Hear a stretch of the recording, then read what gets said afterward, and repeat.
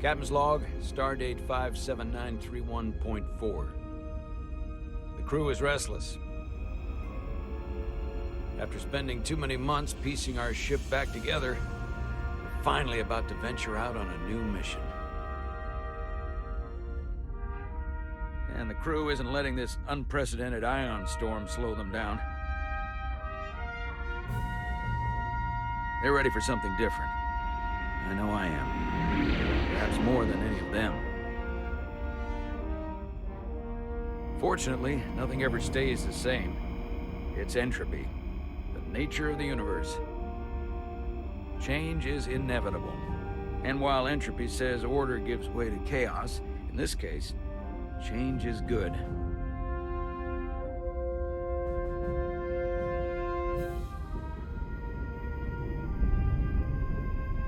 Our new first officer is en route to the Resolute. Jara Rydek. I know she'll bring a welcome dose of new blood to the crew.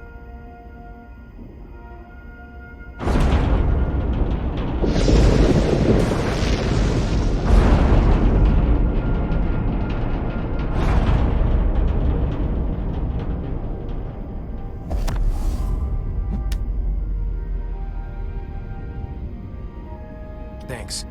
No problem. I'm not great with flying. But these little shuttles are the worst. You don't like flying. And yet, you joined Starfleet. There's a reason I'm not a pilot.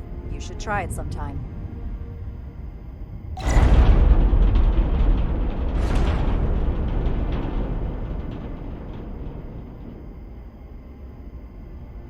Sorry, I'm a little anxious. I hadn't noticed. I'm on my way to my first assignment. When we get to the starbase, I'm transferring on to the Resolute. So am I. It won't be easy for Jara to step in at the 11th hour like this. But if she's half the officer I knew she could become when she was a cadet at Starfleet Academy, she'll be the XO this ship needs right now.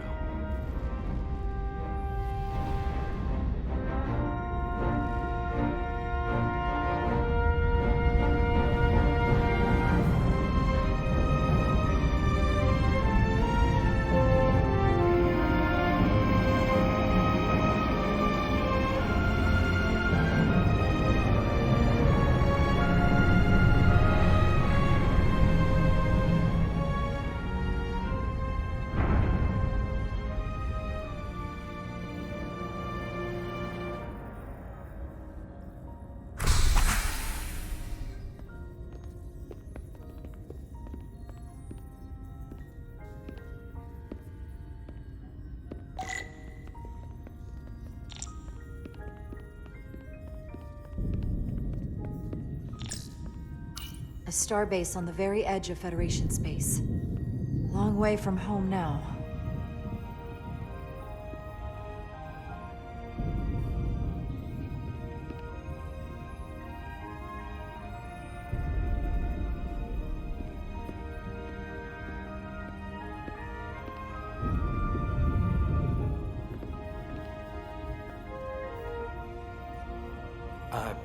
Commander?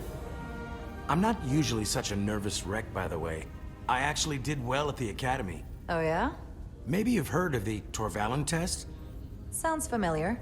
It's a tactical simulator that makes the Kobayashi Maru look like a picnic on Pintaris 5. Anyway, I finished in the top 20. Not just in my class. I mean, all time. In the history of the Academy. Really? That's quite impressive. Thank you. It was tough. But you know, I set my mind to it and it paid off.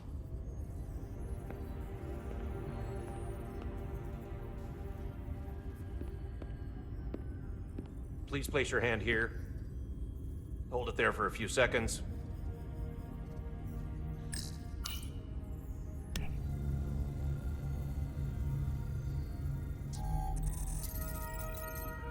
Welcome, Commander Rydek.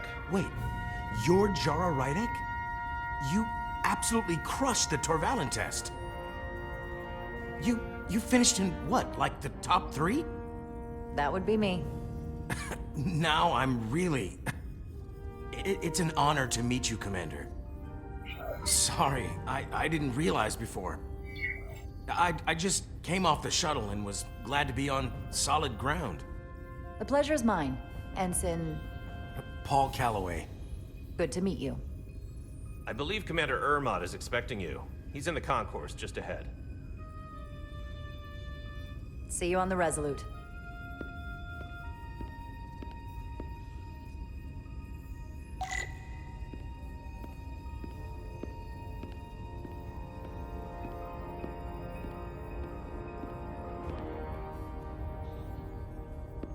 Good day, Commander.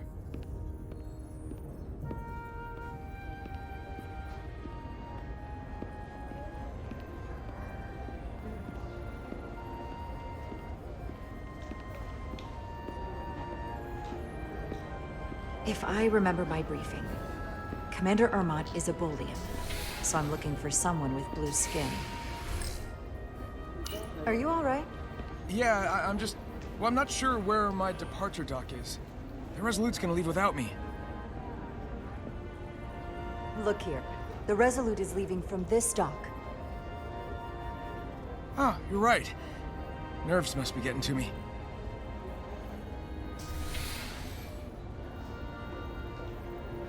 Thanks so much, Commander.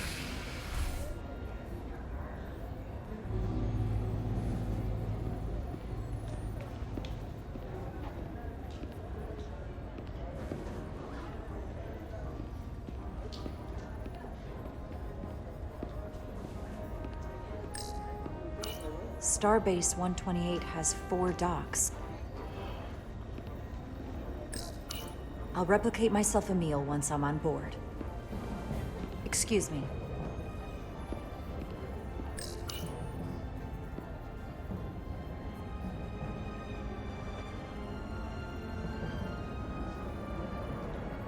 Welcome to the edge of the galaxy, Commander Rydek. I'm Commander Jan Ermot, Operations Officer on the Resolute. Commander? I hope there wasn't too much trouble getting here. This storm isn't making anything easy for us right now. I know conditions are less than ideal at the moment. It was perfectly fine. No trouble at all. I'm glad to hear it.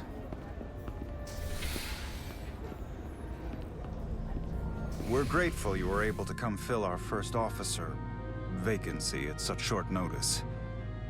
From everything I've read and everything I've heard, we're lucky you were available to us. Coming from a premier starship and all. To our little research vessel. What exactly have you heard about me? First in your class at the Academy. Received the Starfleet Award of Valor during the Dominion War. Most recently, Tactical Officer and Chief of Security on the USS Endeavor. You've done your homework. Like I said, we're very lucky.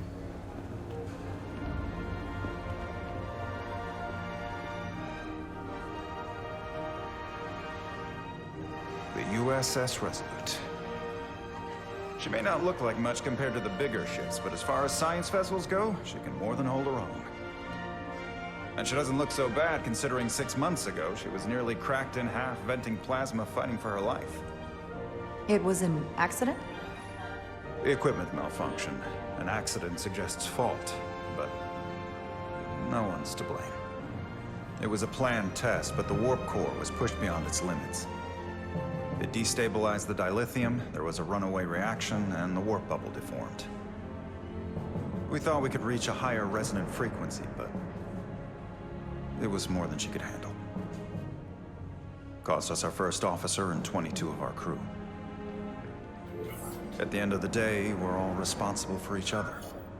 I can't even begin to imagine what that must have been like for you.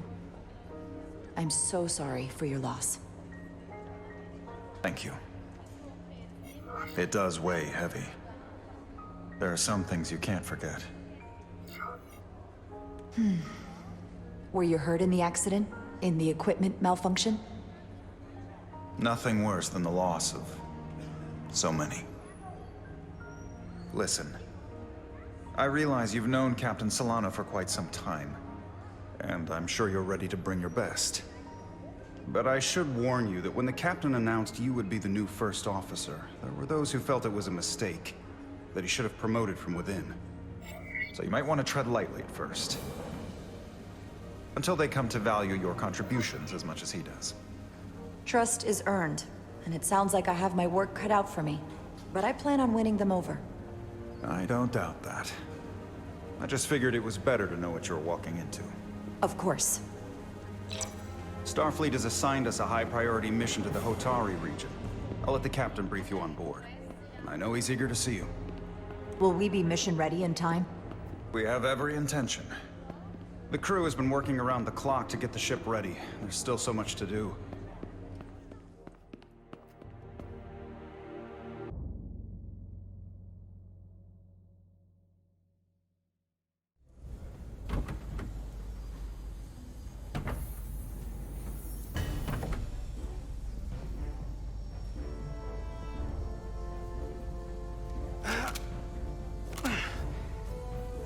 Stuck.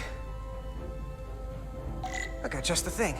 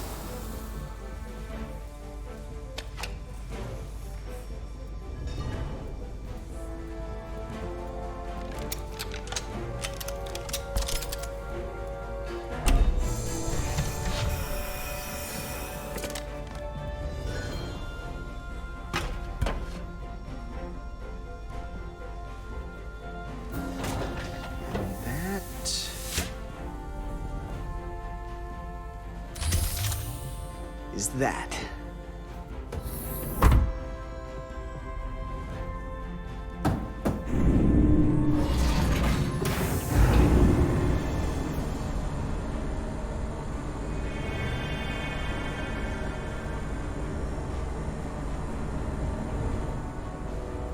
I thought the thing was totally fried.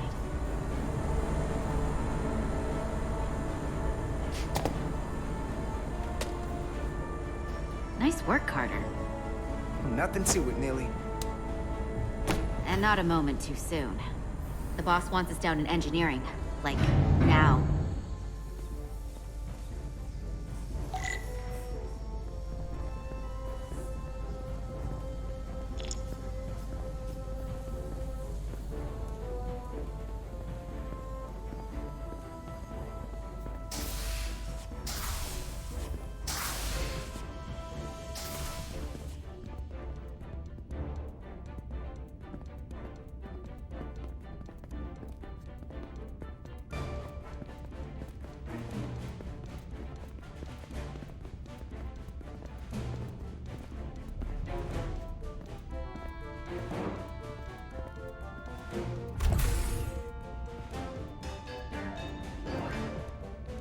Engineering.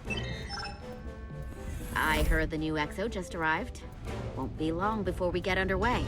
I just hope whatever Chovok called us down for, it's something good. I can never tell with him. I'd rather not end up degousing plasma manifolds. Hanging upside down makes me queasy. You and me working together, we can tackle anything he throws at us. Your optimism is positively contagious.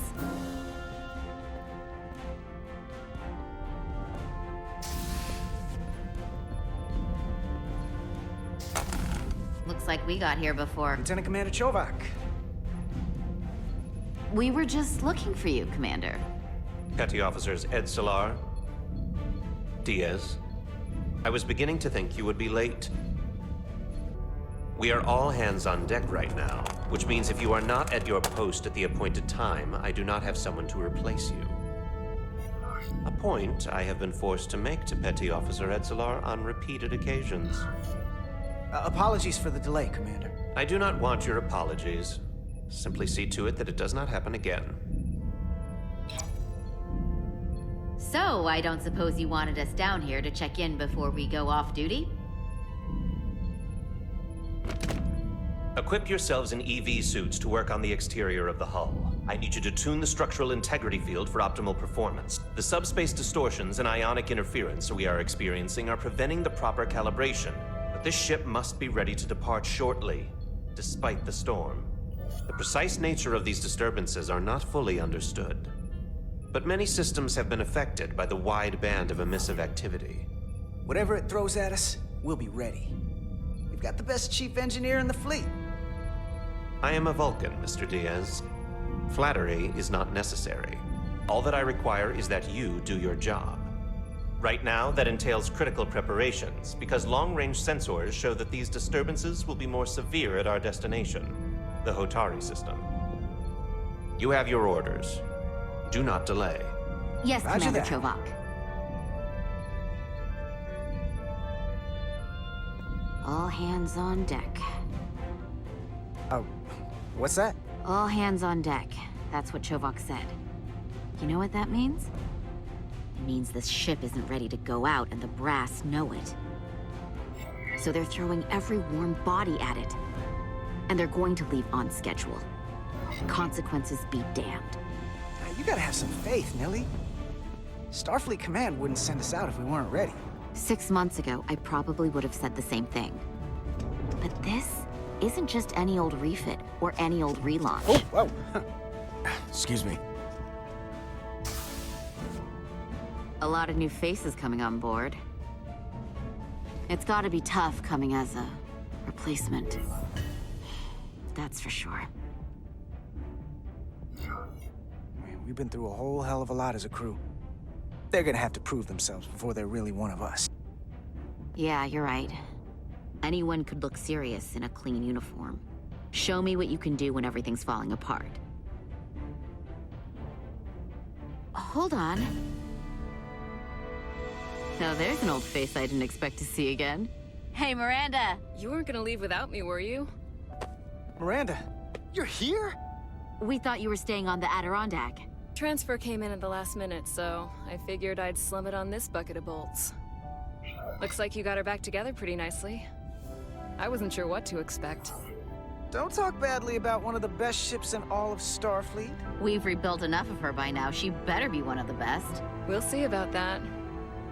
But I am glad to be here. He still owes me a bottle of Saurian brandy. Don't think I forgot. Oh yeah, it's coming back to me now. Maybe Carter can rustle up that bottle and we can give you a proper welcome. As soon as we wrap up this quick little spacewalk.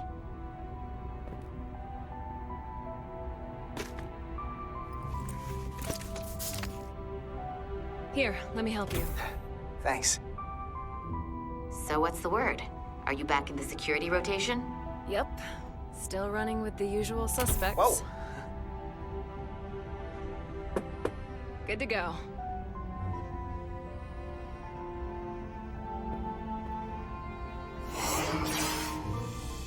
See you on the other side.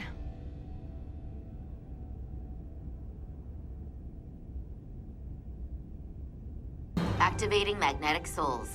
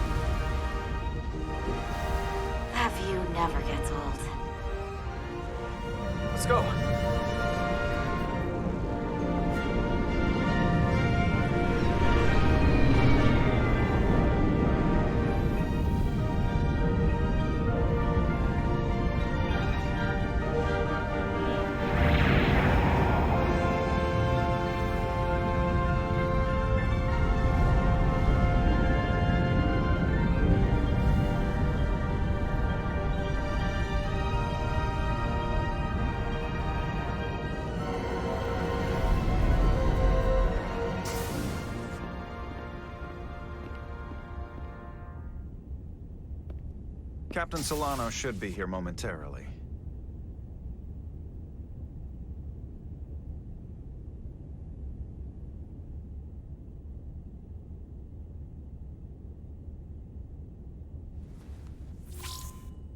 You'll have to forgive me, I don't know much about Kobleods. But my understanding is you need a steady supply of duridium to keep your cell structure stabilized, or bad things start to happen. And we have plenty of duridium in sickbay, so there's no risk of running out. Thank you. Feel free to make yourself at home. And help yourself to whatever you like from the replicator.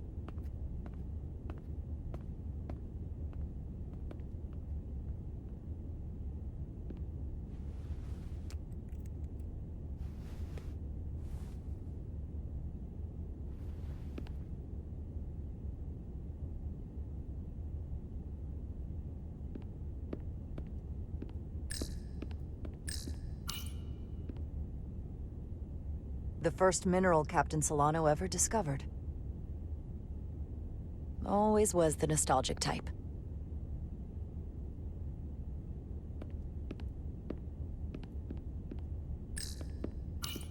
Just a sip of something.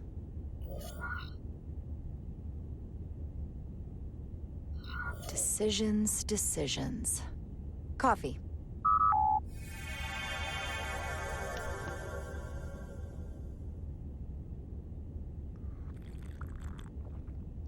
Perfect temperature. Don't know how they do it.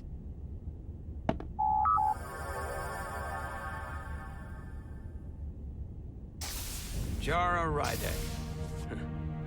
Last time I saw you, it was graduation from the academy. You'd already secured one of the most prestigious assignments possible. And you were burning with enough ambition to fuel 7 trips around the Necrid Expanse. It's good to see you again, Captain. I could not be happier to have you on the Resolute. My only regret is that we couldn't provide you with a warmer welcome. The arrival of a first officer to her new ship deserves a bit of fanfare. That would be totally unnecessary. I don't need any pomp and circumstance. You've been here all of 5 minutes, and already you're trying to make us more efficient. I like it. As I'm sure you've heard, we've had a rough go of it these last 6 months. The ship suffered some damage, but not nearly as much as the crew. I heard that you had an equipment malfunction. Is that what they're calling it? No, that's just someone being generous. If anything, it was a leadership malfunction. We were on the verge of a major scientific breakthrough. A quantum leap forward in warp core technology. 10,000 teradynes per second. The ability to travel at a sustained rate of speed longer and faster than we ever dreamed. What would have been the crowning achievement of my career. Right there, within our grasp.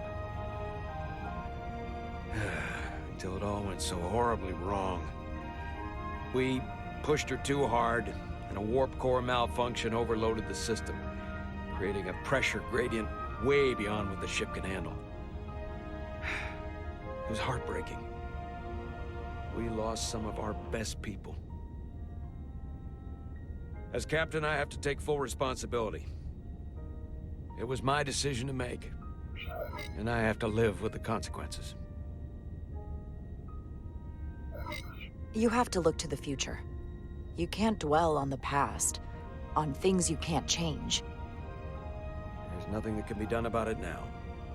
In my defense, I will say, I might have avoided the whole ordeal if my senior staff had been willing to trust me. There was a lot of pushback from my former XO, and I think that cost me his confidence. I don't want you to pull any punches. Certainly not on my account. But once we decide on a course of action, I need everyone to fully commit to the mission. Anything short of that just won't work. And that's when things start to go sideways. Whether I agree or disagree, I can promise that I'll be honest to a fault. Good. That's exactly what I'm looking for. But at the end of the day, it has to be my call. Look, I'll be blunt. We can't afford another mistake. Or at least, I can't. feel like my career is hanging in the balance here. We need a win. Something to restore the crew's confidence. I understand. On a more positive note, Starfleet has tasked us with what they're calling a mission of the highest priority. Escorting a senior diplomat to Hotari space. Two previously peaceful and otherwise non-aggressive civilizations now find themselves on the brink of all-out war. So it's a peacekeeping mission.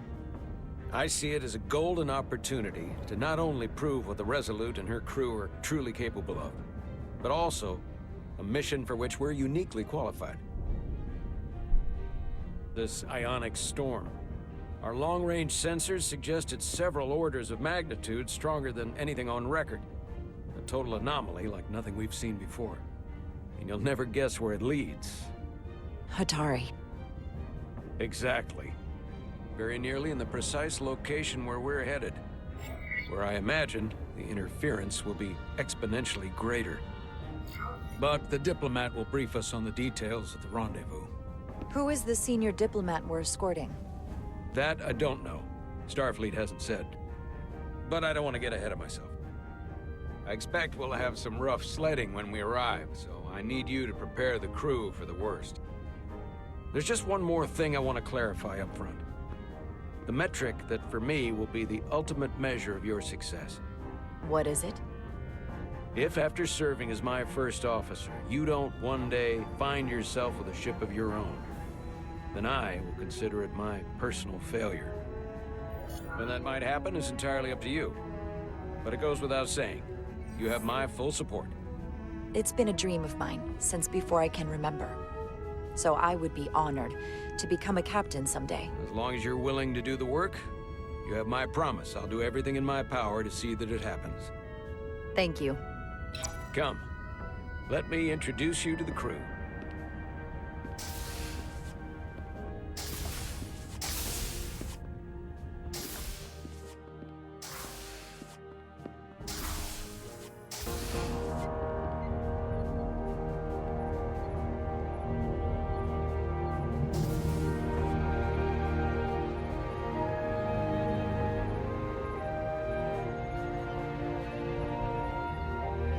Everyone, if I could have your attention for a moment.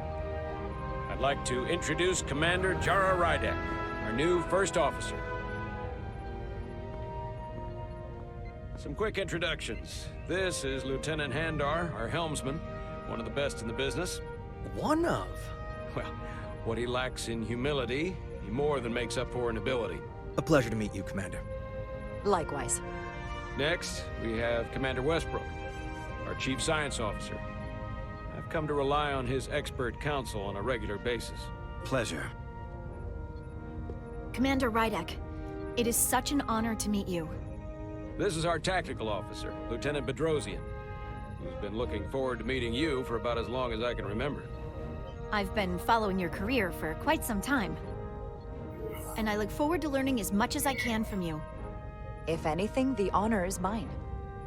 Well, I have to admit, one of the reasons I've followed your career is because you're part Kobliad, because of what you've overcome. Starfleet stands up for people who can't defend themselves, and you were one of those people once.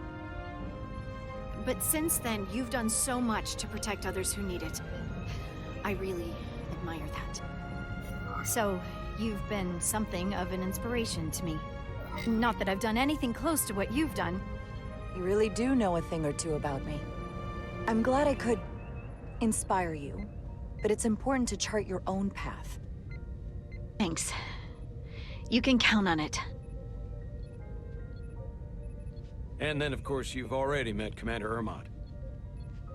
Please, do everything you can to make Commander Rydek feel at home here. I'll be on the starbase.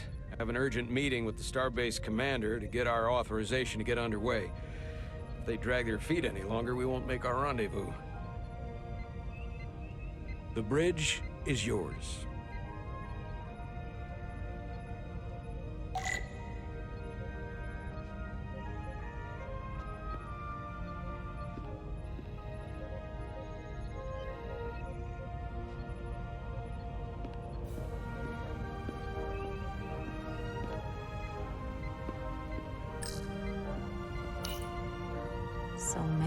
decks. Full of crew that are now my responsibility.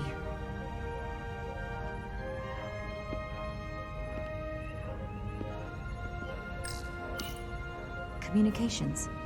Keeps us in contact internally and with other vessels.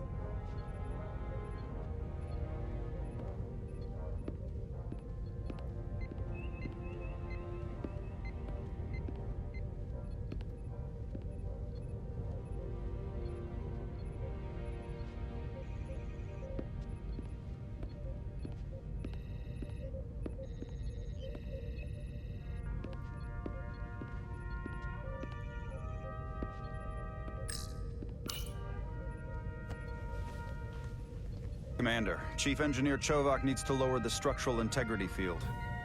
He's sent a crew out to recalibrate the emitters in response to the danger posed by the storm. We just need your go-ahead. Permission granted. Lowering structural integrity field, now. Entering maintenance mode. Condition blue.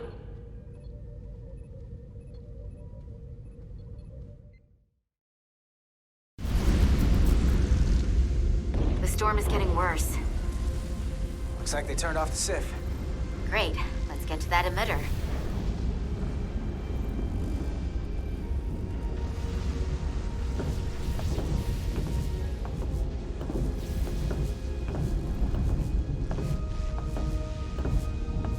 Every time we're out here, I half expect to see her in pieces again.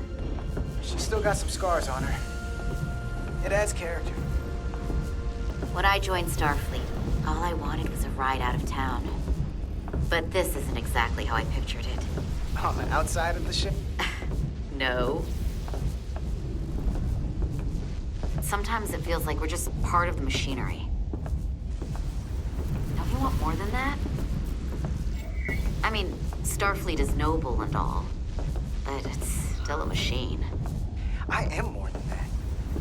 And so are you. You wanted to get away.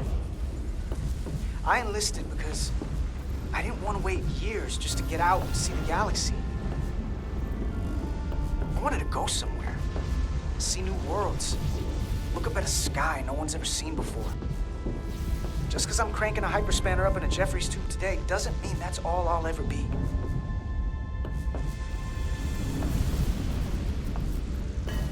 Diaz to Commander Chovak. We are at the SIF emitter. Acknowledged. You may proceed with the recalibration.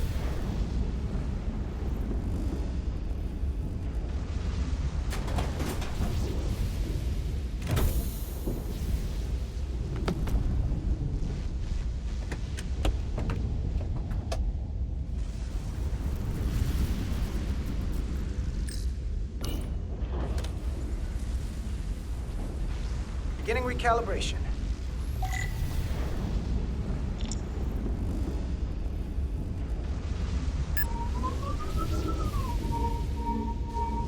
Careful. Too much action and harmonics will deflect the alignment.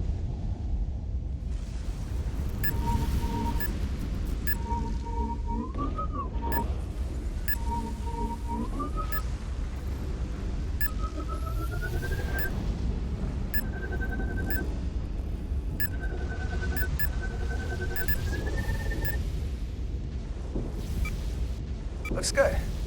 That wasn't so hard.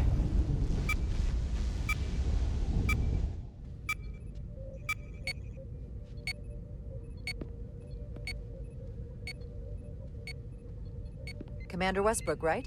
Chief Science Officer. You remembered my name and my rank. Impressive. Yes, I'm the Chief Science Officer, and I have the dubious honor of being the most senior officer on this bridge. I know this ship inside and out. Better than just about anyone. You seem to think very highly of yourself. With good reason. I'm curious, though. A Kobliad, or half in your case, is an odd choice for first officer, given your vulnerable condition and all. But if, as an example, we found ourselves in a hostile situation, and you were suddenly incapacitated because you needed an infusion, what would happen then?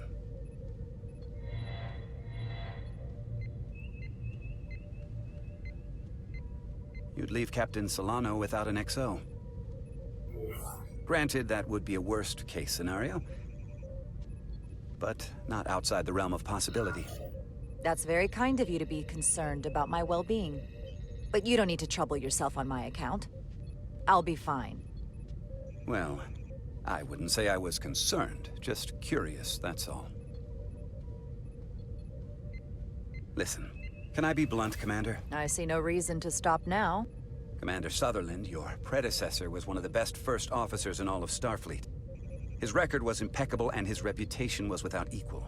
I mean no disrespect, but the shoes you're stepping into are almost impossible to fill.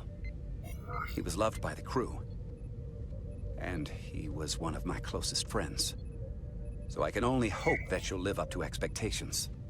I don't think I could ever replace Commander Sutherland. And it would be a mistake to even try.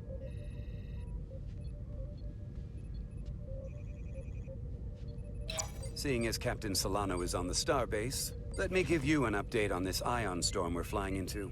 It's unusual, unlike anything I've ever seen. At the moment, I can't tell you if the Resolute will shrug it off or if we're putting ourselves at risk. However, if we learn more about its patterns, its nature, we can come up with a scientific countermeasure. Just a moment.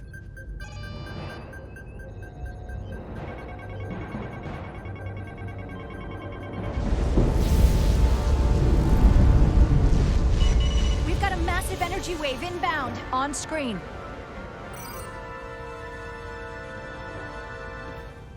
Tracing its trajectory. Starbase docking clamps are holding.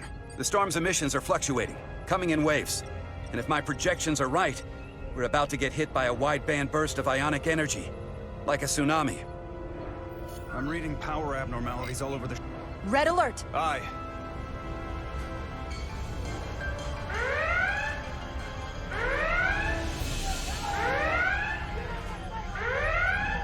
Evacuating main gangway and retracting.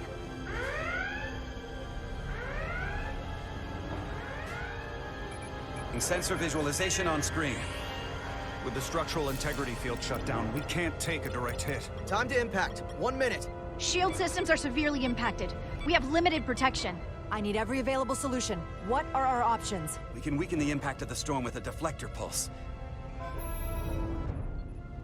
There's a better way. I'm sending all auxiliary power to the deflector dish. Send the aux power to the shields. We can't reactivate the entire shield bubble, but it's a directional threat. So we can orient all we have towards the wave. You have to believe me. We only get one shot at this. We can't afford to get it wrong. Bedrosian, get those shields up. Rerouting power to shields. Stand by. I need a heading. We've only got one shot. Understood. On my command.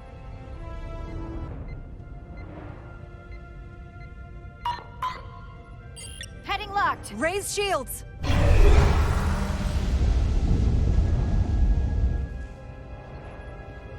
This is it! All hands, brace for impact.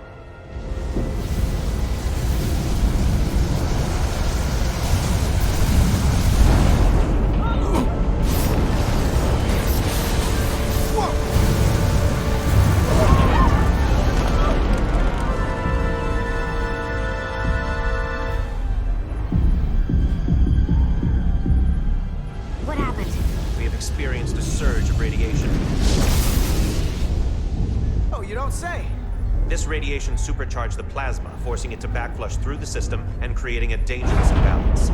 Blow out every primary system on the ship. Just tell us where you need us. I need you to traverse the hull to the access port to recalibrate the port nacelle plasma regulator.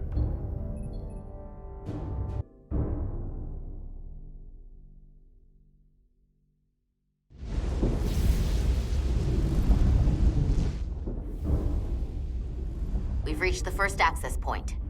Understood. Do you see the override for the level 1 failsafe circuits?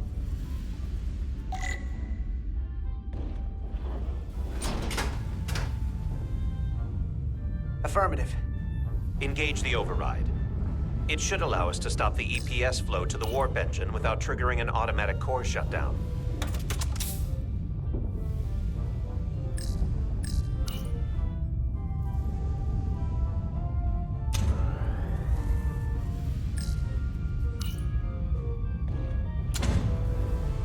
Failsafe override engaged. Are you sure? I am registering some crosstalk in the bypass circuit. We need to route the signals so they don't interfere with each other.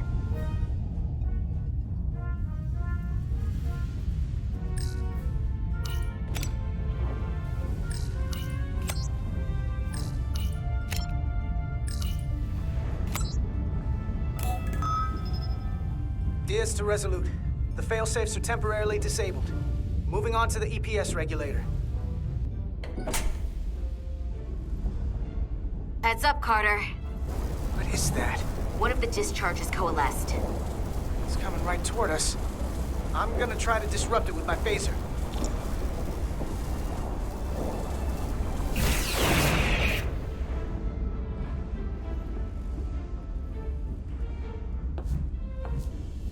So we gotta climb up the pylon. Not that there's really an up, but, you know.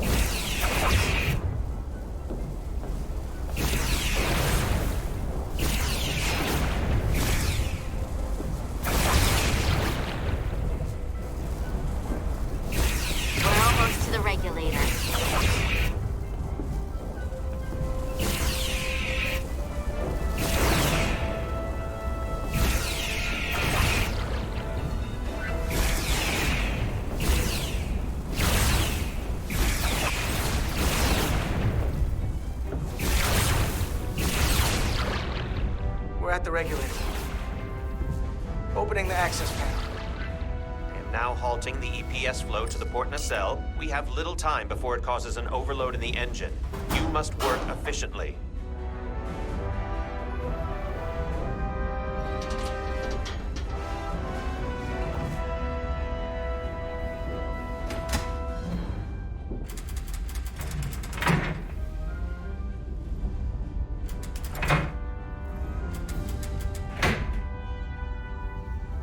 Manifold adjusters reset to neutral.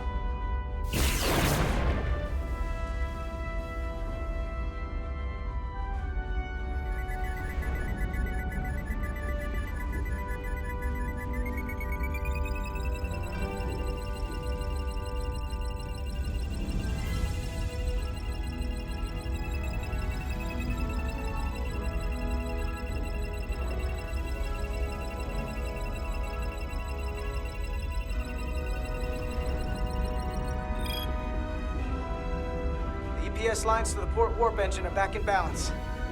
Almost done. Once I cycle the manifold nozzles, Chovak can...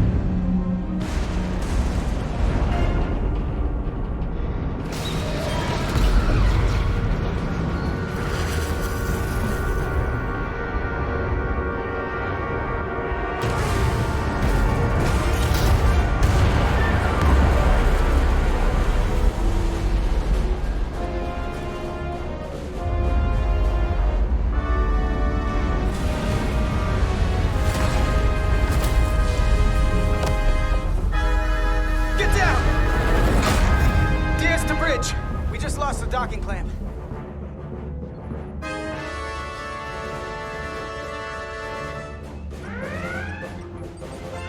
We've got a lot of debris coming down. All vibrations, too. We can't finish the EPS regulation in these conditions. Please advise. We have to release the ship from that other docking clamp or the hull will be ripped apart. There's a problem. The clamps are supposed to disengage automatically in an emergency, but it's not working.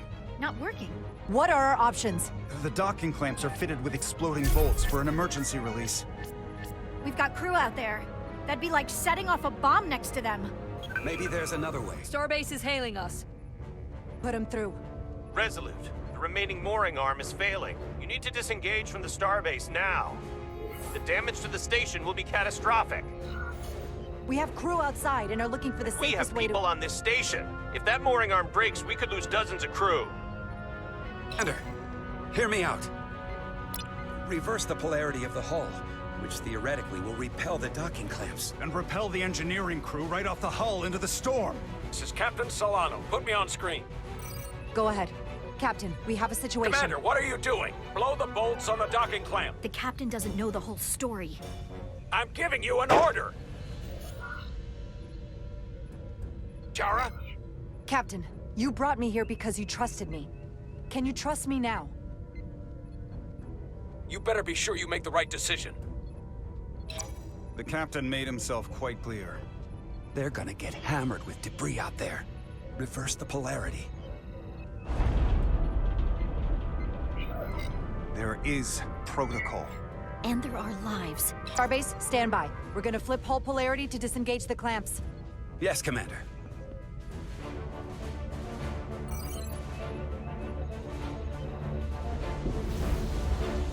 Repair crew, this is Acting Captain Jara Rydek.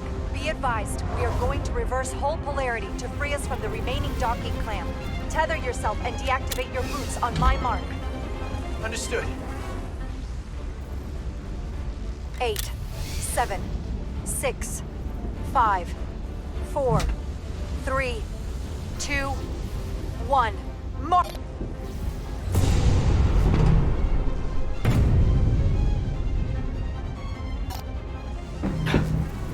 Perfect.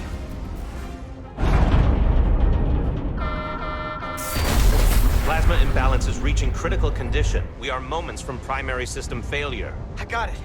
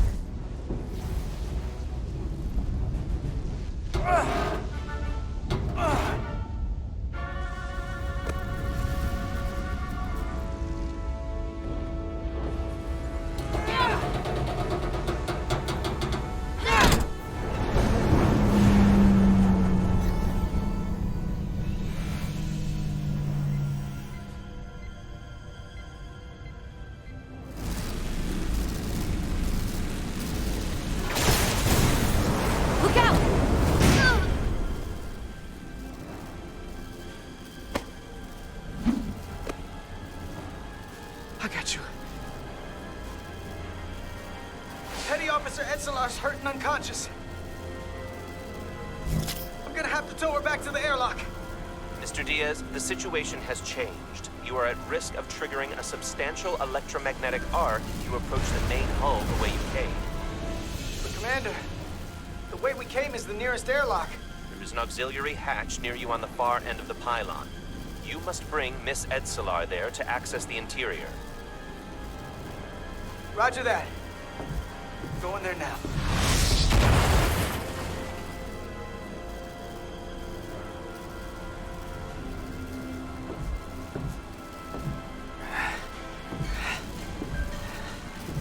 I'm at the auxiliary hatch.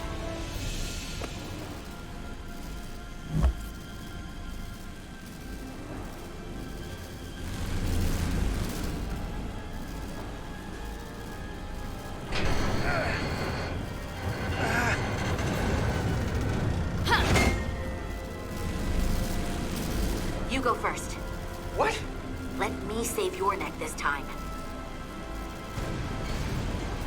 No time to fight me on this. Get in there! Not on your life. Let's not let it come down to that.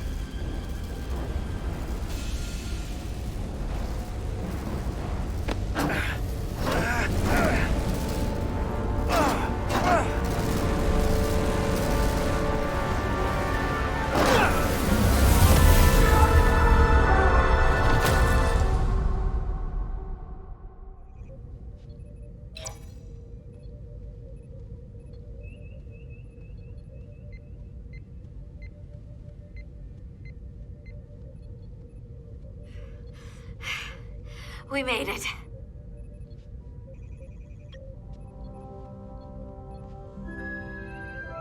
They're safe. Bringing the SIF fully online. Do it.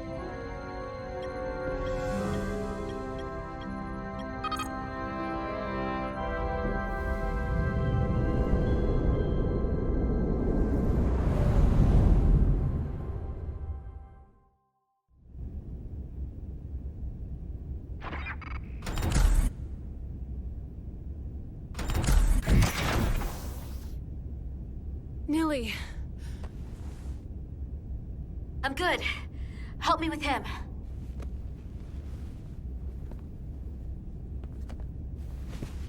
Let's get this off. Medical. Got one wounded at my location. Carter. You don't look so good.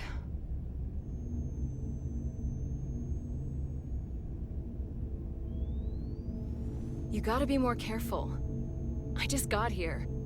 I'm not ready to see you two get blown to space dust just yet. Now let's get you down to sickbay.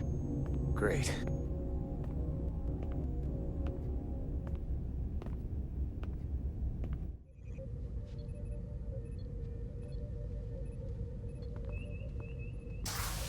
Status report. The repair crew made it inside. EPS flow is back to nominal levels. The SIF is back up. How does this affect mission readiness, Mr. Ermot? Releasing the docking clamps using hull polarity minimized damage to the Resolute. We'll have some last-minute repairs to make, but if we reapportion some of the staff, we can make our departure on time. As of now, however, we are successfully moored to the station. Good to hear. Send updates to my ready room. Commander Rydek, with me.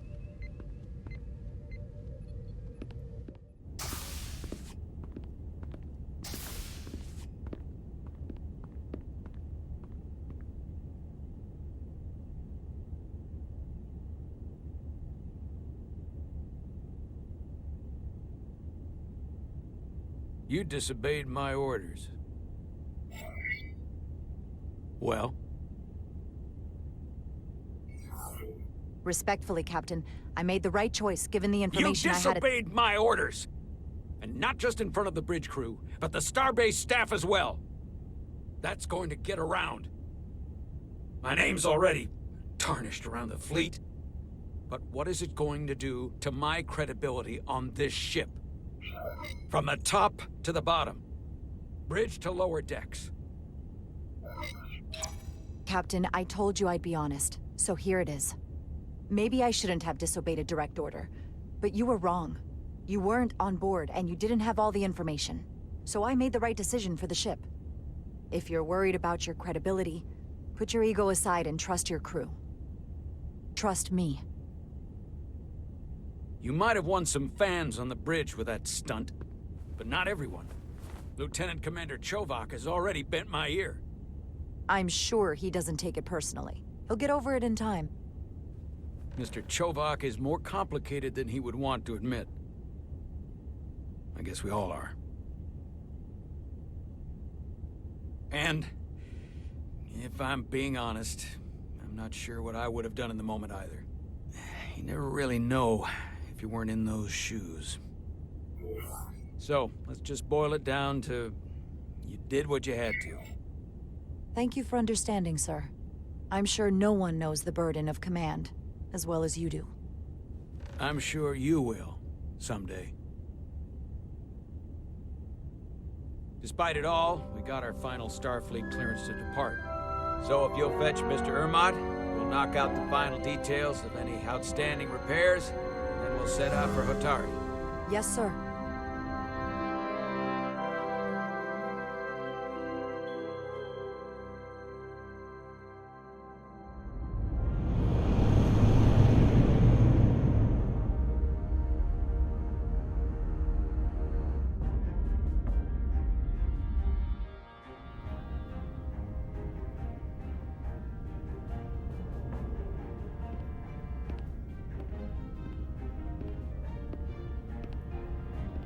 All departments reporting full mission readiness. We've got our full complement on board. This is my favorite moment, right now.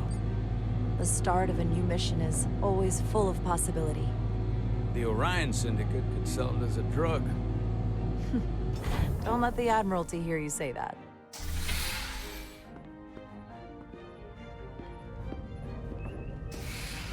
Captain on the bridge. Sit. Sit, everyone. You all know, I'm not big on speeches. We're embarking on the first mission since our refit. Let's make it a good one. Disengage docking clamps.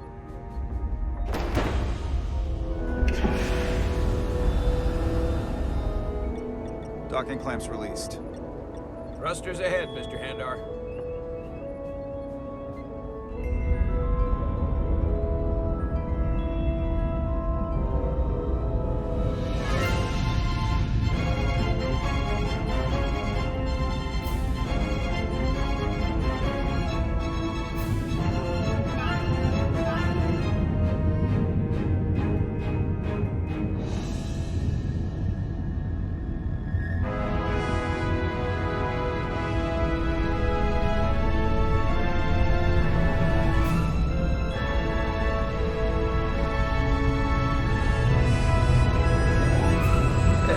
Should do it.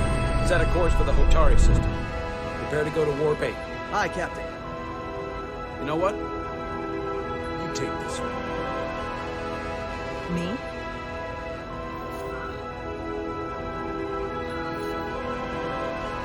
Engage.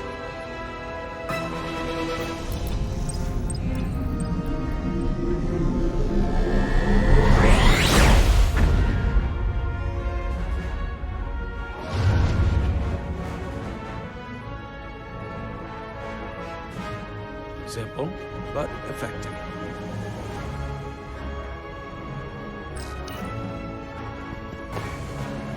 Easy. Thank you. I'm fine. Really, You don't look so good.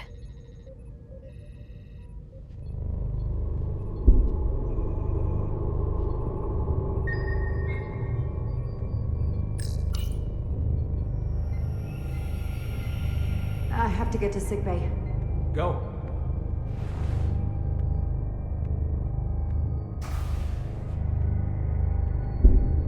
Commander, help me get her inside!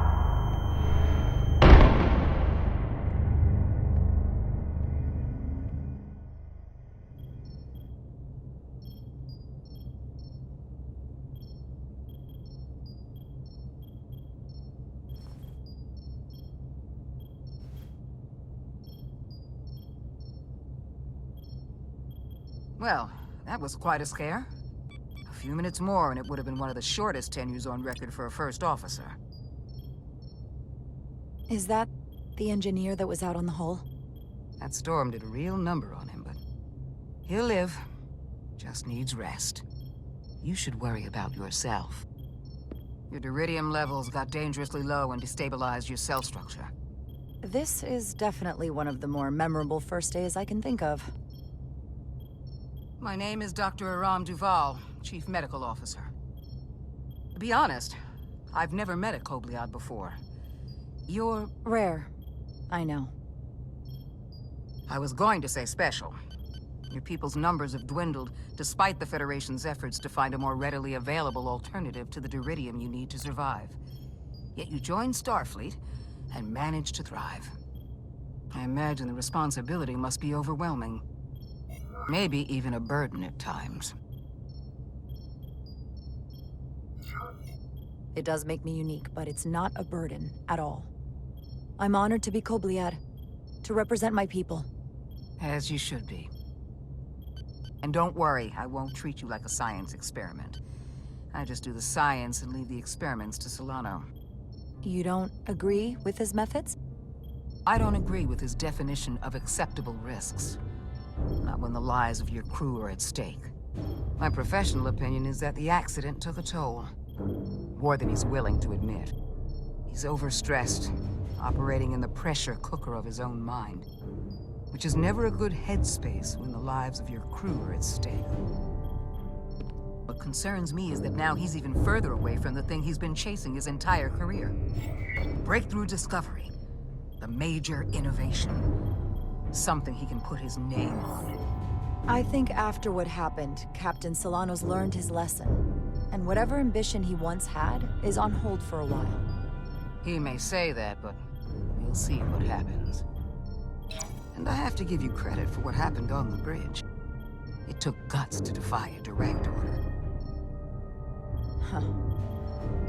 I guess word travels fast around here. It's a small ship, and everyone's curious about the new XO. Fortunately, your cell structure's almost completely stabilized. And I'll spare us both the lecture, but I do feel it's my responsibility to remind you, without regular infusions of Diridium, you will not live. It's as simple as that. Understood. Then, my work here is done.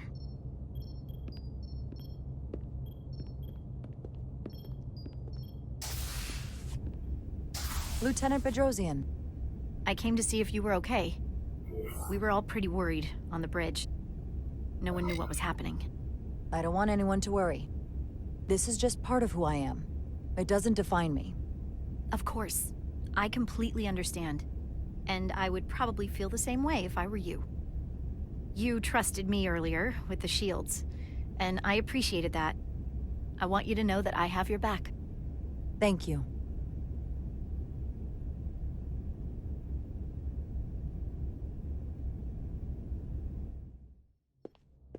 Now, Carter, the emissions that gave you that burn are quite unusual, like everything else that goes with this storm. That's the combination of hyronolin and lectrazine to counter the radiation effects. That should help speed your healing.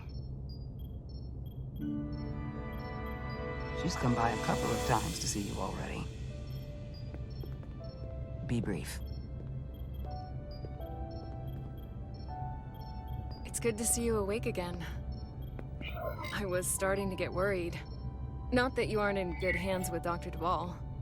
I hear you've been checking in on me. Thanks for that. One of the benefits of working a security rotation. Lots of opportunities to walk by sickbay and stop in. Millie was looking in on you too, by the way. But since it's just us right now, I had a chance to think about this while I was away. And I thought it was important that I just come out and tell you, instead of tiptoeing around it. It's okay, Miranda. You can tell me anything. I know that. Then come on. Just spit it out. I'm trying. Let me talk. What I'm trying to say is, we've been really good friends for a long time. But I got back here and I couldn't ignore it anymore. I want to see if there's more between us than just being friends. You don't have to explain it. I feel the same way. There is something between us. So, do you want to find out what that something is? If it's there for you, and it's there for me, why not give it a try? We don't have to put too much pressure on it. Let's just see where this goes. I like that. Definitely felt some pressure coming down to see you. Sorry to interrupt, but the patient needs to rest if he wants to get back to his old self. Of course. I'll see you again soon.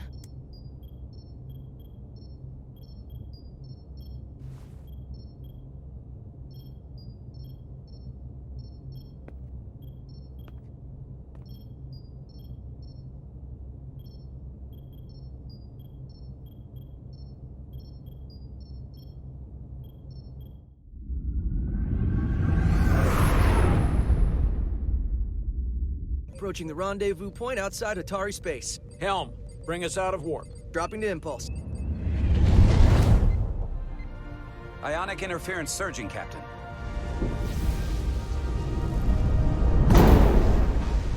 Shield integrity holding. We can take it. We are at the correct coordinates to meet the shuttle.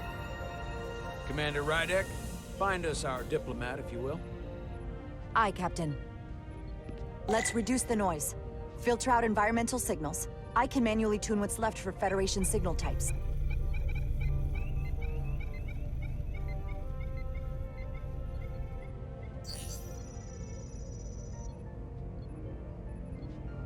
I've located the shuttle. Opening comms. On screen. Shuttle to Resolute. Shuttle to Resolute. Debris field. Lost maneuvering. Losing. I can't get it any clearer. We won't get a transporter lock. It's just not happening. Power up the tractor beam. We'll pull them directly into the docking bay.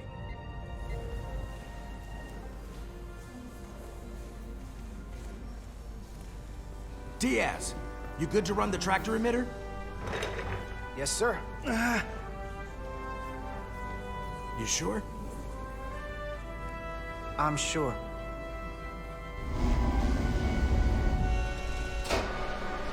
Come on, Diaz. First thing, lock onto the shuttle and stabilize the rotation.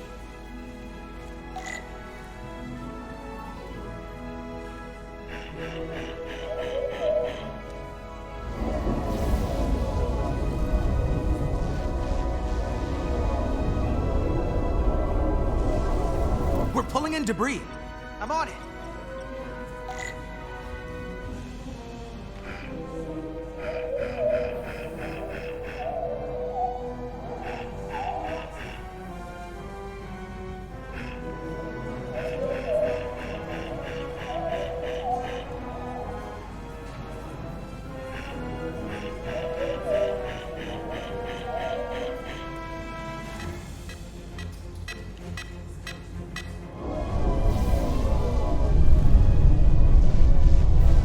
That's gonna take out the shuttle.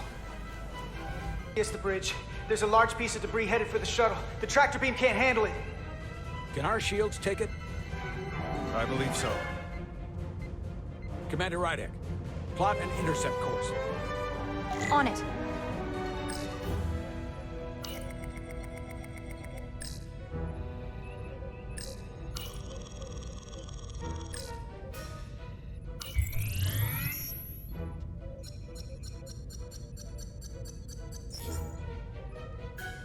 Here we go. Maneuvering thrusters bearing 53 Mark 17, 200 meters on an intercept course. Maneuvering.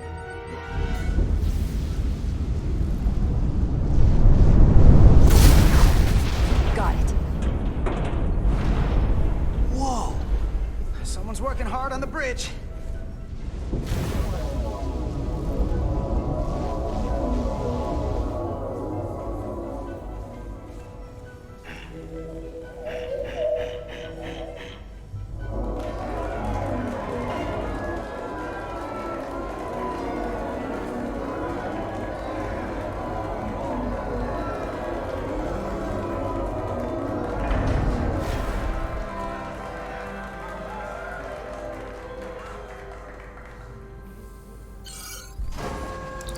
The shuttlecraft on board. Good job. We're on our way down to meet them.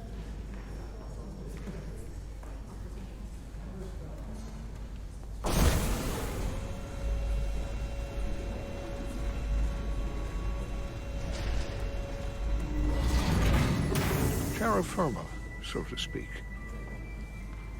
Ambassador Spock.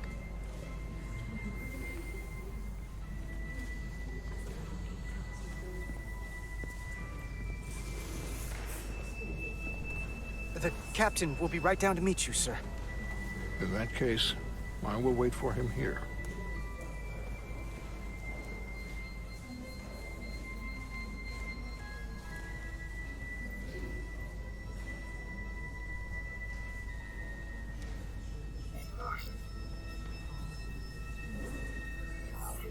Well, let me be the first to say, welcome to the Resolute, Ambassador. Thank you, Petty Officer... Carter? Carter Diaz. Sir. I am pleased to meet you, Petty Officer Carter Diaz. It appears I have you to thank for my safe arrival. Your assistance arrived not a moment too soon, if I may say so. You're very welcome, sir. I'm glad we could get you here in one piece. Indeed. We thought we were prepared for our arrival in Hotari space, but it is evident my craft was not sufficiently robust for such intense ionic activity. The storm has been pretty intense. There was an element that was most unusual. Before you came to our aid, our maneuvering thrusters and impulse engines were rendered inoperable. So we attempted a short traversal at warp speed, only to find that we could not achieve warp at all, even though our diagnostics computer showed no faults or anomalies. What do you make of that? When all indications say that warp speed is possible, but in practice, we find it is not. Well, this storm is one of the strangest phenomena we've ever encountered. It's disrupted other systems. Who knows what it might do to a warp drive? Yes, it would seem further investigation is called for. Take readings, run some additional diagnostic checks, and we'll get to the bottom of this. Quite logical, Petty Officer Diaz. Thank you. Ambassador Spock. Excuse me. I'm honored to have you aboard. I'd like to get right to it. We're already behind.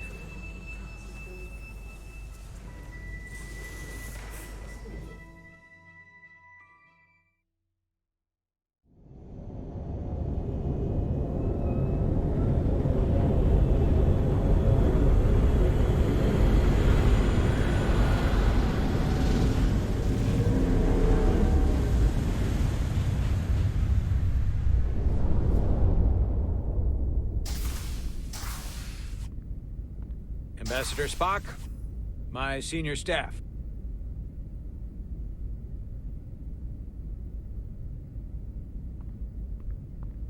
It's not every day that a captain gets to welcome a Starfleet legend aboard. You flatter me, Captain Solano. But legend implies the past tense, whereas I am very much focused on our present circumstances. I didn't mean to suggest you were stuck in the past. You're right, Ambassador. Not the most diplomatic choice of words. You are a legend, Ambassador. There's not an officer in Starfleet that doesn't know of your career. I would never assume that to be the case. We were hoping you could fill us in on the details. We got the basics from Starfleet. Two formerly peaceful neighbors are now on the brink of war. Indeed, and the tension between them grows fiercer by the hour.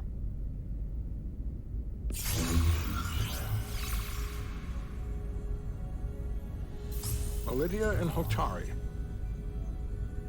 Illydians are the more advanced species. They made first contact with the Hotari over a century ago. This is Tau, the Hotari moon. It is rich in dilithium, and for decades, the Hotari and the Illydians have shared a mining operation there. The Illydians provide the technological resources, while the Hotari have served as the labor force. The stability of that arrangement was the source of their peace, until recently. The Hotari have suddenly and forcefully seized control of the mining operations and expelled the Illydians from their system. That is the official story, as told by the Hotari when they requested Federation mediation. But the details remain scant. Communications between all parties have been limited by the ionic interference. What are the Hotari defensive capabilities? Do they stand a chance to hold on to the mines now that they've taken them? It is unlikely the relatively primitive Hotari forces would prevail against the Illydian fleet in open war.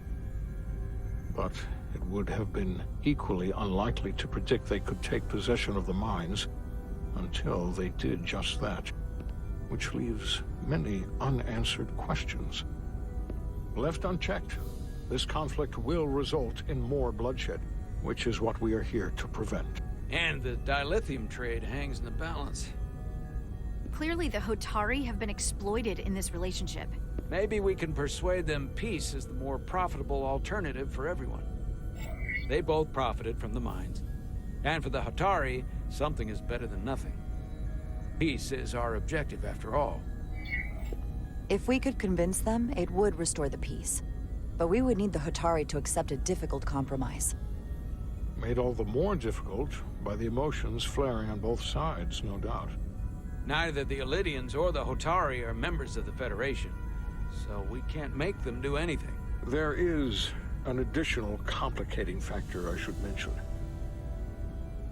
In the past, the Federation has relied on the Illydians as a source of dilithium. That certainly changes things. Federation sources its dilithium from a lot of places. Yeah, and this is one of them. That means the Hotari have no reason to trust us. I wouldn't go that far, Commander. We are completely neutral in this matter, on neither one side nor the other. Any suggestion otherwise would compromise our position.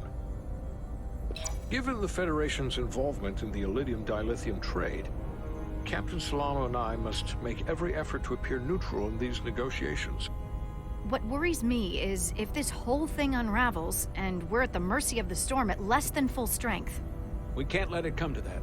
Considering what the Ion Storm has done to our ship, and the Ambassador's shuttle, we have to assume the Ilidian fleet has had problems with it as well. This recent surge in the energy disturbance temporarily levels the playing field. Commander Westbrook is correct. The energy anomalies around the Hotari systems have been noted in the past. If it's keeping the two sides talking instead of shooting at each other, that actually helps us negotiate a peace. And we'll take advantage of that as long as it works in our favor. And when it doesn't? All the more reason to learn as much about it as we can while we are here. We do not want to be caught unprepared, should the energy anomaly continue to fluctuate. So I trust we understand our circumstances. We're operating on a strict timetable here, and we're going to be leaving for the negotiations shortly. Commander Westbrook, I want you to leverage our systems to investigate the anomaly from here while we're gone. Aye, Captain. Thank you all.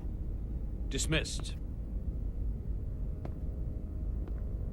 I want to speak to both of you privately.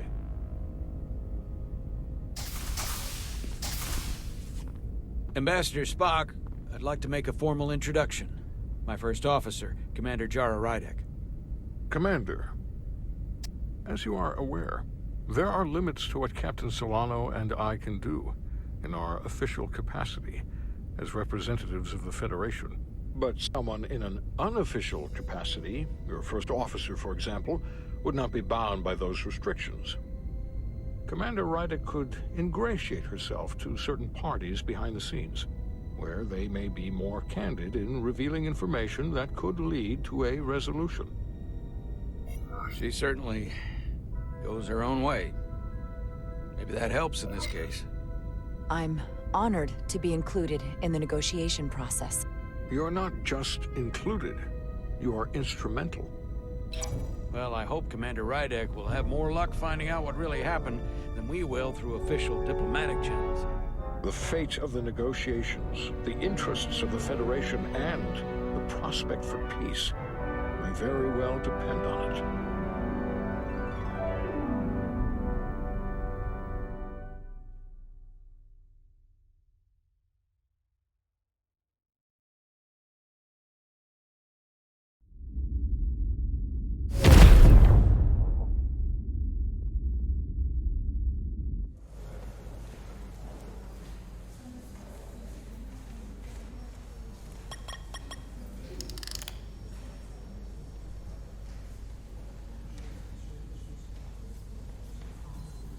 Mr. Diaz, I understand you have already discussed the warp drive failure with Ambassador Spock? I have. It is imperative that the Ambassador's shuttle be flight ready. I need you both to ascertain the root cause of the system failures he encountered. I'm surprised, Commander. I thought you would have wanted to work on Ambassador Spock's shuttle yourself.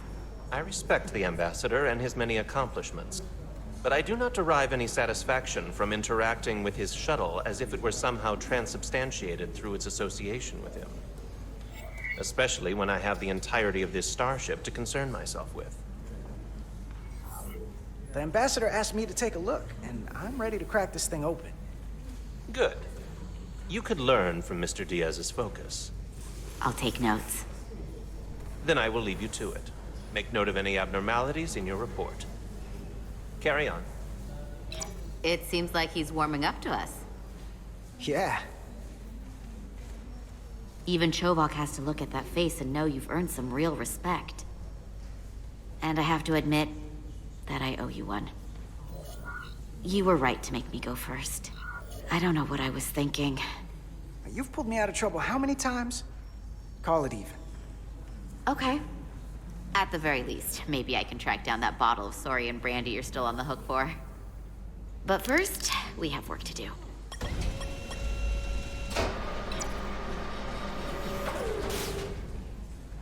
Ready to go? All set. Let's run the diagnostic.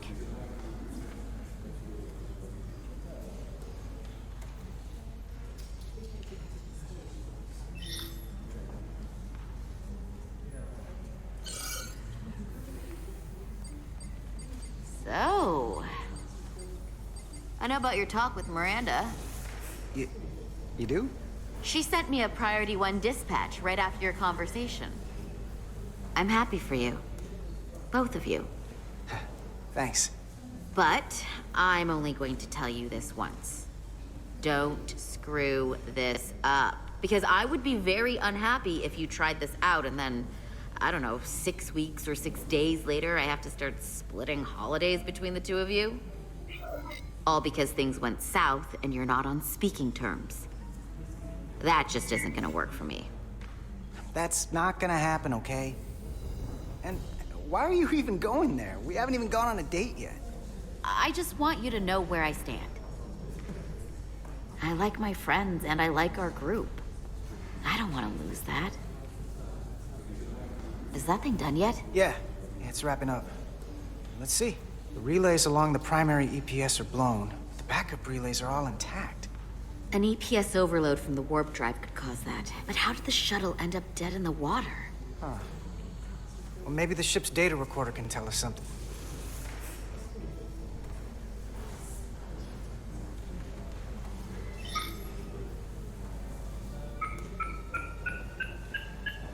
Here.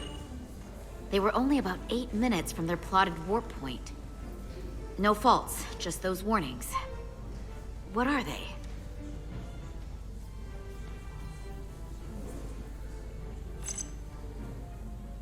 There was a complete warp cascade failure. Wow. They're lucky the shuttle didn't turn inside out. Makes me think the computer panicked on the warp field equation. The warp field became inverted suddenly. I've seen this happen when the center warp coil cracks. A cracked warp coil throws a fault code. Still, we should take a look.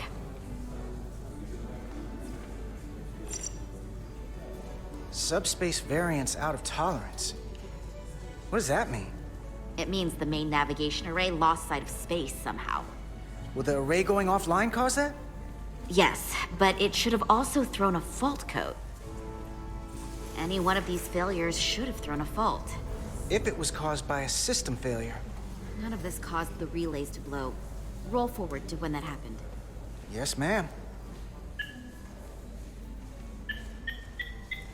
So here, they take a moment to get their bearings and they attempt to re-engage the warp drive.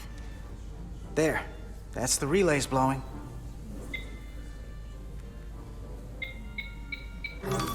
And look, there's another warp system alert. They're all the same. Subspace variance out of tolerance, or warp inversions. Finally, there's a complete warp cascade failure. Then it's one of two things. Either a warp coil is cracked, or the navigation array is offline. That makes sense. Divide and conquer. You want to check the warp coils or the navigation array? I'll check the other. Let's not overcomplicate this. One of these systems is likely broken. I'll check the navigation array.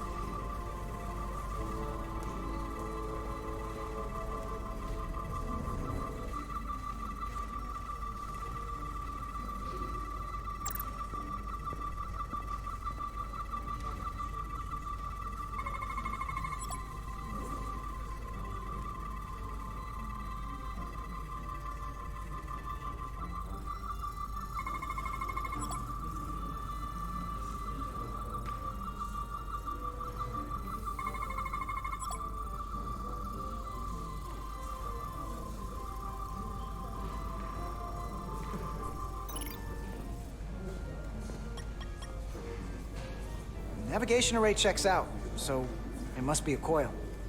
Except it's not. Checked and double-checked. Well, the readings don't lie. Here comes the security detail for the way team.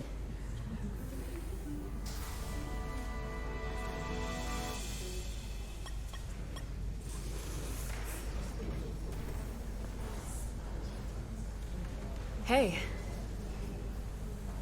I'm not here. We're escorting the negotiating team to the surface as soon as they come down from the bridge. I don't want to interrupt some important work. I was just hoping to see you before I go. The captain and the others will be here any minute now. Should be an interesting ride down to the surface. Come on, I'm never too busy to make time for you. That's not true. No, but I am glad you came by. No, that's more accurate. I gotta be precise with you, huh? Hey, Maris. Aren't these those button pushers you're always hanging out with? And you're the phaser jockeys we always beat in Parisi squares, right? All aboard for Hotari. That another one of the captain's railroad things? Gotta be. I just usually zone out by the time he gets to the whole, steam engines were the warp drives of their day part. Catch y'all later. You don't want to miss your train. I do have to go.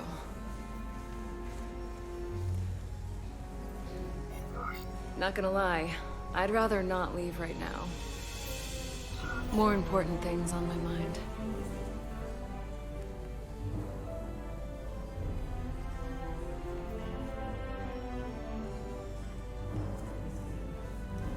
That was nice. Yeah, it was. Save some of that for when I get back. You've got a deal.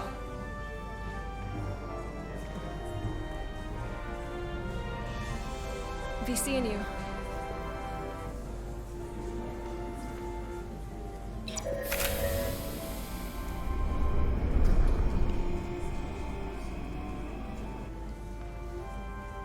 Etzelar Diaz. If you could float back down to reality, we still have a ways to go. All right, where were we? So, the warp coils in the navigation array are fine, but the nav computer doesn't seem to think so. I'm out of ideas short of field stripping this shuttle from bow to stern. You wanna take this out of the shuttle and throw it on the bench? Oh, real hands-on maintenance. I like it. Okay, the nav computer is patched into the ship. The ship's computer can double-check our work. If the shuttle's nav computer is putting out false data, we'll know it. Let's run through the shuttle's logs again. Running now.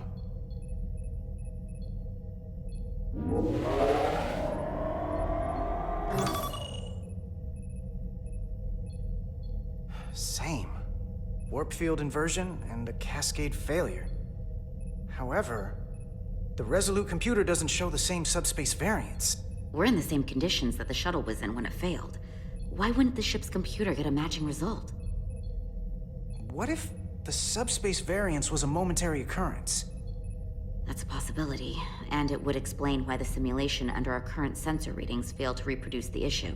But a subspace anomaly strong enough to cause a warp field collapse would leave graviton ripples for days. Let's run with the momentary subspace variance theory for now. Roll forward to the shuttle's attempt to re-engage the warp drive. We need the conditions of space around the shuttle at the moment of warp failure. Resuming simulation.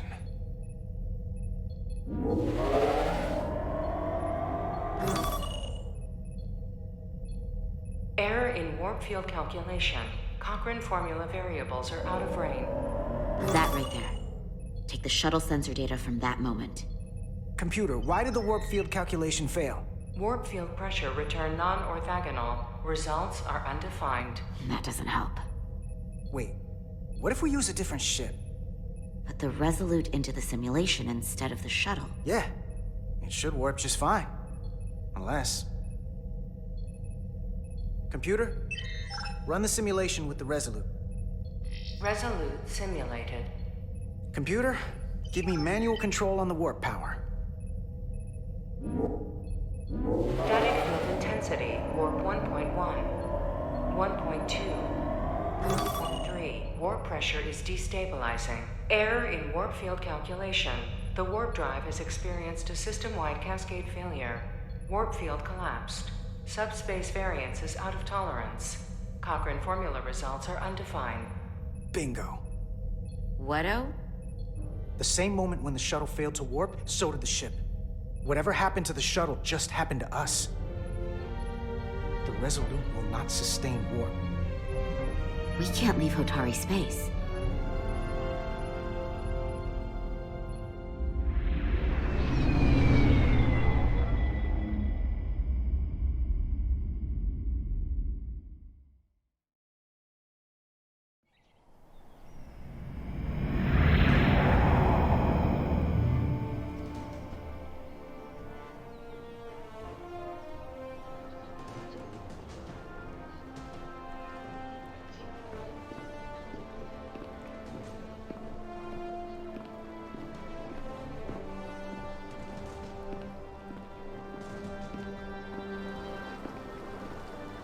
Ambassador Spock, Captain Solano, welcome to Hotari. We are honored you've come. My name is Tylos Altaris, Minister of Diplomatic Affairs. The honor is ours, and this is Commander Jara Rydick, first officer aboard the USS Resolute. You'll find she has a keen mind, and unique insight into the dynamics between the Hotari and the Illidians. We are honored to be here, as representatives of the Federation. I'm so glad These must be the representatives of the mighty Federation. The reigning authority in the galaxy. Or so we've been led to believe. Whether that's true or not remains to be seen. But, either way, we're grateful you've made the time to come to our little corner of the universe. And you are? This is Galvin, and this is Sidron, the heroes of the revolt in the mines.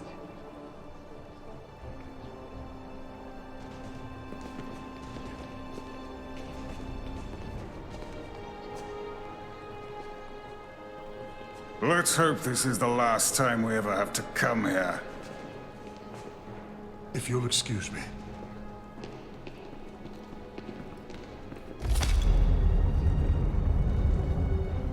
I think we're about to begin. Did you hear the arrogance from that guy? I don't know what we're walking into here, but that guy was something. He certainly seems full of himself. No missing that. You could probably see it from orbit. What a piece of work. Remember, we are here at their invitation. We must remain deferential whenever possible. Of course, but even that has its limits.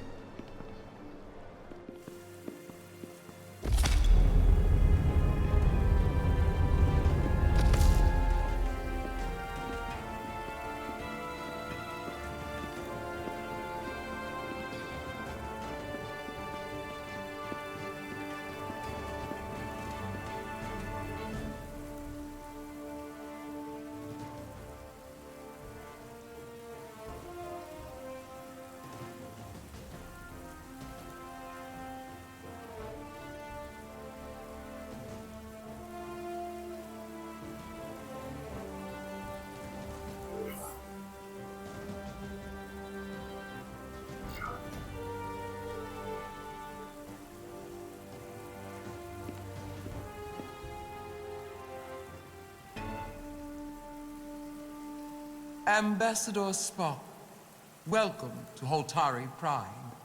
The honor is mine, Your Majesty. That the Federation would send one of their most respected representatives is not only an honor to the Hotari people and their queen, but a recognition of our stature and importance. Let's get on with it, shall we?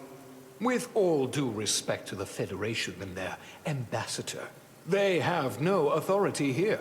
We are not members of their alliance. We are not subject to their rule, nor yours. We demand the immediate return of all mining operations to Illidian control, as it has been for centuries and will be for centuries more. That has always been our understanding. That understanding has changed. Then you invite war! And if you cannot remain silent, you will be silenced. But his point is well taken. What is the Federation's interest in this matter? Perhaps you would have us trade one oppressor for another? The Federation remains neutral. Our only interest is the peaceful resolution of this conflict. We are here at your request, Your Majesty. For now. Get the sense she's cut from the same cloth as Galvin. I thought they wanted us here. Was there something you wanted to say, Captain? Oh, no. My apologies. And what about the Kobliad? She's not part She of... can speak for herself, can't she? Then let her.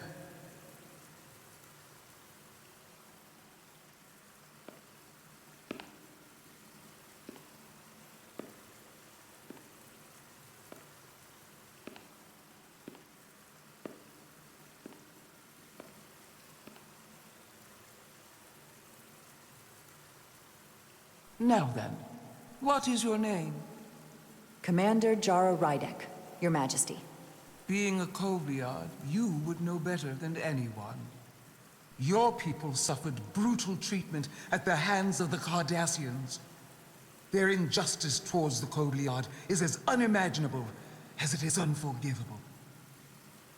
Not unlike how we have been treated by the Alidians. As much as they'd have you believe they are the victims here, remember it was the Hotari who attacked us. Hundreds of innocent Alidians were slaughtered without mercy in those mines. The blood is on their hands, not ours! Quiet! If after all the Kobliad suffered, you finally had the chance to right that wrong, to get out from under their control, would you take it?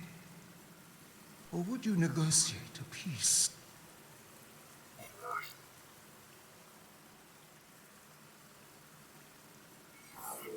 There is no remedy for what the Kobliad suffered, and I fear who we might have become in pursuit of it. There is no justice if the oppressed become the oppressor. So I would willingly accept a peaceful resolution if it were offered. That is the real opportunity. Perhaps, Commander Rydek. Perhaps. Unfortunately, that was not the case, was it? No, it was not. Peace is often elusive to those who need it most. The Federation is the most powerful, most advanced alliance in the galaxy. It's widely known we have an abundance of dilithium in our mines. And it's in your interest to secure a steady supply. Your Majesty, if I may. Ambassador Spock would have us believe you're here as a neutral party in the interest of peace. So why are you really here? I want the truth. Not your Federation rhetoric. As Ambassador Spock has said, we've come seeking a peaceful resolution to this conflict, and have no interest in your dilithium. I'm not nearly as naive as you must think.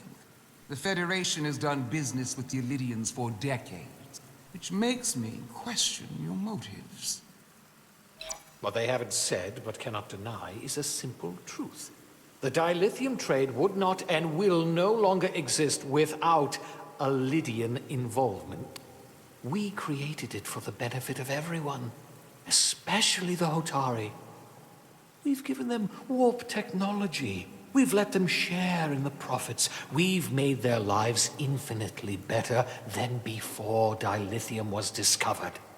All of that goes away if the Federation turns a blind eye to their treachery. That is enough of your lies! The Hotari are quite capable of running the mines. We've done so for centuries.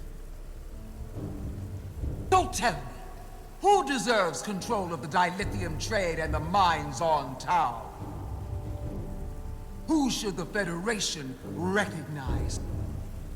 The Hotari or the Alidians? It can only be one or the other, not both. If there can only be one, then it would be in the best interest of all involved if the Illydians resumed operation of the mines. And that is why we should not trust our fate to the Federation. She speaks sense. You do well to listen to her. And you do well to hold your tongue. We will take back our minds by any means necessary. And you will see more blood spilled. I am more than willing to address your concerns, Your Majesty. Yours as well, Representative. But I suggest we could have a more productive conversation with a smaller group. Perhaps only the most essential representatives.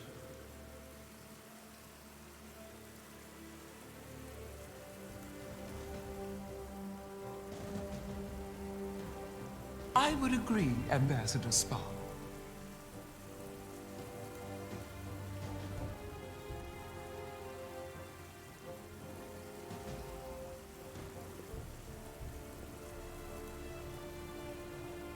I think this is best left to those of us with more experience in diplomatic matters.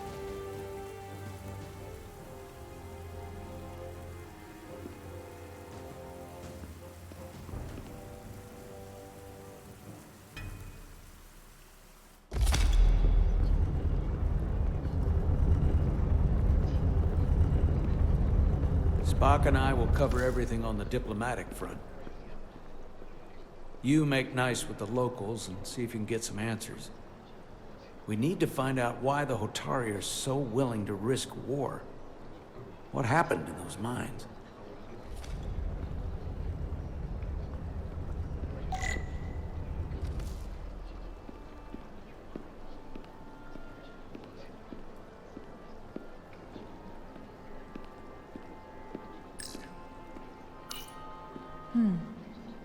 Soothing.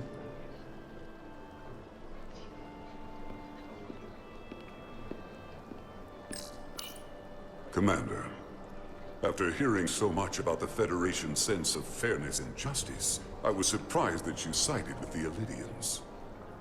In all honesty, I expected more, especially from someone like you. To be clear, I'm not on either side of this conflict. Our only interest is peace. On the Illydians' terms, apparently. I assume you were there, the day the mines were seized from the Illydians. Not seized. Reclaimed. And restored to their rightful owners. Yes, I was there. We had to be decisive. Before the Illydians could even realize their worst nightmares upon them. Were the Hotari miners armed during the revolt? I'm just trying to understand how it happened. If by that you mean armed with centuries of abuse and exploitation at the hands of the Illydians, then yes. Which doesn't really answer my question. We had them vastly overwhelmed from the start. They respect one thing above all else, and that is force. The greater the force, the more certain the outcome. Any talk of making peace is just that, and worth little without the strength to secure it. Which makes me wonder about your ship, the Resolute. Undoubtedly the Federation's finest warship. Ready to contend with anything the Illydians might have in store. Or is that not true? Maybe I've misjudged it. No need to worry. Even in a worst-case scenario, the fleet is always within reach. But it would probably take them quite some time to get here. Maybe. Or we might have other ships in the sector. Of course. Sidron. A pleasure meeting you, Commander. I'm sure we'll cross paths again.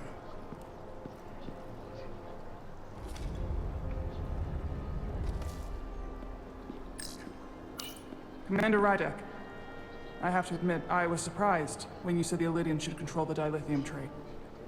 I was under the assumption the Federation was neutral. But maybe I was wrong. We came to help negotiate a peace, not for business. And I can assure you, we have no interest in dilithium. Everyone has an interest in dilithium. But I trust a peaceful resolution serves all our interests. I saw you speaking with Sidron, our national hero. I'm curious, what did he say? He seems to be of the opinion that negotiating for peace is a waste of time. Because force is the only blunt instrument he understands. He's a miner, not a diplomat. For the first time in our history, the Hotari have the upper hand. We see ourselves as strong instead of downtrodden. New voices have risen up. Old voices shouted down. Galvin and Sidron have become national heroes. Now, they have the Queen's ear. For better or worse, depending on your perspective. I take it they're against a negotiated peace with the Illidians. Heroes tend to want more of what made them heroic. If it were up to them, they'd wage all-out war and bring ruin upon us all. My fear has been that the Illidians will launch an attack and crush us. You've seen their starship, no doubt. They could have retaken the mines whenever they wanted to, but it never happened. And as strange as this may sound, I'd almost say they're afraid. I just don't know what they're afraid of. It's still the same bluster and bravado you would expect from them. Do you think it has something to do with the ion storm? Right now, it's stronger than ever, isn't it? It's entirely possible. I'm not a scientist, but I do know the storm has knocked out all kinds of systems. So maybe the Illidians weren't willing to risk their ships, given all the interference.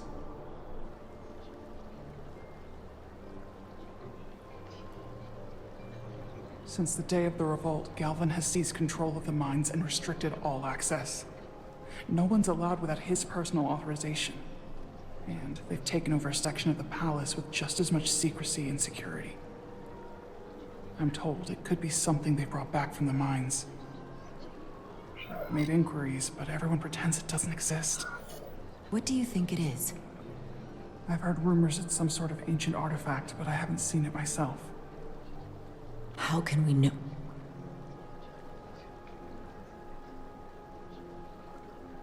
I'd better see what's happening. Do you think you can find out what they're hiding? I need to see proof of something before I can make my case to the Federation. I can try, but even if I found it, I might not know what to make of it.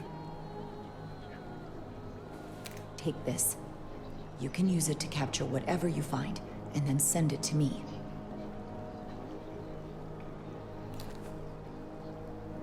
Thank you. I will let you know what I find. And I look forward to our meeting again.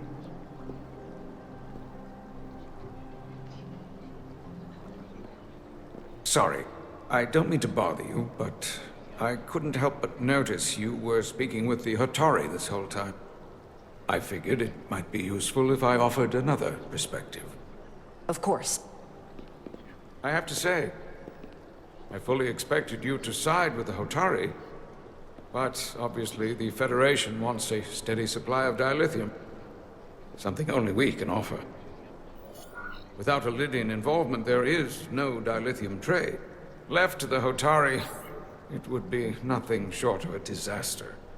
We're not on either side. Our only interest is the peaceful resolution to this conflict. As is ours.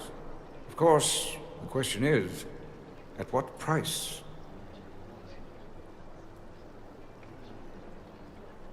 Major Salit Arminta, Special Attaché, Illidian Armed Forces. Pleasure to meet you, Commander.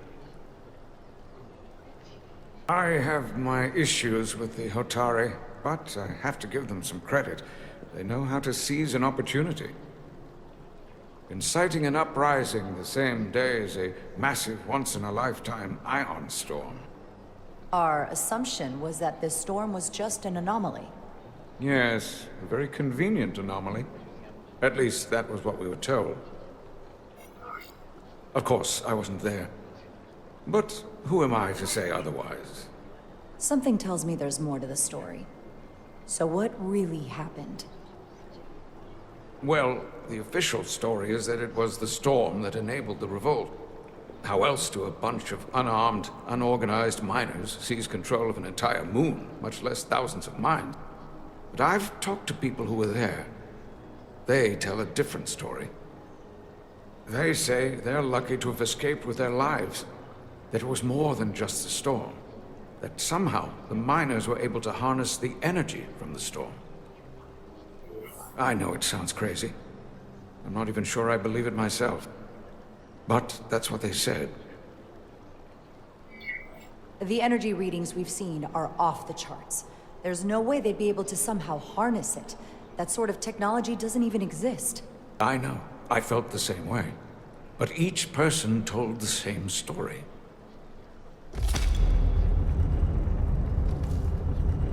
If you'll excuse me, Commander Ryder.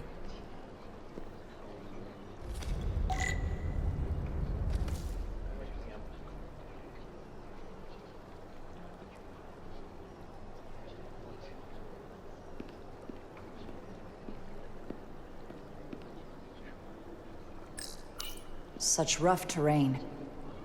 No wonder the Hotari are so tough.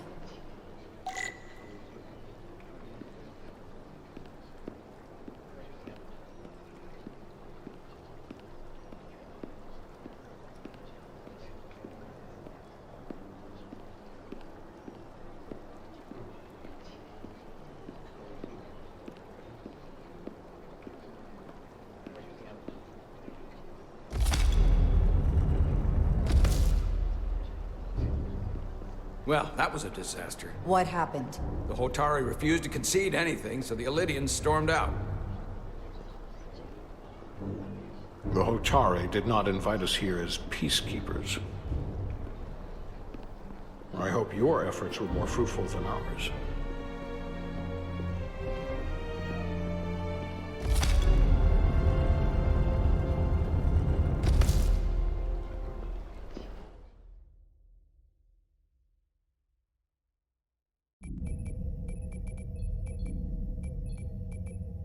Gravitational harmonics failing to resolve. Warp bubble stability degrading. Increase output to maximum.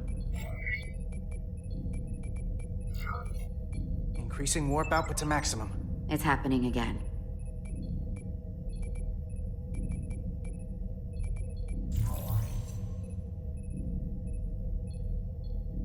It is evident that presently, the Resolute cannot achieve warp propulsion. Since our diagnostics rule out any problems with our warp systems or anything about the ship, the problem appears to be the fabric of space itself. Space itself? You're saying something about this region of space prevents warp travel? Prevents it, or can't sustain it. However improbable, that appears to be the case. But if we can't go to warp, we're sitting ducks here. It puts the mission and everyone on the ship at risk. Not to mention, we could all be stuck here together. The Illidians, the Hotari. Talk about a powder keg. Captain Solano is on his way back from the negotiations, and I want to have some answers for him when he gets here. Indeed.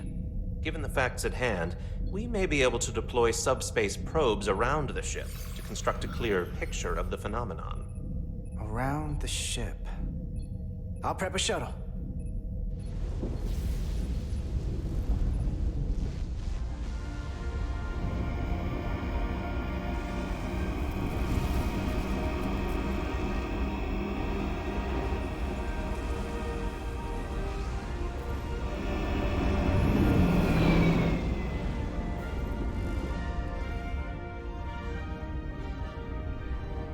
I'm setting up a waypoint at a distance roughly corresponding to the edge of our warp field. When we get there, I'll deploy the first probe.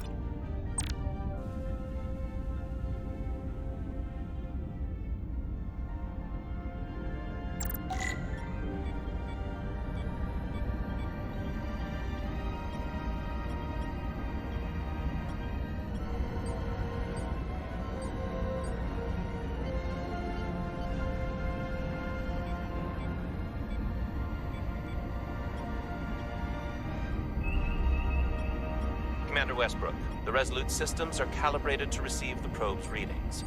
We are standing by to reproduce the warp field collapse after the first probe is deployed. Thank you, Mr. Chovak.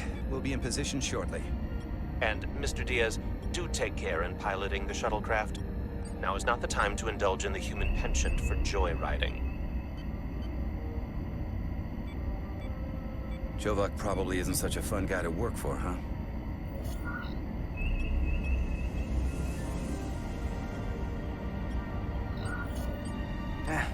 I just don't take it personally. At least I try not to. That's a very mature answer. Shows a positive attitude on your part. Remind me of it when I start complaining to you about the ship's new first officer.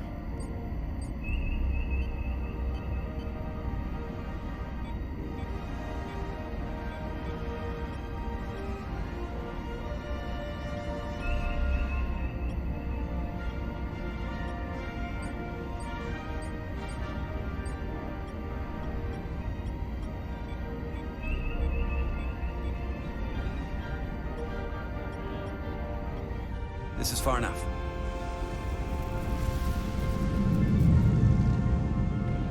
Transporting the first probe into position.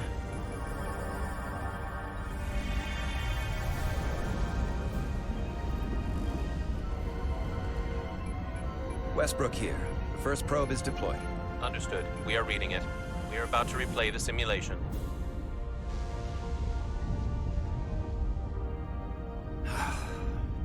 Problem? I just can't get a handle on her. Commander Rydek. She rejected my plan to use a deflector pulse against the storm surge. But on the other, she did listen to my advice and use the whole polarity trick to get you through that excursion alive. I'm not saying there's anything wrong with the new XO. I'm sure she's a fine officer, even if we don't see eye to eye. But she didn't go through what the rest of us did. You know that. And it's hard to figure out why she'd be the one Solano chose instead of, well, one of us. I've heard some good things. You should at least give her a chance. I'll take that under advisement. Test is running. Warp field collapse in 3, 2, 1, mark.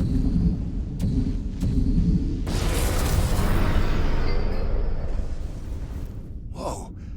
All right, that is definitely a problem with the fabric of space. We need to get another probe out there.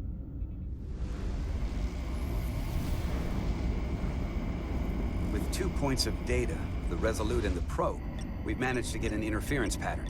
I'm setting a waypoint to a particularly strong area of interference. We'll deploy the second probe there.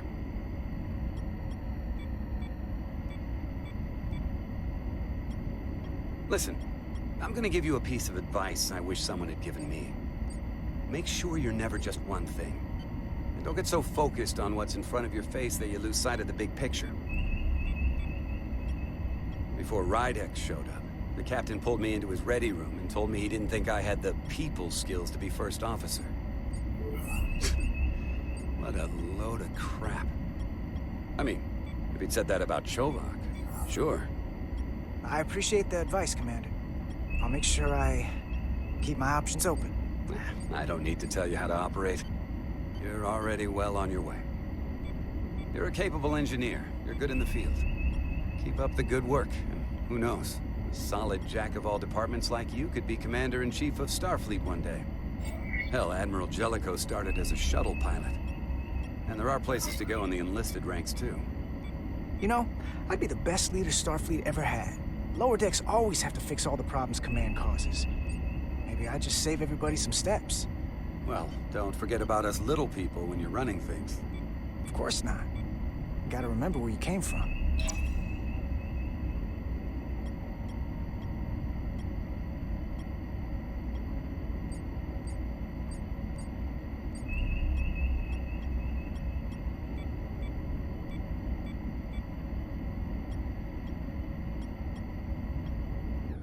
Here.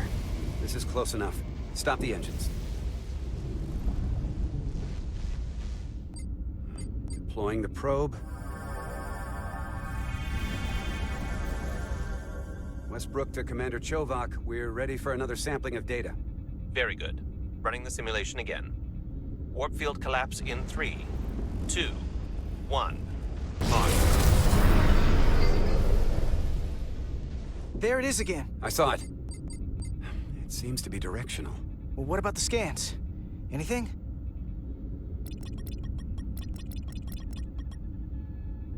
Here's the readings in relation to our local space. We've got the Resolute, Otari Prime, and the probes. All this interference is overloading the sensor buffers. We're gonna have to triangulate the sensors manually.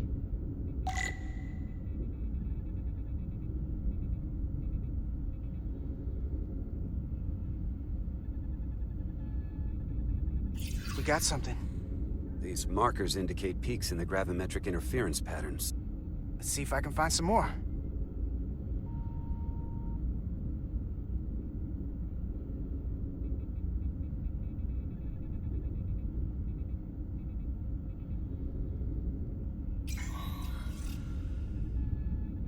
Hold up. This is coming from the moon. A beam that blocks warp travel. Aimed right at us. Someone is doing this intentionally. I don't know how they're doing it. This is like nothing I've ever seen. Why would they be doing this? We came here to help these people. And now we're getting hit by some warp-killing weapon? Now, look here. It's our current readings of the ion storm. These concentrations... they line up with the interference pattern.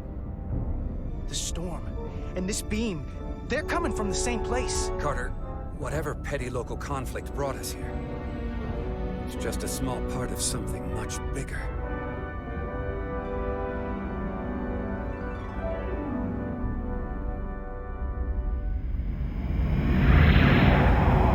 Presently, we don't have an explanation for how they're doing this. But one thing is clear. This is no fluke. Thank you, Mr. Westbrook. I want a full briefing when I'm back on board. Solano out. A targeted weapon that inhibits warp travel. Coming from the moon Tau. That would explain the difficulties my shuttle encountered. More importantly, the tenor of the Hotari during the negotiations. And here I thought the Elydians would be the problem. Coming to peace talks in a warship. This wasn't supposed to be so complicated.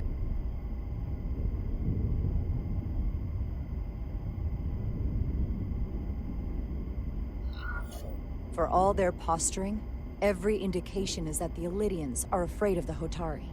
They didn't bring their warship as a threat. They brought it because they're scared. From everything we witnessed, I would say that is highly likely. But what are they afraid of? Tylus, the Hotari representative, said she thought they found something in the mines. Galvin and Sidron brought it back to the palace, but they're keeping it under tight security. She's going to investigate it. I gave her my tricorder. I expect she'll contact us soon. You found an ally. Why would Tylus help us? Go behind her people's back? It's a fair question, considering. She doesn't like the way Galvin and Sidron have been manipulating the situation. And the Queen. Working with us to go around them isn't the same as betraying her people. That may be true. She's certainly more likely to help than the other Hotari we've met. That raises another question. Specifically, what do the other Hotari have to gain in bringing us here, only to make this hostile maneuver against us? There must be some motivation. Unless they changed their minds between when they asked and when we got here. Sidron was very curious when we spoke outside the Queen's chamber. He wanted to know all about us, our ship, the Federation. He wasn't giving any answers. He was looking for them. Well, I'm sure you didn't tell him too much. I don't think the Elydians know what's really down on that moon either. Major Armintas said the revolt defied explanation. That the Hotari miners somehow harnessed the energy of the storm. Harness the energy of the storm? Doing that is beyond even our capabilities. So is a weapon that disrupts warp travel. There have been civilizations and entities, both past and present, far more technologically advanced than the Federation. The Elydians and Hotari don't fall into that category. But that is all the more reason to investigate further.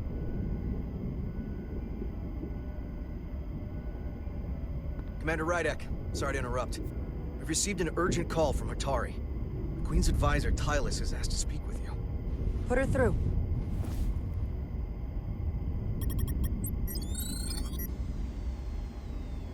Galvin and Citron are still with the Queen. I've enlisted help to gain access to the room they have under guard. I don't have much time.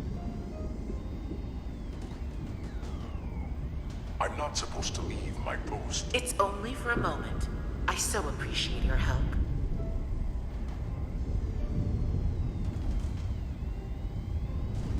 I found something. I'm sending you a scan.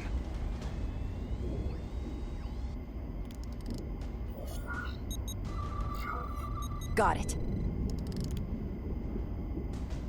Tylus, if we needed to gain access to the mines on Tau, is that something you could help us with? I suppose it wouldn't be easy, but I have to go. Tylus. Can we reconnect?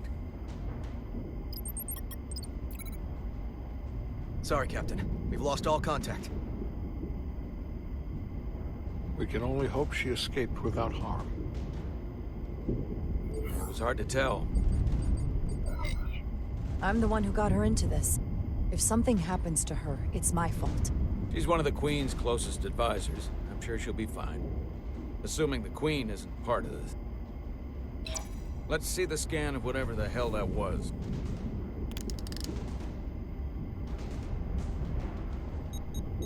Tylus suspects this came from the mines on Tau. It appears to be of ancient origin, but the markings are unfamiliar. We can run a full analysis when we get back to the Resolute.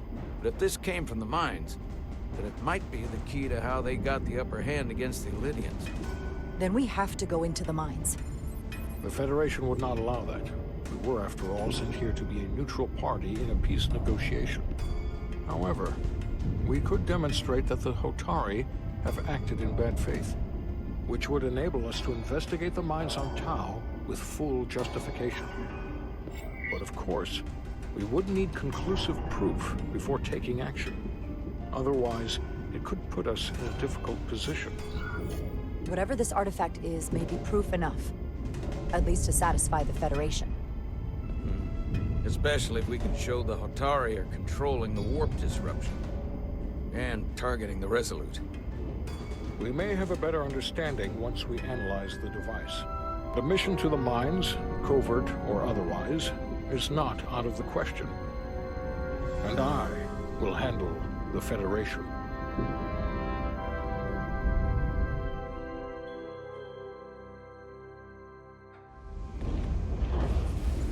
As I was telling Carter, I want all the data I can get on this warp problem. And the negotiating team's shuttle has been recording data all the way back from Hotari. Even better than our probes. So pull the sensor and engine ISOs from the Melville when it sets down. Will do.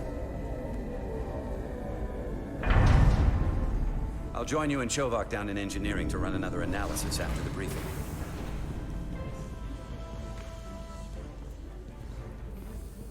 I didn't like this warp problem when we thought it was some astronomical anomaly.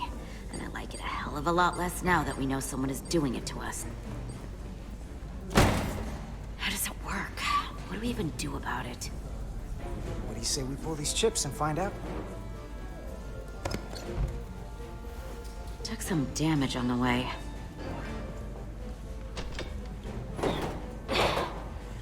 That ionic interference scored the hull plating. Might be some micro welds. Let's try pulling together. All right. 3, 2, 1. It won't budge. Gotta be the storm damage. We need to... Welcome back. Any excitement down on the surface? Excitement? No. Nothing like that. Hey, can you hand me the EJ7 interlock? From the toolbox. I don't know what that is. Not much use for one on a security detail, huh? Carter? Yeah, I'll get it.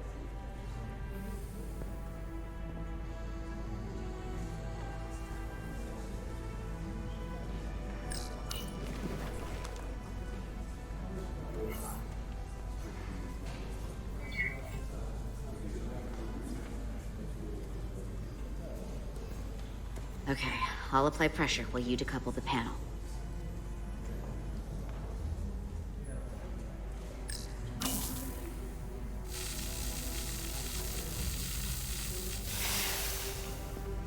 Here, I'll help.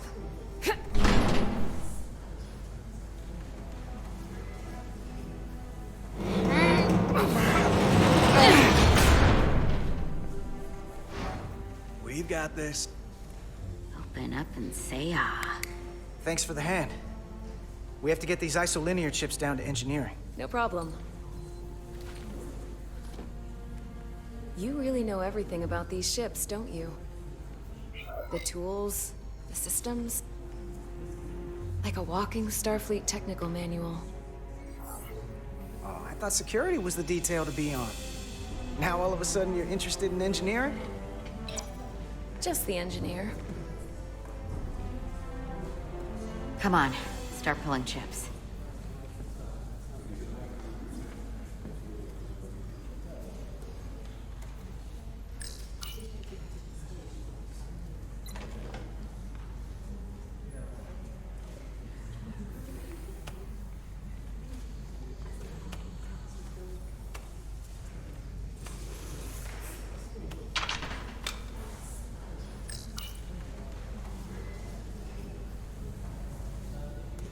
What's this? Some kind of crystal formation?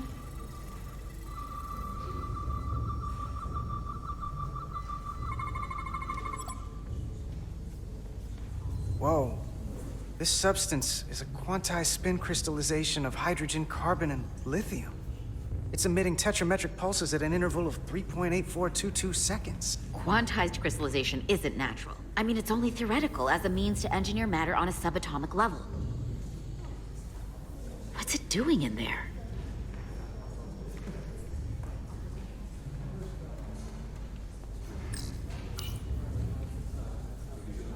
Wait. Regulation 364, subsection 9. What? Regulation 364, subsection 9 orders that in the case of an unknown foreign substance infiltrating a sealed system, it will be placed in secure confinement before further examination. Retrieve a containment module. Don't you think we're more equipped to deal with whatever this is? No. Before anything else, this is a security issue. You don't even know what this is. Which is why we need to study it. Once it's contained. Just leave it there for now. Messing around with it could be dangerous. At least until we know more. That's exactly why we need to get it to the containment lab. I can't make an exception just for you. I'm still going to report these crystals to Commander Westbrook when we send the shuttle data. And I will inform my superiors. I'm taking this just as seriously as you are. But I overheard talk about the warp disruption on the shuttle. Now these crystals? Maybe this situation is more than we can handle with just a science vessel. We could trigger a distress call, get Starfleet to send more ships. Or I could send a message to my old CO on the Adirondack. Get some combat-tested vessels. We shouldn't do this alone. That wouldn't be a bad idea. If you think you could do it without getting in trouble. I'll find a way. Be very careful.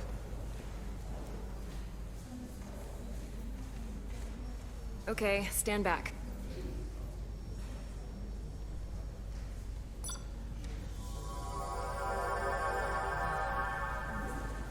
Get this to the containment lab. We'll get it set up for you. I'll let you know when it's safely confined. Oh, we'll be there. Last thing you want is to study this down in main engineering and have it explode next to the warp core.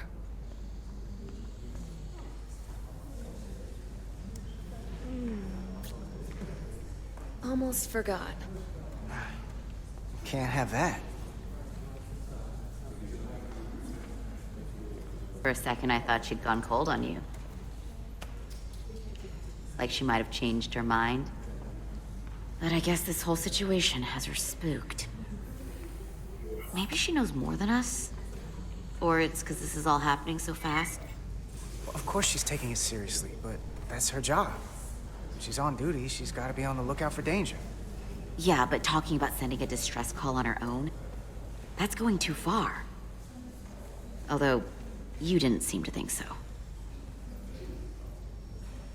She was probably just thinking out loud. I'm sure she'll come to her senses. This mission has enough complications stacking up. Now, we'll get through it. You, me, and Miranda too.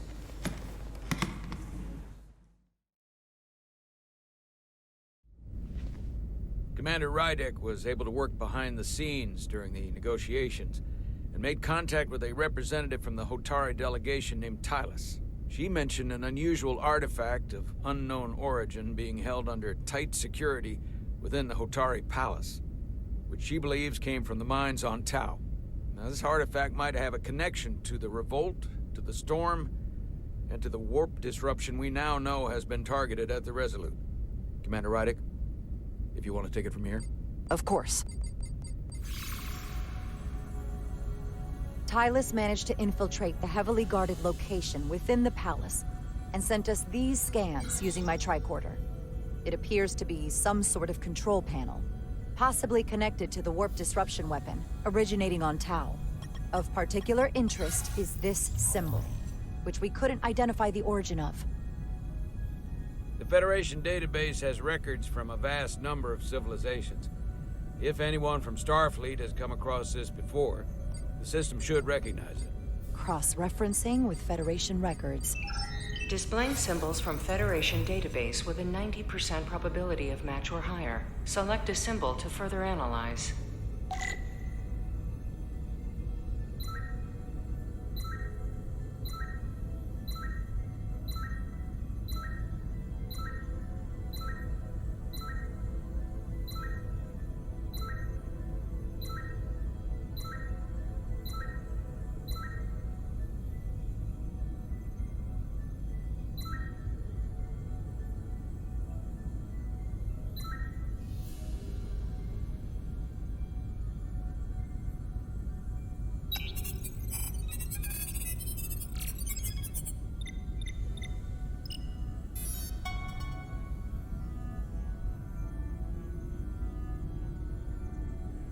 .2% match. Got it.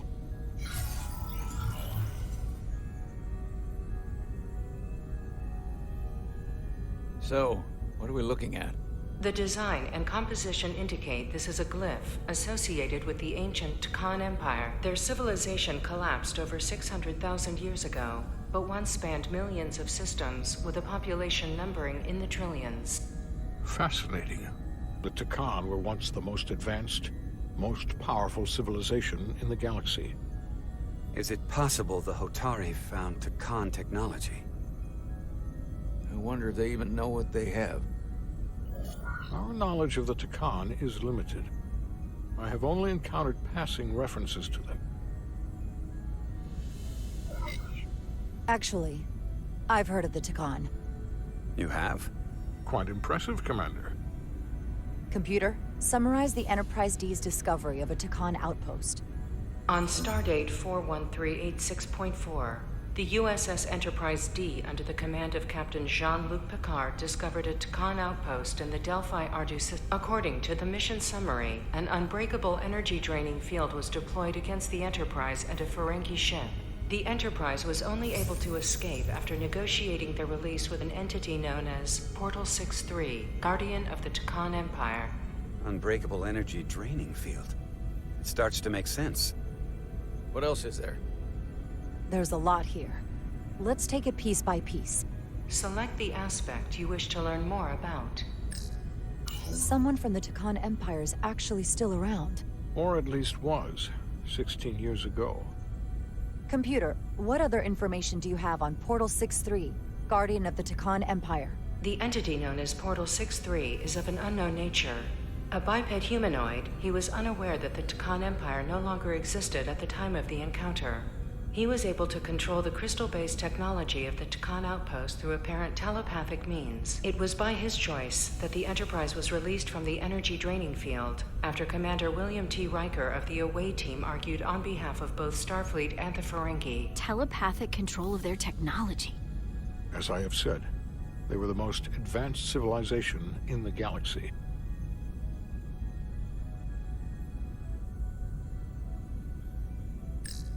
What sort of planet is Delphi Ardu 4? Delphi Ardu 4 is an M-class planet, a barren rocky world with little to no vegetation and frequent ion storms. The giant crystals that grow there absorb energy, but it is not understood how they do so. The entire Delphi Ardu system, consisting of 11 planets, was considered completely uninhabited until the encounter with Portal 6-3. Frequent ion storms. That can't just be a coincidence.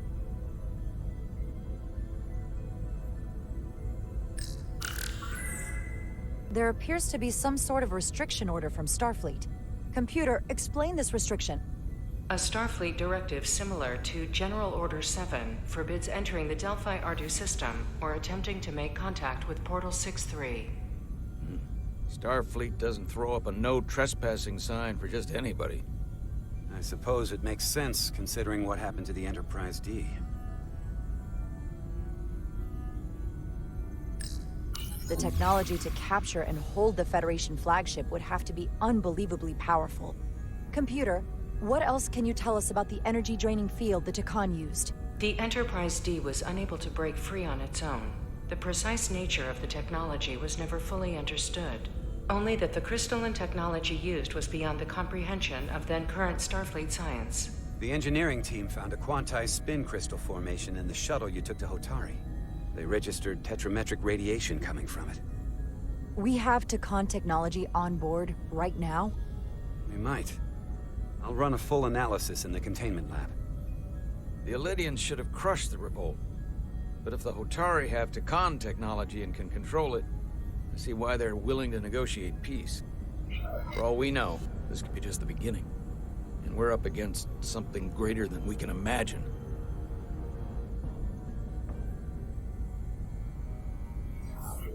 There's only one way to find out. We need to see what's down there for ourselves. I might be able to help with that. We've been able to triangulate the source of the ionic interference and warp disruption to a specific mine on Tau. Engineering used the latest data from your shuttle to pinpoint its origin. There. So we know where to look. Commander Rydek's right. We need to know what's down there, what the Hotari are hiding, to better understand what we're up against, and to neutralize it if we can. Captain, embarking on a mission to the Hotari moon would not be viewed favorably by either side. However, given the circumstances, we are entirely within our rights to defend ourselves. I just want to make sure this doesn't blow up in our faces. Which is why I'm thinking of sending Commander Rydek on a covert mission to Tau. Assuming you're up to the task. It would require absolute secrecy. And obviously, it's not without risk. I'll get the away team in and out. They're in safe hands with me. Under normal circumstances, that would be the case. But given the sensitive nature of this incursion, I'm afraid you'll have to go it alone. I'm hoping Tylus can accompany you.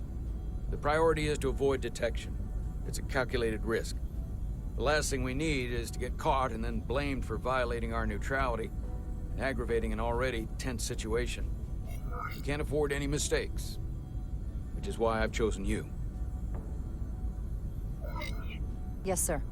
I'll do everything in my power to make sure no one knows I'm there. Good. Of course, you'll have full support from the Resolute. And we'll make sure we take every precaution. Every precaution. Get in touch with Tylus and make the necessary arrangements as discreetly as possible. Bridge to Captain Solano. The Elydians have moved additional ships to the edge of the Hotari system. Current heading is straight for the homeworld. Understood.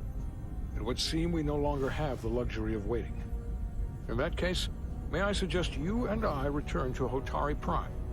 Doing so will provide Commander Rydek as much time as possible to complete her mission. Agreed. We'll hail the Queen's delegation from my ready room. We all know what we need to do. Dismissed.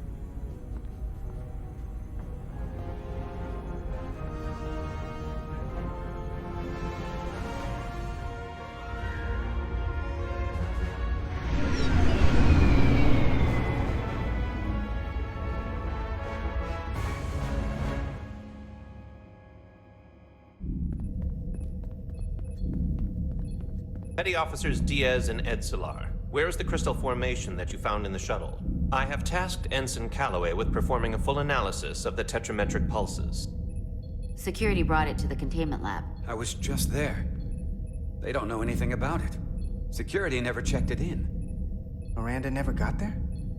She's the one that had the crystal formation? Yeah, her and the rest of the security detail from the negotiations. Diaz, Tamaris.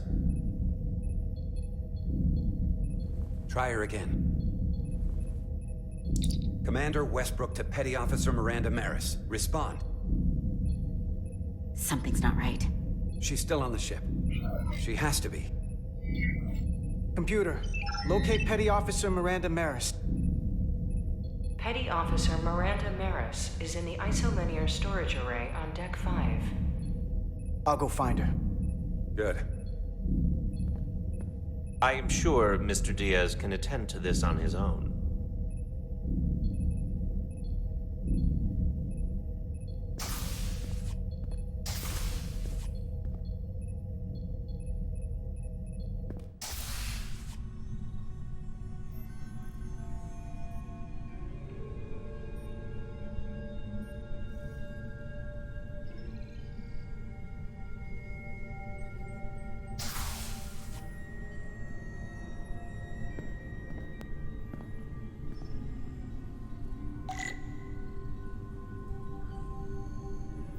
Properly pulled these isolinear chips.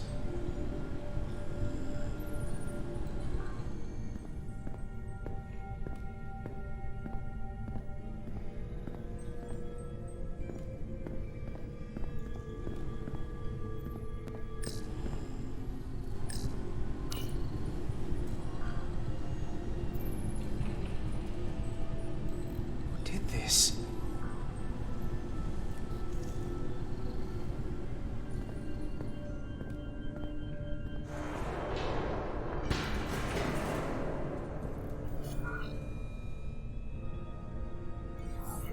Miranda, you in here?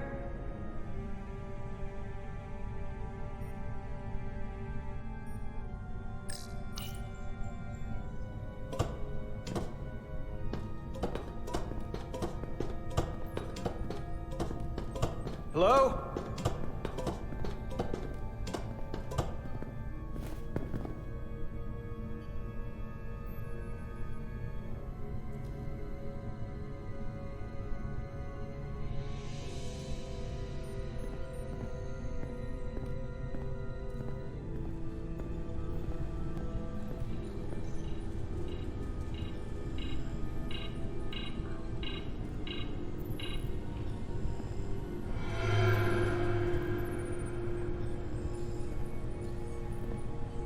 Hello? Hey!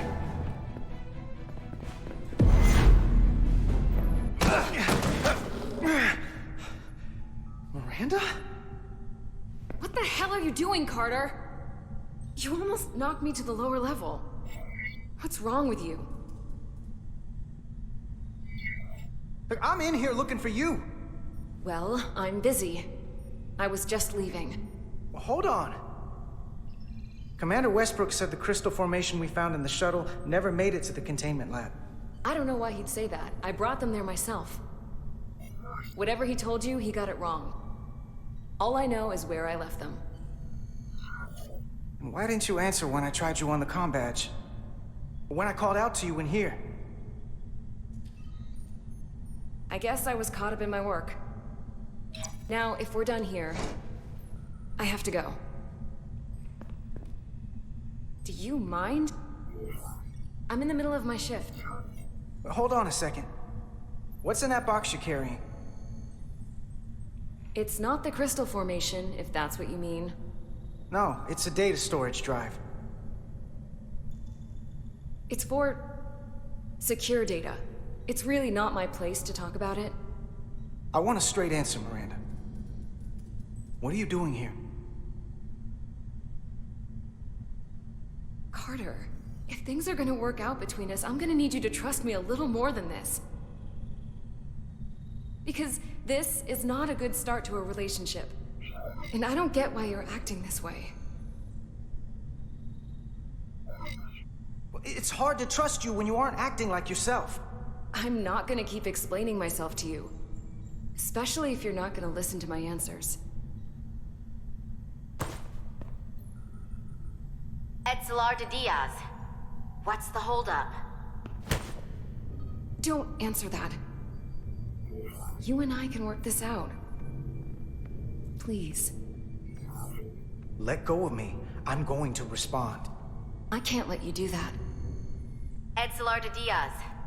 Are you okay?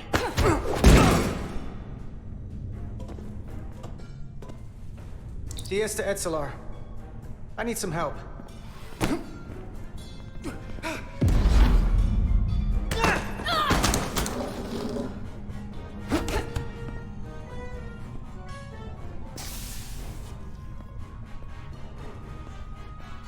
So I see you found each other.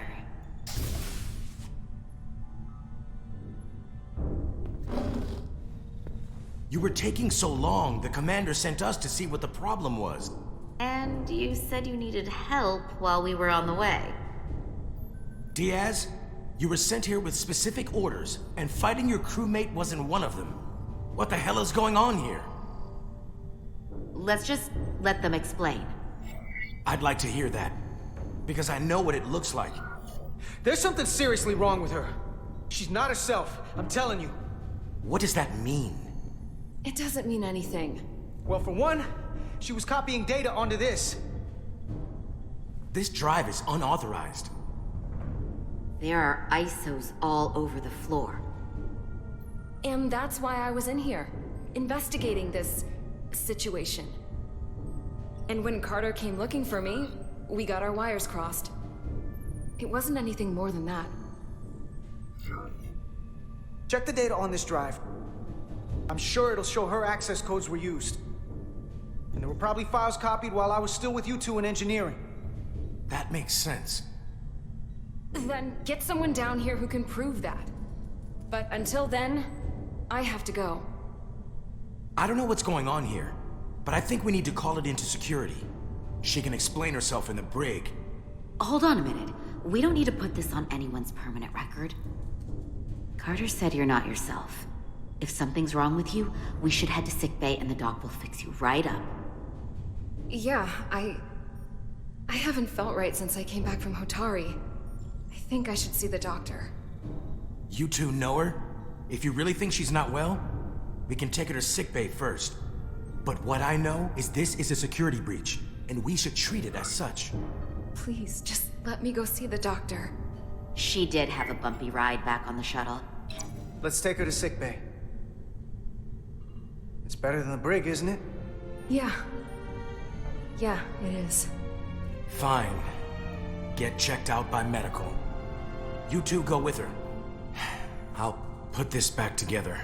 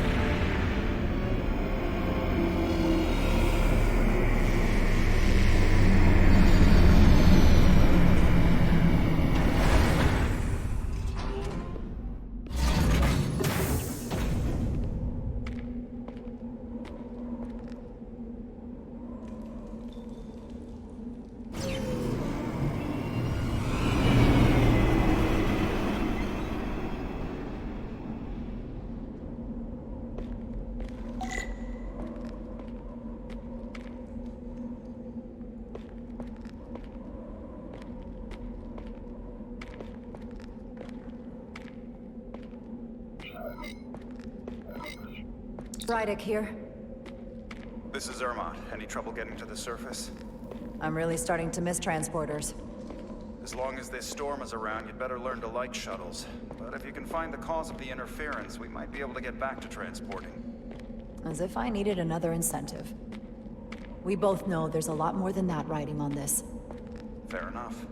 You'll need to get in and out of the mine undetected, so I hope Minister Tylus can help in that regard. So do I.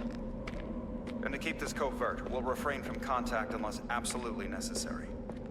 Understood. Rydick out.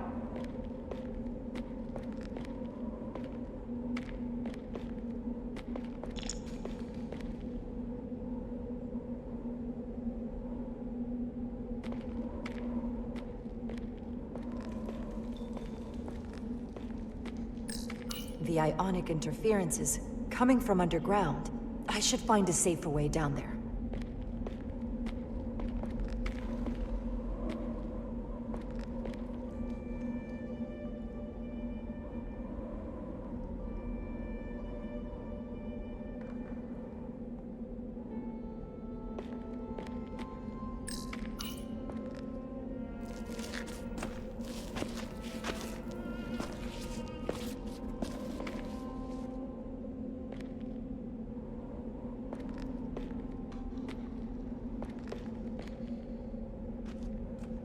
I saw your shuttle take off. Hopefully no one else did. It's good to see you. Even under these unfortunate circumstances. When you called to give us a scan, it sounded like they caught you. I was worried you'd been hurt. It was nothing I couldn't handle. Lead the way. I'll fill you in on what we've learned about the situation. Follow me.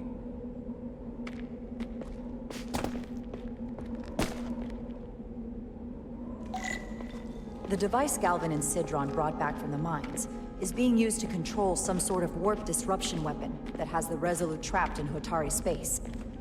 According to our readings, the power source for that device is on this moon, at the specific coordinates I sent you. That sounds impossible. But explains the rumors of the Hotari controlling the ionic storm. We strongly suspect the device was created by an ancient empire known as the Takan. The Takan? Once the most powerful civilization in the galaxy. But they've been gone for over 600,000 years. It's hard to believe there's something like that on Tau. Which is why I need proof. If we find hard evidence that Galvin and his allies are hiding dangerous Takan technology, I can convince the Federation to let us intervene. Understood. We're almost there.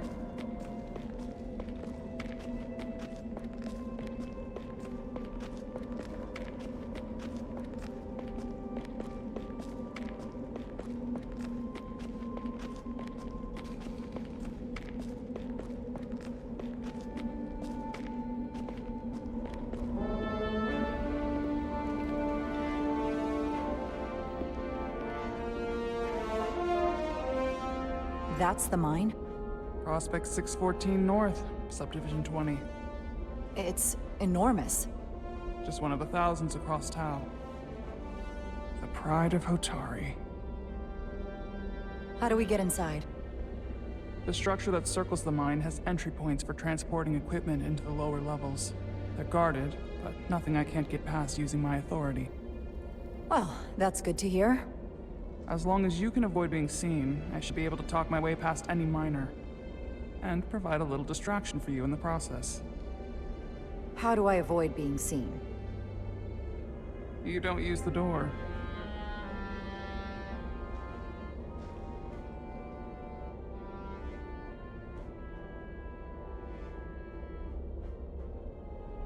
How dare you! Don't you know who I am? I am Tylus Altaris, Minister of Diplomatic Affairs. That's not... The Queen would be furious to hear you tried to deny me entry. The Queen? But I just... You just what? Just now realize the trouble you've made for yourself? And who exactly do you think you're going to report this to? Because I'll be reporting it as well, to someone much further up the ladder. You have no authority here. Do you understand who pays your wage? I can inform the Queen directly of this insolence. There's no You'll need regret everything you've said here today.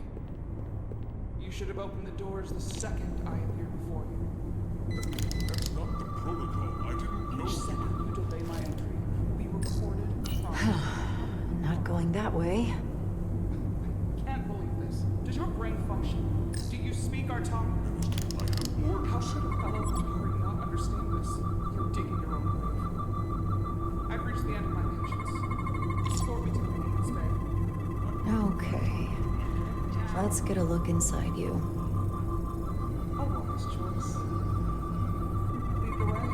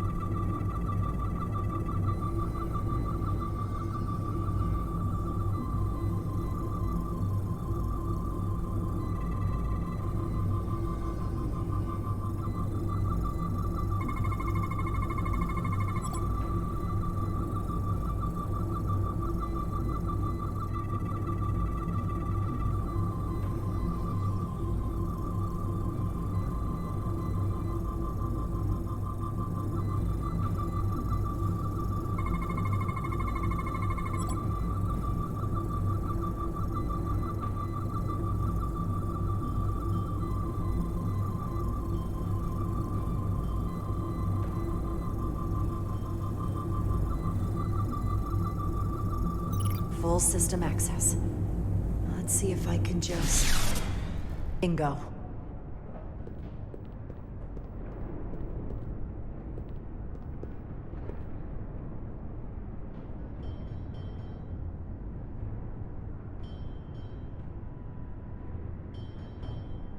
Better hurry. Not sure how long she can keep him busy.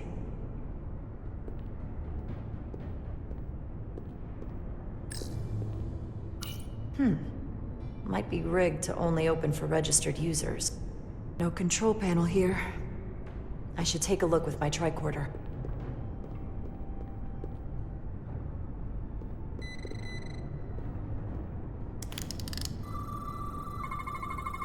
Something in here is keeping that door closed.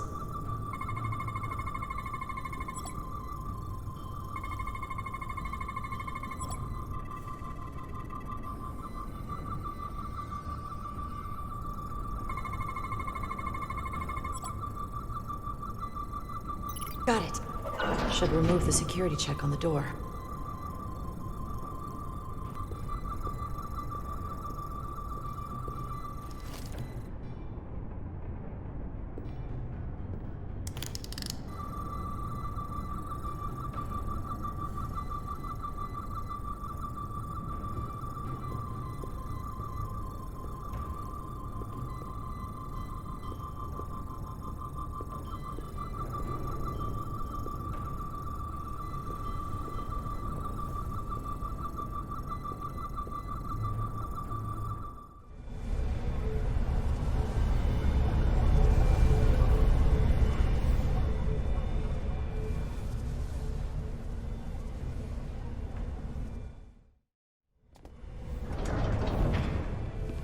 I didn't come here to educate an imbecile on royal protocol. Of course not, Minister. So I will be about my business here, and you will take yourself out of my sight.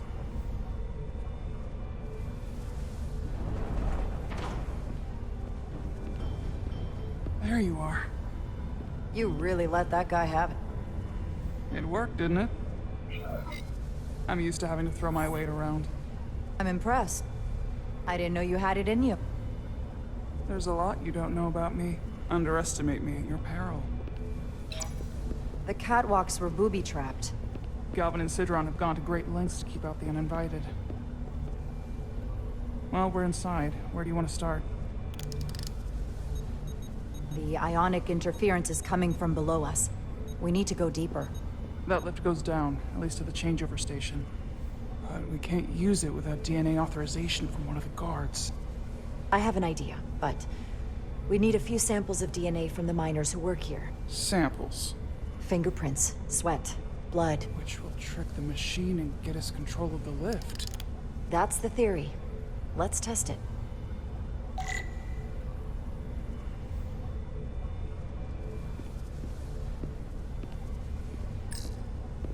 This facility doesn't seem well maintained.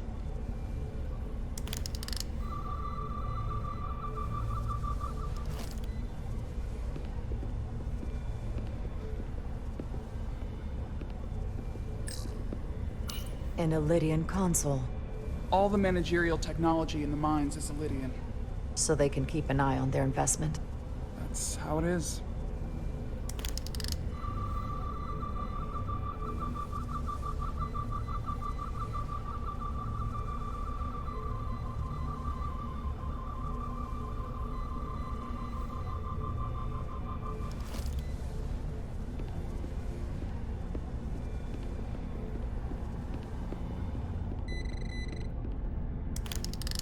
Wow, that is a lot of DNA.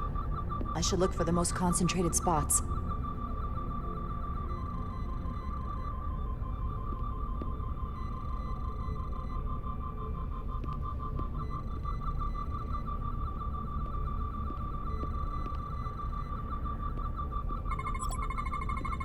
I can use this.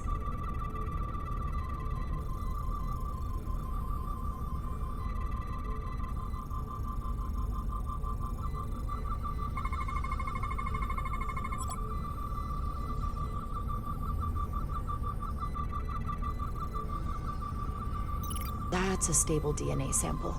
It's only partial, but a few more should do it.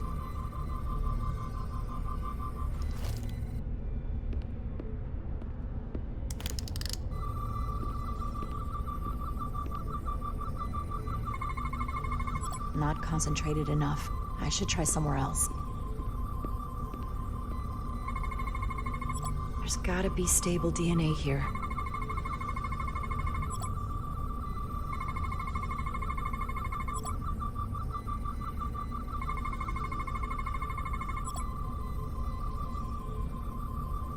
Good. That's another I could use. Just need one more sample.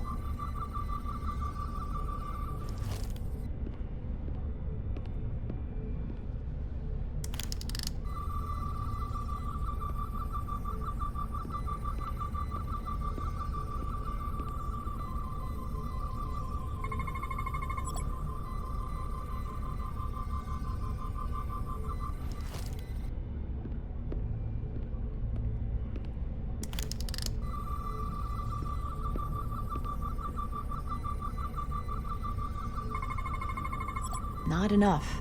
Gotta keep looking. This'll work.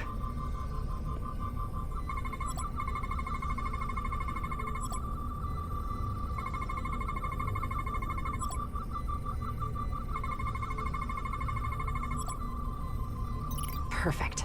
That's enough to make the DNA profile. Time to go back to the lift.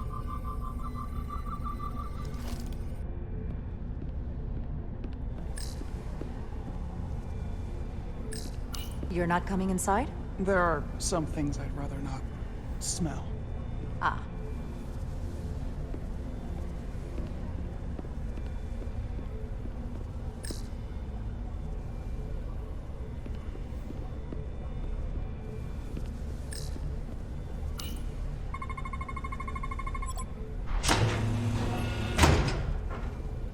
It worked. Theory proven. I'll get it started.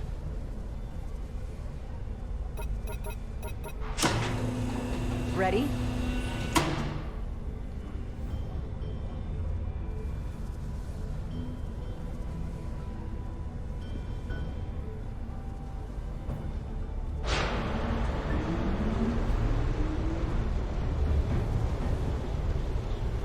I'm a little afraid of what we might find down there. We'll be okay. I've survived worse than this. Well, I haven't. But I'll put my faith in you. For now.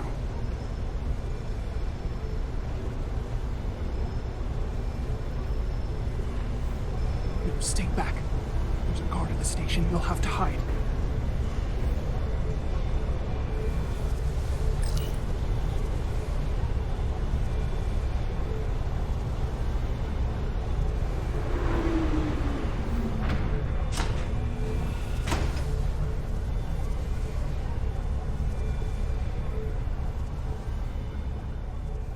Who are you? What are you doing here? You watch your tone with me. I'm Tylus Altaris, Minister of Diplomatic Affairs. I speak for the Queen herself. This is a restricted area. No one gains access without the approval of Galvin or Sidron. Wait. Gawa.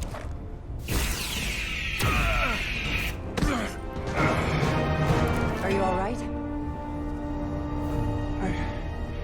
I don't know. Are you injured? No, I thought if I could talk my way through like always, I'd be fine, but... I'm a diplomat. This isn't what I do. I've never even fired a weapon. This is just... It's real now. I wasn't ready for this. Hey, I'll keep you safe. Can you? I was a tactical officer before I was posted to the Resolute. I know my way around a phaser. You saw how I handled our large friend here. I suppose that is somewhat reassuring.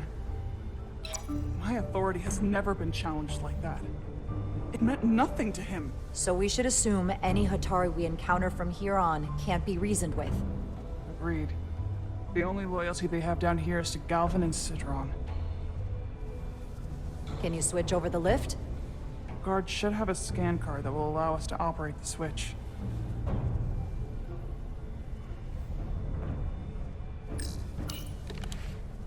Got it.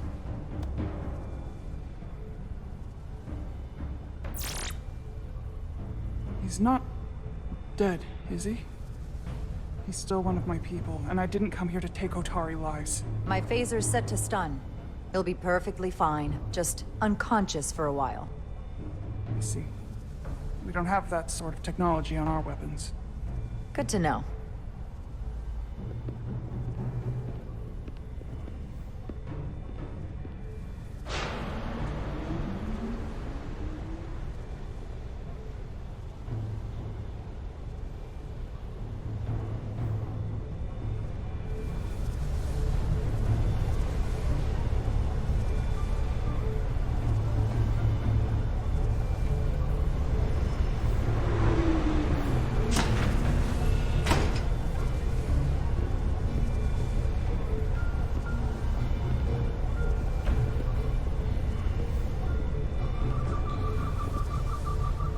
The energy readings are emanating from this tunnel. It's sure to be guarded in there. Stay low and follow my lead.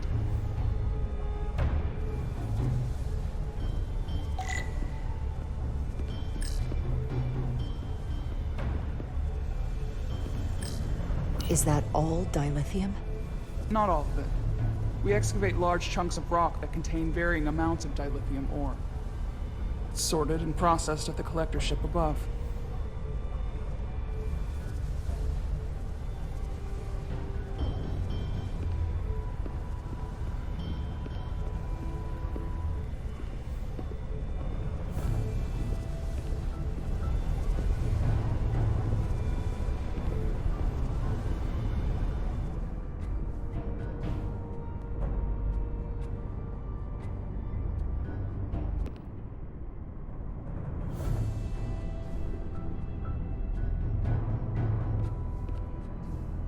More guards. I take that as a sign we're getting close. I'll get a closer look.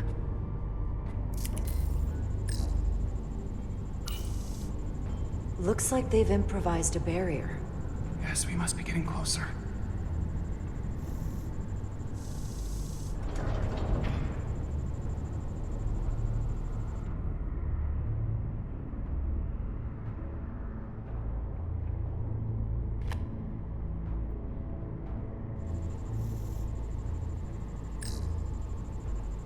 We need that particular card, don't we? I'm afraid so.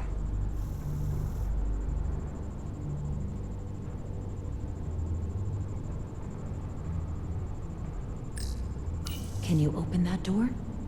Not without that scan card.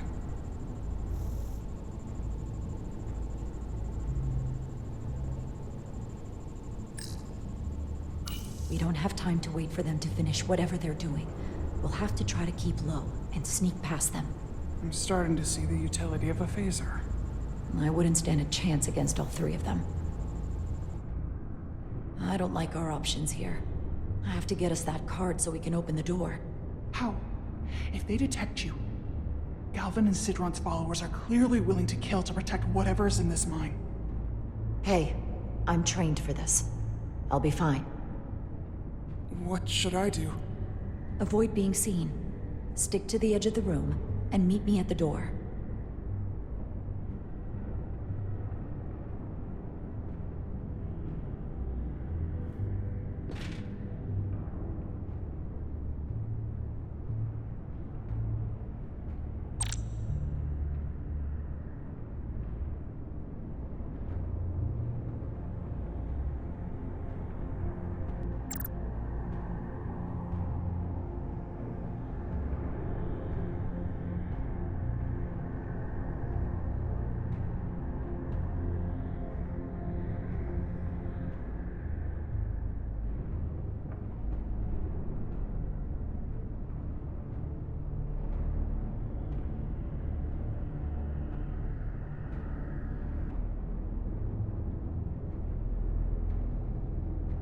Are we sure the Illyrians won't try something else? They saw our power, our resolve. They're terrified of us. Until the plan is complete, we're vulnerable. Then get back to work, and we'll complete the plan more quickly.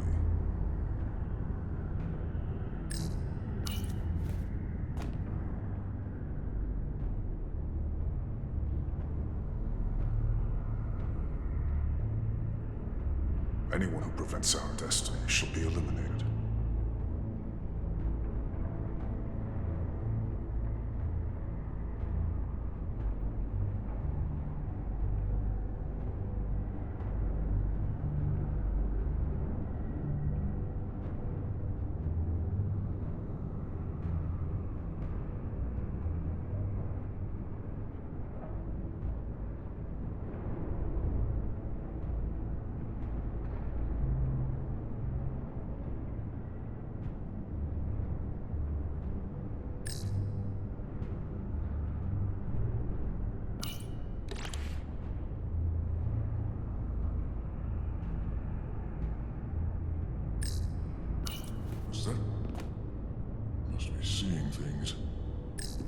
is Galvin going to make us wait?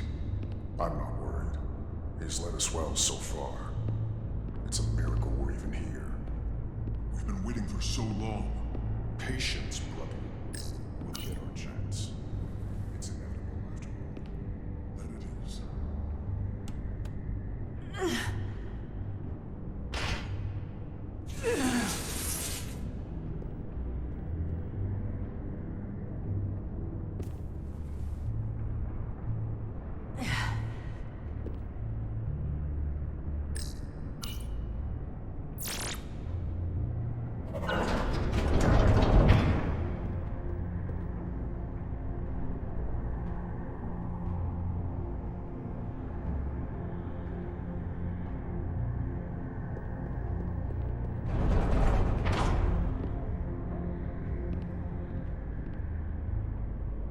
Stay close.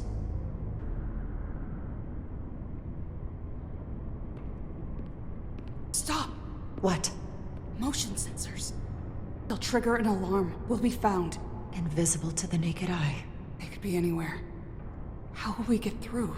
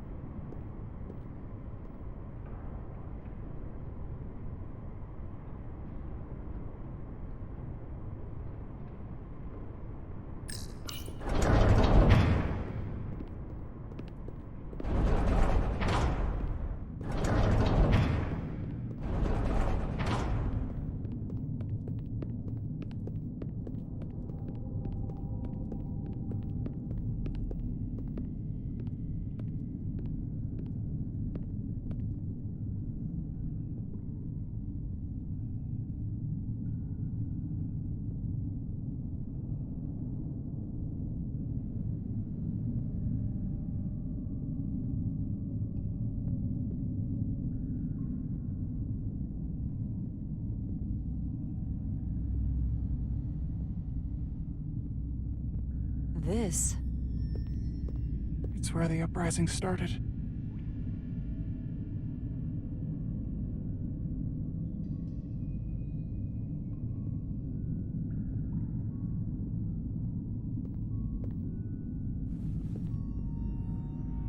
Hotari don't do this. We defend ourselves, but we don't kill on this scale, this level of savagery. There's no such thing as a bloodless rebellion. I don't know if we should keep going. So much death. Don't freeze up on me now, Tylus. We can do this. We're almost there. You're right. Lead the way. Whatever happened here, it made the Illydians abandon the mines. Let's find out what they're so scared of. From the blast marks, it looks like the Illydians had far greater firepower. Is this the effects of an Illydian disruptor? Yes. Disruptors are cruel weapons. These crystalline particles, they're not dilithium. Are they common in the mines? Not that I've ever seen. Footprints. Illydian boots. Running back the way we came.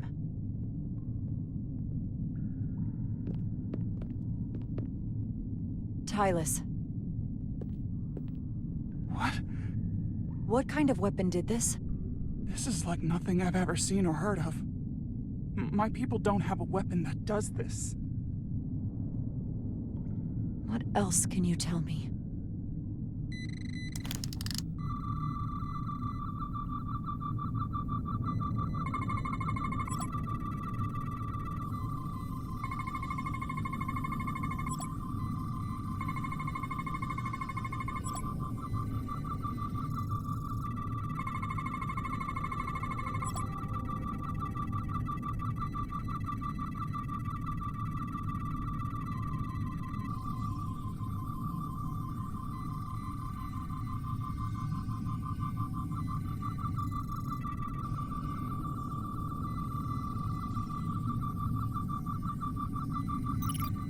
What an awful way to die. This must be why the Elydians are so afraid. Technology that surpasses their own, in the hands of the Hotari that they've lorded over for centuries. Where did this weapon come from? Well, the crystals are giving off tetrametric pulses. If I set my tricorder to search for that frequency, it'll lead us right to the source.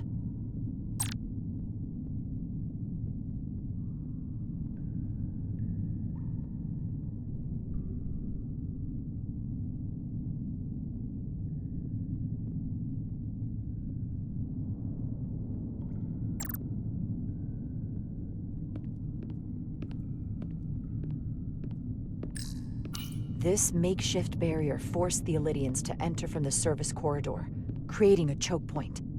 Quite the advanced tactic for a species that's never waged war.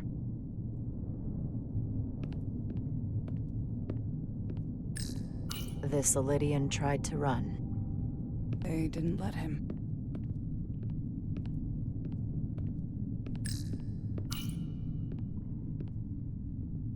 The Elydians shot to kill. But if they killed him, why was he shot in the back? Oh, you're right. The shot came from the side the Hotari were defending. We don't kill our own. And he wasn't just caught in the middle.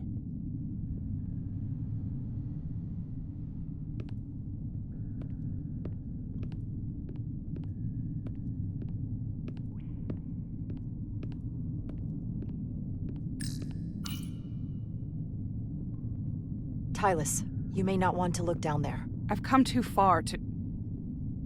What is this? They've been dumping bodies down here.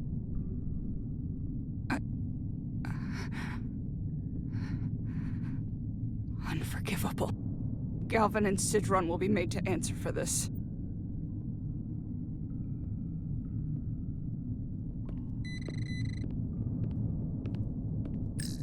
More of these crystals. Another of my people dead.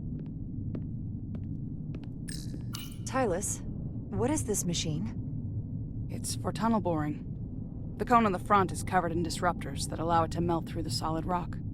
They don't seem to have finished the tunnel. Why stop here, I wonder?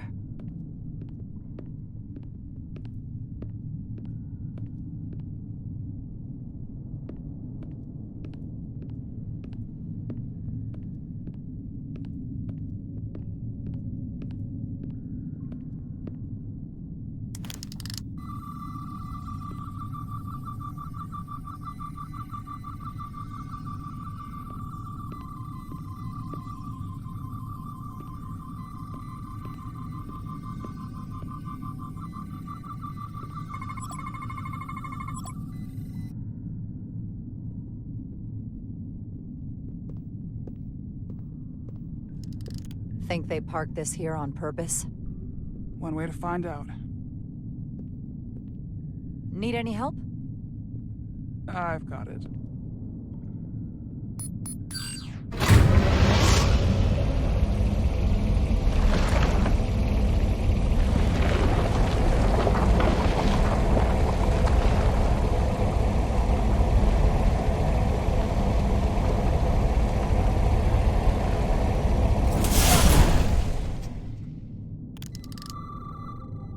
This concentration of tetrametric radiation has never been recorded. Whatever they're hiding, it's right through here.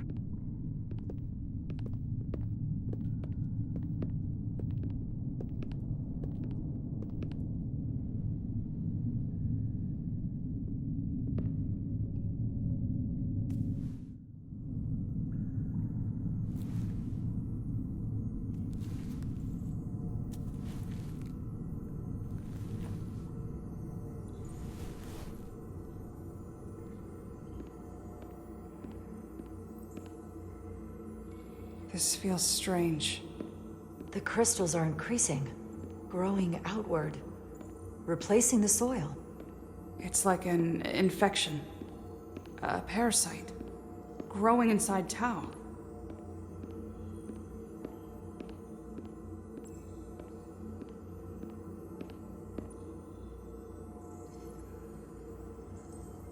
Incredible. This is definitely not Hotari.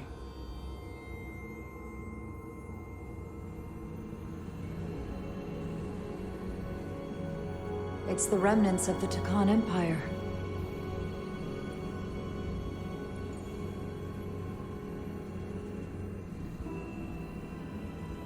I don't think we should be here. This is exactly where we should be. Every strange thing we've seen in this system, it might all come from this room. We need to learn everything we can.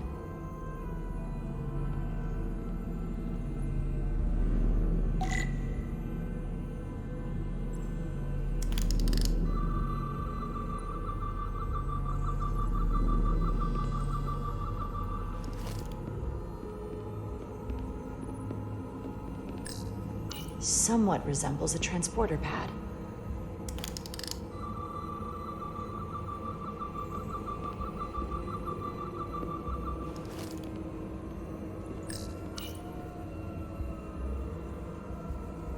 Look familiar? It's almost identical to the console Galvin has hidden in the palace. It looks like a control surface.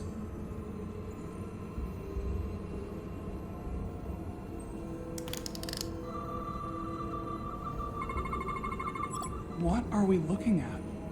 It's made of the same crystalline material as the rest of this place, but I can't tell much else. Might be some kind of sleep mode. I can't analyze this further unless it starts working normally. Maybe we can turn it on from somewhere else. Hopefully.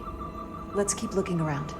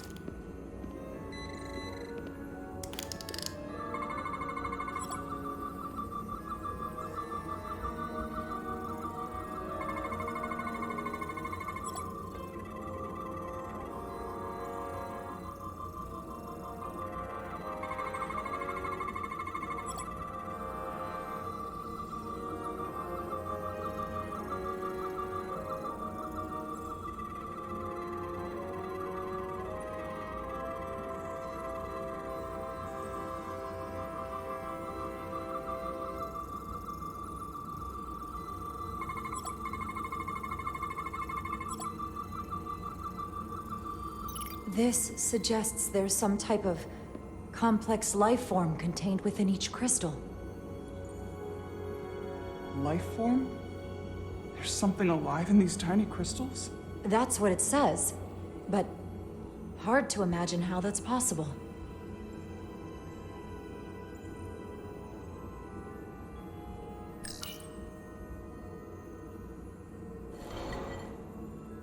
Our science division will have a field day with this. We need to study it on the ship. How are you holding up?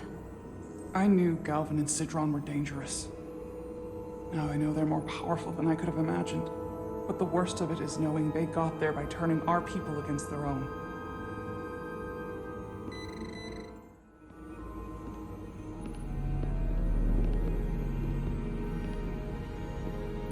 Can your device read this? It can roughly translate the words, but we don't have enough Taconian language on record to understand how it's structured. Oh well.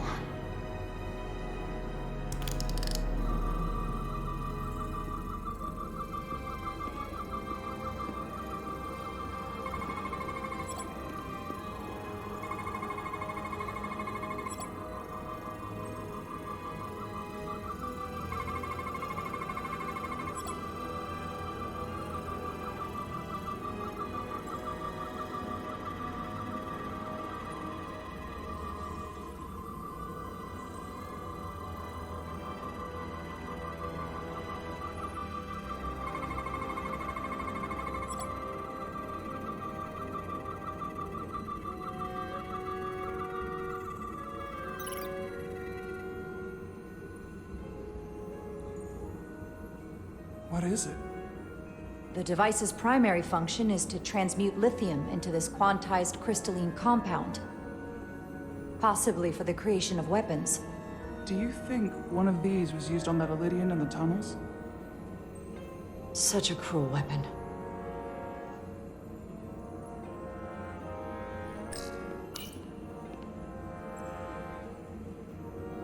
Looks like some sort of replicator.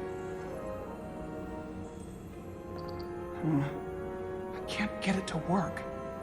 It has power. Must be looking for some other kind of authorization.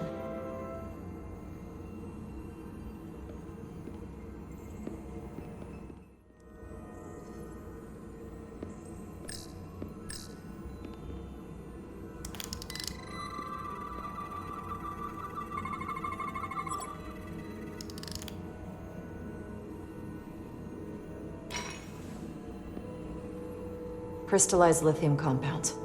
Its internal structure is extremely ordered. In fact, the states of these crystals on a subatomic level suggests a storage device of some kind. Energy levels are both stable and ordered, like information. Some of them appear to be depleted. What kind of information would you deplete?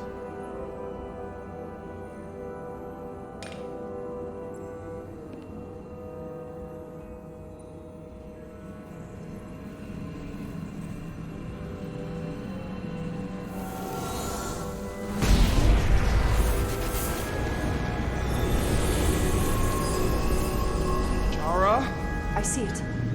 What's happening? Someone turned it on. There's no one here.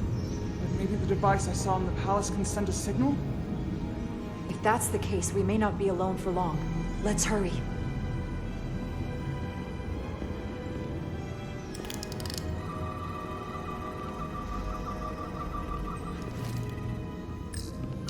I can feel the power coming off it. I've never seen this kind of energy before. I'll need to record this with my tricorder.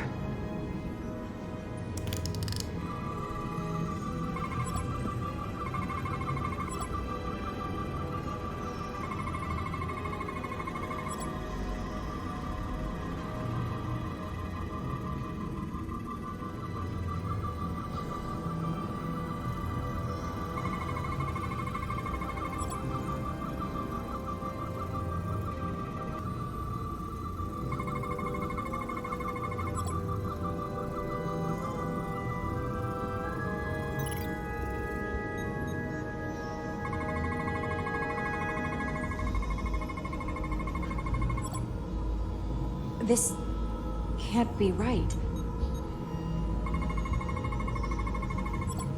It's putting out almost 50 zettajoules of energy. I assume that's a lot? Enough to power this entire quadrant. This amount of power, the kind of radiation it's putting out, it's the cause of the storm. The warp disrupting beam, all of it.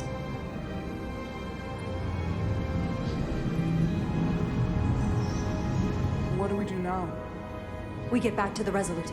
They have to know about this. Come on, let's...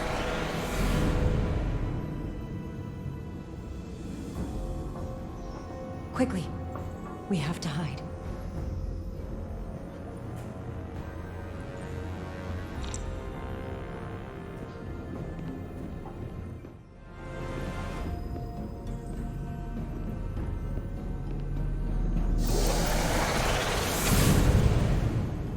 This is outrageous! I demand you let me go! No need to complain. You're about to receive a gift beyond your wildest imagination.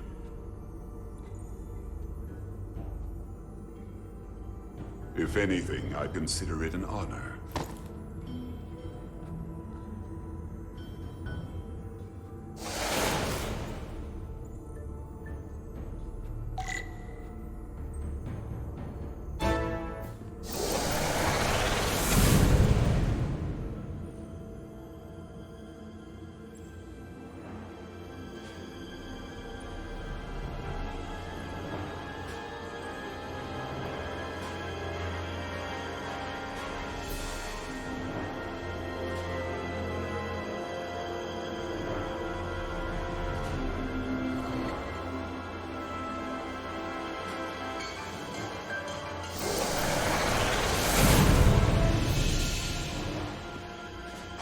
What is that? What are you doing? You'll see soon enough. I can influence the course of the negotiations. I can make sure the Hotari get the better end of the bargain. So can I.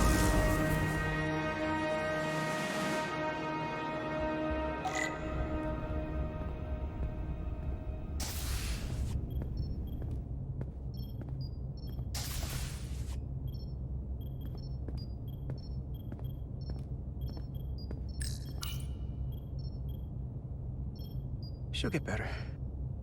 She has to.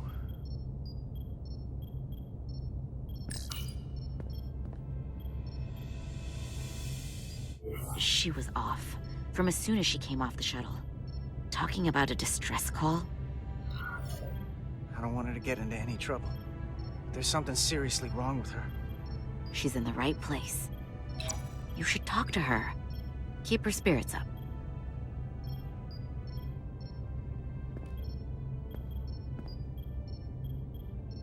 And to think, yesterday I couldn't wait to get back on the Resolute.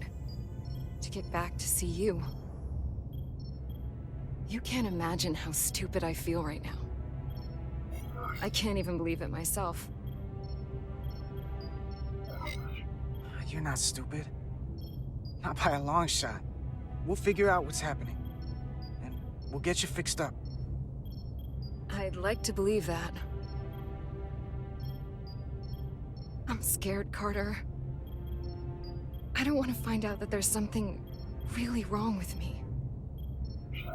Something they can't fix, or even explain. I'm really scared. You're in good hands here. There's not a lot that Starfleet Medical doesn't have an answer for. I'm not so sure about that. They don't know everything.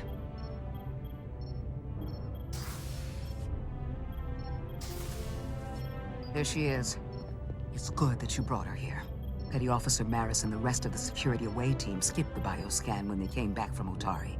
And they've been impossible to track down since. We don't know what kind of pathogens they might have picked up. Is that going to... Sit still. This will just take a moment. You're looking at me like I'm some kind of science experiment. Or a monster. It's kind of freaking me out. This is for your own good. Trust me. That's easy for you to say.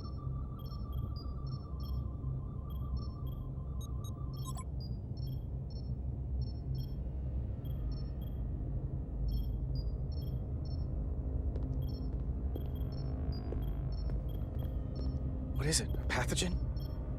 No. That's not Petty Officer Miranda Maris. I don't know who that is, but it's not Miranda. I know that sounds hyperbolic, but that's the simplest way to put it. What? Then who is it? I couldn't begin to say right now, but comparing the baseline readings I'm getting here with the DNA and brainwave records in Miranda's 15501, well, I'm seeing impossible variations. I guess you could call the process bioforming. This body is Miranda's, but her DNA is changing into something else. But what's more troubling is there appears to be another mind layered on top of her baseline brain scans. Miranda isn't in control. Someone else is. That explains a lot. But it's not the explanation I wanted to hear. So you know what's happening. Can it be reversed? Just because I can describe what I'm seeing, it doesn't mean I know how it's happening or can put a stop to it. There's a lot more we need to learn. I want to take some functional readings. Take this and get her talking while it scans her. I'm sure you don't want to speculate, Doc, but is there...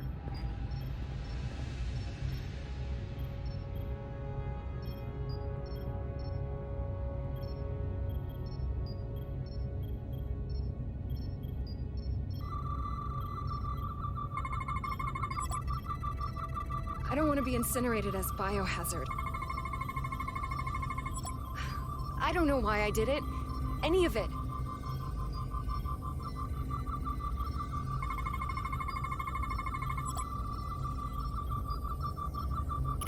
But it's like there's a voice in my head. It was telling me to go download the data. It told me not to let you stop me. And there was nothing I could do to say no. But I didn't want to. I swear. So this voice in your head, what else does it tell you? It's not like a conversation. It's hard to explain.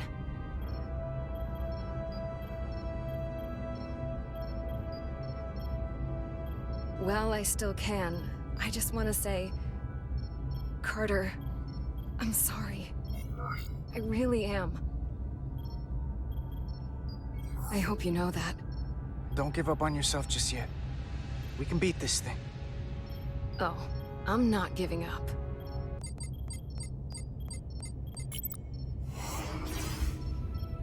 What the? Back off! Computer, erect a force field between biobeds 2 and 3.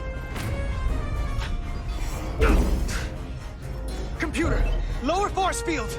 You do not have authorization. I just want to live. I have a right to exist. Miranda! We can help you! 1 sec. Go! I'm right behind you.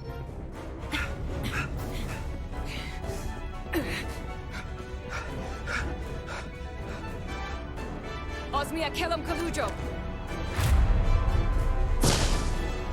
Witches I go notice texta. What the hell are they saying? It's not in the universal translator.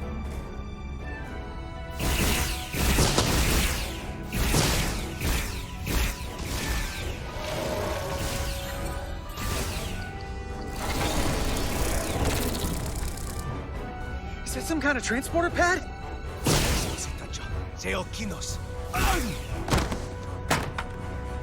The drive!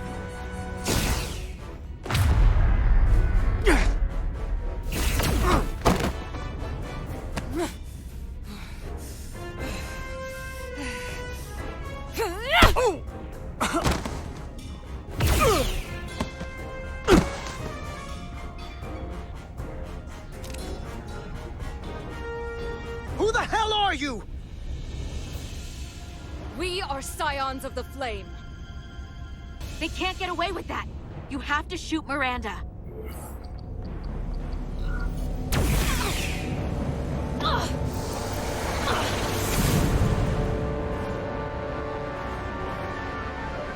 Scions of the Flame? I don't like the sound of that.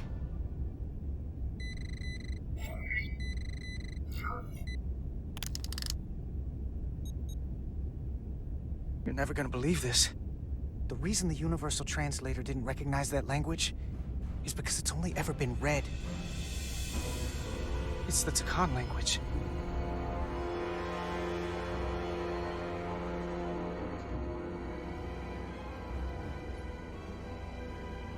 Get your filthy Hotari hands off me! We'll burn your planet to the ground, animals! Wait. No.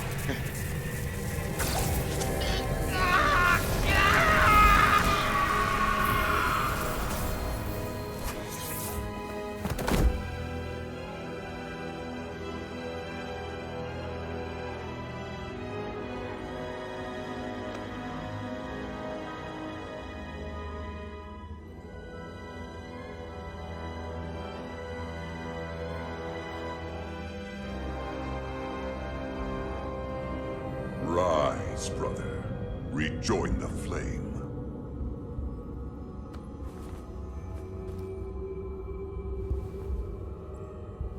This can only mean our time has come. I'm only sorry I couldn't find the more suitable host for you. All in good time.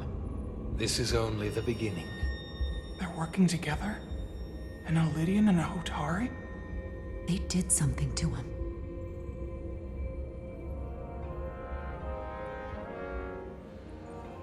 Secure the cartabula. Cartabula? It's the energy source.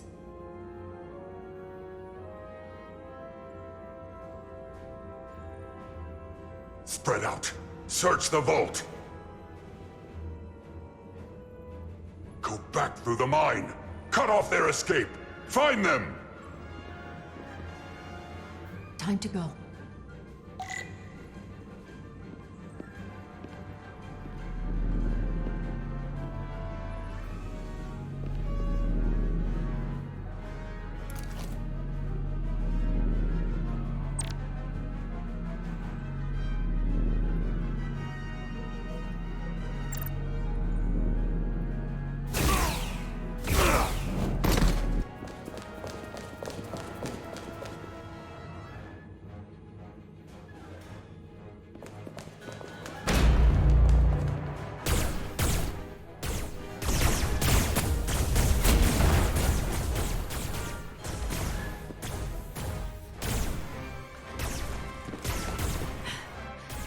We're trapped.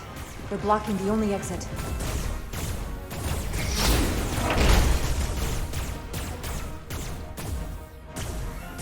Maybe not. Can you buy me some time? For what? This vehicle looks a lot tougher than that barrier.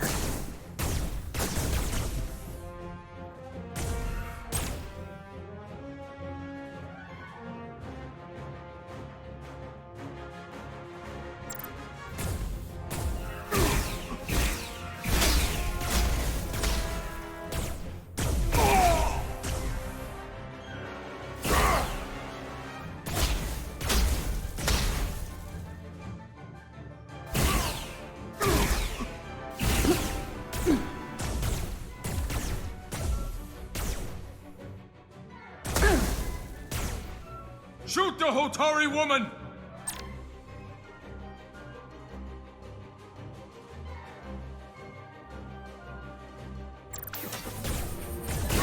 Quest is ours!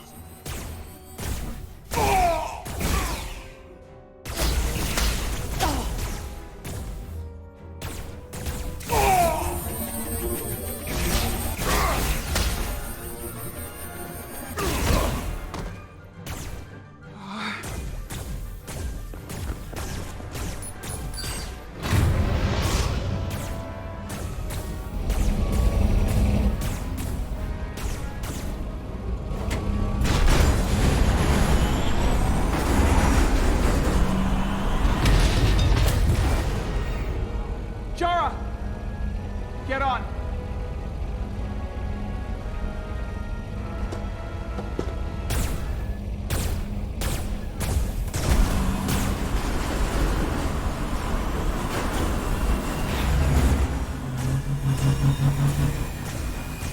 Hold on to something.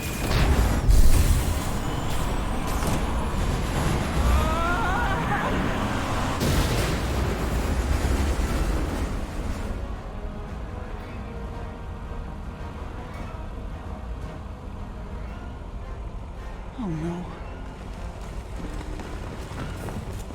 Don't stop. I'll handle them.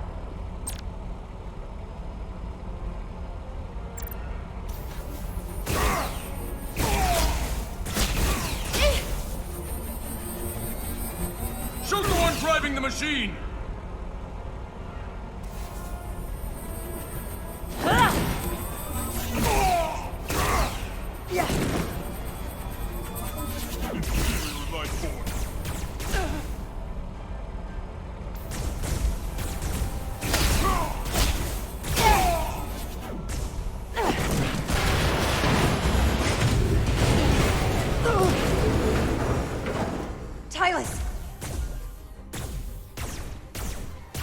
We're surrounded. I'll get it working. I just need some time.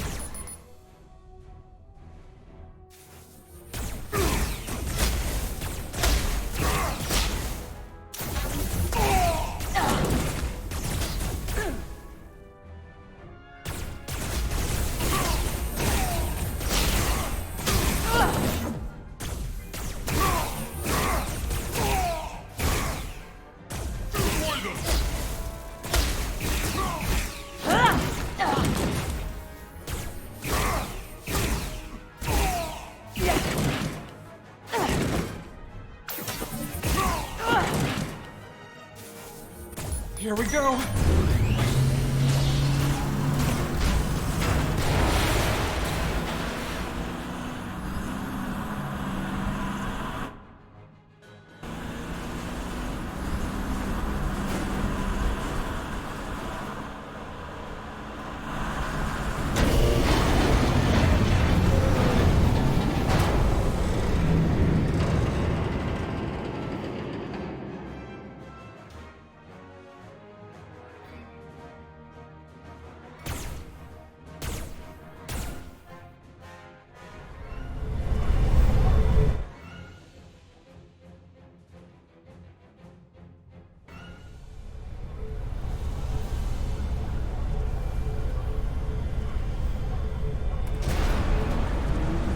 Lift! We're trapped. Resolute, 2 to beam up immediately. Resolute, come in. Jara!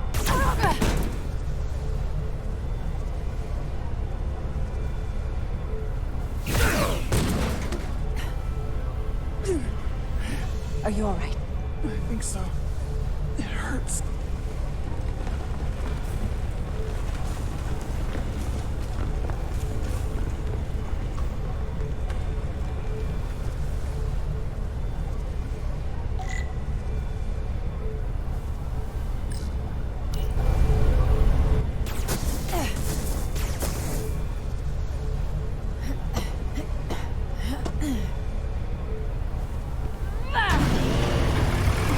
What are you doing? Hold on to me.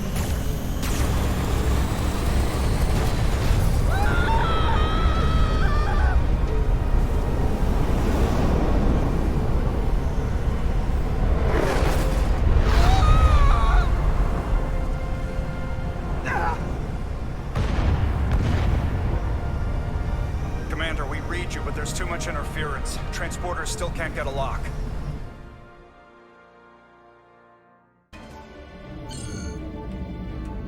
Miranda was able to transport through the storm. There has to be some path through that we're not seeing. Tetrametric radiation is saturating our sensors. There is too much interference to pick up the residual transporter signature. Wait. Tetrametric radiation. Of course. I can align the transporter with the tetrametric signature. The crystals emit tetrametric pulses every 3.8422 seconds, roughly 26 centihertz. All of this is connected. The storm, the warp-killing field, the crystals, Miranda's alien transporter tech.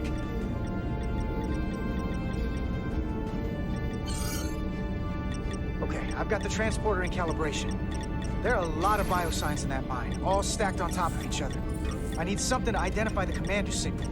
Something loud, energetic. Understood.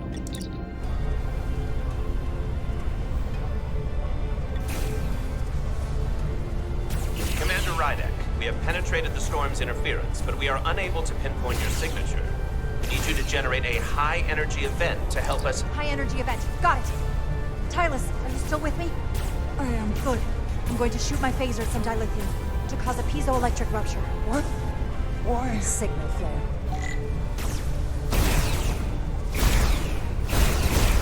These crystals have to be pure enough. Paper still. One moment.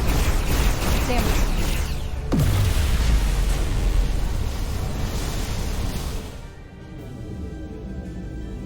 Whoa! Dilithium explosion. Is that energetic enough? More than enough. I can lock onto their biosigns now.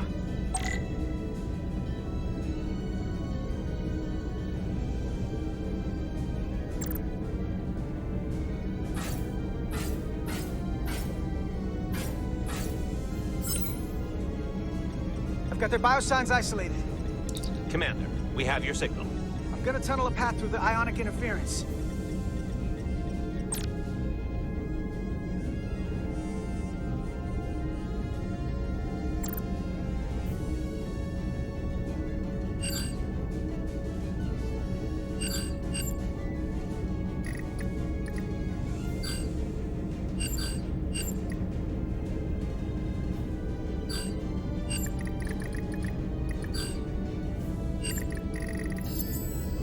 I've got a path. Just gotta calibrate the signal.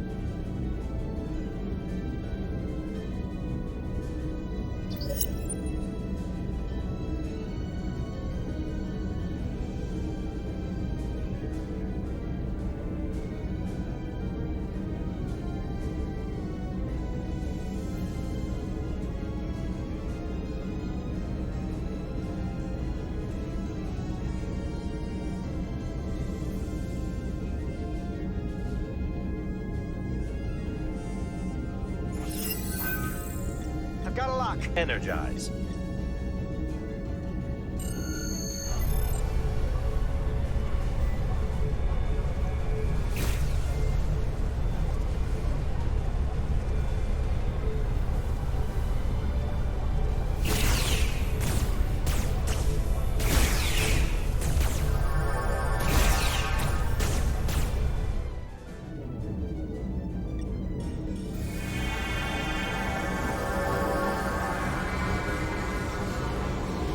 Petty Officer Diaz. We're losing her! The pattern is degrading. Can you hold the signal? I'm trying.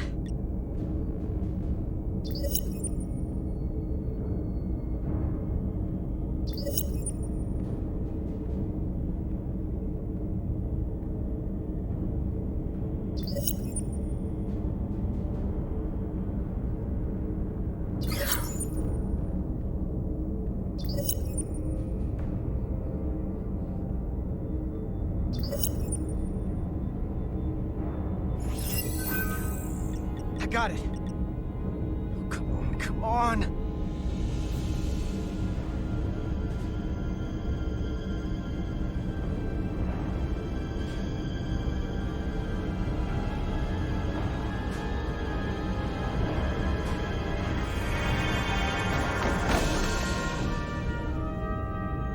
Yes!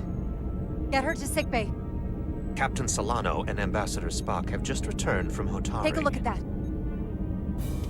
Rydick, I need you on the bridge, now.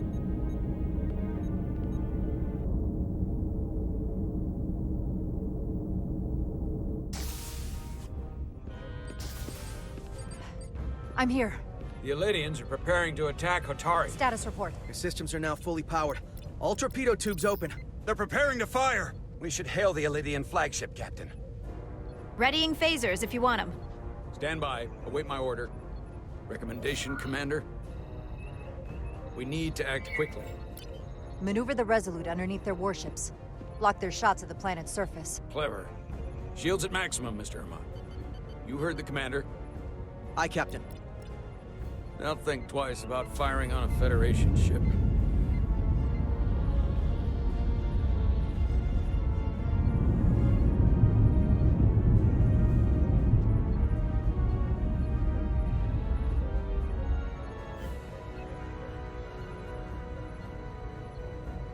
Lydians. They've powered down their weapons. Odd. You sure about that, Mr. Herman? They're venting some kind of gas from their ship. Hold on. Now all of their systems have shut down. That's unexpected. Commander Ermont, scan them again. We have to be sure. No mistaking it. They're dead in the water.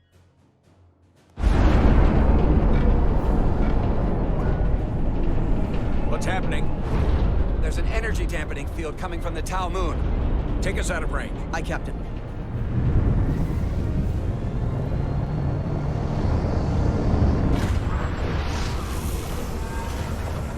Captain, flagship is hailing us. On screen.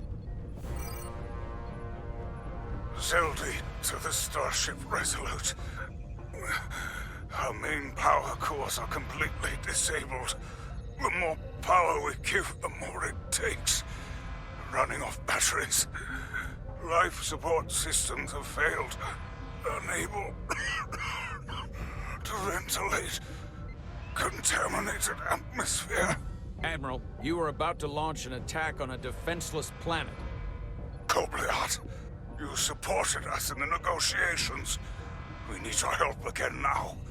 Please, I beg of you. You must render assistance. System failures are compounding around my ship. We'll help you. Yes, we will. Thank you.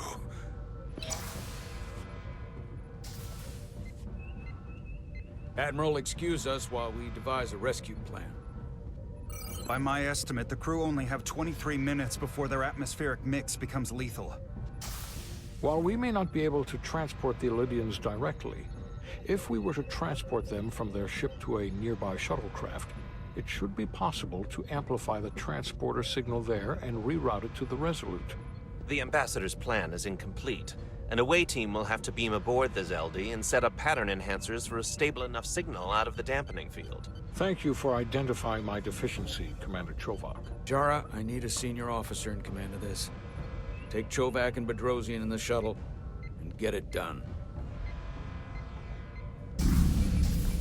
Petty Officers Diaz and Edsalar, you will be part of the rescue mission. As will I. We will bring the shuttle within transporter range of the Zeldi, then beam you both aboard. Beam us on board. Why? The pattern enhancers must be placed on the Zeldi to make it possible to beam the Illydians back to the Resolute. Gather the pattern enhancers, and get to the docking bay.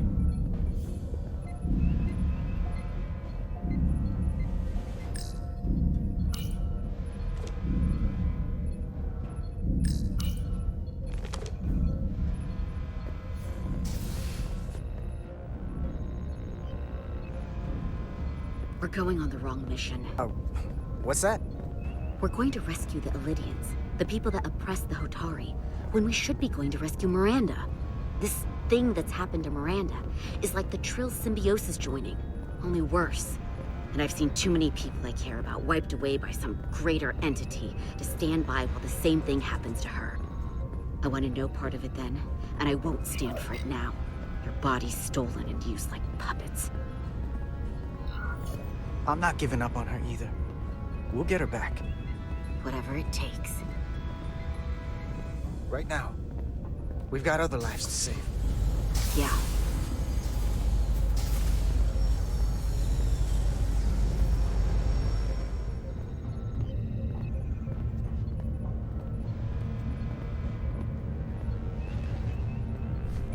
The away team is ready.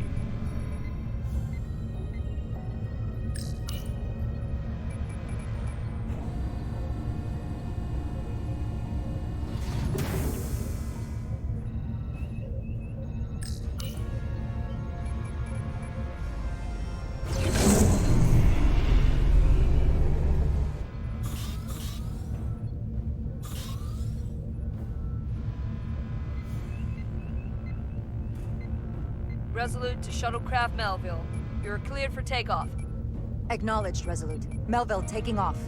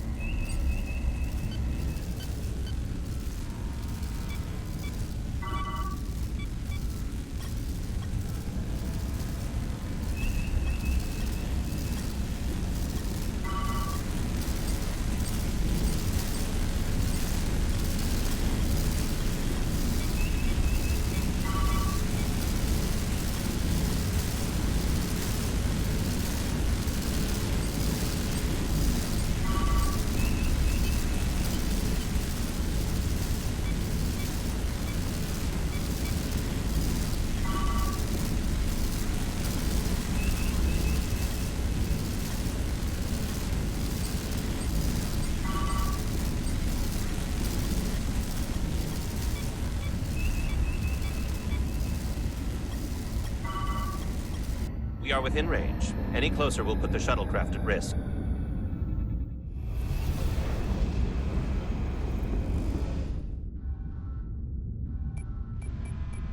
Preparing to transport the away team.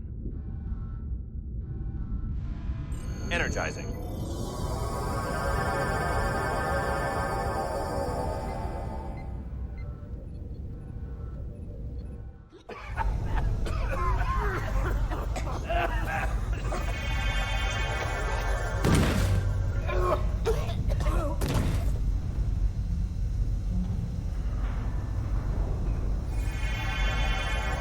Ship's life support.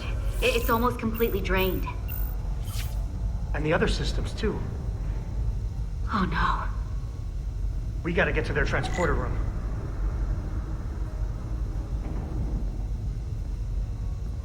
The atmosphere in here is turning to poison. All of these Illidians are going to die if we don't get them out of here.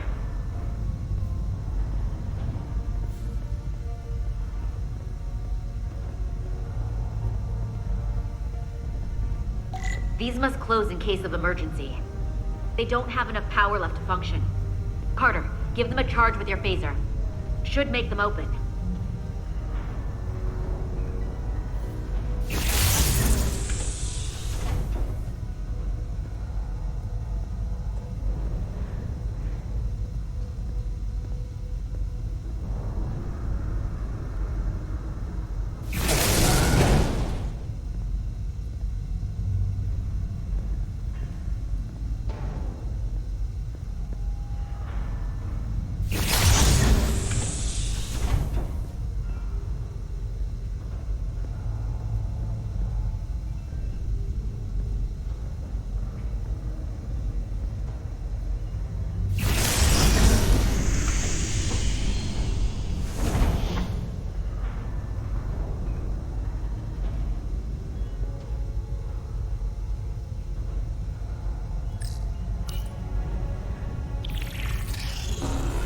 It's not working. No power's running through any of this. We gotta get him open manually. Stop! I am the ranking officer here. State your intentions. We are under siege. Explain yourselves. What does it look like? We're here to rescue you. And yet, you cannot even open a door. Whoa there.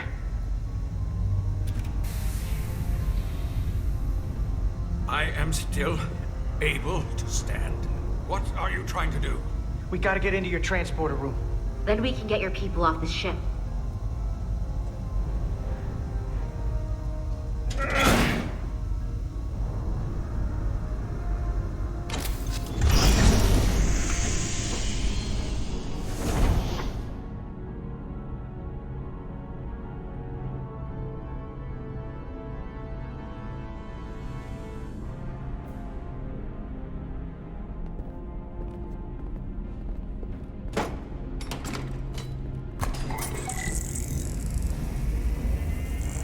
Make sure they're evenly spaced. We need to manually adjust beam trajectory so they connect. I got this one. You get the others.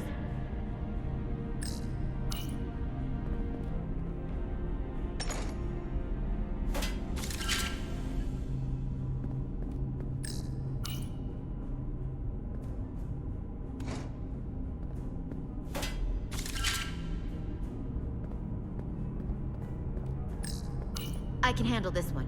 Make sure the others are lined up.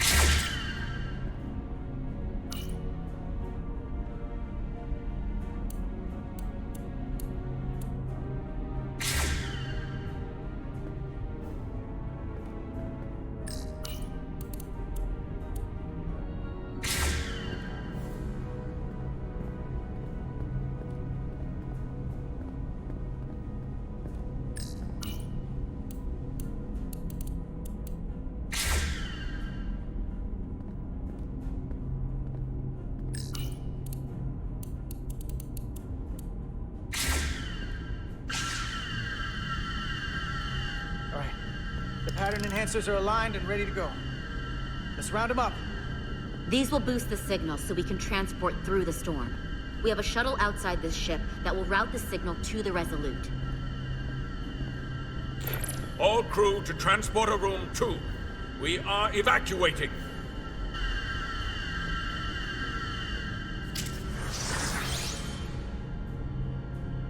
We're live.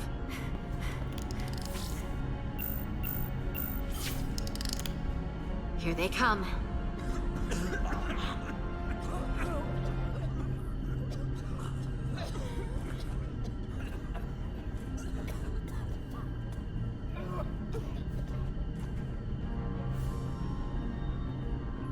Coordinates. Beam status. Energizing controls. Please step on the platform so we can evacuate you, Admiral. The crew goes first, Arminta. Sir. I mean it. You! Get on the platform already! Okay. The interface is in Ilidian, but the layout is the same as a Starfleet transporter. I just gotta do what I did before. Select the people to transport.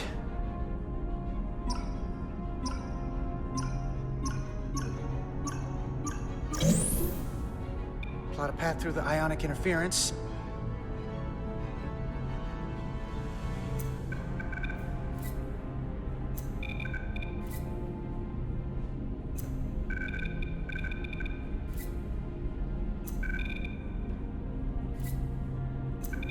Okay, just have to calibrate the signal gain to get the highest possible output.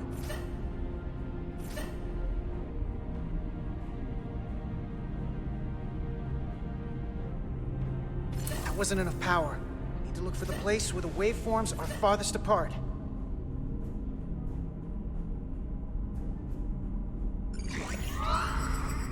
Even at this range, the interference is too much. The system is suggesting better transport coordinates. DS the shuttle. You're sitting right in the thick of it. I'm sending you specific coordinates for a clear signal path.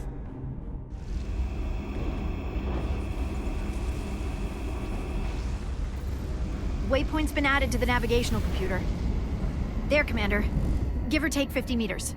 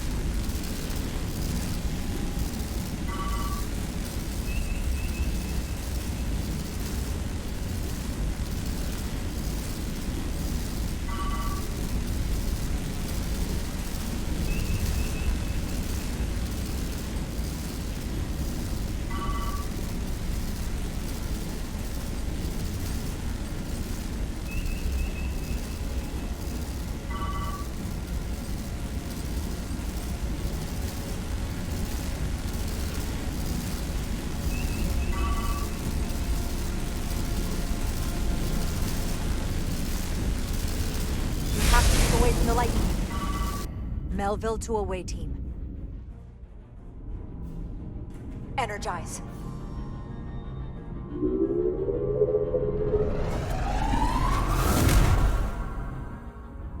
I have the first group of Ilidians in the pattern buffer. Redirecting and transmitting to the Resolute now.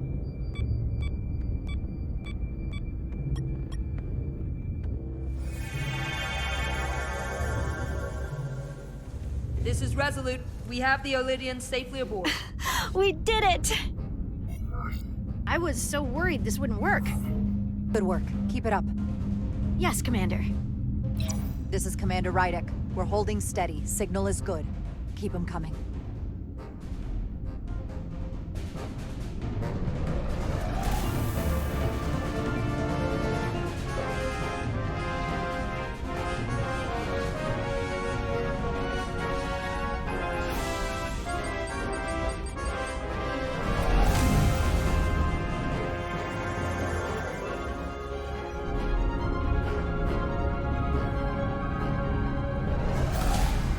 Admiral, you're next. I've made it clear. I only leave after those in my charge. Sir, I must insist you go so you can lead our people. I will see to any stragglers. Yes, that may be for the best.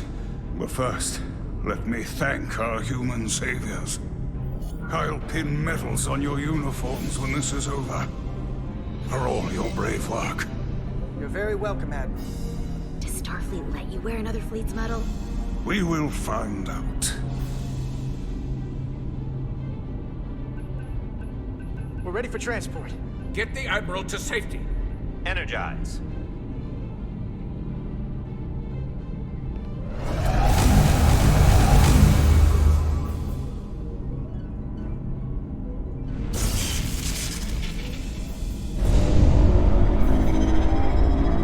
Massive power surge! Sending available power to the annular confinement beam.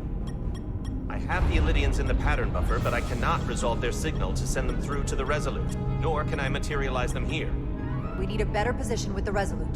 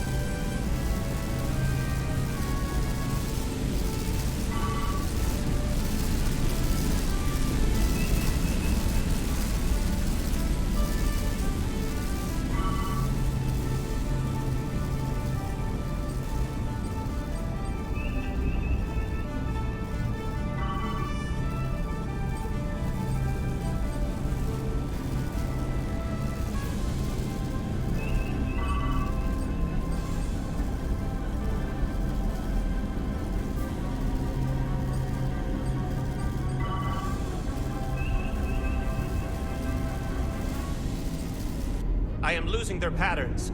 I need more power, but internal relays are not functioning. I'll do it manually. Do it! I am trying. I will lose the transport if I do not have more time. The signal is resolving. Please!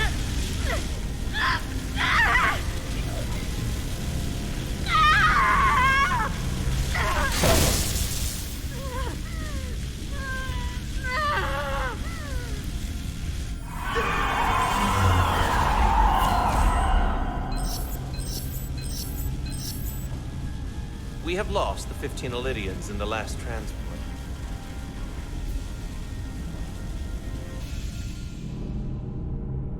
I regret to report that we have lost the last transport. My comrade. The Admiral. Unfortunately, our shuttle systems were damaged by the power surge. We can no longer serve as the transporter node. Carter, these readings are off the charts. The source of the storm is on this ship. That must have been the power surge. It came on board. You're right. It's a con energy source. They call it the Cartabula. It's here. Is that? The intruders are preparing to bring the Zeldi to war. And we're about to be stuck on it. There is an old Illidian saying about leaping off the hot skillet and falling to the flame below. Yeah, we got that one too.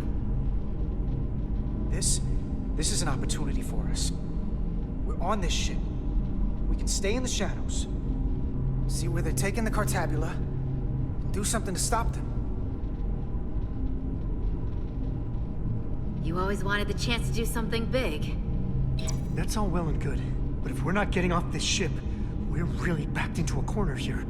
We can't get off this ship. But maybe I could target somewhere on the ship. We are reading the warp engines powering up. Yeah, we picked up on that. We do not have a way to evacuate you from the Zeldi. The shuttlecraft is too heavily damaged. That's all right, Commander. We have a plan of our own. We're gonna stay on this ship. That is very bold of you, Mr. Diaz. Live long and prosper. I hear voices down the corridor. It will be here soon. I'll guard the door. You just get us out of here, Diaz. Hey, Stretch. Help us with this map. Find somewhere as remote as you can. They're almost here.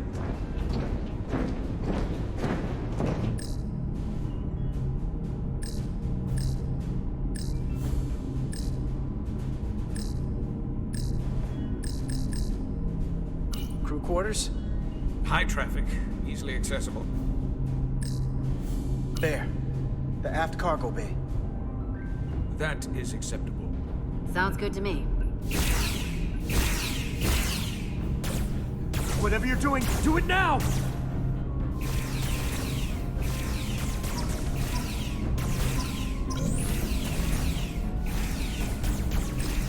We're locked in. Board to transport. Come on, Belle! Belle!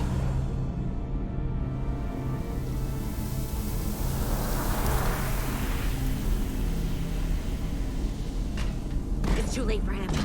Carter! 3 to transport.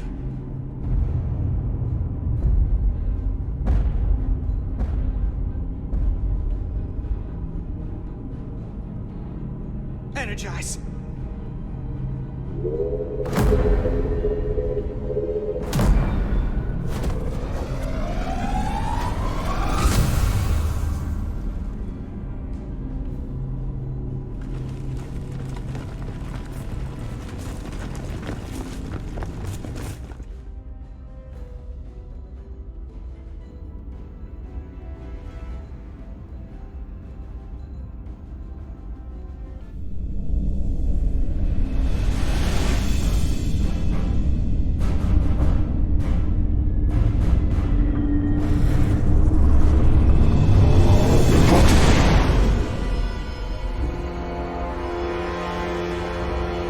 Zeldi does not appear to have left any warp signature at all.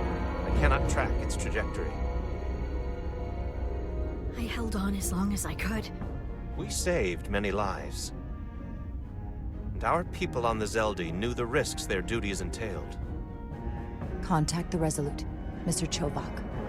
Have them bring us back. Yes, Commander.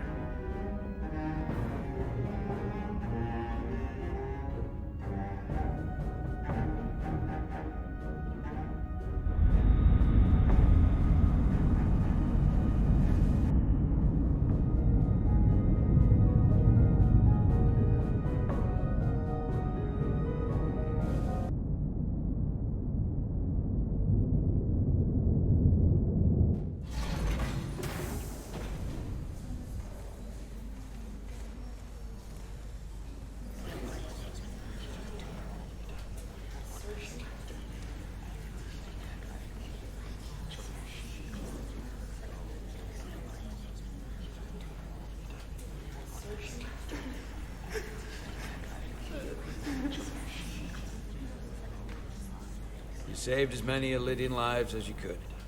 And more importantly, you looked after your crew. That's what counts. You have to look out for your own, first and foremost. In the heat of the moment, I just couldn't risk losing Lieutenant Bedrosian. I understand. Not an easy decision. We'd be lost without a tactical officer. Especially now. Unfortunately, the Admiral was among those who didn't make it. I'm sure it's a huge blow to the Elydians. I hope they don't blame us. We suffered our own losses as well.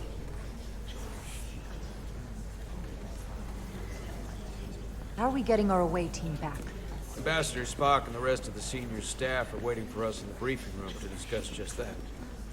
I wanted a chance for you and I to speak first, given the circumstances. While protocol might suggest we alert Starfleet about our situation, missing crew, the data breach, possible threat from the Hatari, or Khan, I think we're better off keeping this to ourselves, under our control. You know what's at stake for me here, and what is at stake for you, too. I can't afford another mission gone wrong. and I'm really counting on your support. I don't want to raise a false alarm just yet. And I have every confidence we can wrap this up before it gets any worse than it already is. I'll follow your lead. We can keep this under wraps for now. Always nice to know you have my back. One of the primary reasons I brought you on board. I made the right decision. Let's just get this resolved and behind us. And the sooner the better. I couldn't agree more. And we will. We're ready in the briefing room, Captain. On our way. Is there any update on our efforts to trace the Zeldy's warp signature? Unfortunately, no. Somehow they were able to mask the signature and block our ability to track their trajectory. I'm also concerned about what went with them. A Taconian energy source. Sidron referred to it as the Cartabula. Yes, I've been analyzing your tricorder scans. This Cartabula is more powerful than any energy source on record. It disabled our ability to warp and likely created the ion storm. Something that powerful in their hands? We have to find that ship. It could be anywhere by now. Literally anywhere. I have faith in our away team. They won't give up easily, and if they can somehow manage to stay alive, then maybe they could get word to us about their location. That'd be a hell of a lucky break. Right now, we need all the luck we can get. The Takan also compromised our systems when Petty Officer Maris stole data from our computer core. We're assessing what was lost as we speak. It's just too soon to say exactly what they had access to. Starfleet needs to know about this. We're not contacting Starfleet until we fully understand the situation. There are too many unknowns. They stole our data. That's reason enough to warn Starfleet. But the captain does have a point. It might be better to wait until we know more. I would have to agree with the captain. There's no point causing undue panic based purely on speculation. We need to know more before we go off half-cocked sounding the alarm. I want to speak with the Hotari and get to the bottom of this before we get Starfleet involved. I expect we'll meet resistance. The Hotari think we violated our neutrality by entering their minds. Assuming the negotiations are off, we no longer have an official role here. We still have a responsibility to the Hotari and the Elydians. The Takan are a threat to both their civilizations. No. They're a threat to us all. The device Commander Rydek found in the Taconian Vault is an advanced delivery mechanism for a complex biogenetic transformation process. Meaning what, exactly? Not only are they bioforming innocent hosts, transforming them into Takan, they're taking the DNA and engrammatic data of a specific Taconian and displacing that of its host. It's a hostile takeover on a cellular level, bringing individual Takan back to life, one by one. The bioforming process itself. From what I witnessed, it seemed to be almost instantaneous. This is strictly an educated guess at this point based on my research, but the transformation does appear to happen immediately. The Taconian seizes control of the host, and then the displacement begins. Petty Officer Maris called herself a scion of the Flame, but the computer had no information about it. She also shot the hell out of my ship as she escaped and nearly killed a few of our crew. So we know this about those scions. They're dangerous. The Takan have crossed a line. That much is certain. However, meeting with the Hotari could offer insight into their true intentions. Under the pretense of an apology for betraying their trust and trespassing on their territory. Given the options, this might be our best chance to find out more about what they have planned. I couldn't agree more. With the Cartabula gone, I can confirm we have regained warp capability and the use of our transporters. Excellent. Commander Ermot, see if we can arrange a meeting on Hotari as soon as possible. As Ambassador Spock suggested, under the pretense of an apology. Aye, Captain. Nice work, everyone.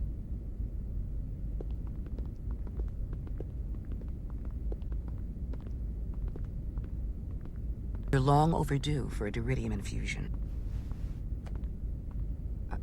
It looks like I am.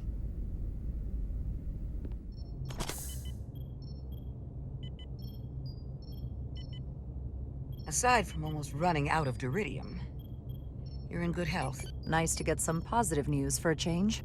You, I don't worry about. The captain, however... Go on. You see it, don't you? He's desperate. Withholding intel from Starfleet just to save his reputation. That's not normal behavior for a captain. And you encouraged him. Which was disappointing when you showed you were willing to defy the captain by reversing hull polarity back at Starbase. You've spent enough time with him now, seen enough of how he runs the ship. If there's something wrong, as the ship's doctor, I need to know. Don't sugarcoat it. You know I wouldn't. I think he's our captain, and I think this conversation is dangerously close to mutiny. The one who needs to decide how much danger we're in is you. I won't push it further. Jara. Monitor your duridium levels. I'll be right back. How's your wound? Like it was never there. I feel lucky you were there with me. Without you, I'd be, well... Thank you for saving my life. Even with the wonders of your technology, it wouldn't have mattered if you'd left me for dead. I should be thanking you. You took that disruptor shot for me. Without you, I might be the one in sickbay, or worse. Well, I couldn't just let you die. Not after all you did to help. I won't forget it.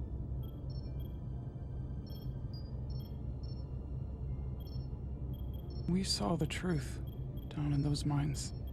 What Sidron and Galvin really are. Who they've become. The lengths they're willing to go to. What they did to that Lydian. It's hard to accept that everything I thought I knew, so much was a lie. The horror of that underneath our feet the entire time. It's always better to know. No matter how awful, the truth is better than living with a lie. I am coming around to that thinking as well. Commander Rydick, you're needed on the bridge at once. What is it? The Hotari have agreed to meet.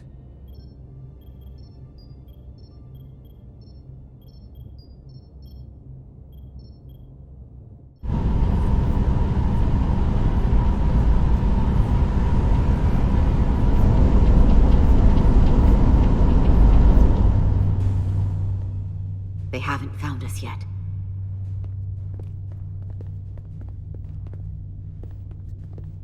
Can't just wait to be rescued. We have no idea when or if the Resolute is gonna catch up. But if we can get access to the Zeldi systems, we might be able to figure out what the Takan are up to. You got somewhere we could do that?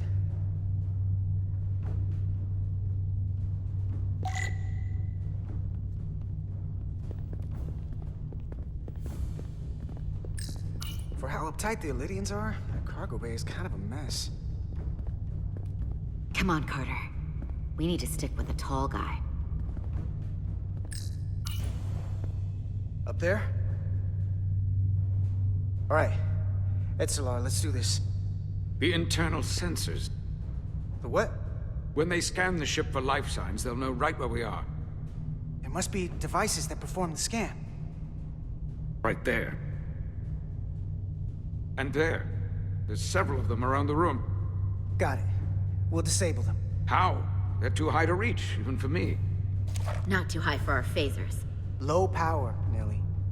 Let's not set off any fire alarms. I got the ones over here.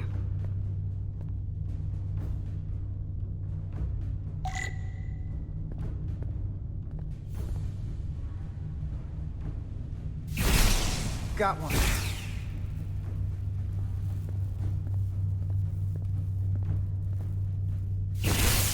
Another down.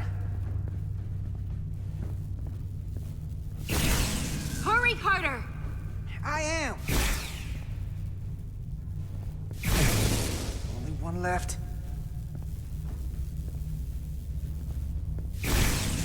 Here it comes.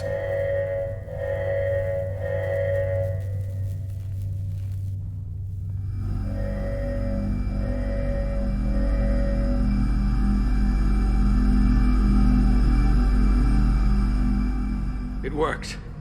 They won't be able to detect us. That buys us some time. Now that the Zeldi has its power again, I might be able to access some of the ship's systems from here. I'll take care not to give away our position. The Takan might not even know we're still on board this ship. Miranda only saw us transport away. She probably thinks we're back on the Resolute. Miranda. Don't give up on her yet, Carter. She had you in her sights, and she didn't shoot. That means the real Miranda is still in there. The Takan don't have her. Not completely, at least. She must still feel something. That is a reason to hold out hope. And a reason to remember the Takan haven't just hijacked this ship. They've hijacked every body they're in. I know she played us, used our sympathies, your relationship to break out of sickbay. But maybe there's a way to turn her back and Miranda could help us stop the Takan. Here, on the ship. Just because the Trill joining is permanent doesn't mean the Takan bioforming has to be. I've heard enough of your prattling on about your friend. You have to think like a soldier. She's our enemy now. She'll be dealt with like the rest of the Takan. My friend Miranda is not responsible for what she's doing. The Takan have taken control of her mind.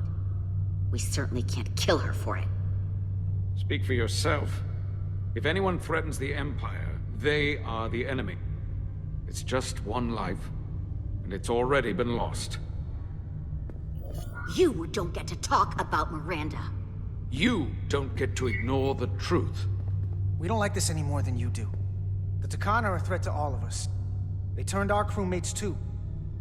Do you really think they're gonna stop there? All I know is that more of my people have been lost to the transformation than yours. Not to mention my admiral and the others who didn't survive your rescue attempt. Our losses are mounting. Yours are just beginning. We're stuck on this ship, same as you.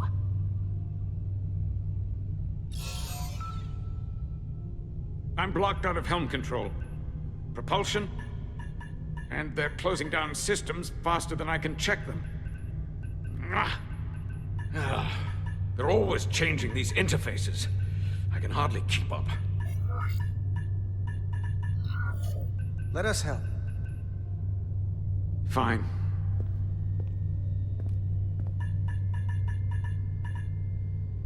They're using a senior officer's access code to lock down our systems from the bridge. The Takan must have turned someone in command. Here's something. I can see the course they have plotted in.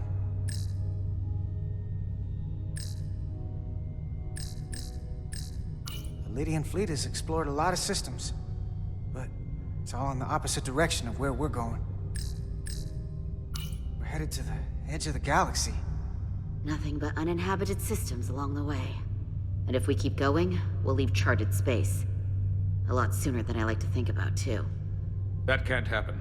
We need to take control and turn this ship around. Get back to the front lines of the battle for Elydia. We are on the front lines.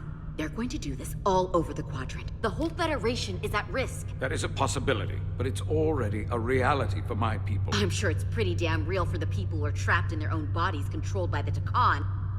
You can't just turn your back on them. I'll take this ship without you if I have to. And I'll bring it back to Elydia, or I'll destroy it. I won't let it stay in the hands of the enemy. Think strategically. We stand a better chance by working together. You're right to be angry, but it doesn't do any good to turn it on us. Fair enough. The most important thing is that we get control of this ship, so that we don't end up so far away that the Resolute can't ever catch up to us. And if we control the Zeldi, that also means they can't use that Cartabula thing.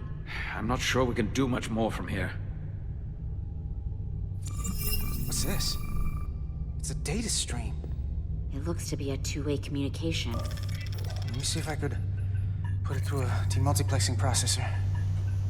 Can you get that clearer? I'm trying.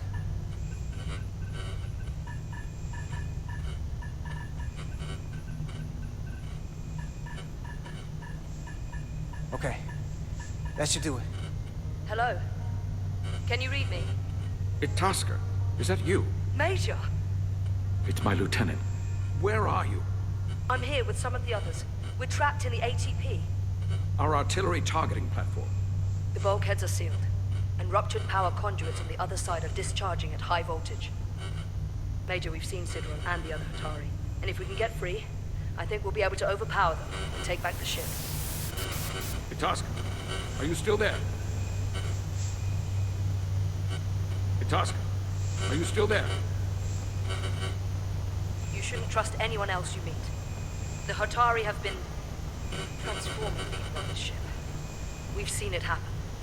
Bioforming. It's only a matter of time before any remaining crew are turned against us. You have to come and help us. I gotta ask, are you sure that's really your comrade? It's Itasca. You're going to have to trust me. I know Lieutenant Itasca well. That's her. Clear and not under duress beyond our current circumstances. I'm sure of it. Trust goes both ways. We trust you. You trust us. I'll go with that. Until you give me reason not to. That guy you stretch. We'll make it to you undetected, and we'll free you from the ATP. We'll be ready and waiting, sir. I may not know the computers very well, but I know every inch of this ship. I can get us there, safely, through the back routes.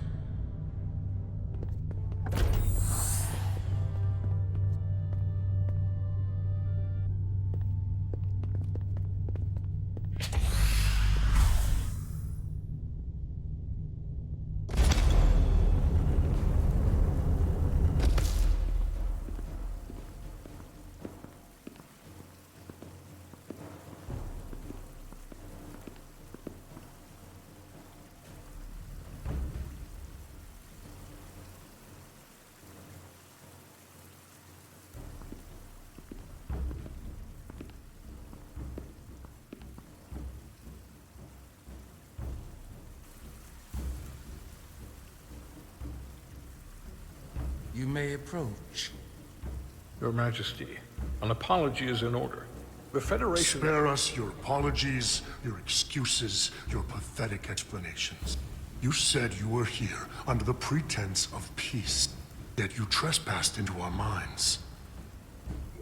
I should have known you were lying when you said the Hotari should have control of the mine. Just a ruse to conceal your true intentions. We knew you were hiding something. We had to find the truth. I hope you were satisfied with what you found. Your Majesty, if I may. Her actions nearly caused a war. I was addressing the Queen. Galvin speaks for the Hotari now. Fortunately, we were able to resolve this ourselves despite your interference. The Illidians have agreed the mines will remain under Hotari control. We now recognize the Hotari as the sole authority in this region. Your presence here is no longer necessary. So you can consider the matter resolved. That makes no sense. What did they do to you? They convinced us that this was the best deal we were going to get. I thank you for coming. But the sooner the Federation leaves, the better. The hell we will. Captain? What about my crew trapped aboard that ship? Or what you did to my security team? The data you stole? I want to make one thing clear. No one is to leave Hotari space without Federation approval. No one. You think you have that power, when in fact you have none. You came here under the presumption you would be the ultimate authority. That you would show up and render judgment in this petty dispute over precious resources between lesser people. But instead, your arrogance and self-interest was your undoing. Blinding you to the real power at work here. Something far beyond your feeble imagination. Enough of this nonsense. You're not fooling anyone. We know you're Takan.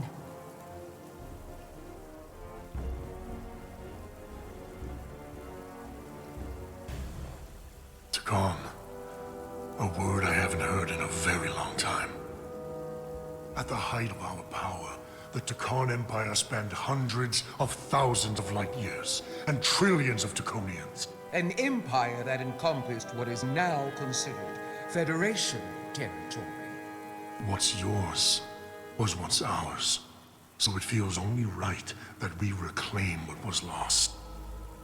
Everything you hold dear will be gone. The first of many painful losses to come.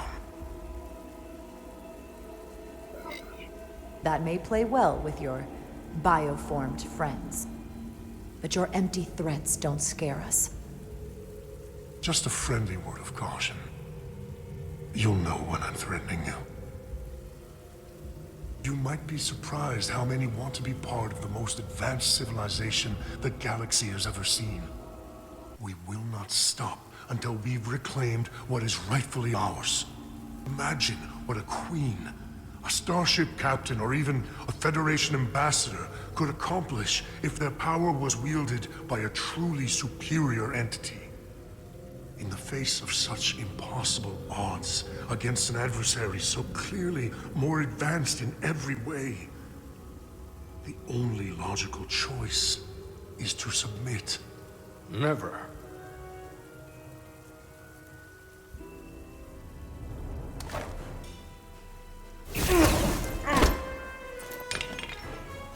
Seize them. Get us out of here, now! Ride it to Resolute. Beam us out.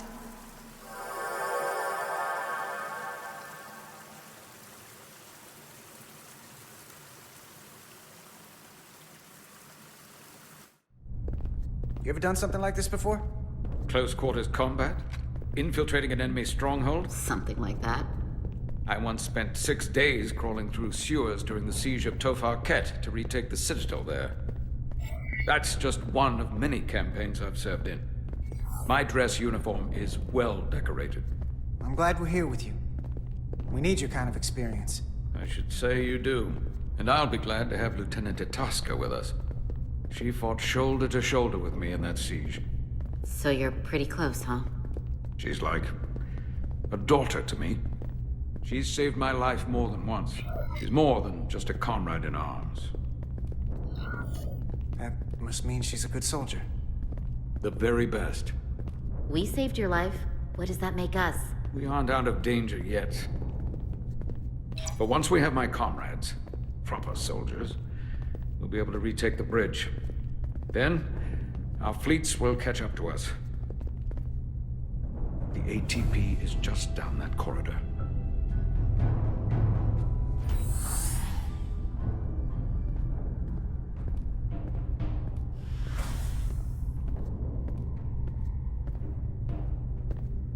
Is this the artillery platform? This is the power distribution for the forward armament cluster.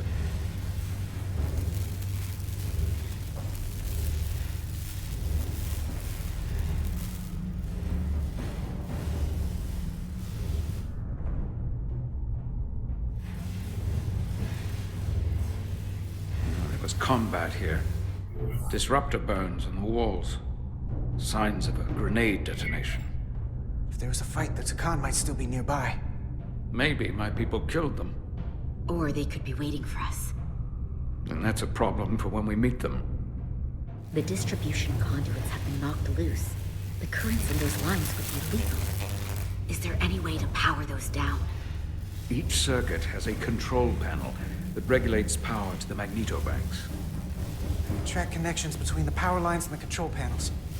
I should be able to clear a safe path to your crew. We'll get the door open here.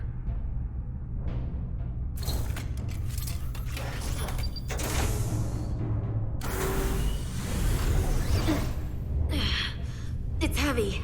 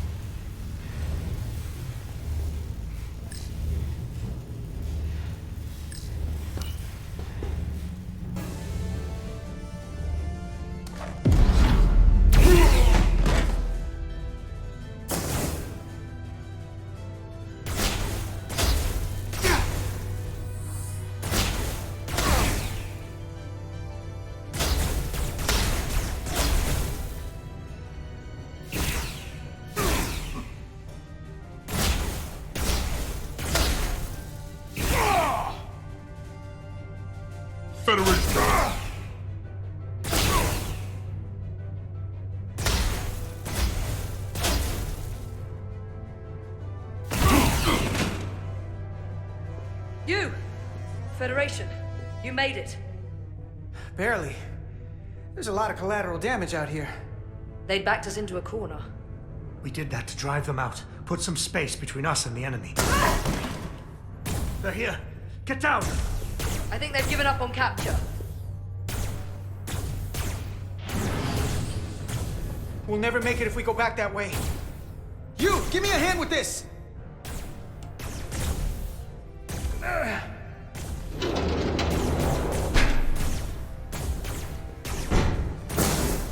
Go! Go! Behind us!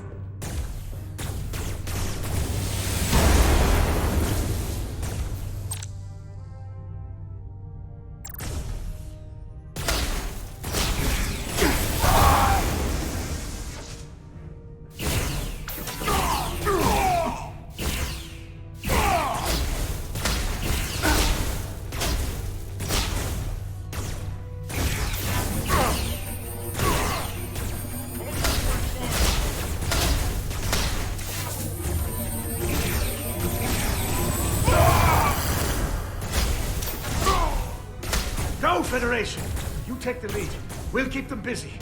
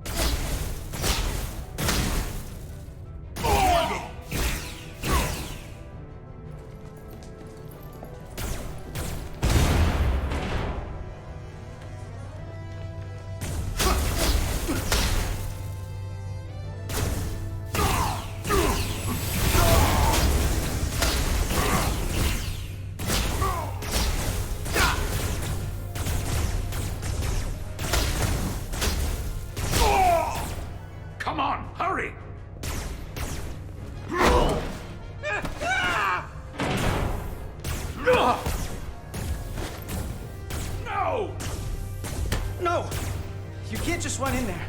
Must live to fight.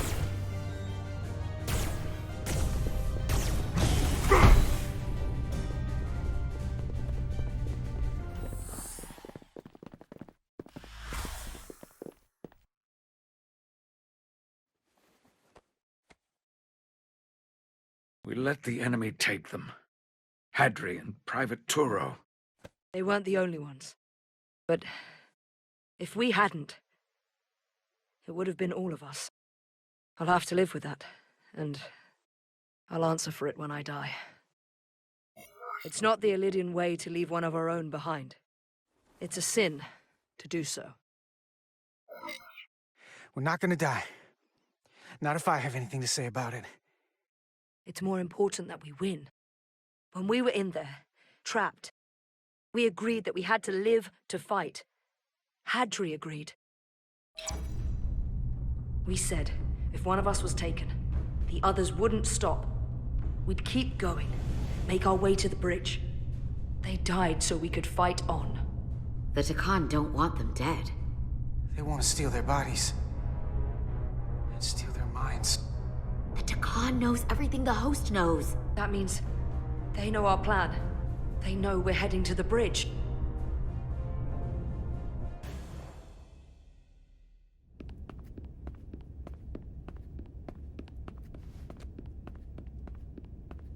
Tylus, you should be in sickbay. I'll finish this. I couldn't just lie there knowing the entire fate of Hotari hangs in the balance. How did it go? You look exhausted. I'll be honest. It was a total disaster. That can't be true. I heard a rumor that they'd made a deal, that the Elydians agreed to peace. After what we saw Sidron do to the diplomat in the mines, I could hardly believe there was hope, but then... Is that true?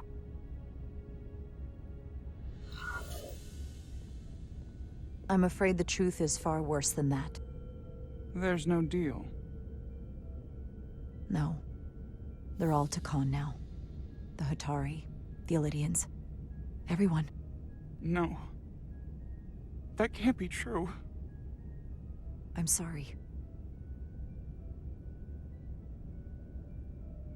Where will I go? I can't go back. I don't have a home anymore. Everything I've ever known is gone. You're always safe aboard this ship. And you're welcome to stay as long as you need. Thank you. The Federation stands with the Hatari. You don't have to doubt it for a second. Yellow alert. Commander Rydick, we need you on the bridge immediately.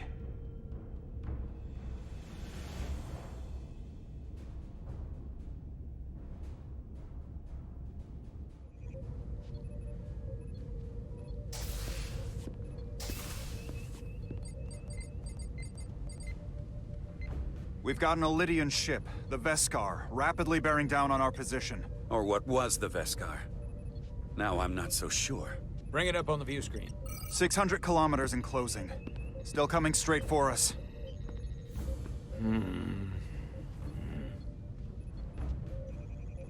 Commander?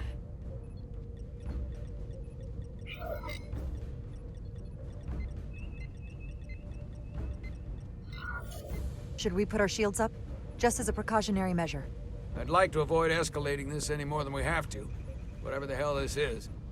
400 kilometers in closing. Shields up. Ready phasers. Shields up. Phasers ready. Incoming. Lock phasers and open fire. Heavy damage. But deflectors still at full power? That bypassed our shields entirely. That's impossible. God damn it, return fire. Everything we've got. Rydick, modulate the shield frequencies. See if you can get us any cover. Commander, I've got this. Just keep firing.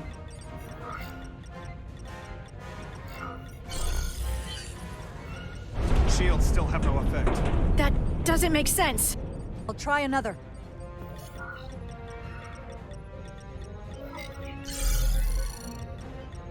There! We've got incoming! How do they keep matching our shield frequency? They couldn't. Unless... They've compromised our shield algorithms. They can bypass our shields at will. What? Captain! He's out cold!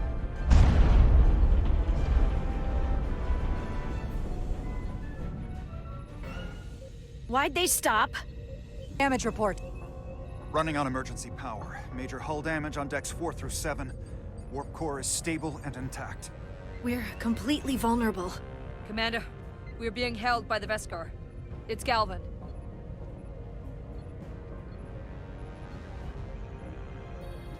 On screen.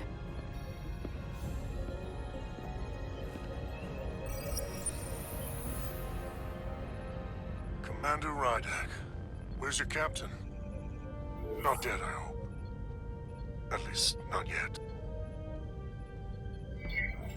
You're dealing with me. Is that a problem? One inferior life form is as good as another. I have to give you credit, Commander. You survived longer than I thought you would. But make no mistake, your shields are useless, your weapons ineffective, and there's nothing you can do. I could destroy you at any moment. But I'd rather hear your pleas for mercy first. Your existence is entirely in my hands, and I'm not in a forgiving mood. If you want to destroy us, then I invite you to do your worst. We'd rather die with honor than beg for your mercy. You may just get your wish. I've been thinking about what you said, Commander. I don't think you'll find my threat so empty now. Veskar's weapons are powering up.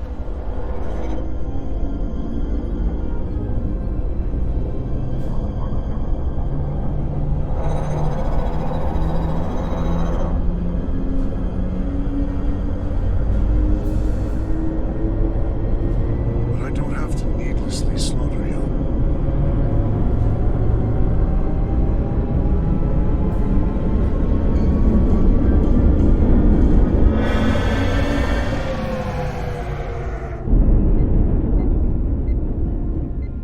So I've decided to let you live, despite your insolence. Tell your Federation that Takan are as merciful as they are powerful, that you were fortunate to escape with your lives. And one day you'll be the one begging us for mercy. I doubt that.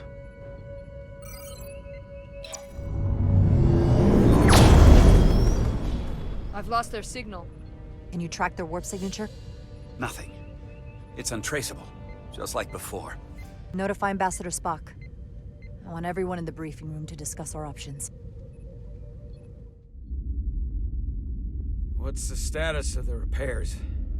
Hull breach should be patched up in a matter of hours. Impulse power is at 67%. Should be fully restored soon. Still no luck tracking Galvin's warp signature.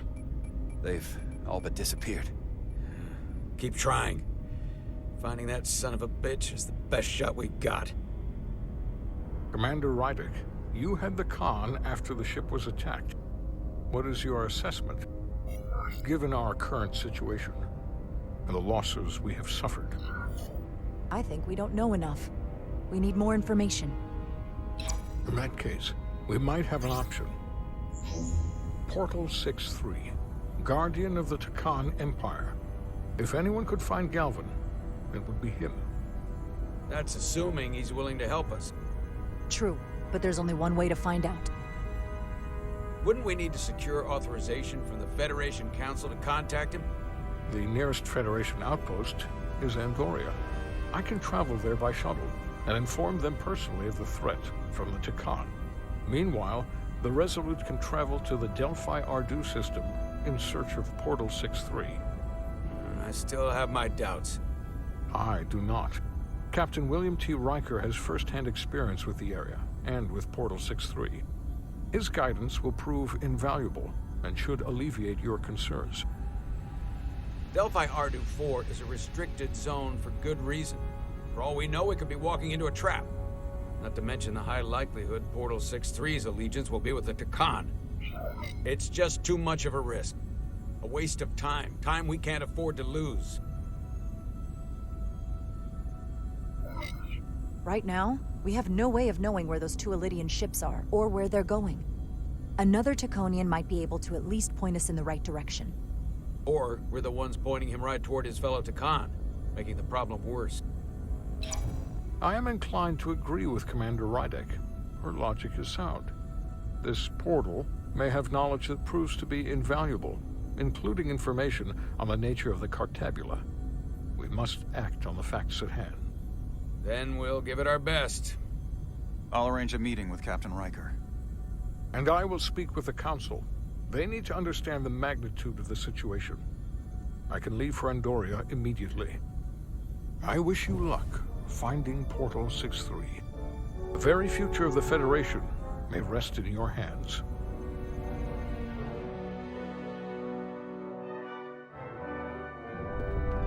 It takes a minimum of 8 crew on the bridge to run the ship. So we can expect at least that many hostiles. If they bioformed Hadri, they know we're coming. Which means everyone needs to be ready for... Take cover!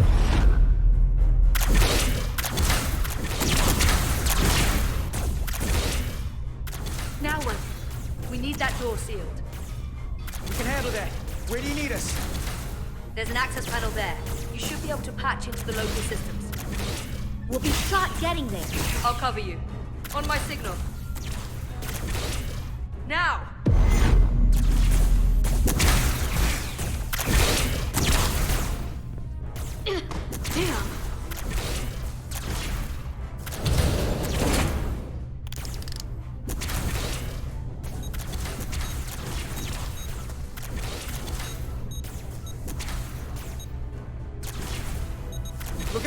garage doors.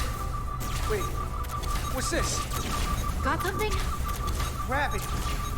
If I invert the artificial gravity inside the bridge, that'll throw anyone on the bridge right up into the ceiling. He'll never see it coming. Itasca, get ready to charge! Charge? Reversing gravity polarity. Now!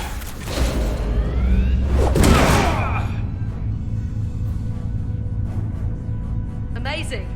Close in! How do we get them down?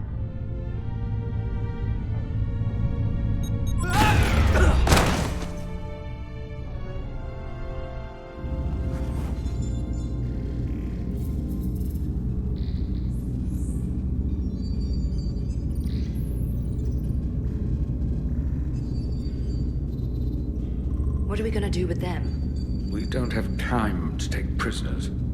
So you're just gonna shoot him? I haven't decided yet. It's not just up to you. I'm the ranking officer. And we're not in your army. It may not be convenient, but we don't kill enemies who've surrendered. Keeping prisoners is a luxury we don't have.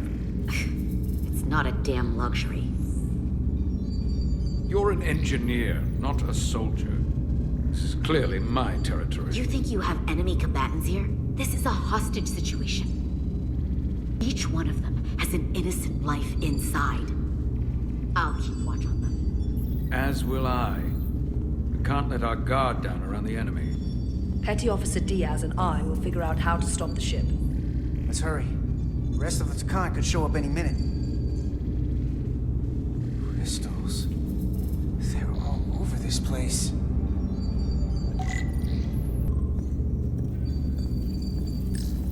Look here. It's navigational data. We saw that already. Headed to the edge of the galaxy. It's only a display. We couldn't use it to change course or alter speed.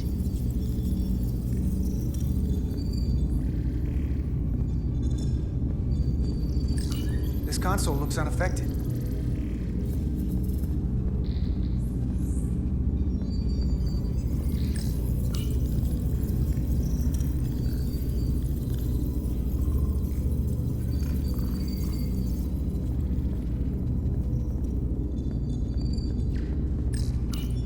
This out before we get wherever we're going.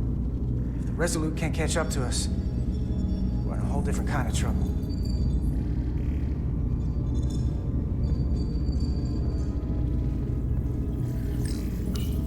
There are two interfaces on top of each other. This is not Lydian programming.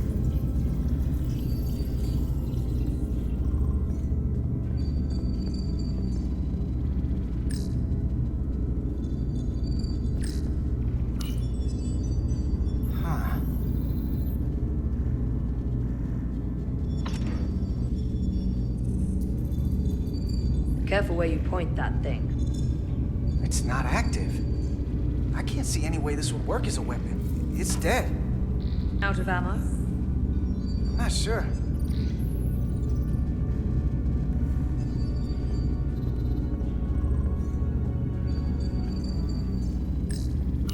Where's the captain? Captain Ostego did not survive the atmosphere poisoning. I'm sorry to hear that. He died defending the Empire. That's how he'd want it.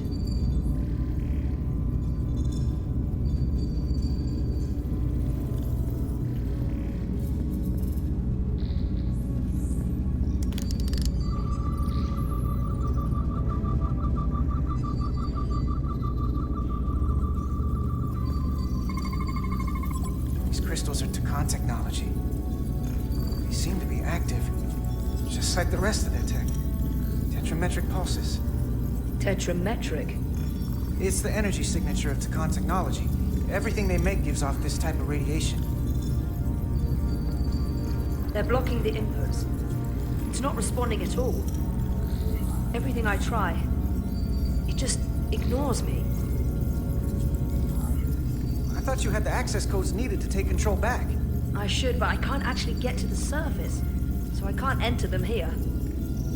Maybe there's somewhere else I can try.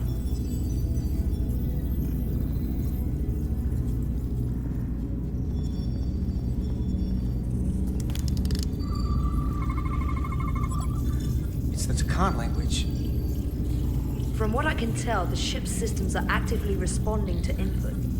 Which is the opposite of how most bridges work. They usually send commands, not receive them. It's from an intrusive program. This control station won't do us any good either. What have they done to this bridge?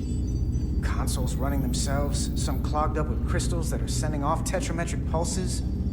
But none of this is sending signals outward. It's receiving. They're flying the ship from somewhere else. That should be impossible. But it explains why there's less than a full bridge crew. If they aren't flying the ship from the bridge, where are they controlling it from?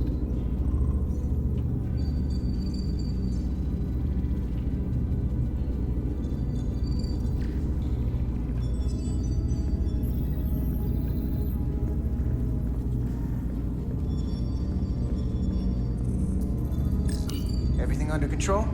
Yes. These Takan haven't made a move. Yet. And what you're doing is working. There's plenty more I can do. But it doesn't have to be that way. As long as they behave.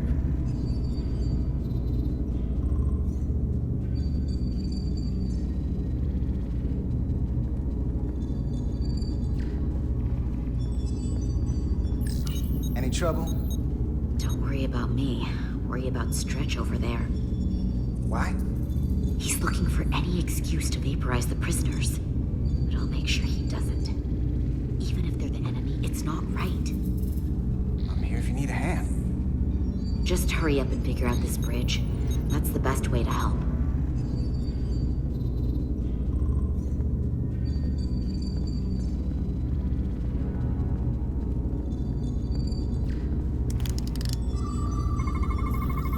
Engine's a red line, running at full power. But this main drive manifold is spiking way over nominal levels. Very dangerous. Even at 100% output, the warp cores wouldn't push this much plasma to the drive section. That much reactor output would drive us past the theoretical top speed of this ship. So how fast are we actually going?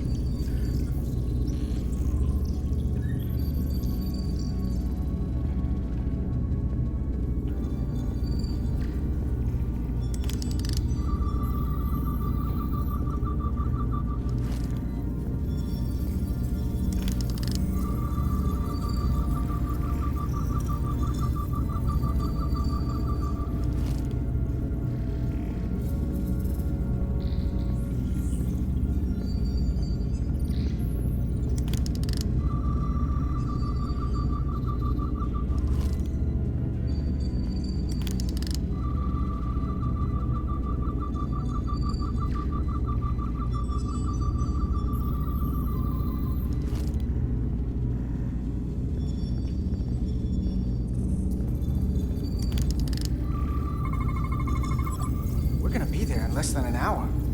We can't let that happen. Hold on, it would take days to go this distance with our fastest ship. We're traveling at a warp factor many times greater than this ship should even be capable of. Even with the engines pushed as hard as they are, they wouldn't produce this speed. Whether it's these crystals, or the power from the cartabula, the Takan have found a way to increase the engine output and top speed. We have to find a way to hit the brakes before we outrun anyone who could help us. We stop it, so they can't get this ship where they're going, and enact the next phase of their plan. That is, if they don't destroy us all first. I would have thought this ship would disintegrate going this speed. But somehow, that hasn't happened yet. So what is their endgame? They've transformed individuals, they've transformed this ship, in a way. How far will they go? As far as we let them. The technology certainly doesn't seem to have limits. I hate to think what the cartabula could do if it was plugged into something it was meant to power. That's everything. We got some answers. I don't like what they tell us, though. If we can learn nothing else, then what's left is to make these Takan talk. And if they don't, we'll dispose of them. Hey, that's not how we do this. That is enough from you.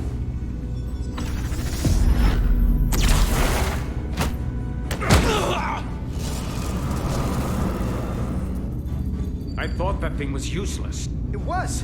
No power! Until he touched it. The weapons must be biocoded. Our technology will only work for one of our kind. I can assure you, this weapon works just fine for me. Slow down, Arminta. You can't control the ship with a disruptor. But I can use it to control you.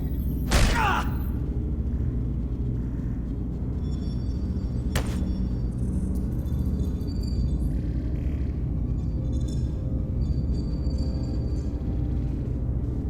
Let's talk.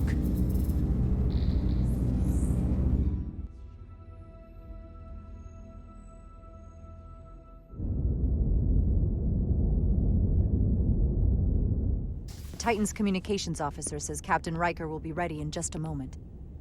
You need to see this. The report on the data breach. Damn. It's worse than I'd hoped. They didn't just compromise our shields. They stole the shield algorithms for all of Starfleet as well. Meaning every ship is potentially vulnerable to attack, making this so much worse than it already was. At the risk of stating the obvious, wouldn't changing the algorithms solve the problem? Yeah, I wish it was that simple. Unfortunately, it's an encrypted code that would take weeks to change, if not longer. I have Captain Riker for you. Let's not mention any of this shield business to Riker just yet. Put him through. Captain Riker, this is my first officer, Commander Jara Rydek. My pleasure. Sir. I wish we were all meeting under better circumstances. So do I, although you and I have actually met before. We have? I was a young lieutenant on the Potemkin. You were first officer on the Tuckerman. I piloted you and our science officer in a shuttle to survey quantum resonance in the planetary rings of Residius 6. Ah, yes. Now I remember. You know, he gave me some good advice that day about a very difficult job. Yours. Well, I'm not one to turn down some words of wisdom, sir. Then let me ask, as first officer on a starship, where does your responsibility lie, first and foremost? To the captain, the crew, or the ship itself? Oh, this old chestnut. I am curious to hear what she says, though. Ultimately, my responsibility is to the crew at large. The needs of the many. You have been hanging around Ambassador Spock. But the truth is, it's a trick question. Every situation is different, and there are no easy answers. And in some cases, it might not be any of those three. It could be the prime directive. Or the mission. Yes, so perhaps we should get to the matter at hand. When you were with the Enterprise, you encountered a Takan entity known as Portal 6-3.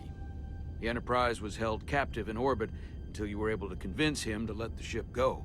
All of which is detailed in the mission report. What we want from you is what we can't get from the report.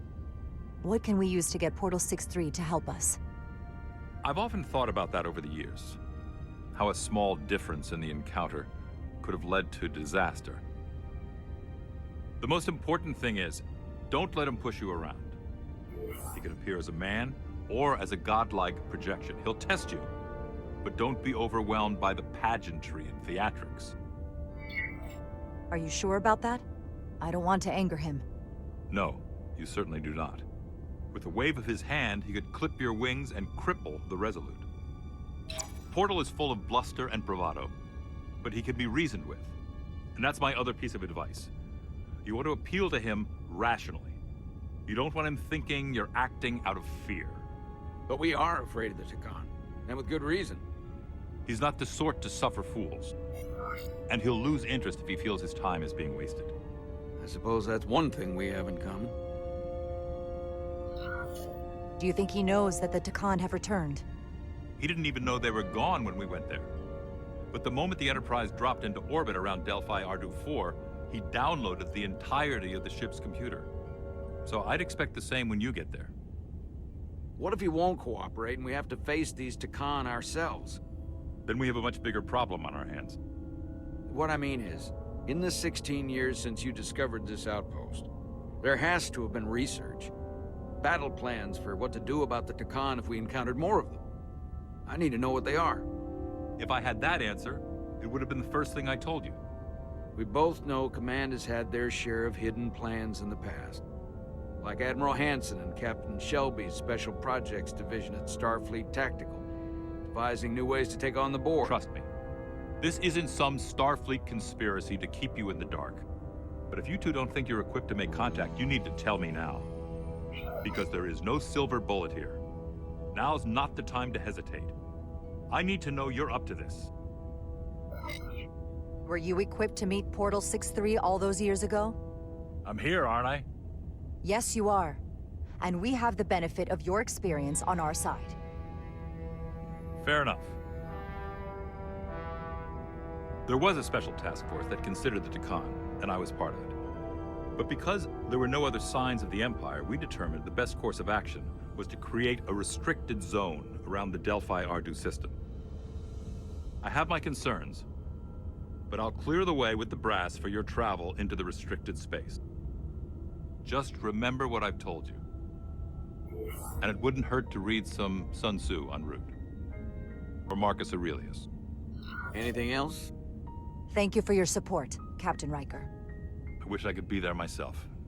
But my first officer would probably see to it that I stay on the bridge while they get all the excitement on the away mission. The burdens of command. Rest assured, the Federation is taking this threat very seriously. You won't be alone out there for too long. Thank you, Captain Riker. One more thing. Ambassador Spock said that Takan stole some data from your central computer. What's that all about? We're still assessing the extent of the breach. Nothing to report as of right now. That's it?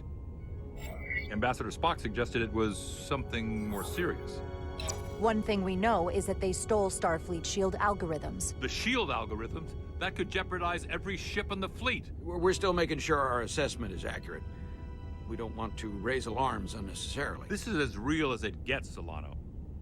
I have to talk to Starfleet Command now, so I think this conversation has come to an end. I really do hope you get Portal 6-3 and find those Takan before this gets out of control. Riker out. I specifically said I wanted to keep this under wraps. I thought we had an understanding. Now all of Starfleet will hear about this. I'm sorry, Captain, but I didn't feel comfortable lying to a superior officer. I have no problem telling Starfleet. I just didn't want Riker holding this over me. Now I have to think about the damage control of it all. You're dismissed.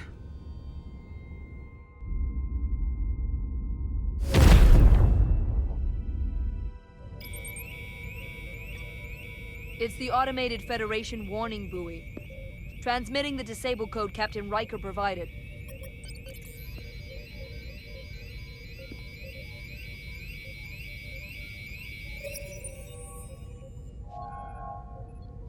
That was unpleasant. Commander Ermont, what are the conditions of our systems? All internal systems operational. Commander Westbrook, what are your scans of the planet? Nothing out of the ordinary.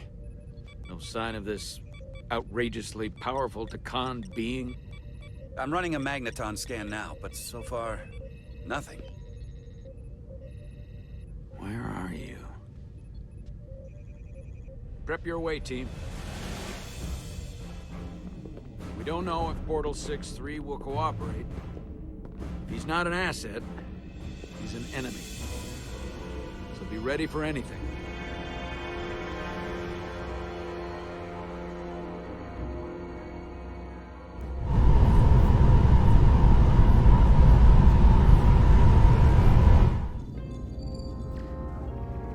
Prove you're worth keeping alive for a little while longer.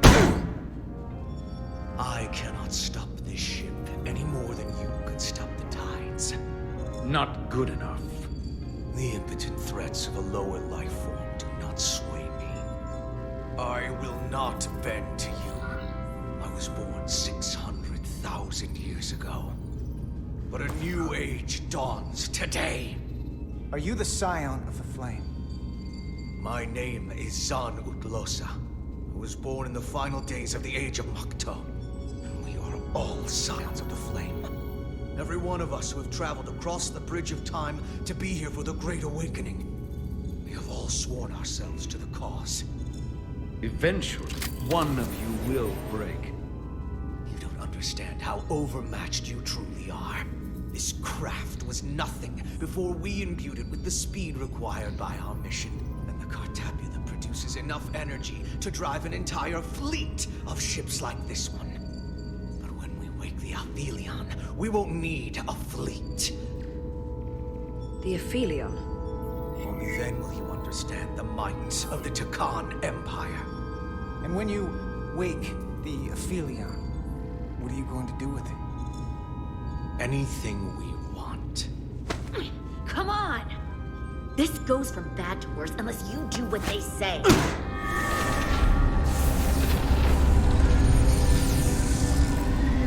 It's coming alive. You can't stop the ship. Then he will. Or we cut off his hands and use them ourselves. The moment I reduce speed or change our heading, the others will know. First, they'll just resume course from elsewhere. Trivial matter. And then, they will come here. For you, this is a dead end. But wouldn't you want that?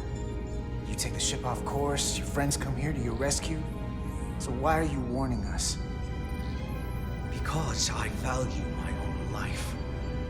When my fellow Scions come, and they will come, I expect you'll all act like the savages you are, and a battle will ensue. We've all died once. I don't intend to do so again. I won't touch those controls. If you want to get us killed, do it yourselves. You fear death.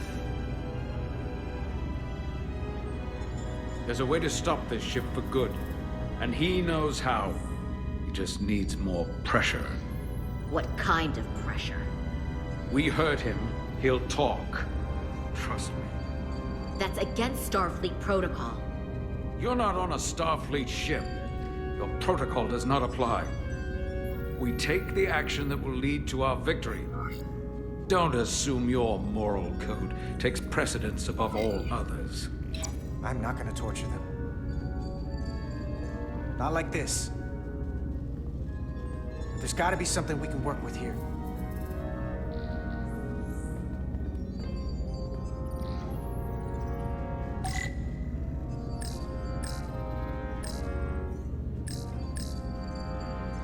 Engine status. Right. The warp cores are still practically redlined. Going this fast, it would be too dangerous to force a warp collapse by cracking one of the propulsion coils. That could rupture the hull, end up damaging the Cartabula in the process. And that risks tearing a hole in space. We can't have that. However they've supercharged the Zeldi, it still relies on existing systems. They just amplify the output? But the Takan have already interfaced with those systems. The controls will be no use. So we'd have to find a way to manually shut down the warp cores. Might not be a manual shutdown as much as it'll be sabotage. No one appears to be guarding it. I think I can get us there. But once we're in, do you really think you can cripple my ship? Not something I'd normally ask.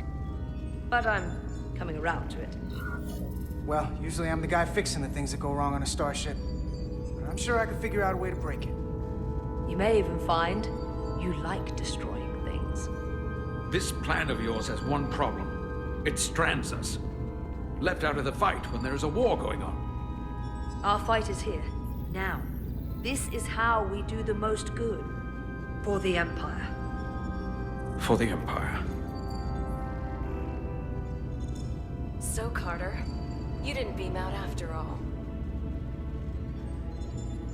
I thought you'd escaped when we boarded. I'd almost hoped you'd made it off. And Lily's there with you too, right?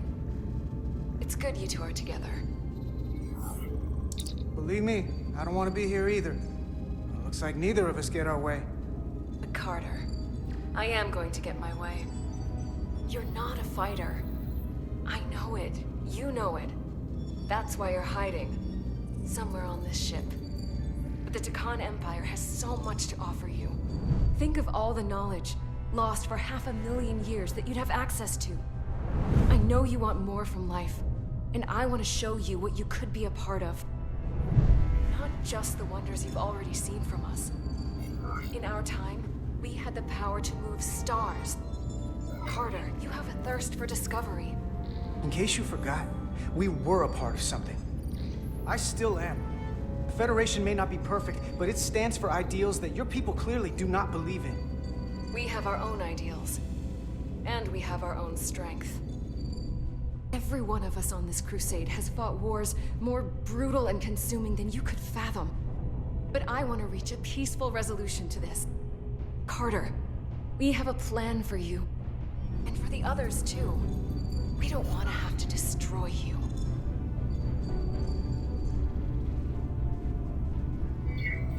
You think there's some sort of compromise to be had here? After all you've done?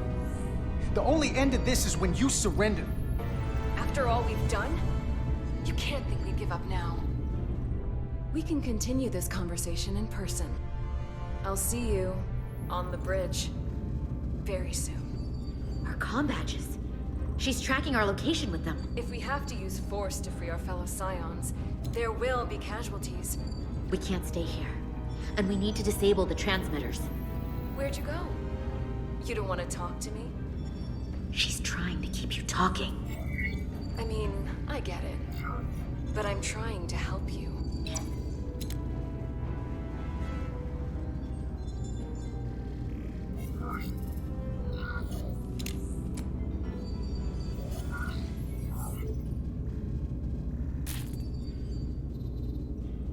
Got it.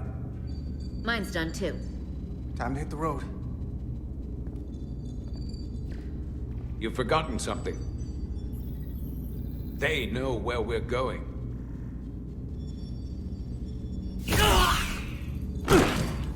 Set to stun. You're not going to shoot a guy who's unconscious, are you? You keep getting in my way. We've managed this far without doing it your way. We are hardly in control of this situation. You know what? You can argue on the way.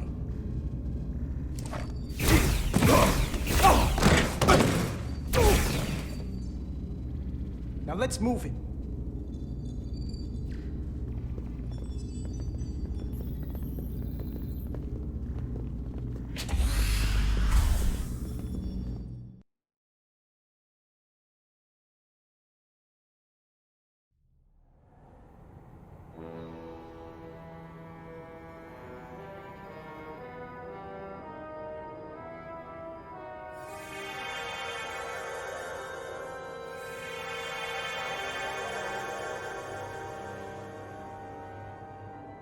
Our coordinates match the exact location where Riker met Portal 6-3.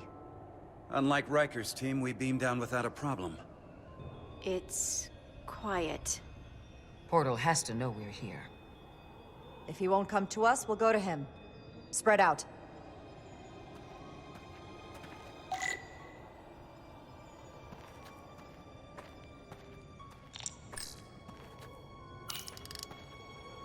Already gave it a scan. Dead. Whole planet feels like it's been turned to stone.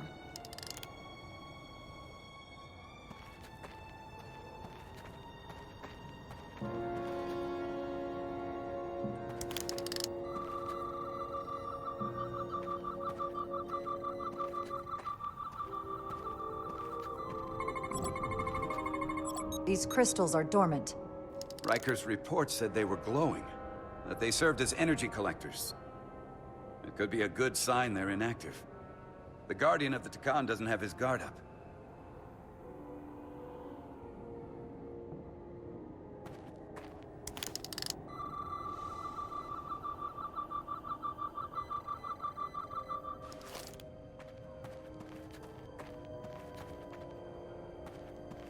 This is where Portal 6-3 projected his image. He was guarding this bridge. That has to mean something. We'll move forward when you're ready, Commander.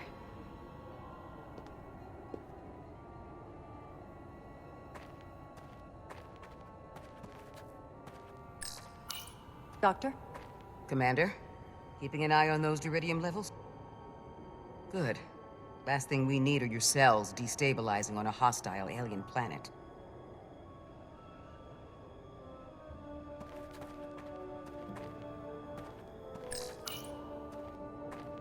Burn marks. The report mentioned phaser fire being redirected toward these strange crystals. It also mentioned Portal calling down lightning bolts. Better keep our guards up.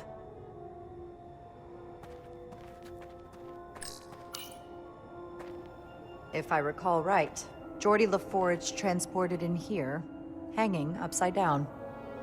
I guess we're lucky we were spared the indignity.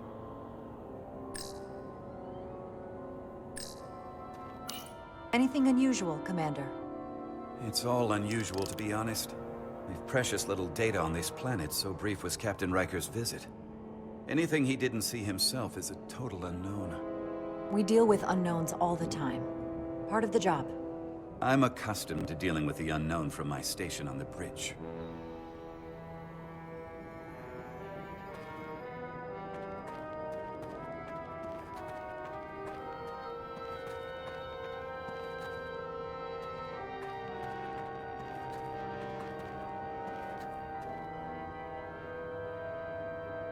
Portal 6-3! Anybody!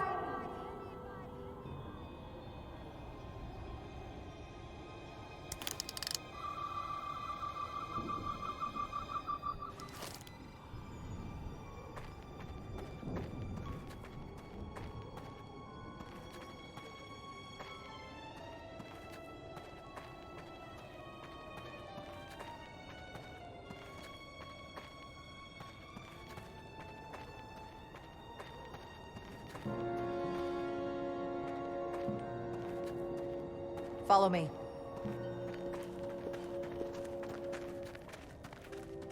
Ends here.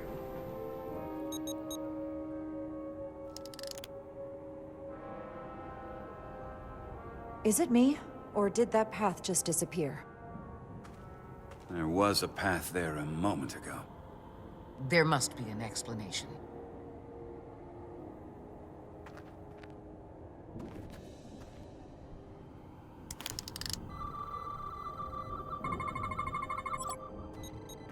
Tetrametric pulses. Same energy as the other Takan technology. Most of the crystals appear dormant. What's different about this one? Readings indicate there's a cavity in the rock right behind it. We could try melting a hole through the wall with our phasers. Worth a try.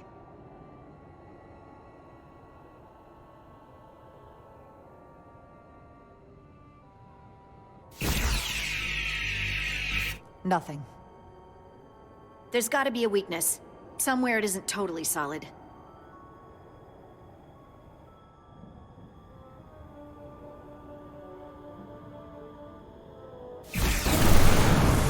Whoa! An illusion. I'm sure that wall was as real as the rest of them. I felt it. It's almost like our holodeck technology, but far more advanced. The crystals must be absorbing the energy from our phasers. I'm picking up something. A biosignature. It's faint, but it's there. With me.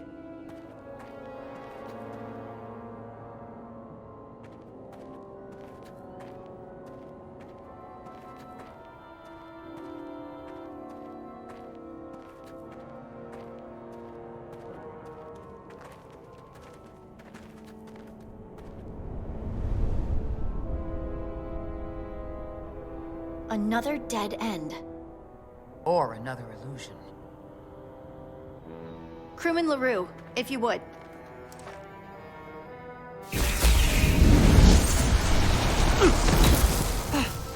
Duval to Resolute. Beam Crewman LaRue directly to medical. Is he okay? He'll live. Not all crystals work the same, it seems. Don't fire your phasers at any crystals unless we're sure they're putting out the same pulses as before.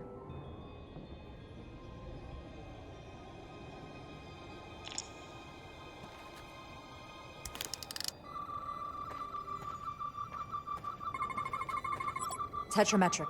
Good sign.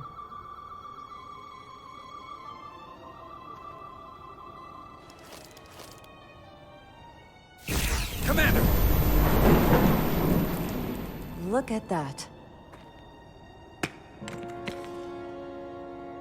Trust, but verify. Indeed.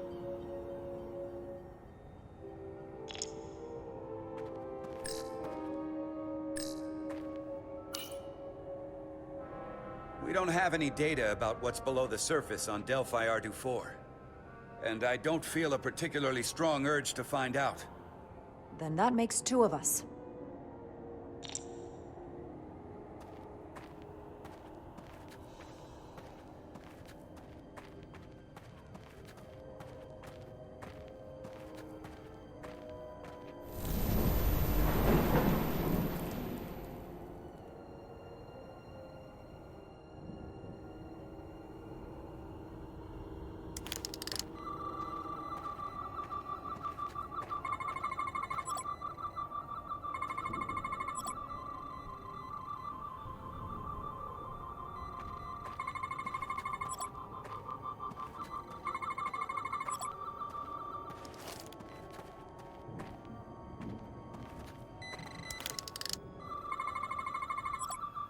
Good.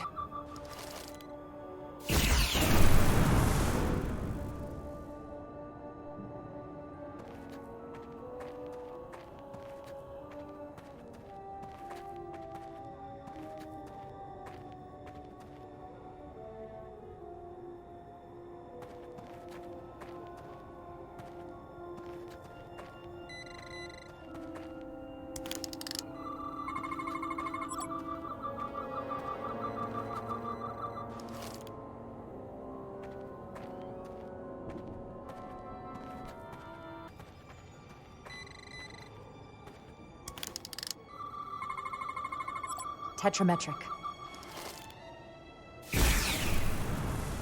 Better go see what's different.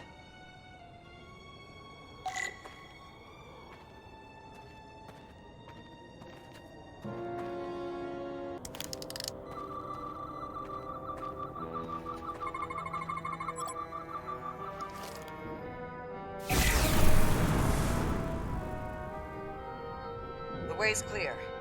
Good work, Commander. We'll make sure it's safe.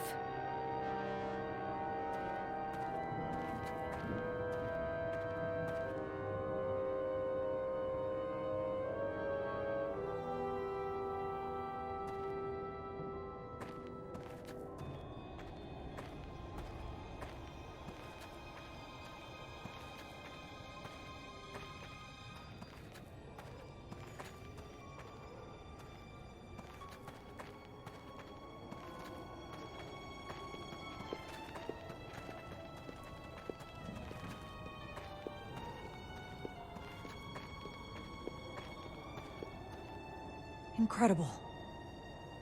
Plants here are actually alive. Is this the biosignature you detected, Doctor? No. Not a match.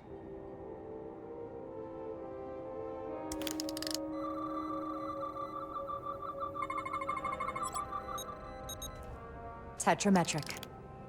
Then it's creating an illusion as well. Based on the data we have so far. Only one thing left to do. Doctor, be ready to beam us out if it turns out we're wrong. Duval to Resolute. Lock transporter on away team.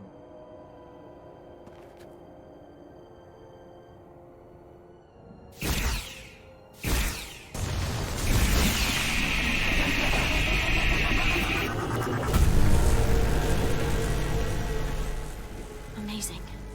There's nothing like this in any Federation record. The plans.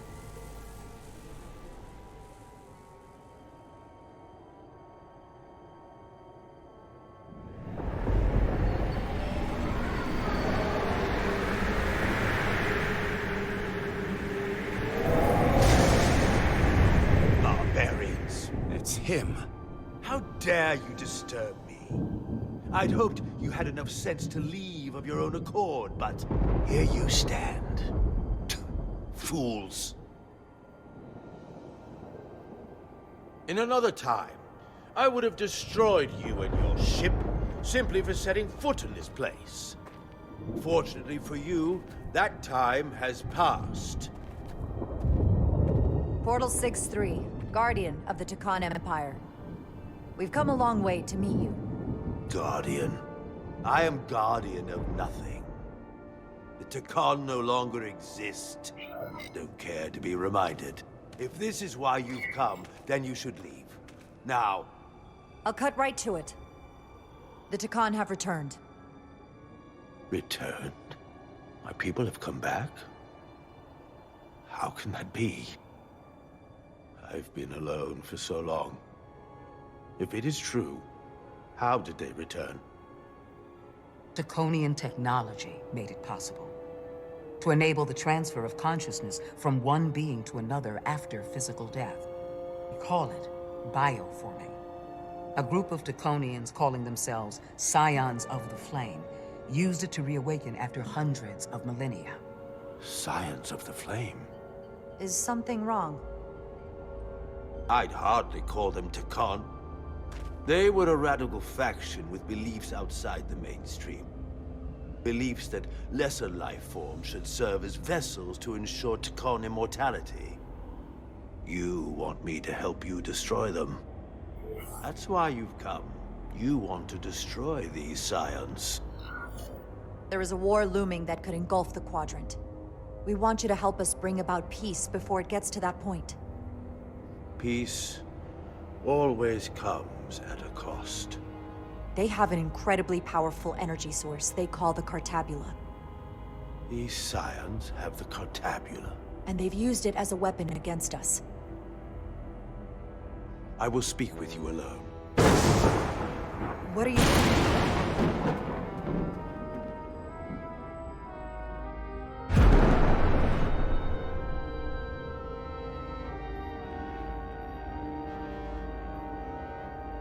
Where are we? Where's my team? They're safe where we left them.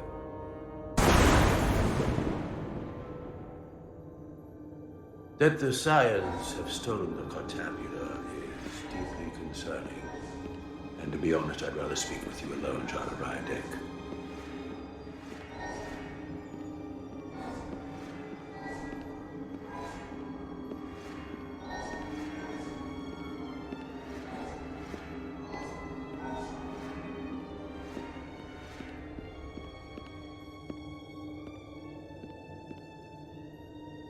Your colleagues don't know what it means to be the last of one's kind. You and I are remnants of fallen civilizations. The Kobliad, the Takan. One dying, one dead. Our species could not be more different, but we both know the meaning of loss. The others wouldn't understand. It's beyond their ability to comprehend. But I'm not alone in the Federation. I'm a part of something larger, just like your Takan Empire was. We are not the same.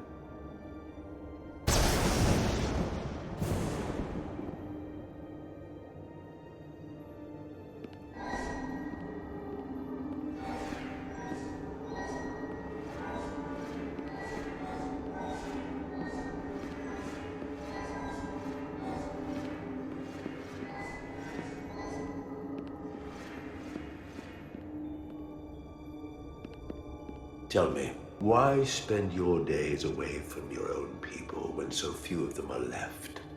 Why live your life working for this federation to which the Kobliad do not even belong? And submit yourself to their authority? It makes no sense, not by my logic. The Federation isn't an authority to be obeyed. At its heart, it's a set of principles meant to ensure the survival and safety of all species, regardless of their origin. You told Riker you'd wait until you were needed. You're needed now. We need you. As much as it pains me to learn the Cartabula has fallen into the hands of the Scions, my services are not up for offer.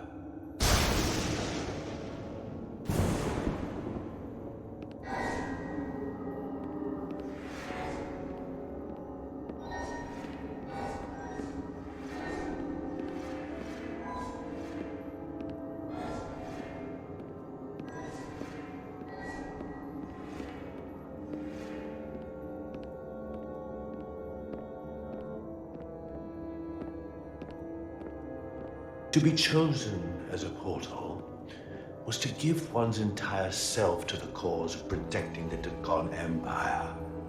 I left behind everything I know, and now you want me to turn against my own people.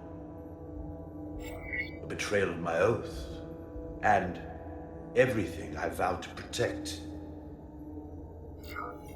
These aren't the Takon you knew. They're a facsimile. They're imposters. And they tarnish the Takon name. We faced these questions in my time as well.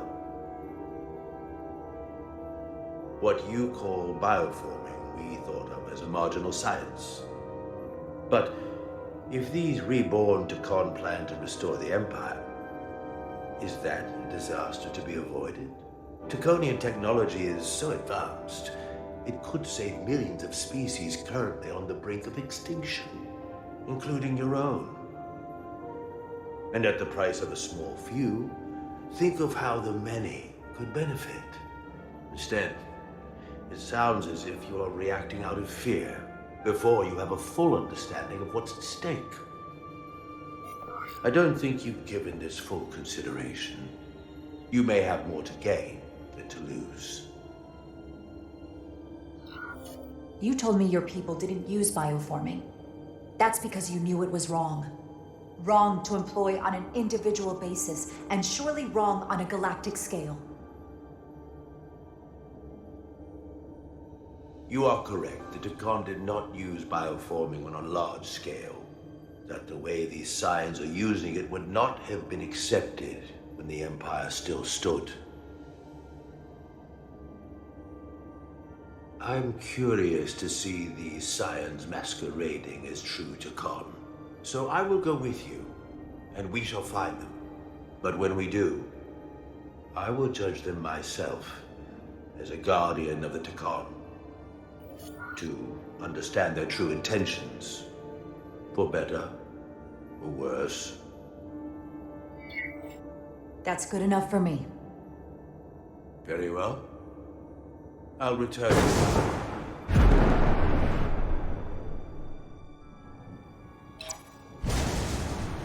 Commander! Hold your fire. I'm all right. He's coming with us. We assumed the worst. She's perfectly fine. Now then, shall we? All right. We can beam up your... Do you have any equipment or tools?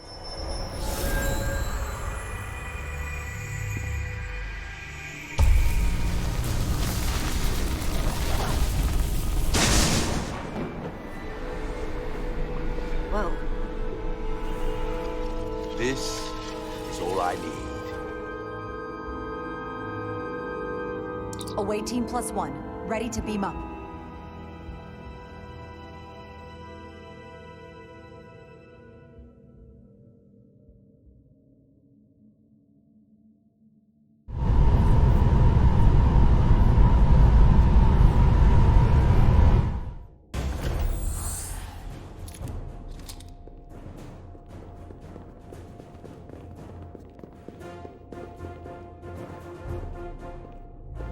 Four warp cores? That's interesting. Redundancy. If one goes down in battle, we can still operate. Makes this more difficult, though. This ship can maintain warp with half the cores offline. We'll need to disable 3 of them. Where are the engine schematics? Power flow routing charts? We're soldiers, not engineers. I thought you would know what to do. All that talk about being soldiers, and look what it comes down to. You need a couple of engineers. Yes, we do. Lucky for you, that's our specialty. You at least know where we should start? This way.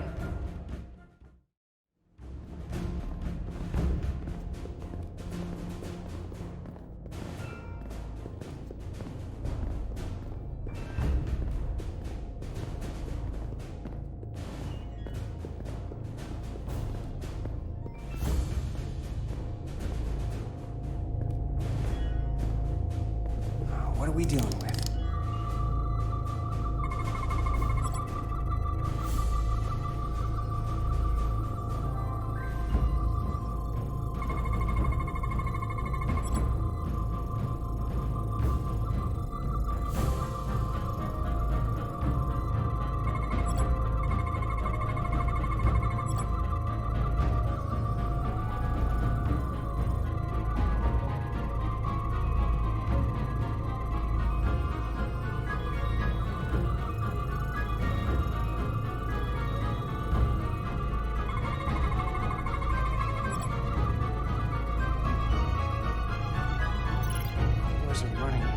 really hot. Makes sense, since they've been producing at max output since we left Hotari space.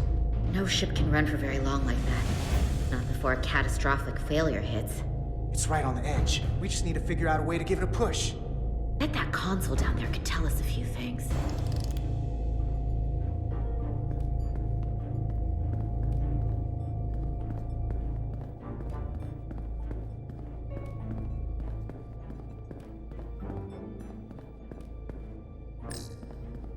Whatever we do, we need to make sure the Takan can't undo it.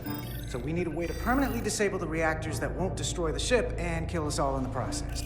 You thinking what I'm thinking? Warp core ejection. So the question is, how do we make it happen?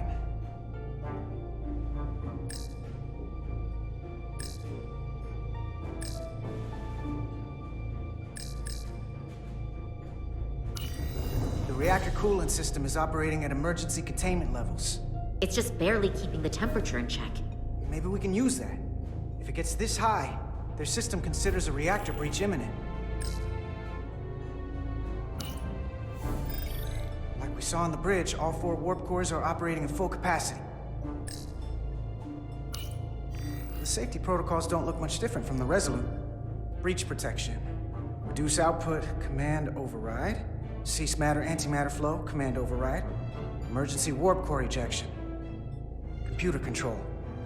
Even command functions can't override one of the most crucial safety measures. So the protocol's still active. That's good. Looks like if sensors show a core is about to rupture, the computer will eject it automatically rather than risk a breach. So we need to increase the warp core's temperatures. If we destroy the coolant regulators, there won't be anything to keep these reactors from going over. And it will trigger the ejection. Let's peel these suckers open. I'll take that one. I'll take the one next to it.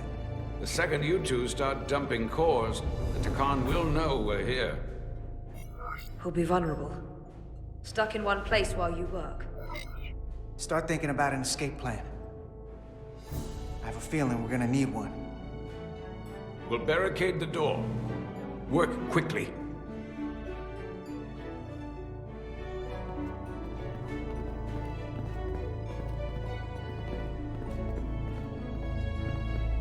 We might not have our tools, but our phasers can do this in a pinch.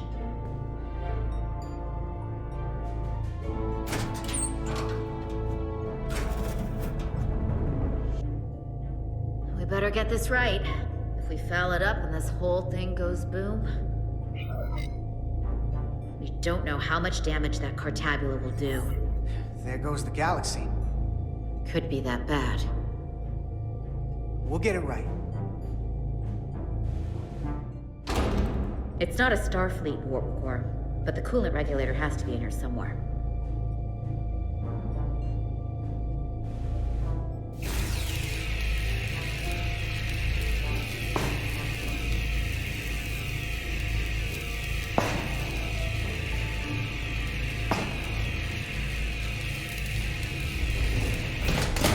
There you are. Time to heat things up.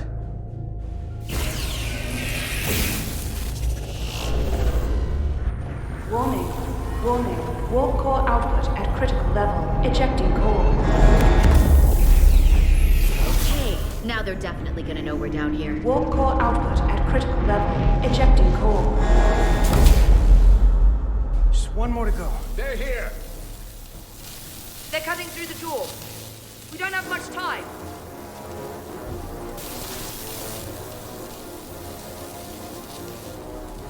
Okay, same as before. We just gotta...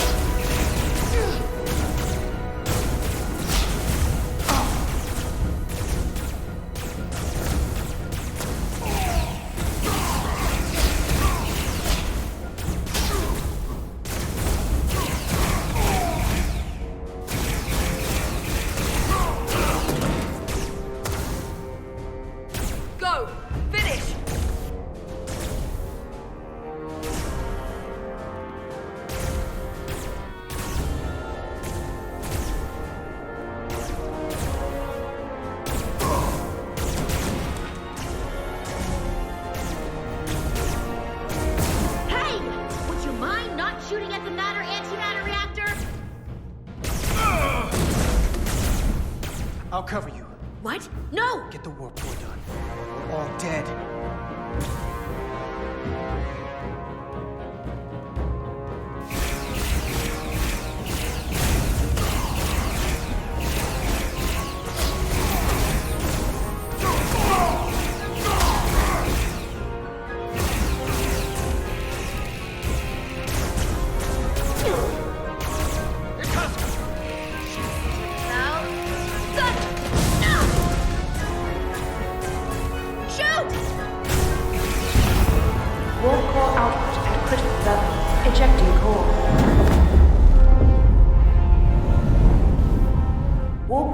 Disengaged.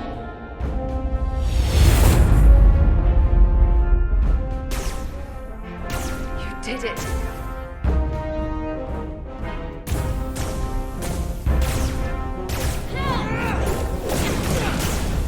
You got another way out of here? I think so.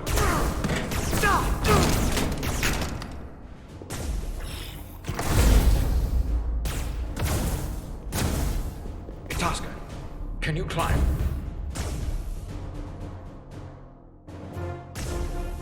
I'll see you on the parade grounds of Sorella, my friend.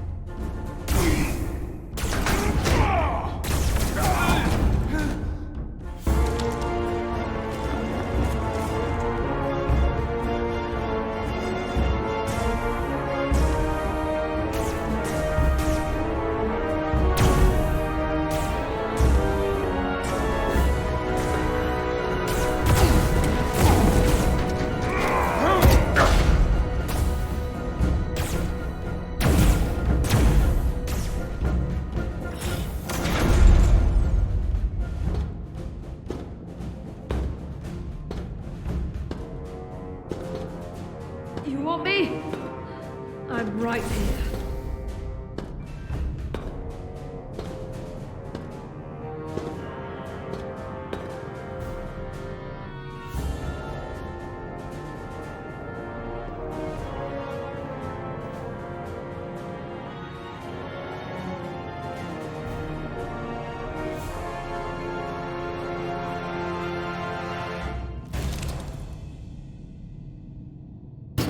Not you too.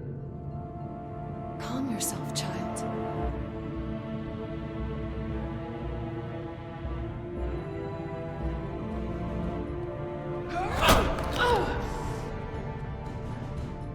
It will all be better soon.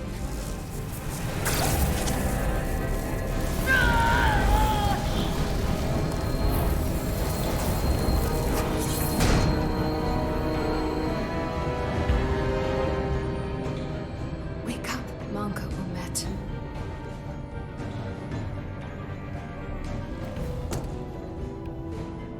Return to us.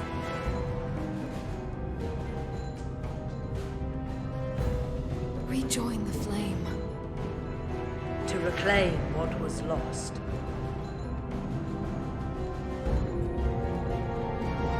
You don't need to watch this. I do. I want to remember every moment when I make them pay. But this isn't the end. I will avenge you, Tosca. Swear to me, you will join me in this.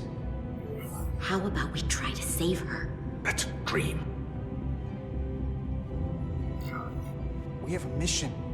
We have to stay on track because this is bigger than all of us. They defile my poor Tosca with every moment they take breath in her body. I will not let that stand.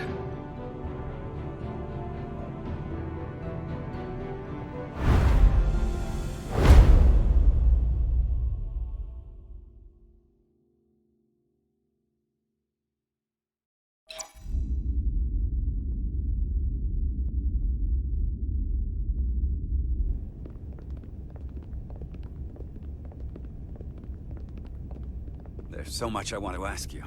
There's so little I can tell you. I'm a portal, not a scientist, but I'll certainly do my best. I can only assume this is one of your older starships. One would think, given the importance of your mission, they might send a ship of a more recent vintage. The Resolute is primarily a research vessel, if that's what you mean. Not a warship.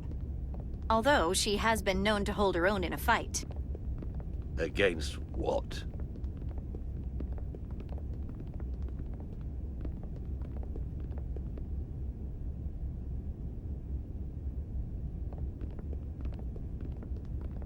Something wrong? Not at all. The galaxy has grown more diverse since the days of the Takon Empire. Because you conquered everyone who didn't look like you. To the contrary. Most lesser civilizations willingly joined the Empire to enjoy the benefits of an advanced way of life. But that expansion came with its own set of problems, so I admire your ability to diversify without creating conflict. That was always our challenge. And perhaps, ultimately, our downfall. The Federation prides itself on its inclusiveness. I'd say it's one of our greatest strengths. As the Vulcans say, infinite diversity in infinite combinations. Interesting. I'd be curious to meet one of these Vulcans.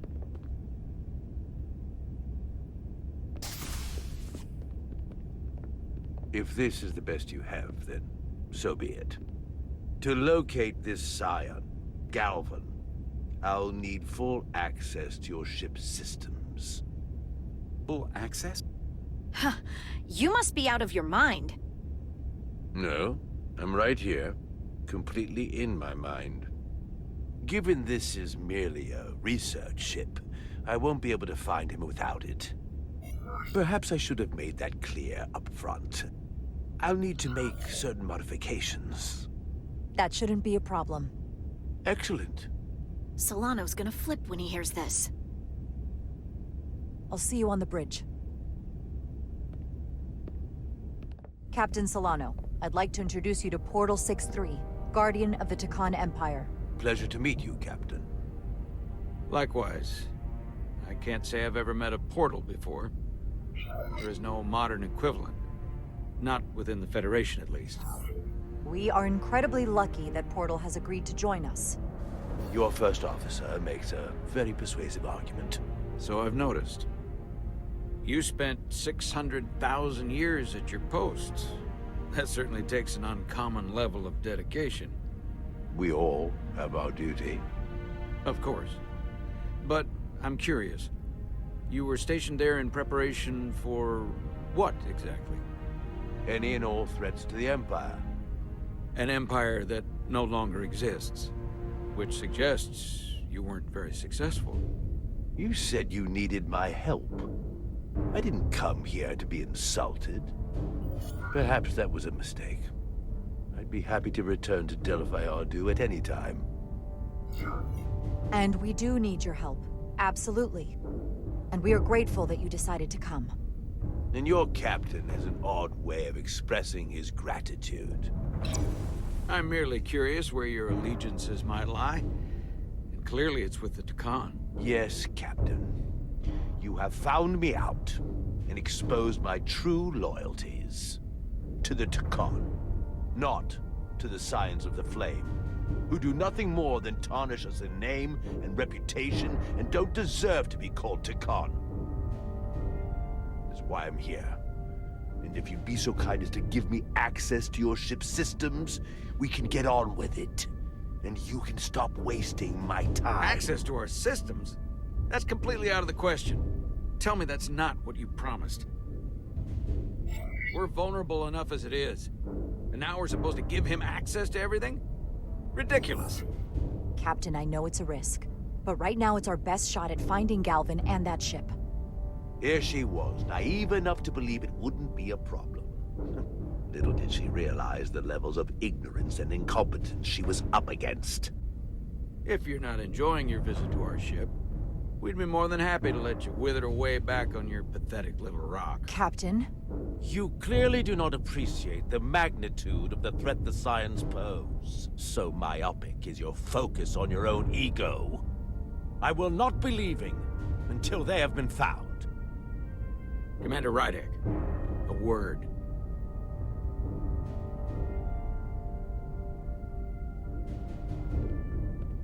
And to think, I waited 600,000 years for this. You realize this puts me in an incredibly difficult position. I was against seeking him out from the start, but now, to give him access to our systems? It's insane!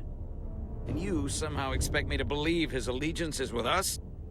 You heard what he said in there. There's no way we can trust him. I might otherwise agree, but you're missing the most important point. He's a Takan, and he may be loyal to the Takan, but not to the Scions of the Flame. He's against everything they believe in. You heard what he said. There's too much at stake to be wrong on this. We sought him out for a reason. To help him find our missing crew, Galvin, and those Elydian ships. This is the plan we agreed to with Ambassador Spock. Which I never liked. But here we are. You know what this mission means to us. Not just for the Federation, but for me personally.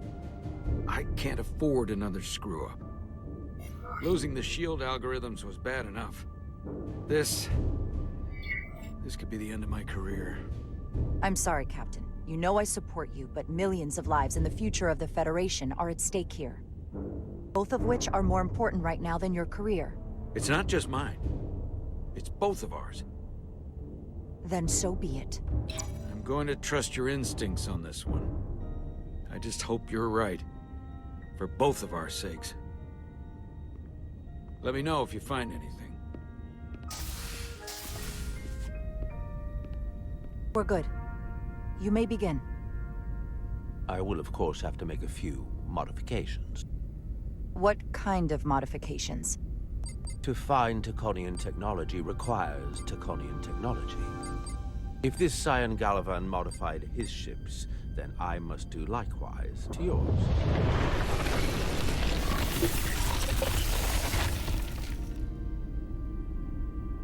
The galaxy is nearly infinite in size and complexity. This may take a moment. How long I will it found take? something. There you are. What is it? Galvin? Someone is using Taconian technology.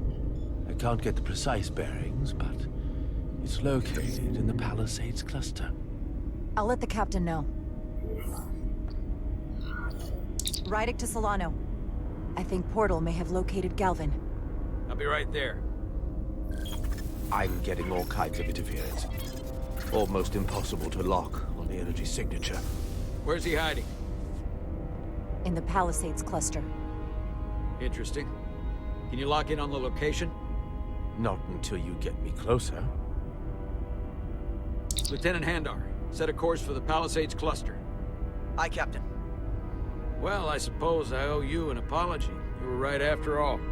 That's what I get for questioning the advice of my first officer. You always have my back. I'm just glad it worked, and we were able to track him down. Which wouldn't have been possible without your determination. So thank you for that. Nice work. Let me know if you find anything more. Will do. What's wrong? I didn't want to say anything until I was certain. But the reason for the interference is simple. There's a Taconian device on this ship being used to block the signal. Whoever planted it was exceptionally clever. They knew how and where to hide it. But they have underestimated my abilities. Engineering. Take care of the Taconian device, and I can find Galvan for you. It's designed to interfere with all transmissions, or at least delay and confuse the effort to find Galvan's ship. Hold on. My understanding is that Takan technology requires a Takan to operate. Is there another Takan on this ship? The Scions could have someone on the ship, doing everything they can to stop us from finding Galvan. Don't worry, I'll get this fixed. We're going to find that ship.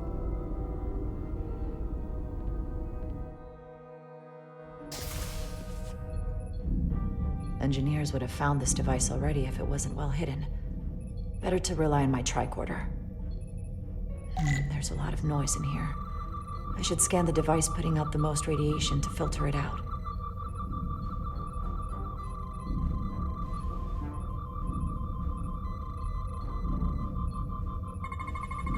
That's better. Most other radiation sources in here are well contained. There's definitely tetrametric radiation nearby. But even with the gain boosted, it's getting drowned out by other sources of radiation in here.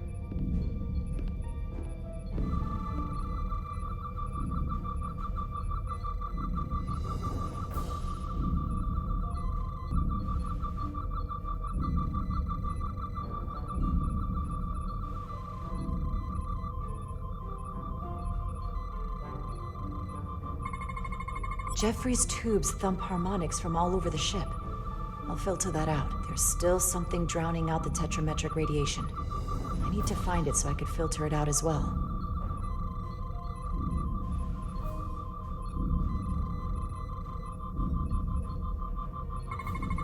A little bit of harmless radiation leakage here, but enough to mask the tetrametric pulses. Easy enough to cancel out. There we go. I'm getting a clear tetrametric signal now.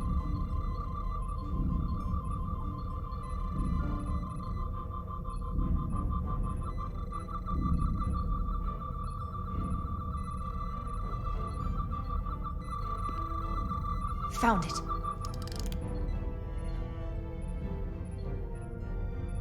Excuse me. Do you belong here? Commander Rydek. I'm sorry. I didn't know it was you. Paul. Calloway, right? Yes. You know, it means a lot that you remembered. What, are you doing back here? I don't mean to pry, but first officers don't usually go digging around engineering compartments. Just a routine systems check. We've been having problems with our comms lately. Ah, that's news to me. I haven't heard anything about it. Probably because the comm system isn't working. Have you seen anyone else in here recently that might seem out of the ordinary? Maybe someone who doesn't work in engineering. Not that I can think of, but I can ask around. I'm here almost all the time, but maybe someone else noticed something? That's okay. Don't bother. I'll figure it out. Okay, but I'm happy to help if you need me. Well, I'll leave you alone already. Oh, come to think of it, that Hotari woman was down here earlier with Dr. Duvall finishing the last of the bioscans. Tylus? That would be out of the ordinary, right? Thank you.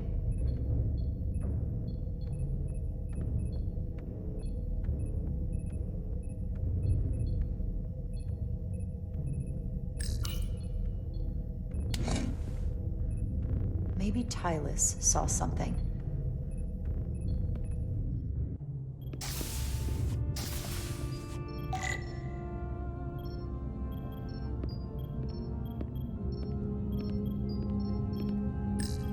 Tylus, can I speak to you for a moment? Of course. Is something wrong? There's something happening. I may need your help.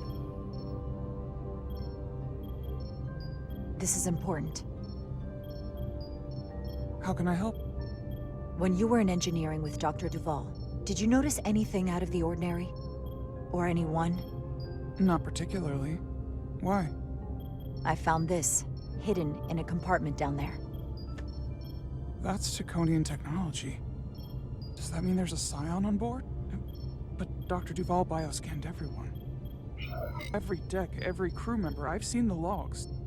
She couldn't have been more thorough. Someone evaded detection and planted that device. Which would mean they've been with us this whole time. Watching, listening. All the more reason why we have to find them. It could be anyone. That includes both of us. You want me to get scanned? Better to know for sure, right? I'll admit, I was around the Scions as much as anybody. I would feel more comfortable if you did. I understand.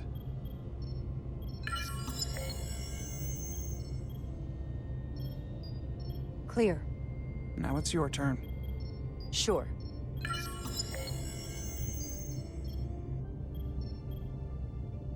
Clear. Don't sound so surprised. You spend plenty of time with the Scions as well. You never know.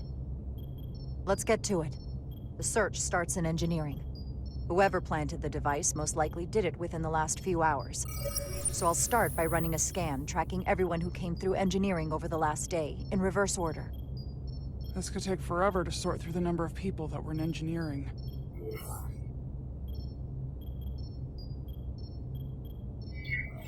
Filtering for outliers.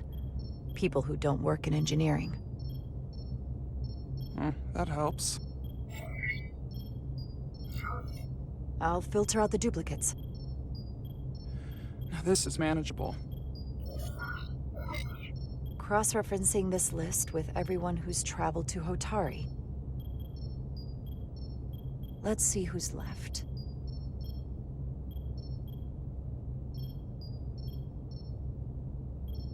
No, this can't be right.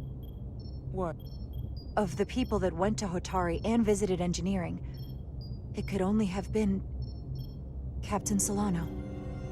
According to this, he was here while you went down to Delphi Ardu-4. Which would have been the perfect opportunity. And no one would question him. He's the captain. He fits the profile for the kind of people the Takan want to bioform. People with authority that can lead to them gaining more control. Like Galvin? The Queen? The captain of a Federation starship. What happened when Dr. Duval bioscanned Captain Solano? That's just it. She never did. How is that possible? Something more urgent would always come up. There was nothing she could do. But performing a bioscan is the only way to be absolutely sure. That's not going to be easy. First thing I need to do is get this device to Portal. Be careful. And good luck. I'll need it. I've found the device.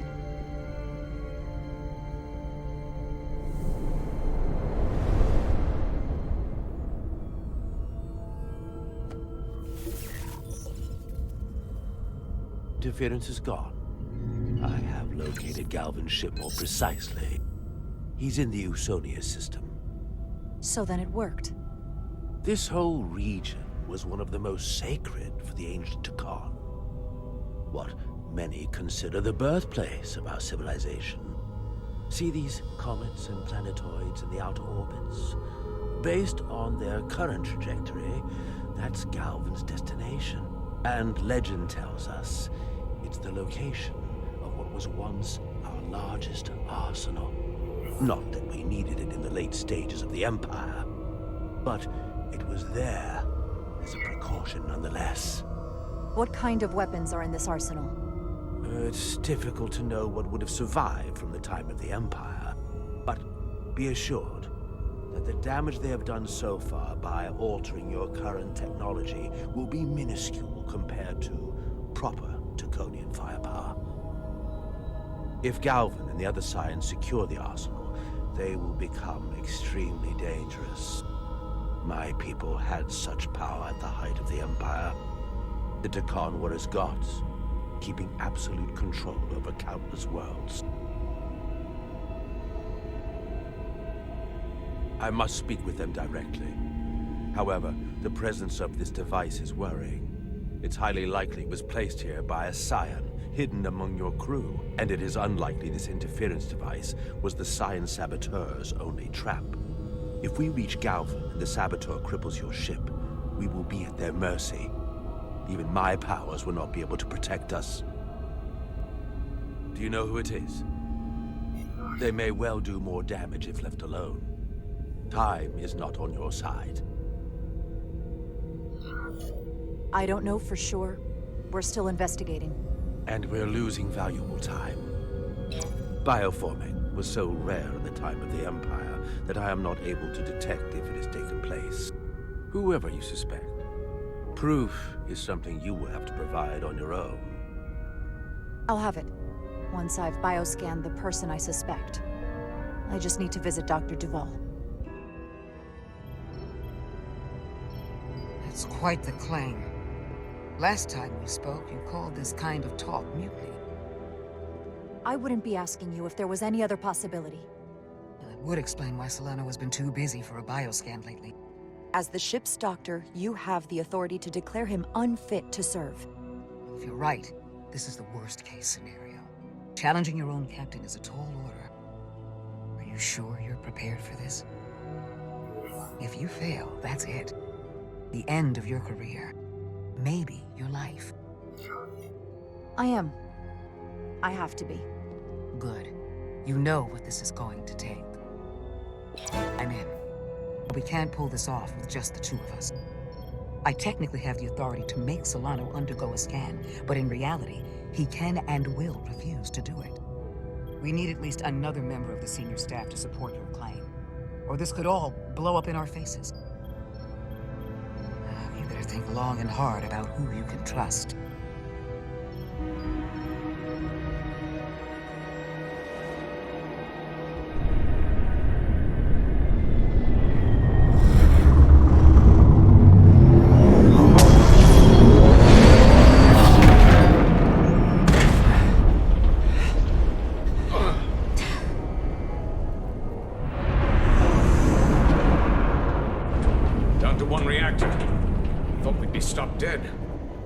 I could impulse power.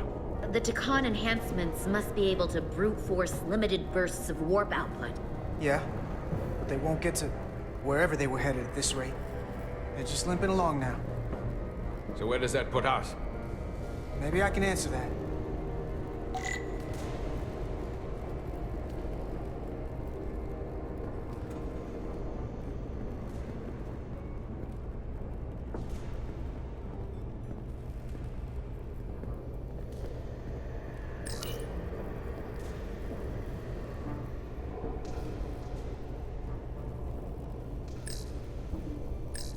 I got the ship's heading. They've changed course. Drastically. Looks like they're headed here. The Usonia system. They might stop there. Can we use the Zeldi's comms to signal your fleet? Comm systems are locked. Grab hold! Oh!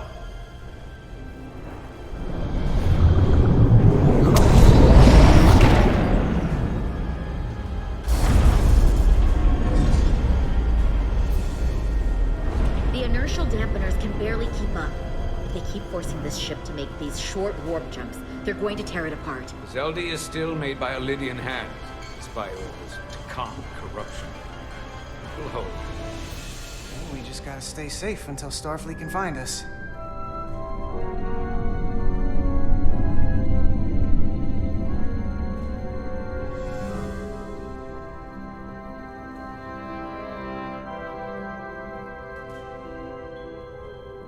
Your people.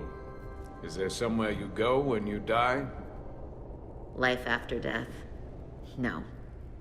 On my homeworld, some people think they can cheat death in a way by joining with the Trill symbiont. But that's not a life to me. What about you? Is there another plane of existence for you? With every passing battle, as I get older, I believe there's an afterlife. You do? Yeah. Then you should understand this. My people have a special journey. When Lydians die, we rejoin our comrades, family, and ancestors. On the parade grounds of Cirella? That is just one part of it, but yes. Death is not the end for us. So, even if some part of Itasca remains, by letting the Takan use her body, at best we are delaying the inevitable next step for her. At worst, we are leaving her as a prisoner in her own mind. You want to save the transformed. So do I. Now that I've seen it happen, does it make me a hypocrite to say he has a point? What if we can't get them back? We can't leave them like that, right? I think Itasca would want to be released. I know it's awful to think about, but if they're still alive, we can still try to help them. We lose that option once they're dead. I had a sister, a twin. It's very rare among the Trill. You never told me that. She was one of the youngest hosts to ever join with the symbiont. A sentient creature that lives in our body. It's considered a great honor. The symbiont can bring centuries of knowledge and wisdom to the host. But sometimes, the symbiont personality suppresses the host entirely. My sister was the closest person in the world to me. I knew she would be different after joining. But she drew more and more distant. The room we shared growing up was foreign to the both of us. And eventually she, or whoever she'd become, cut me out entirely. So I left for Starfleet and swore I'd never go back. I couldn't stand the thought of seeing her. You should try to see her again. When all this is over. Maybe things have changed for her after you've been away for years. I couldn't go back. Not now. You remind me of Itasca. I do? Bonds are not made by what runs through your veins, but the blood you spilled together. Itasca was my family in that way. I want you to know there is nothing I won't sacrifice to win this fight.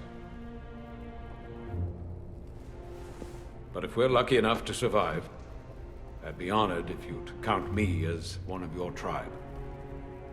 As Itasca was. Even a couple of engineers like us? You are many things. I don't need to wait that long. We've bled together. No one else will know what we've been through. That makes us a tribe. Right here. I'll take that. Will they not cease this madness?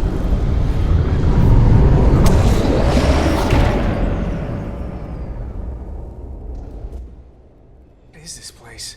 Is that the Veskar? Another one of yours? Not anymore. They've corrupted it, just like the Zeldi. Now there are 2 ships. Did this just get better, or worse? It certainly doesn't bode well for the crew of the Veskar. So many lives stolen. It's worse. This is definitely worse. Thanks. That really helps. This doesn't look like the Ophelia. What are they doing here? You don't think they're just meeting their buddies? Maybe, but then why are their buddies here? Prepare for transfer. The storm! It's back!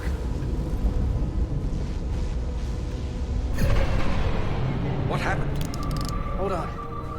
Scanning. Metric radiation is dropping. The Zeldi's dropped to minimal power levels. It's running off just the one warp core now. That means... They've sent the Cartabula to that other ship.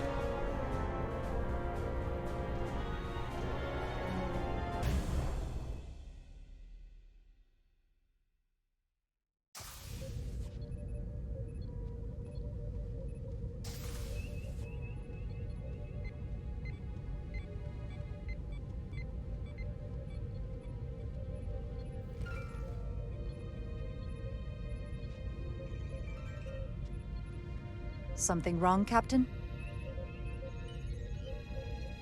No, nothing's wrong. In fact, I was just going to call for you. I'm needed down in engineering. The bridge is yours.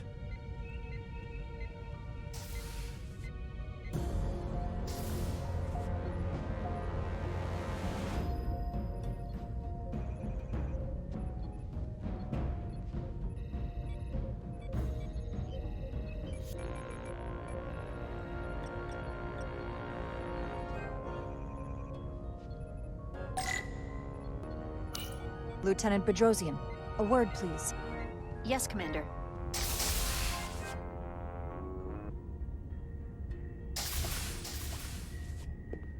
What can I do for you? Listen, the captain may have been compromised. What? I have every reason to believe he has been bioformed, and is now actively working against us. Hold on. This makes no sense. Did Portal do something to you? I'm dead serious. Someone is sabotaging the mission. They planted a Taconian device in engineering.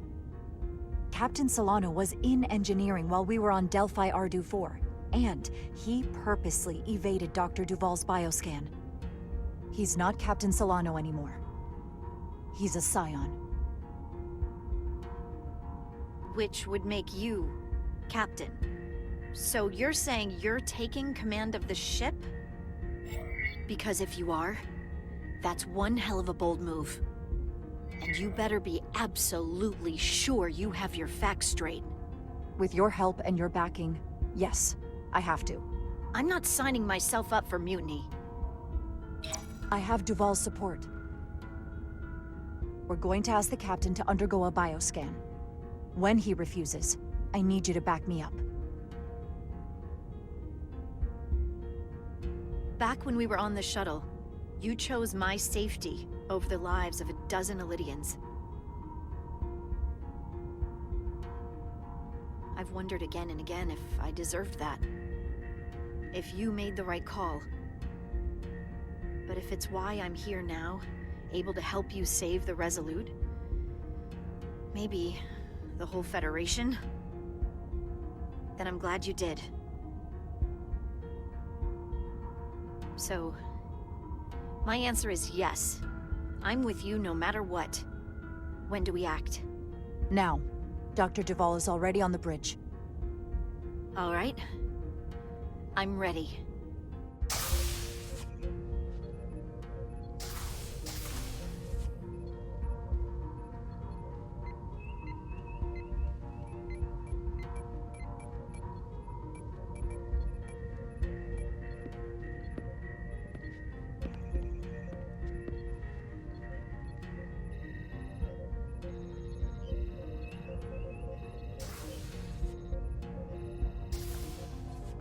It's now or never. Captain Solano. Commander Rydek, we need to talk about... Doctor? What brings you to the bridge? Just a bit of housekeeping. You owe me a bioscan, Captain. I don't have time for that right now. It will only take a moment. I can't put this off any longer. You can, and you will. All you'll find is that I'm quite reasonably under stress given the circumstances, and you aren't making it better. I'll find you in sickbay when I'm good and ready. Or, if you're gonna stand in the way of the mission, I can find you in the brig instead. It's merely protocol, Captain. All officers that touch alien soil have to be bioscanned. I know the protocol. It's not more important than chasing down these Taconian marauders. Commander Rydek is right, Captain. We all have to follow the rules. What is this? We need you to comply with the scan, Captain. That's enough. Drop this. All of you. I'm giving you a direct order, Commander Rydek. Stand down and go back to your post. Now. Do not make me tell you again. I've been a starship captain since before you were in the Academy. This is for your own good, Captain.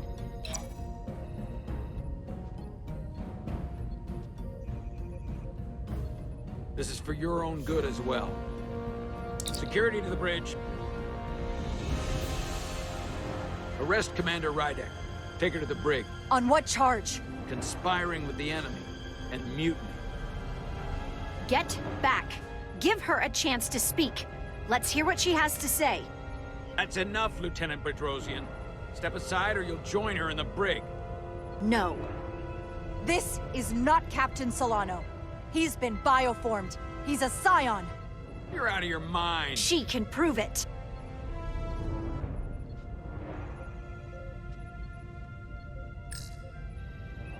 He sabotaged our efforts to track Galvin with this.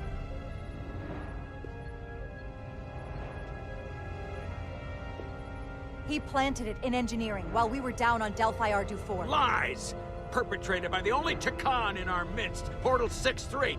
He's actively trying to divide us from within. Captain Solano has refused to be bioscanned because he knows it will reveal he's a scion. Take her to the brig, or I'll do it myself. Oh!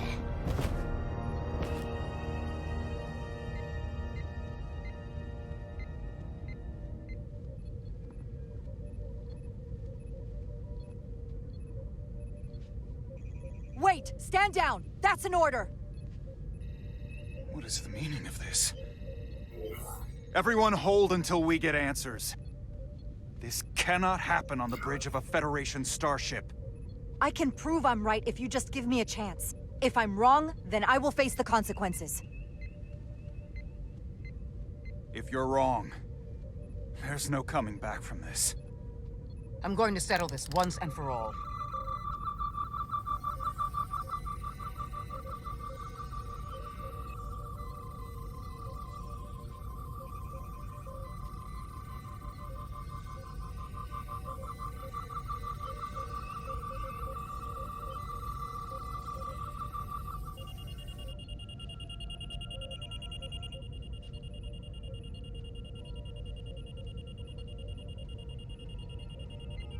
Commander Rydick was right. Captain Solano has been compromised. He's been bioformed into a Takan.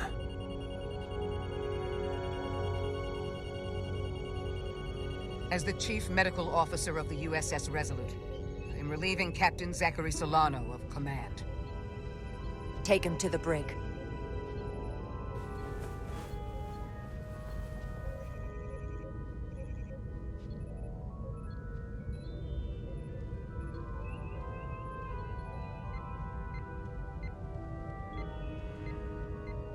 I don't know what I expected, but not this. I can't believe I shot the captain. I don't think Starfleet likes it when you do that. If it helps, that wasn't really the captain. I mean, intellectually, sure. I understand that. But he looks and sounds exactly like him. I'm not sure I'll ever get that out of my head.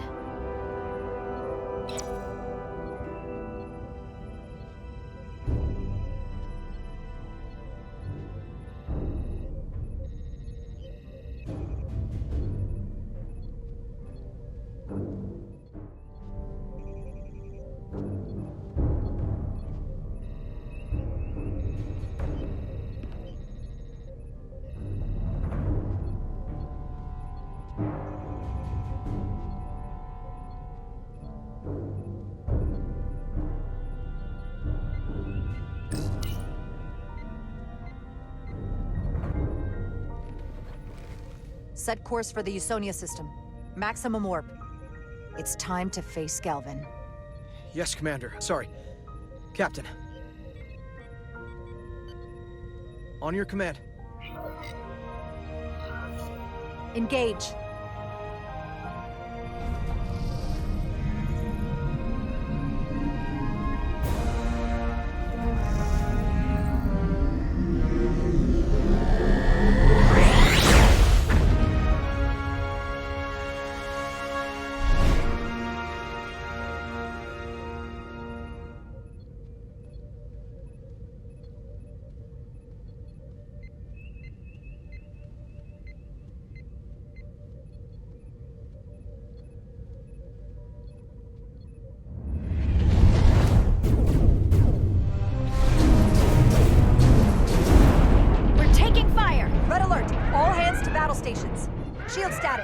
Set to maximum, but with the algorithms compromised, they may not do much. Captain, that other Ilidian ship is here. The Zeldi?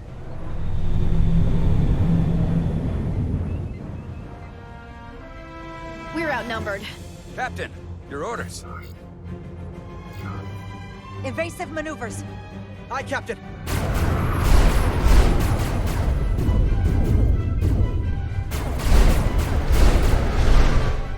The Veskar's warp engines are powering them.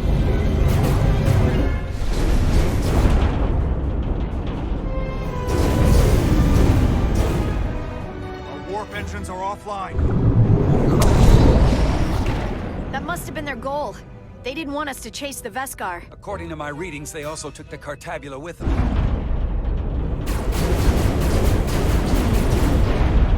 They're not breaking off. We have to destroy the Zeldi before it destroys us. Diaz and Edsalar still over there? They'll need to evacuate.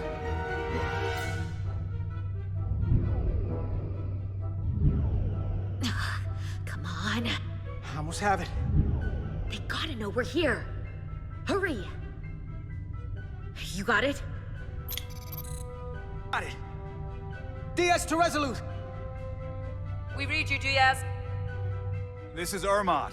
It's good to hear your voice. Is Edsalar? Is she with you? Everyone wants to know. She's right here. She can tell you herself. I'm not dead yet. Very good, Petty Officer. Can you get us out of here?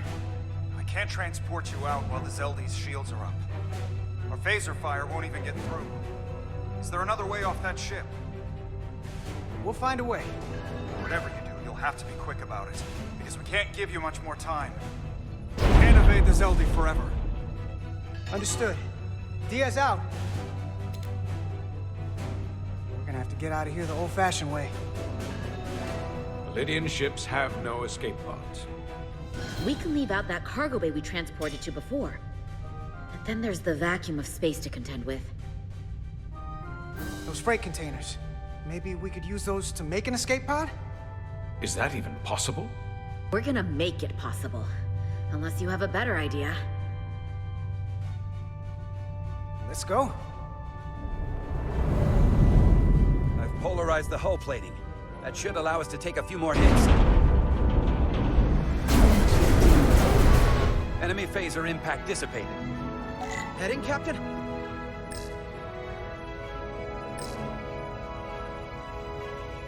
Attack pattern Beta 3. Circle around that asteroid and come back firing. Aye, Captain.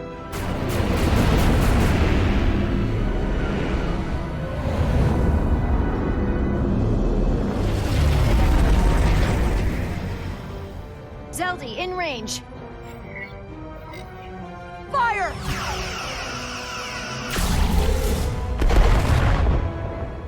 Zeldi's shields down to 82%.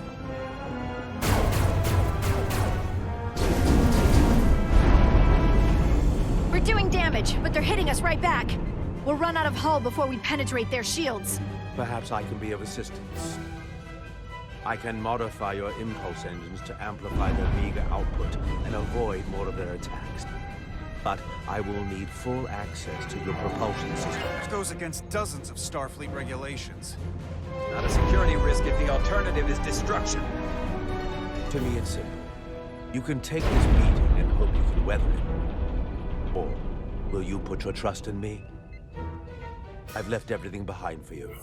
The least you can do is put your faith in me. Commander Ermot, give Bortle access to the propulsion systems.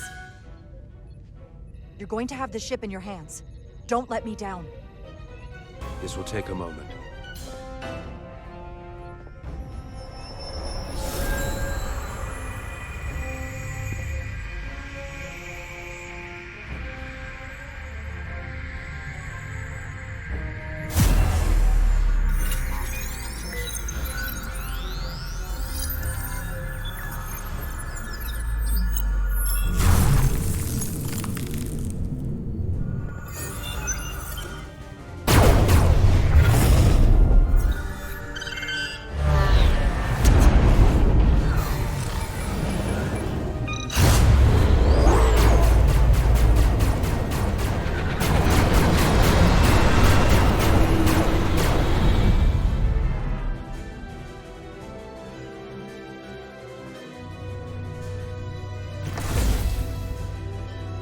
Your ship has let up its fire.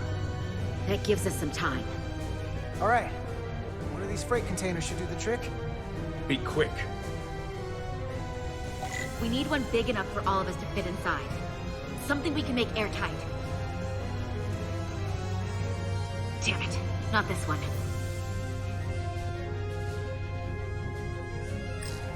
Not enough room for the big guy.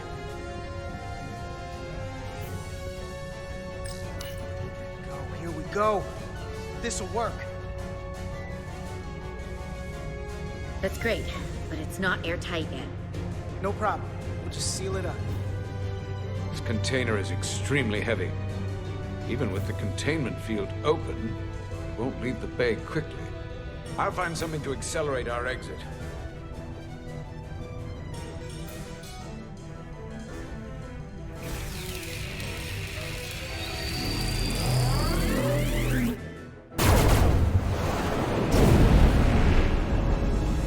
Glancing below. Very little damage. I cannot keep this up for long. Their phaser banks are recharging. Now's our window. We have to strike back. I agree. Their next barrage could be our last. Better make this count. Target their weapon systems. Take the teeth out of their bite. That could make them run. Just like the Veskar, we'd lose Diaz and Etzelar again. Hit their engines. We've already lost the Veskar. We need to protect ourselves first. Target their propulsion systems. I don't want them going anywhere. Targeting their engines.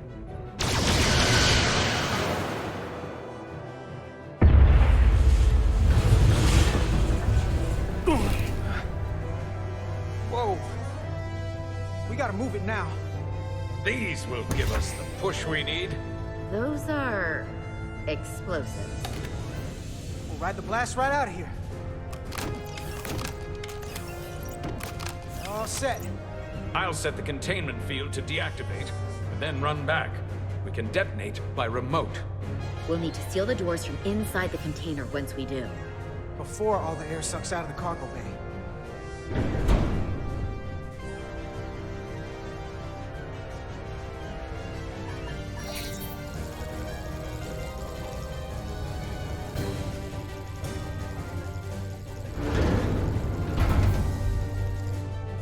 Just a few more moments. Hurry! What are they doing in there?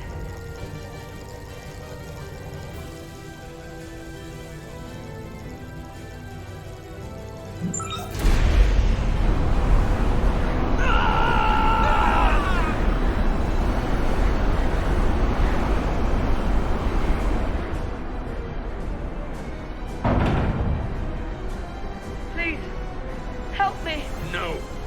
Let the Khan get what they deserve. Don't leave me to die. I don't know. Can we really leave her?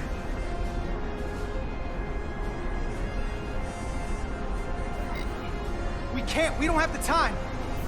We have to seal ourselves in. This ship can't fly. Sidron set it to self-destruct. Please, Amenta. Oh, It's not her. no. I know it's not. Carter, we have to seal the doors. Don't leave me! Get this lifeboat off the ship before Sidron blows it all to hell!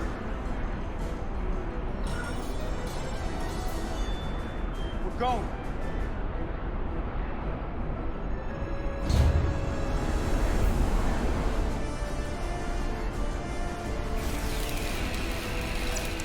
Etzelar to Resolute. I have the awaiting. Go ahead. We're about to exit. We see the cargo bay containment field is deactivated. Get that tractor beam ready. And you should know, the Zeldi is set to self-destruct. If we do enough damage to the Zeldi first, it'll prevent the self-destruct sequence from completing. We can't wait any longer. We have to fire. Captain, they're almost out of there. We need to act fast.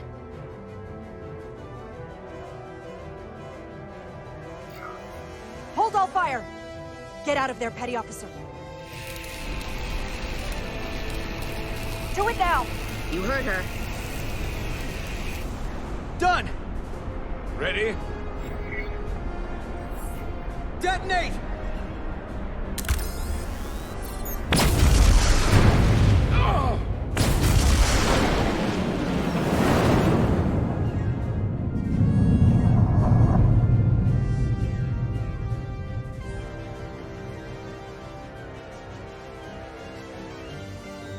We're out. I have them on sensors. Tractor beam activating. Locked on and ready to fire. Fire!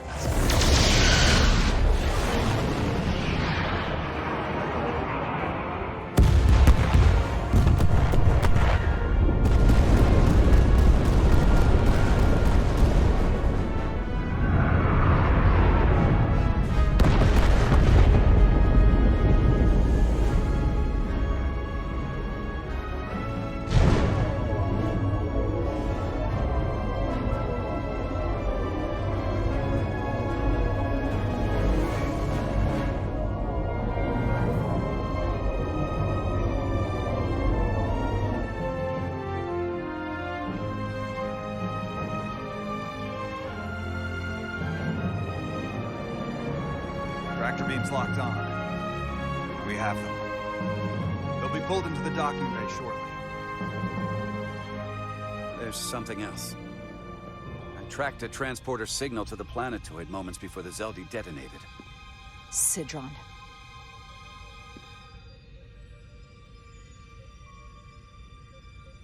There's a Takan structure there. It's the reason they were here. It's the reason we are here. Now.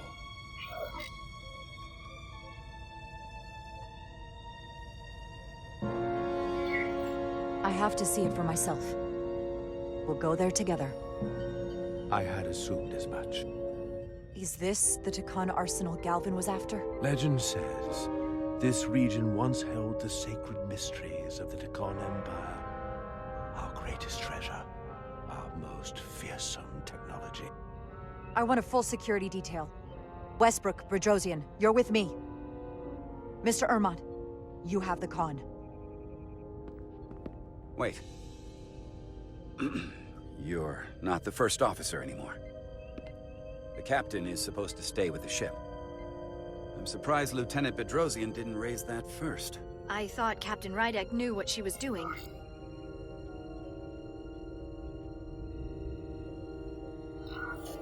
That's the protocol. But it's also a captain's prerogative to break that protocol. I suppose it is. We'll deal with the first officer vacancy when we return.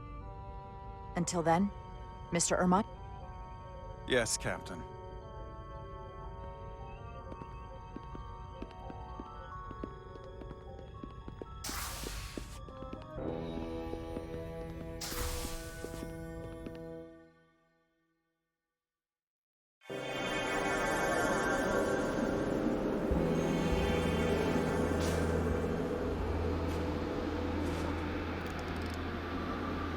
Any sign of Sidron? Not that I can see. High alert, everyone. The enemy could be anywhere. Follow my lead.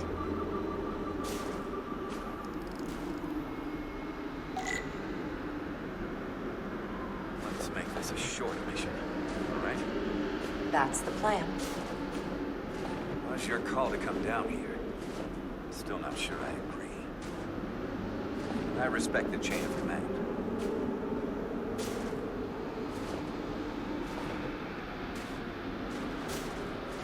Phasers should make quick work of the ice.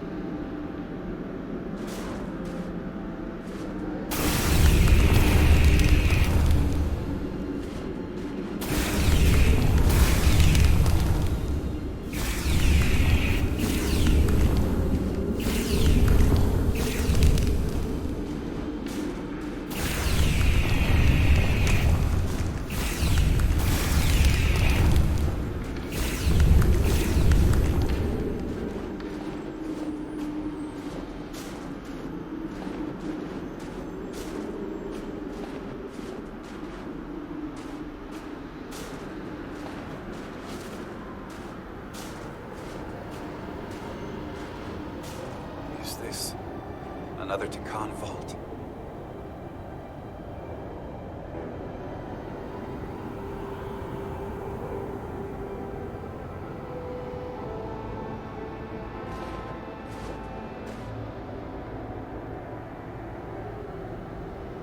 I don't see a way in. The vault in the mines was already open. There must be some way to activate it. Portal, can you open it? It is a Taconian vault. I thought you'd never ask.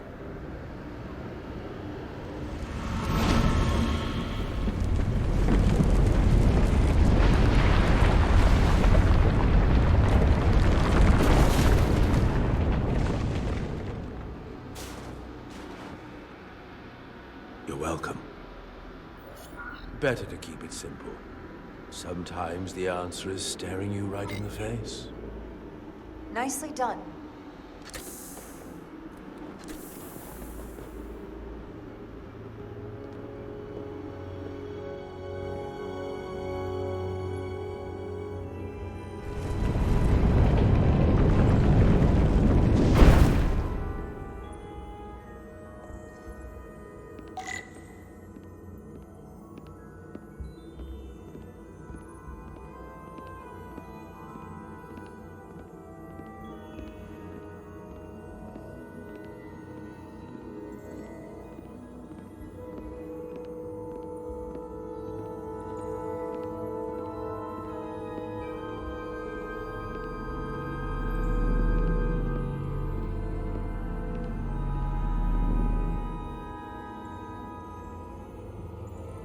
Spread out.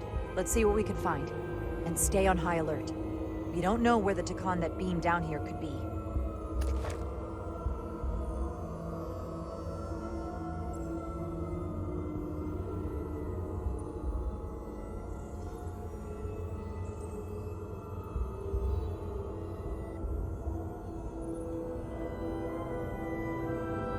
You will need my help, Commander. How so? Traversal here is trivial for a Takan, but only a Takan. When you come across a device you cannot use, merely call my name. Will do. Thank you.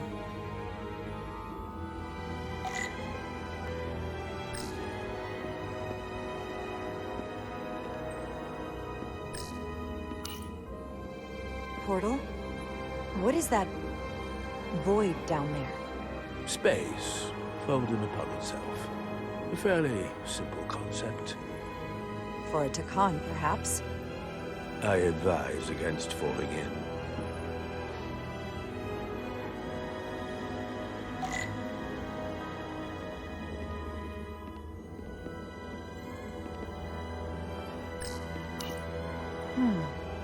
This pattern resembles the transporter device Petty Officer Maris used to escape the Resolute. Portal 6-3? You wish to make use of this device? It's a transporter of some kind? It allows Takan to move through space instantly a short distance. Very convenient. I will activate the system for you.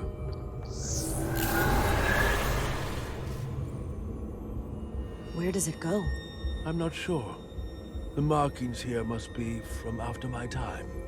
Well, only one way to find out.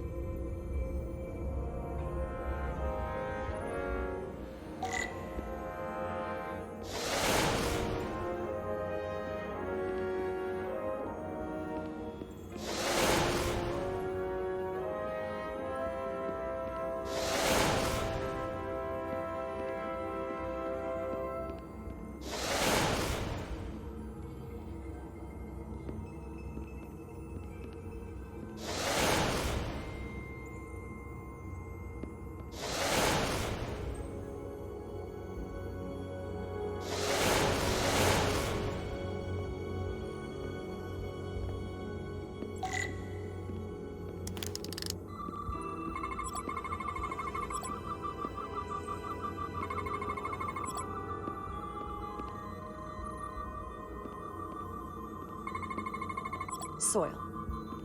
Just soil. It's not from this planet, nor any planet in the Federation database.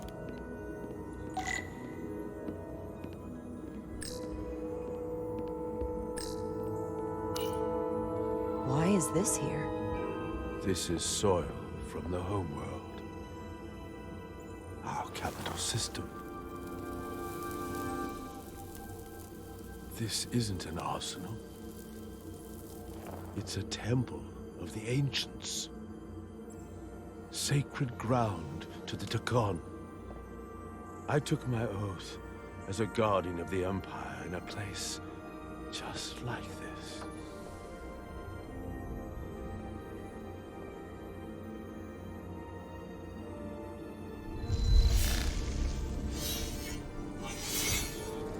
You cannot imagine the look of pride in my parents' eyes as they said goodbye.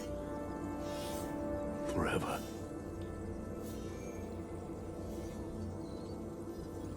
Sorry. This is the first I've seen of anything new from the Takan Empire in a very long time. I'm sure you're familiar with the feeling, that sense of loss. I thought I was ready for it, but it cuts to the core of your being. I totally understand that feeling. It's unavoidable and inescapable no matter what you do. Yes, it's that distant but familiar feeling that's forever just out of reach. Can you use this to find out more about what Galvin is after?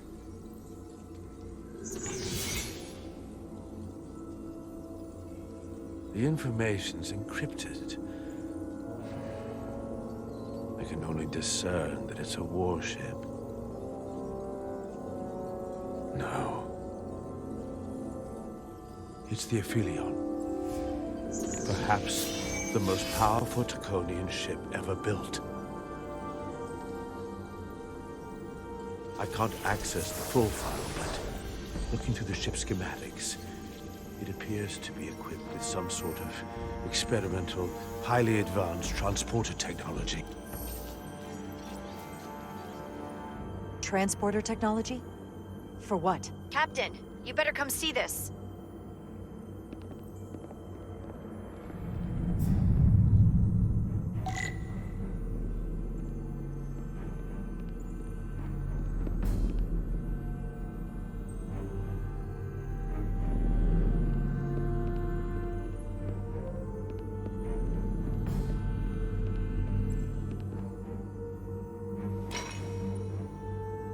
There are more up ahead. From the looks of it, I'd say someone left in a hurry. Probably right around the time we showed up.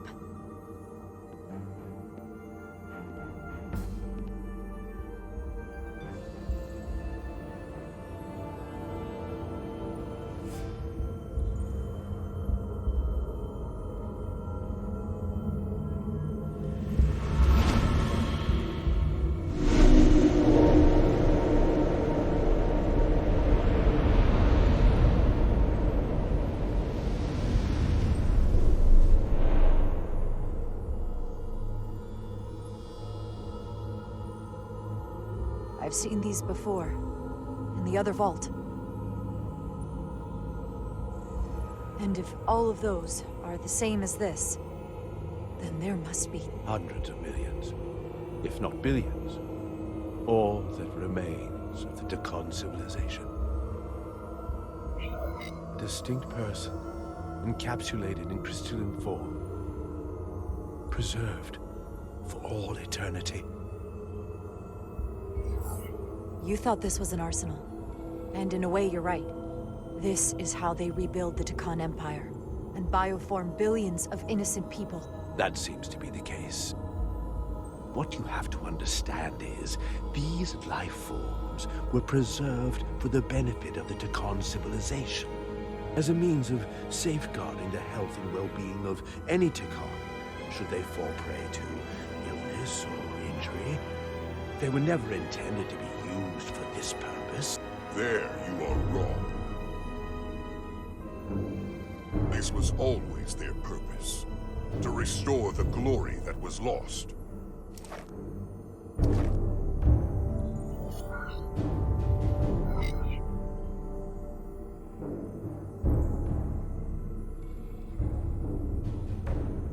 Congratulations on your first victory in battle, Captain Rydek. You killed a great many of my compatriots, some that I've known for millennia. Are you proud of how much death you've caused? Each Tacon life is precious, irreplaceable. Centuries of knowledge and culture, lost with each one you murder. Your friends died because of you. If you hadn't attacked us, there could have been a peaceful solution. I've seen the kind of results diplomacy gets in this era. You can hardly blame me for wanting a quicker result. Thankfully, I don't have to convince you of anything. We'll all be on the same side soon enough. You can't just bioform whoever you want. Not without a fight. Ah, but that's just it. There won't be a fight. In fact, most won't even know what's happened. One minute you're standing there as you. The next, you're standing here as one of us. He's talking about mass transformation. That's what the Aphelion was built for. The transporter. It'll reconstitute your DNA and bioform you into a Tacon in the blink of an eye. This is what they'll use as ammunition. In a manner of speaking, yes. Of course, that's the simple version. But the end result will be the same. You're talking about a crime against sentient life on a mass scale. Or an evolutionary process where the strongest and most capable survive. The Aphelion is on its way here as we speak. Now it's only a matter of time. You can't delay that which is inevitable. Which makes your next decision fairly simple, brother. You are, after all, a portal. I am. Your sole purpose is to serve as a guardian of the Tikan Empire. But you stand here surrounded not by your fellow Tikan, but by members of the Federation. By people who deny our fundamental right to exist. You swore an oath to protect the Empire. And I can only assume that's why you're here. There is only one true Tikan here, and that's Portal. You're a scion, a disgrace to the memory of the Tikan, brought back through unnatural means. I only tolerate your presence so long as you continue to amuse me. Which side are you on?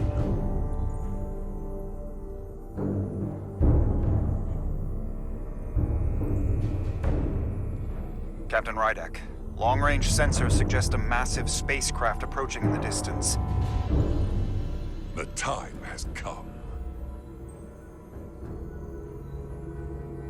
I hope we speak again, brother.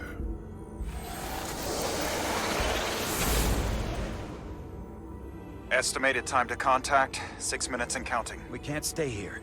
We have to get back to the ship. And we have to preserve these souls. We must take them back to your ship. Those crystals are ammunition to be used against us.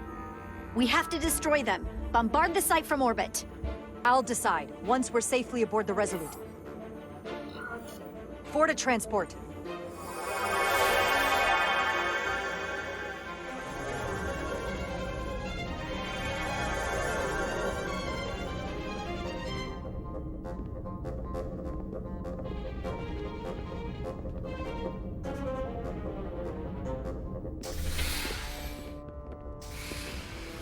You have to hear me out, Captain. I've always stood by you. I committed mutiny for you. But if you bring those things on board, I'll have no choice but to resign. If they're taken to the Aphelion, they will be forced into new bodies, brought back to life in a way they never asked for. They're not living beings, but they're still dangerous. And if you don't make decisions to protect us, we're gonna end up like Solano. You, me, the entire crew. We're all next.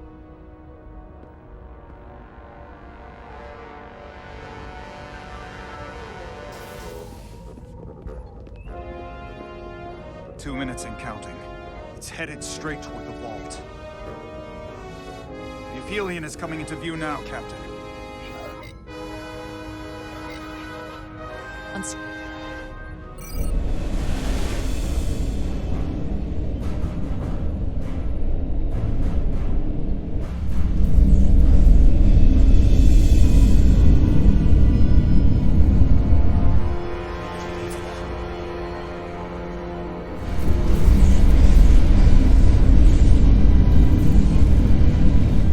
Arrival at the second vault in less than a minute.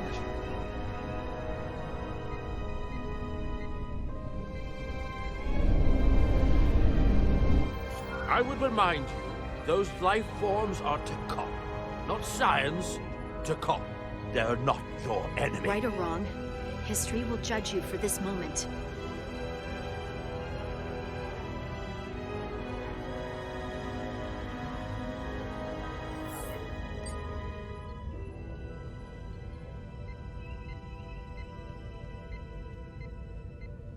Transport the storage crystals aboard the Resolute. Did I hear that right? That's an order.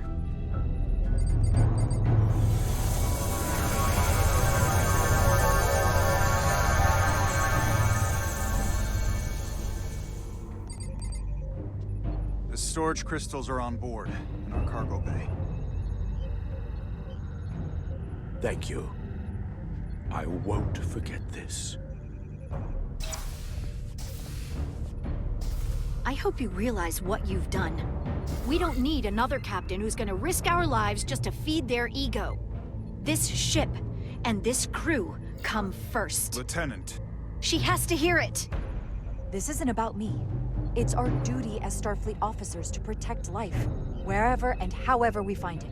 And I couldn't let them fall into Galvin and Sidron's hands. I had to do it this way.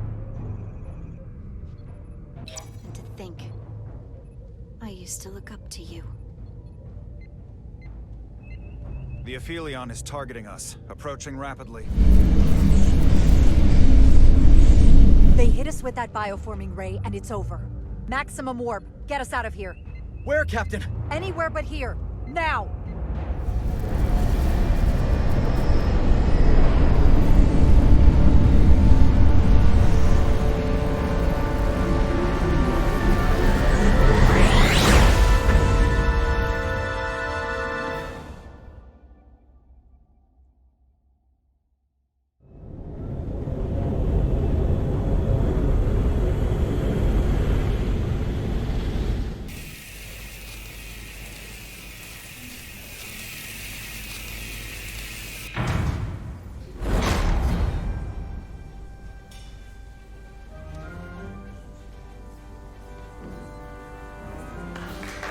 There they are!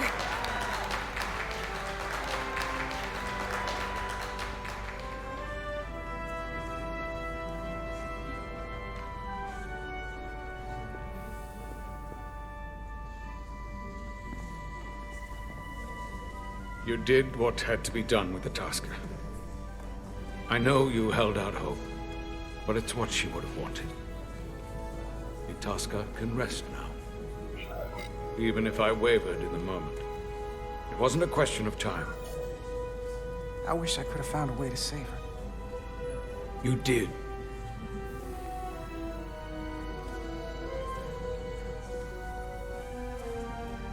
No surprises here. But your shoulders separated.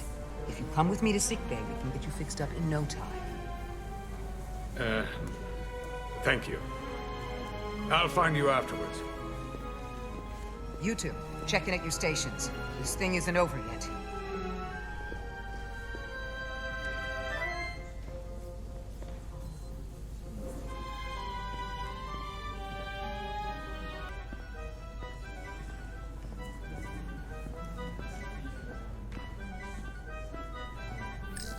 You're really making us proud out there, Diaz. The lower decks don't get a lot of glory. I'm just getting started.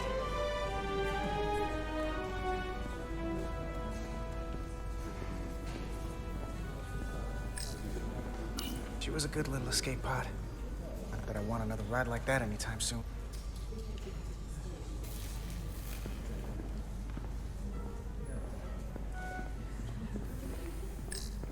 Hey, Diaz. Yeah?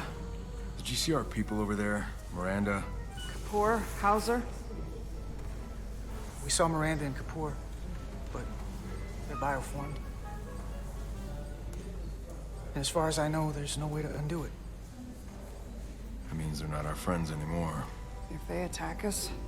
We'll have to stop them. No matter what it takes. Yeah.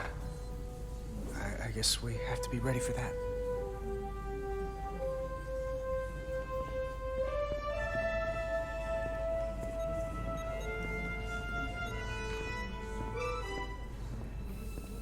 I can't believe it, but I'm actually looking forward to seeing Chovak. Not that I'd expect this kind of welcome from him, but I can just imagine the look on his face. You know what? I want to see him too. It'll be nice to get one piece of normalcy. I'm sure we can count on him for that.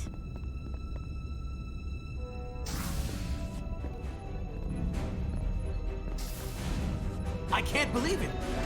You evaded the Takan, ejected their warp cores, and lived to talk about it! That about sums it up. They're gonna be teaching this at the Academy for years to come. I mean it. Everybody's gonna learn how you pulled it off. Yeah, when they do, make sure they get my name right. D-I-A-Z. Diaz. Edsalar's too. I'm sure no one will forget. I heard about Belle. Is Miranda? As far as we know, she's still out there. Well, I know Captain Rydek will do her best to get her back. Hold on. Rydek? What about Captain Solano? He was turned into a Takan. Rydek had to take over. She's a hell of an officer, but none of us have been up against anything like this. No one has. Not in 500,000 years. I guess there's never a dull moment around here, huh? You're telling me it's not always like this? Not if we can help it. Talk to you later. It is agreeable to see you again. Is that so? It was by no means a certainty that you would return to duty here. It's great to be seen, boss. There were a few moments out there off the ship where I wasn't really sure we'd be making it back either. Everything here in engineering's kind of a sight for sore eyes. Indeed. You should know your absence has left engineering terribly short-handed. During your sojourn, this department has fallen unacceptably behind schedule on both regular and irregular duties. There's been a whole lot of irregularity going around. I gotta admit, it's a little flattering that this place went to hell so fast without me. So, I'll take that as a compliment. I believe factors other than your absence were also to blame. Normally, I would assign you to one of the many pressing repair tasks. But, given your experience on board the Zeldi, I have suggested you join the senior staff briefing as we determine our next course of action. You can commence your maintenance shift afterwards.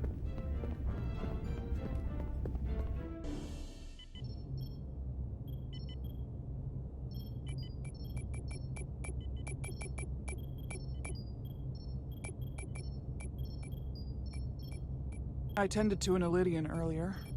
Major Sarlet Arminta. Ah, yes. I met him at the negotiations. I never would have imagined I'd be here, on the same ship, working together with our oppressors. But now that I am, I can imagine a future where the Hotari and Illidians are no longer enemies. I always hoped for peace, but it seems so far away. There's still a lot of bad blood. Peace is often fleeting. If there's a chance, you should take it. Peace with our former enemies may be hard for some to accept, but it's what my people need. It's coming along nicely. Thank you, Tylus. I'll take it from here.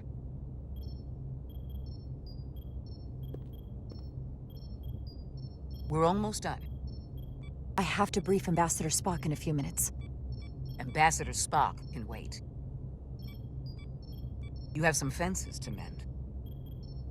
Personally, I'm against the needless destruction of innocent life forms, so I'm glad you transported the Taconian crystals onto the ship. But Lieutenant Bedrosian obviously feels otherwise. And right now, you need the full support of your bridge crew. Being an effective leader requires trust, but an issue as divisive as this can create discord.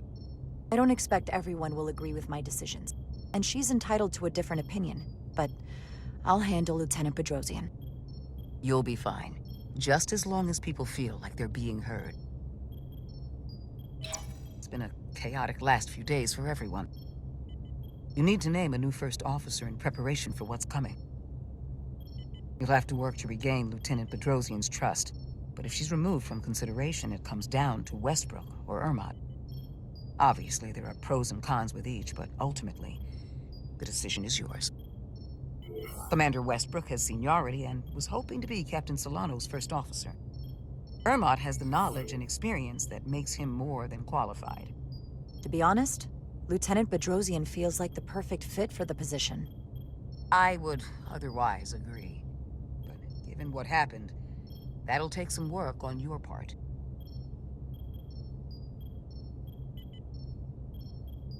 You're as good as new. Thank you, Dr. Duvall. Always nice to have a captive audience. You really shouldn't keep Ambassador Spock waiting.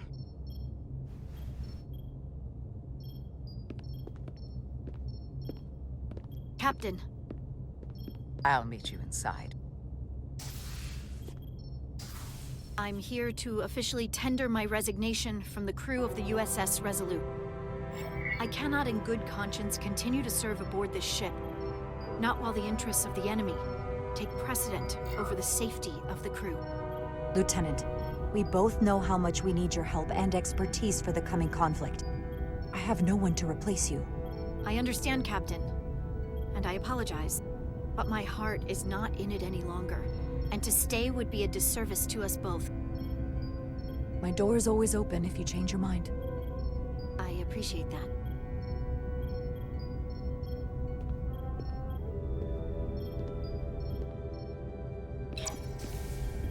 We'll have Ambassador Spock via subspace shortly. Thank you, Mr. Armand. I'll notify Lieutenant Bedrosian we're about to begin. That won't be necessary. Petty Officers Diaz and Edsalar have first-hand experience with our adversaries. I thought it advantageous for them to join this briefing. I understand this is unusual, but I trust you have no objections? Talk about moving up in the world. These are unusual times, Mr. Chovak. In all seriousness, what Diaz and Edsalar accomplished aboard the Zeldi is nothing short of remarkable. They're both to be commended, not only for surviving against incredible odds, but for helping our efforts against these scions. You know, Carter deserves most of the credit. None of us would have made it without his help. We'd all be bioformed by this point. There were way more people involved than just me. Not only Petty Officer Edsalar, but we had help from an Elydian officer named Arminta as well. Interesting. Ambassador Spock is ready for you. Put him through. Captain Reindeck, your recent change in station certainly warrants mention, and I trust you to faithfully execute your expanded duties. Right now, we must keep our attention on the clear and present danger that lies ahead. The Takan and their warship. The closest populations are the Hotari and Elydian systems, and they are likely the first targets for mass bioforming. After that, lies Federation space. I have advised Starfleet Command to send an impromptu battle group to intercept and assist you, but that will take time. You are our first line of defense. And with our shield algorithms compromised, we are at a great disadvantage.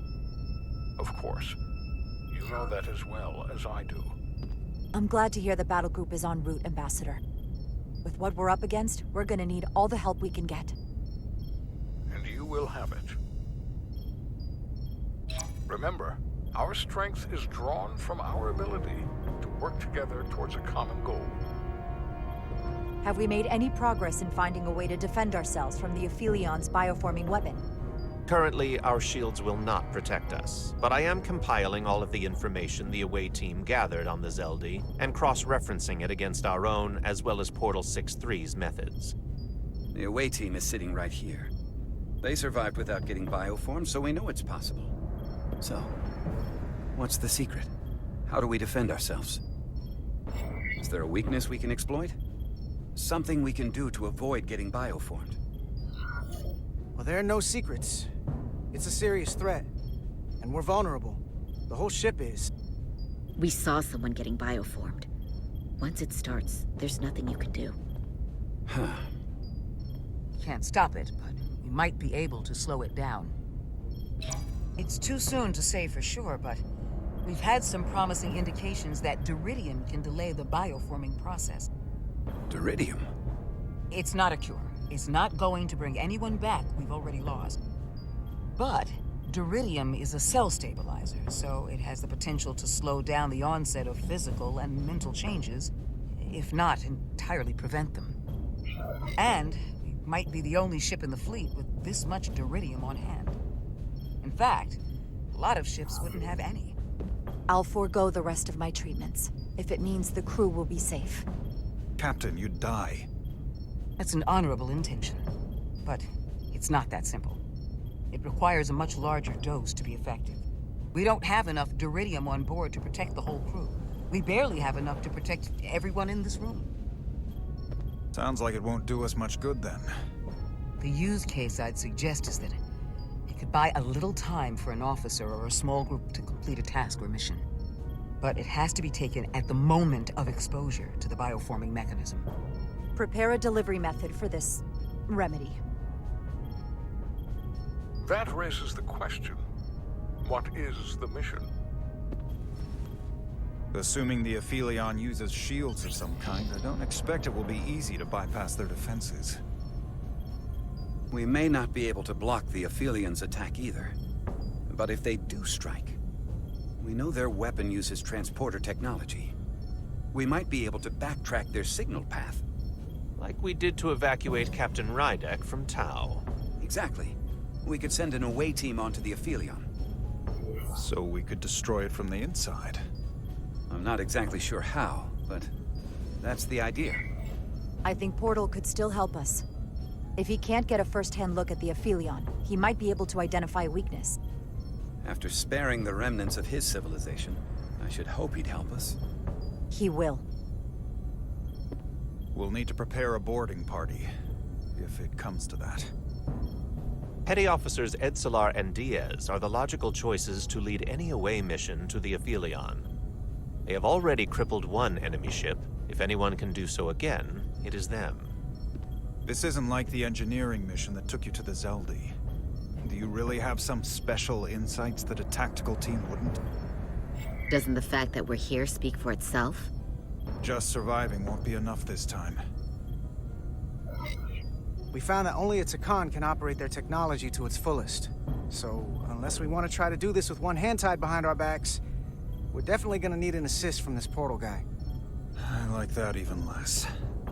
Like it or not, that's the truth. Yes. Portal should be part of the away team. There's no question in my mind. If this is the necessary course of action, I support it. I will compile all the latest data on the tricorders, just in case. In the meantime, I want you working on ways we can combat the Takan tech. Shields, weapons, anything we can use. Yes, Captain. Anything else, Ambassador? I know this matter is in capable hands. Hold the line as best you can. Help is on the way. Thank you.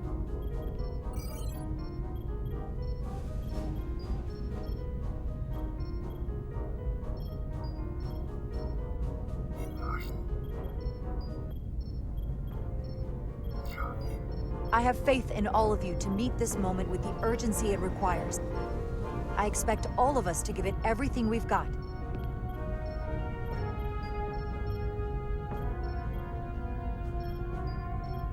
Thank you, Petty Officers Diaz and Edselar. You're dismissed. While we have a quorum of senior staff, there is a procedural element we need to take care of. The Resolute command codes must be transferred to Captain Rydek for control of the ship. Of course.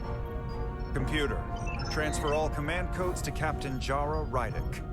Voice authorization Ermot, Echo 4 Lima. Voice authorization Duval. Beta 2 Yankee. Voice authorization Westbrook. Alpha 7 Tango. Awaiting your authorization, Captain.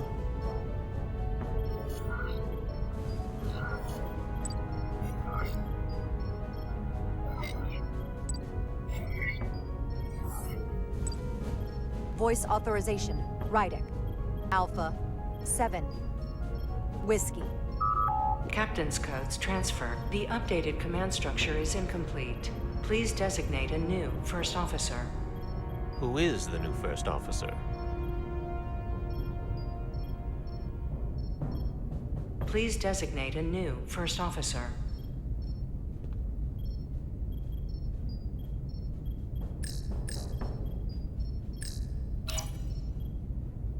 It is an honor and a pleasure to name Commander Westbrook as my new first officer.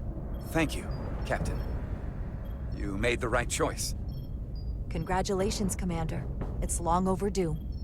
I know we've had our differences, but I can't tell you how much I appreciate this. Computer, Commander Westbrook is the new first officer of the USS Resolute. Awaiting voice authorization. Voice authorization Westbrook. Alpha 7 Tango. Authorization is now complete. Now, if you'll excuse me, there's work to be done. Nicely done. I think that went well. Captain, could I have a word with you? Give me a minute. Look, I respect your decision, Captain. Commander Westbrook has seniority, and I can understand why you might have felt pressure to promote him. But what I can't understand is why you would choose someone so clearly unsuited for the position. It's the very reason why Captain Solano chose you over him. Because he knew Westbrook as first officer would be disastrous. I know you're disappointed, but I trust his experience, and I need to rely on him now more than ever. But that's just it. We can't afford to make any mistakes. And that's my concern with Commander Westbrook. Maybe I've had it wrong this whole time. But I thought we've had an excellent working relationship almost from the moment you first arrived. Of course, I was insulted when you didn't trust me with the information about Captain Solano being compromised, but I've always supported you, which is certainly more than you can say about Westbrook. He was always against you, especially with regard to Captain Solano. Listen, I value your opinion more than just about anyone's. I rely on it. And if we're going to beat Galvin, I'll need your help now more than ever. So please, don't be discouraged. I'll be fine. Just give me some time.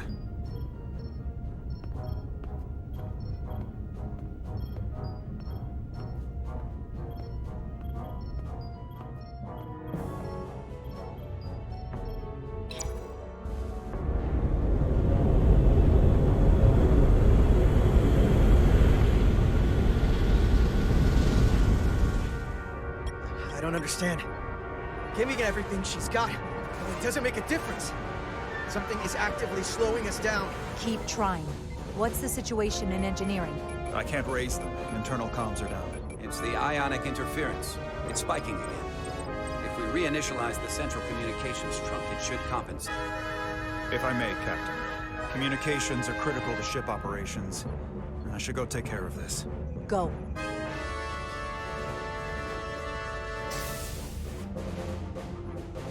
I was hoping we could buy enough time until Starfleet could send more ships. But it looks like we might have to face off against the Aphelion sooner than we might want. If it's just us, I don't like our chances. We can't fight them on their terms. We have to be clever.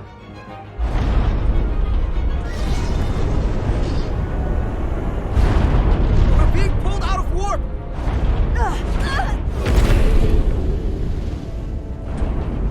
The Aphelion is closing on us, and fast.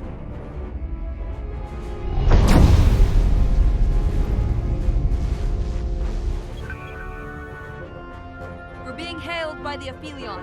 Galvin demands to be heard. On screen.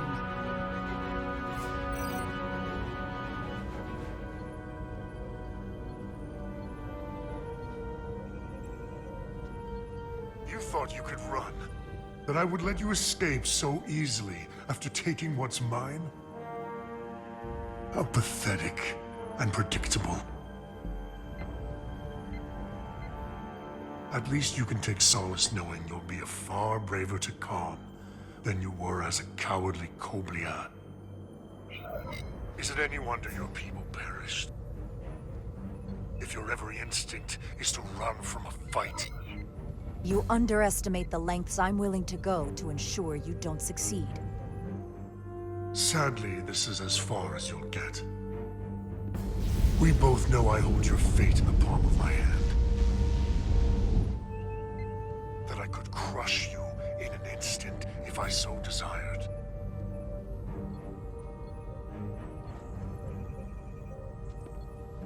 And as much as I'd like to, you have another purpose to serve. As one of us.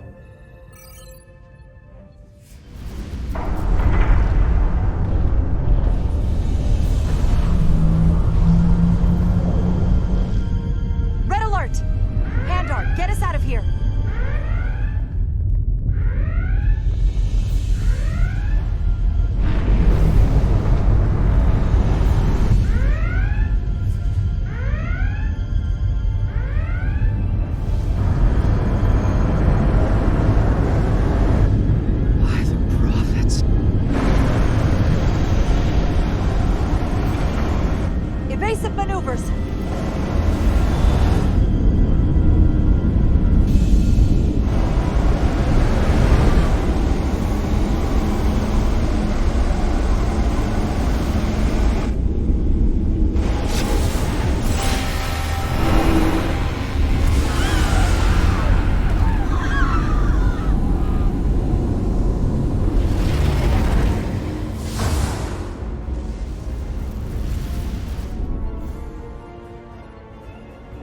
They've hit the engineering section.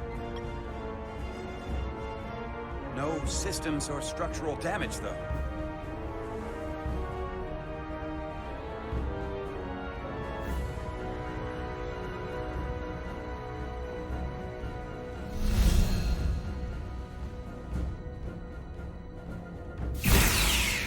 They were targeting the crew, not the ship. Captain, we have to respond. Hit him in the mouth. Fire photon torpedoes! Target the source of the beam!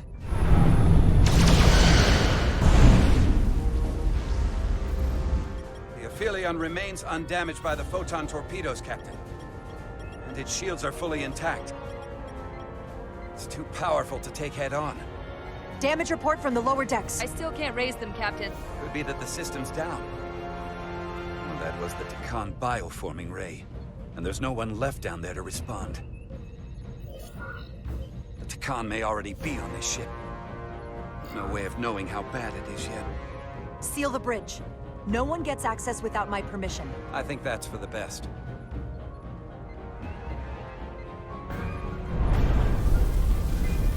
Here are your new tricorders. Now go. Get to the transporter room.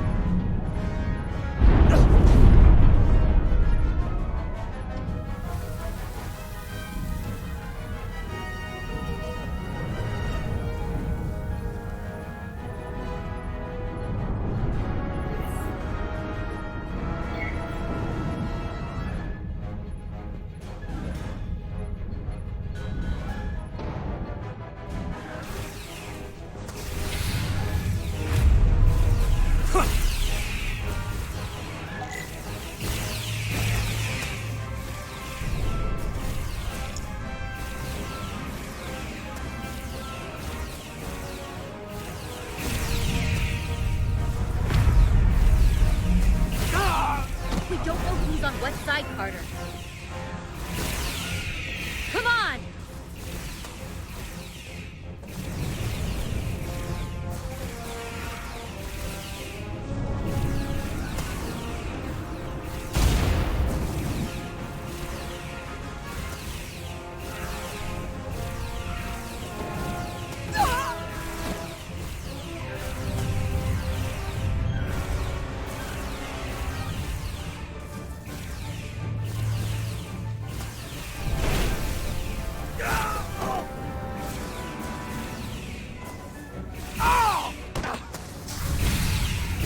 Transporter room 1.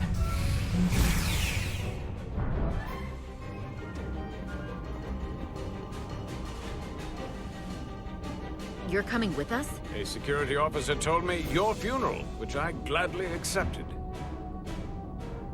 These are concentrated deuterium doses. You need to take the dose as soon as you're exposed for it to be effective. Hell, take it right before if you can get the Takan to wait while you do it. I'm having trouble locking onto the transporter path through the interference. I've done this before. I have to align the transporter with the tetrametric signature. We need to tunnel through the shields.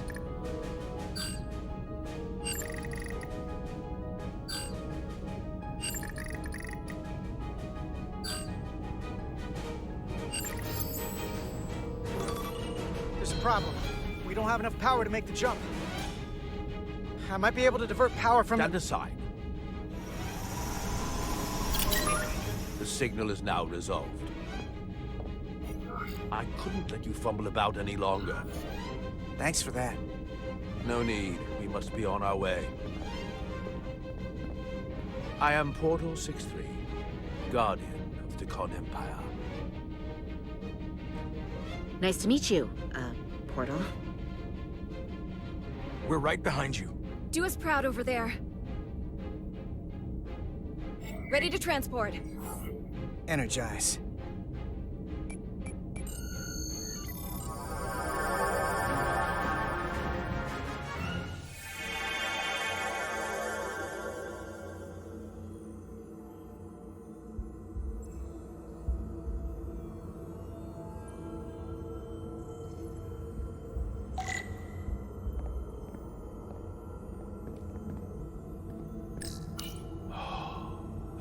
story of it.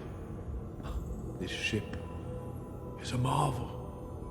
Even to me, it's almost a shame we have to scuttle it. The galaxy has never seen a ship like this. It is beautiful. I'll give you that. Resolute, come in! We're losing cohesion. I'm gonna try to use my tricorder as a pattern enhancer.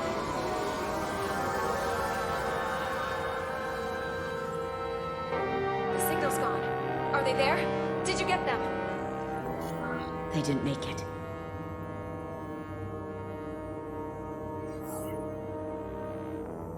Oh my god. We have to get to the Cartabula and disable it. Hopefully before the battle group shows up. It gets served up for the Aphelions' next meal.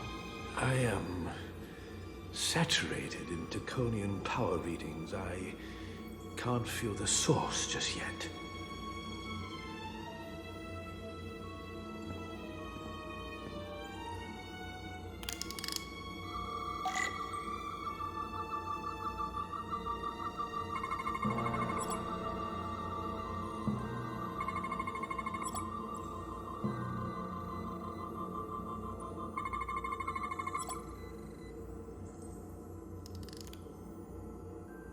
This way.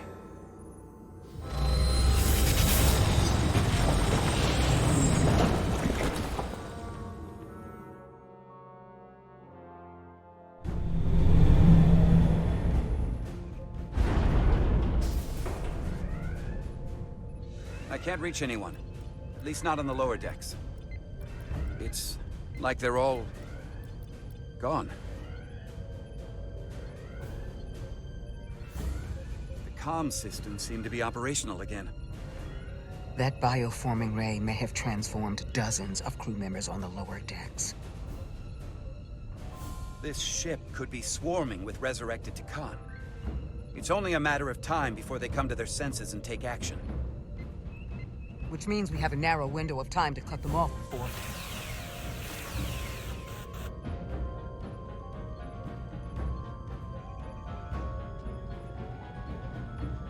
Captain! We're holding them off as best we can on Deck 9, but...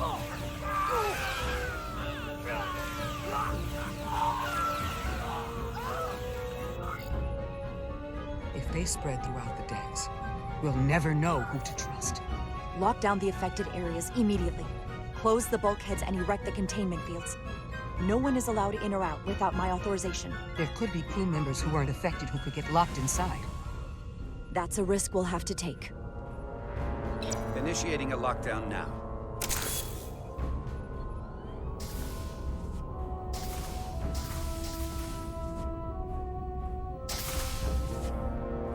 And what happens if some of the bioformed manage to escape? How should the crew engage them? Or should they? We don't want suspicion to run rampant. Some ground rules would help. We should be cautious. If a situation arises, I want phasers set to stun. Of course. I'll let the crew know to proceed with caution. Have we heard anything from Commander Ermot? No. And he's been gone for quite some time. The comm system he went to investigate. It's near the affected area.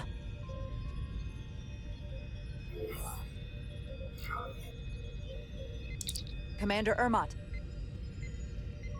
Commander Ermot, can you hear me?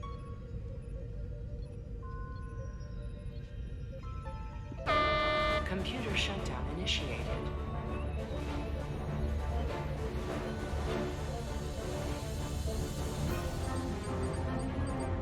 According to this, it was initiated by Commander Ermot. What? The central computer core will shut down in 10 minutes. We'll lose all critical ship functions. It can only be overridden by the captain at the core itself. With me.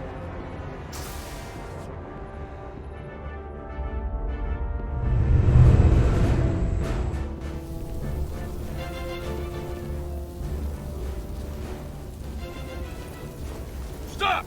Identify yourselves! We're just trying to figure out what's happening. To hell with it.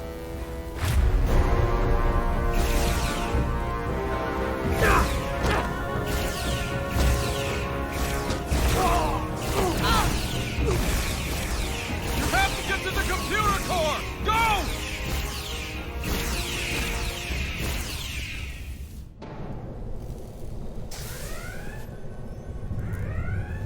The master console is up there. I don't have much time.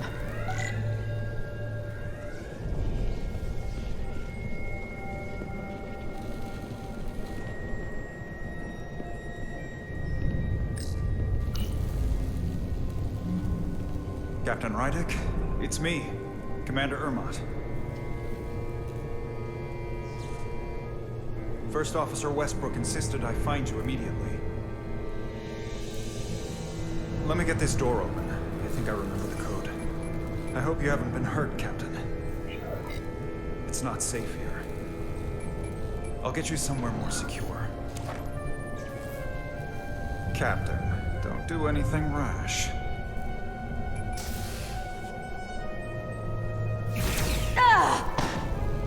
Still getting used to these Federation weapons.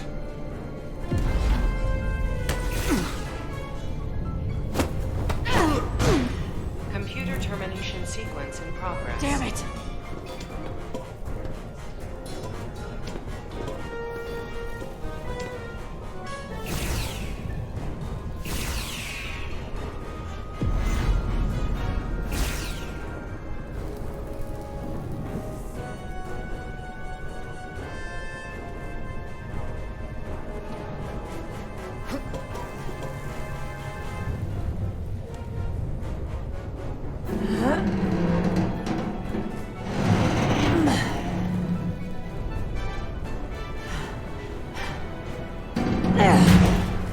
Be reasonable, Captain. There's a time to fight and a time to admit defeat. Computer termination sequence in progress. Awaiting Captain's authorization.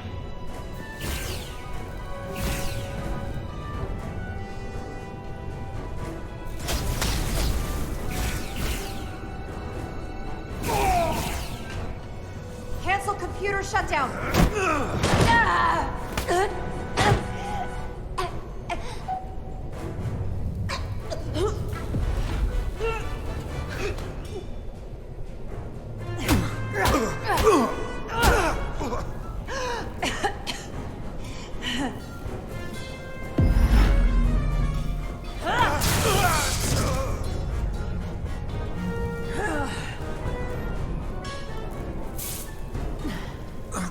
Okay, wait. Just hear me out. Listen to reason. There's no need to do anything impulsive. You just tried to kill me. I was only acting on orders. I didn't mean any harm. You know we'd rather have you with us. We can make a deal, right? Come to terms.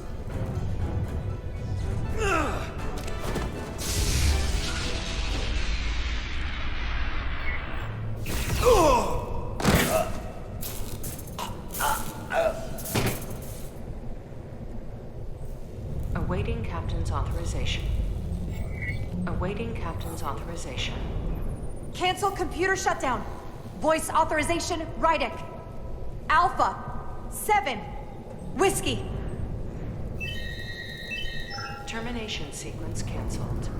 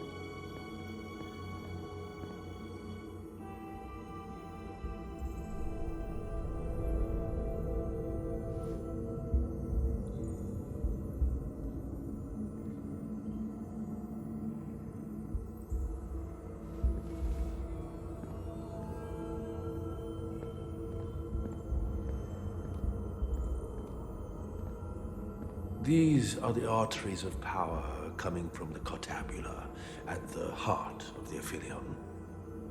I can feel it coursing through my own body. Look there. I cannot move as freely inside this ship. Those emitters are why. If they were deactivated, I could travel past this chamber without setting foot in it. Only Takan can use Takan technology. How do I turn them off? Place these on the emitters. It will suppress their effect. The guards none the wiser. Got it. I'm coming too. If we both get caught, it's over. If it's just me, you can try again after I fail. Well then, don't screw it up.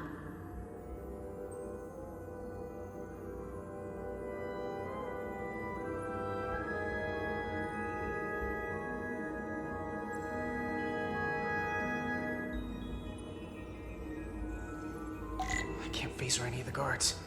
It'll alert every Takan in here. Nothing out of order.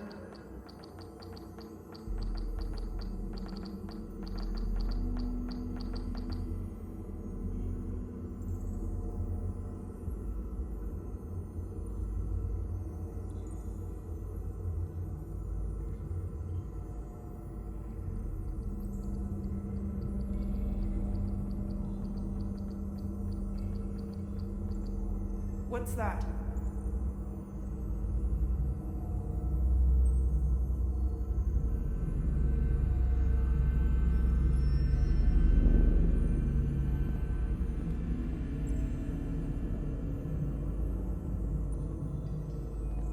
Those guards can see the whole room from there. How am I gonna get past them? Maybe the crystal's portal gave me will get a reaction out of these consoles.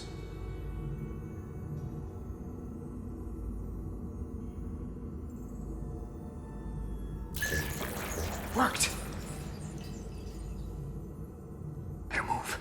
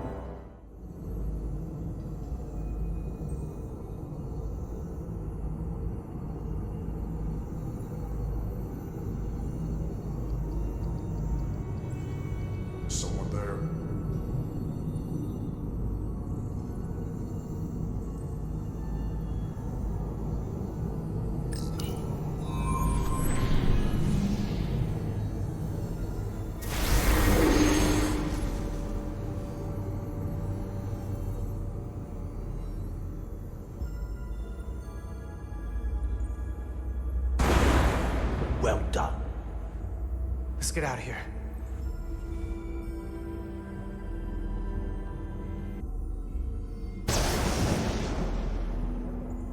More emitters. Guess we can't teleport the rest of the way.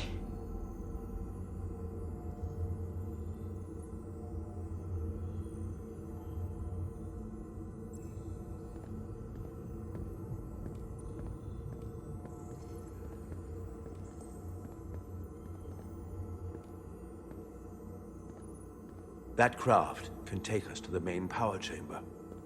No way we can make that jump. When I was younger, maybe.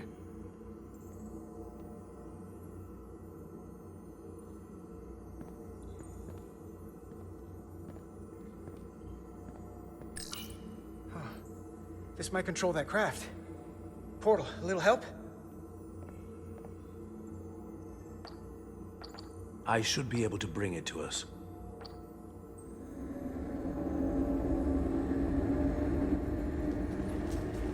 There!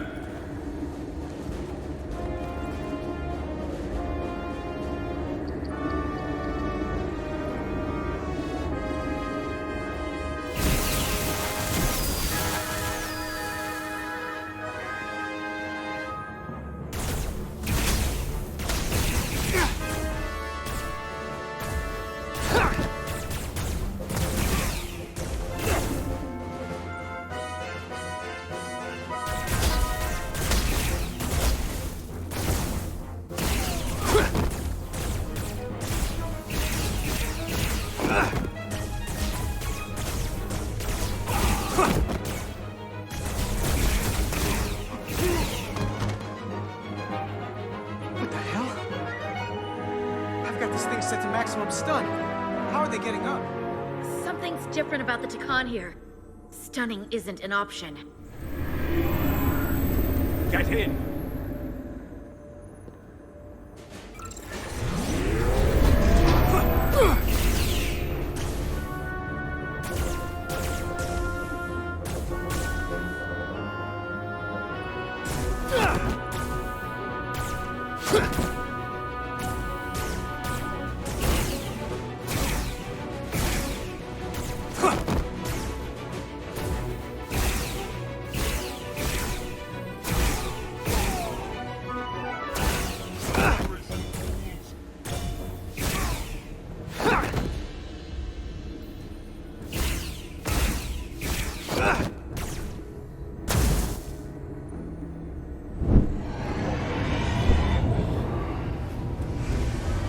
Guardian! He's with them!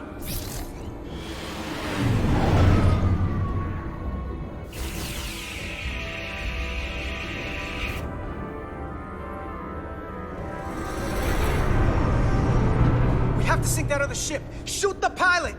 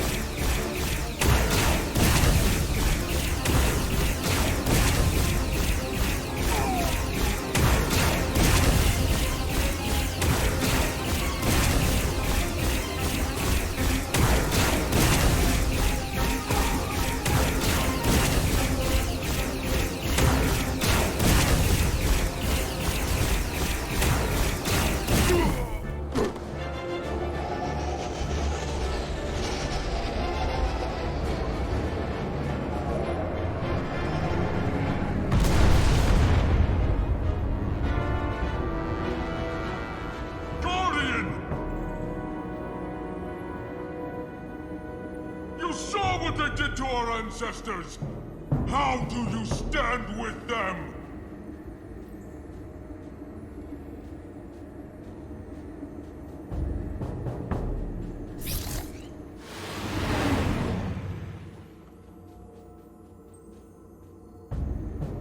We've left them behind.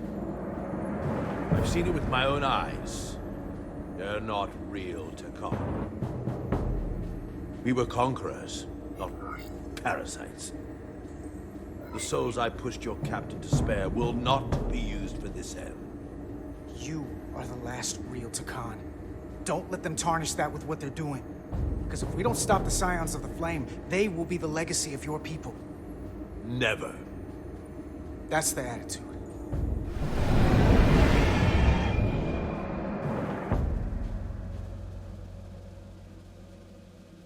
I'm doing everything I can, but I can't shake her!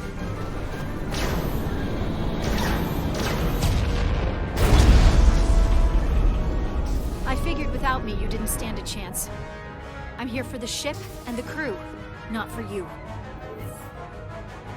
I couldn't just sit in my quarters, waiting to get turned into a Takan. Your timing's perfect. We need your help now more than ever. Clearly. The only reason they haven't destroyed us is because we have bioformed Takan on the ship. That's why they're targeting our engines. If we lose the engines, we can't avoid the bioforming ray. Brace for impact!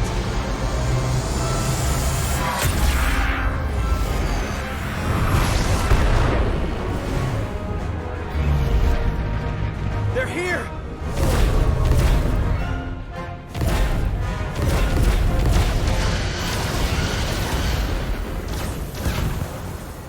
We're being hailed by the USS Titan. Put them through. Sorry to keep you waiting, Resolute. We got here as fast as we could. Looks like you've got your hands full with this monster. That flying chandelier really packs a punch. We're damn glad to see you, Captain. We could use all the help we can get. I told you I'd be here. So, what are we up against? No. It's happening again. We have to warn them. Open a channel to all Starfleet ships immediately. Starting emergency transmission. This is Captain Jara Rydek of the USS Resolute. The ship we're fighting is armed with a bioforming ray that can transform your entire crew instantaneously. Avoid being hit at all costs. And remember, they have our shield algorithms, so take preemptive evasive action.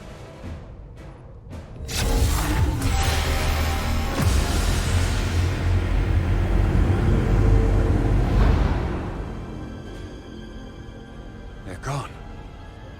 Just like that. We have to destroy that ship. Otherwise, it won't be long before they're coming after us. It could all be Takan. Or none of them. We can't assume anything yet. I can't attack another Federation ship. I need alternatives. Full impulse power. Take us in for a closer look. Aye, Captain.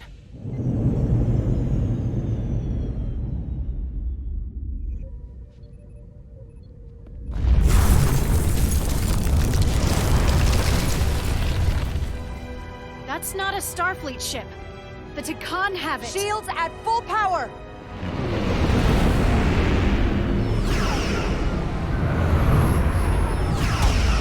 Shields are holding up against their attacks. But they won't for very long. Fire photon torpedoes! Firing.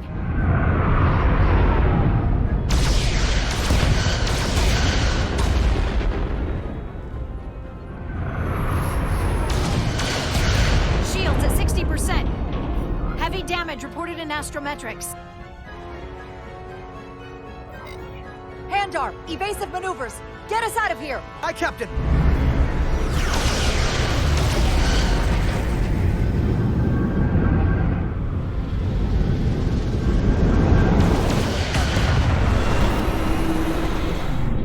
Don't worry, Resolute.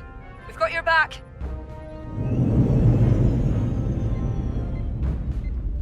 Their weapon systems are offline. Now's our chance. Finish it. We can send Galvin a message. Let him know exactly what he's up against. And that we're willing to fight to the very end. Take out their engines. Fire when ready. Targeting their engines. Commencing fire. Now.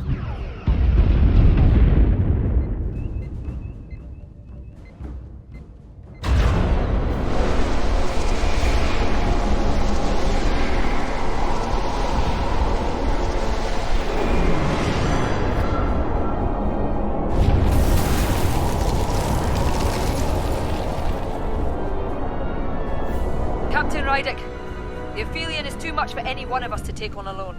But collectively, we might just have a shot. On our way. Full impulse power. Aye, Captain.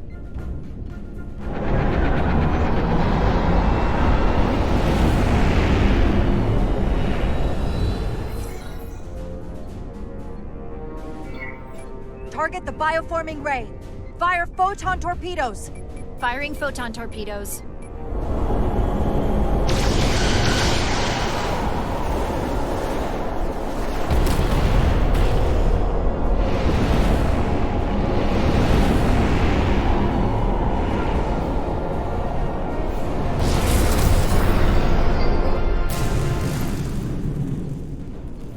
I've lost helm control. Trying to re-establish. Power levels are dropping all over the ship, but our engines are still running strong. This is what happened to the Enterprise. They're draining our energy. We're caught in it too. I hope the away team is having more success than we are.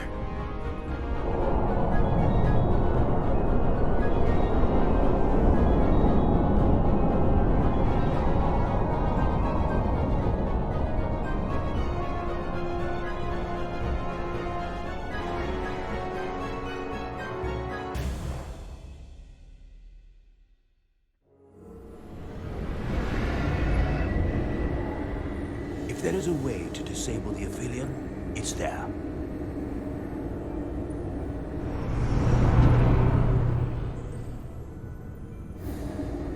We strike at the heart.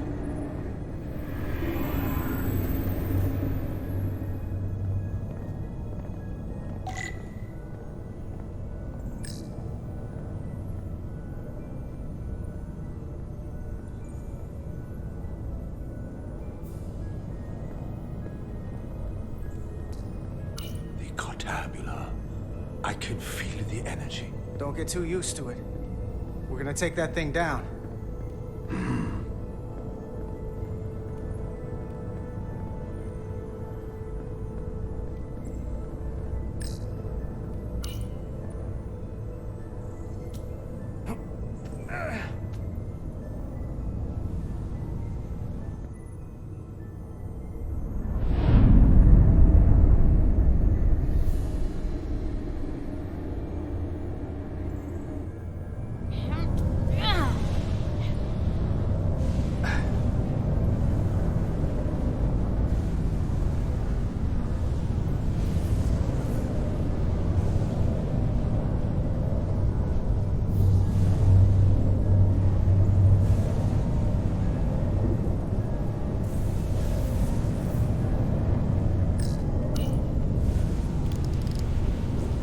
I wouldn't do that. We have to turn off this energy field to enter. I must do it. It requires the hands of the Takon. Is it working? It started. Is the opening wide enough to get through? Well, is it wide enough? No, but I can see the cartabula. What about now?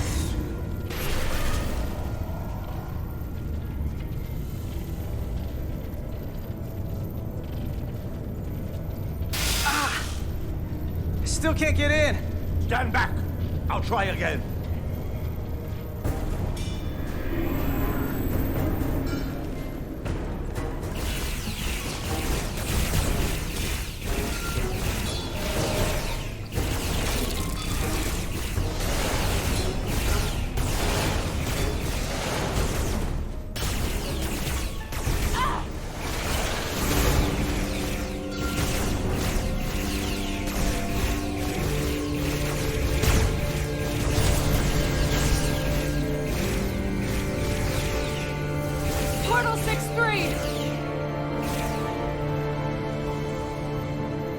not going to remind you of the oath you took. I want you to remember why you made it. Your bond to your people.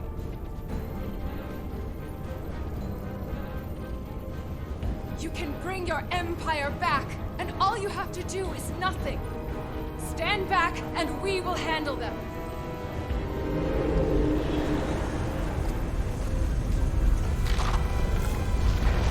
So much time doing nothing.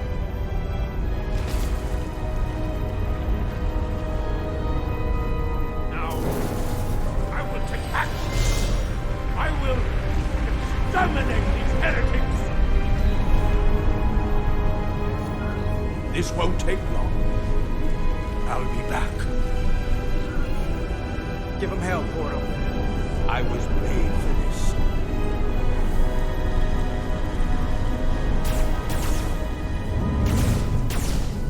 If you can get to the Cartabula, don't wait for me.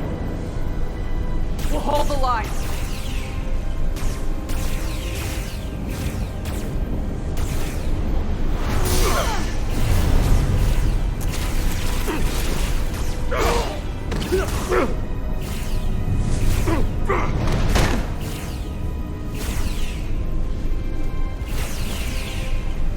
The gap isn't much wider. Can we get through? Maybe we can widen it with a containment field from the tricorder. Oh! I don't think we can crowbar our way in. It takes a Takan to do it.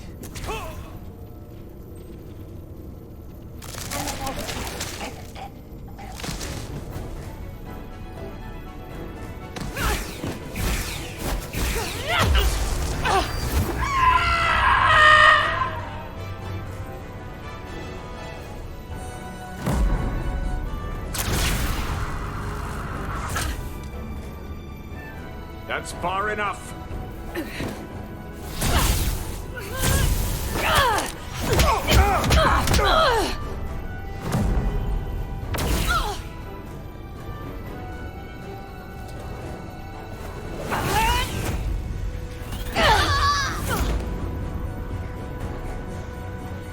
Carter, I could have killed you both, easily.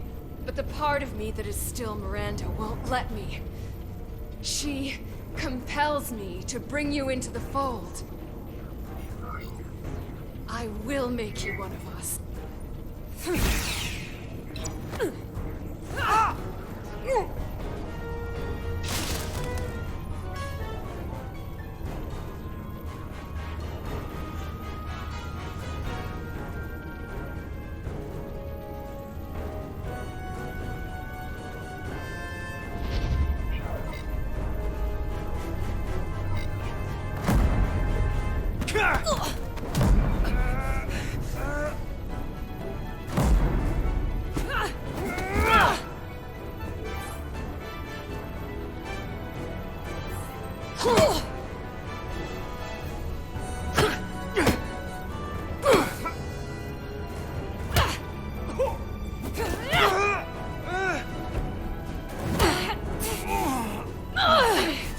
Soon, you'll understand.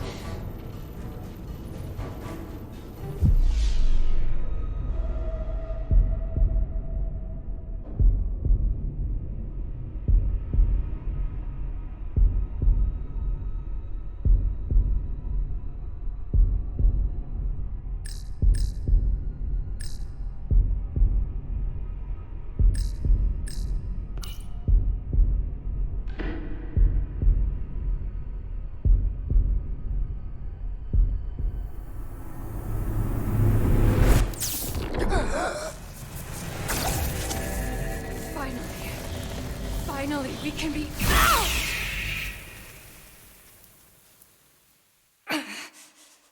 rejoin the flame.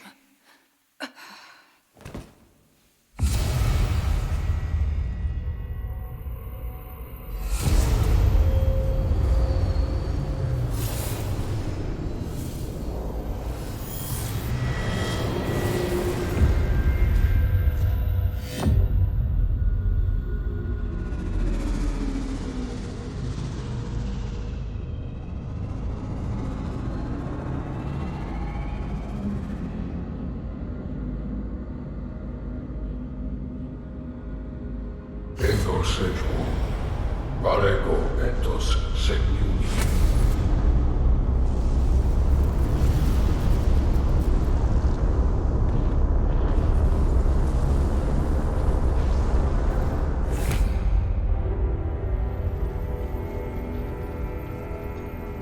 Are you all right?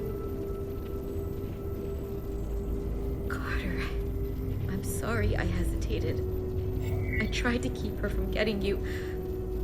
If I'd just shot her sooner, you wouldn't be like this.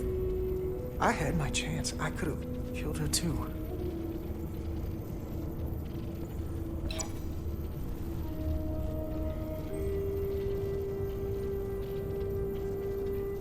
She's really gone. For good. I can't believe it. It had to end this way. She was suffering. And now it's over.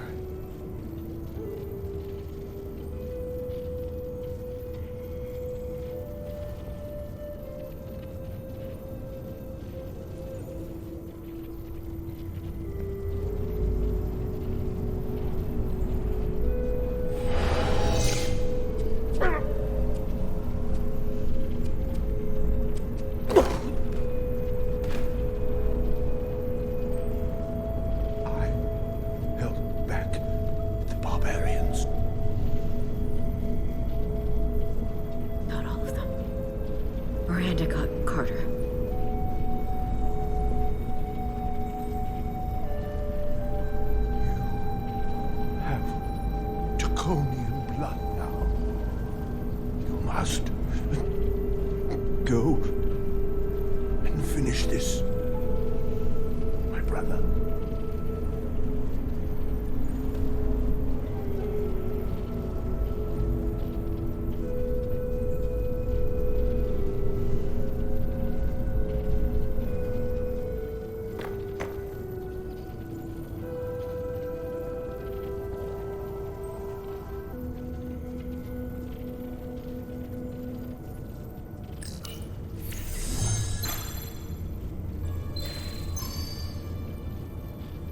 Read it.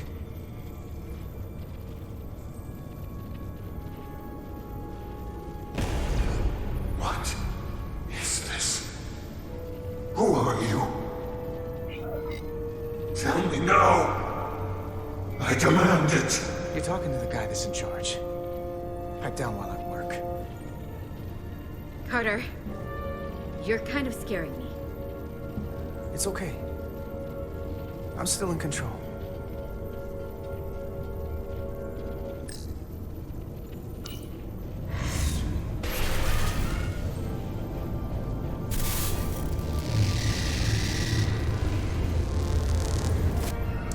We've reached the Cartabula. That's great. Are you all okay? Yeah, we're inside. That's what matters.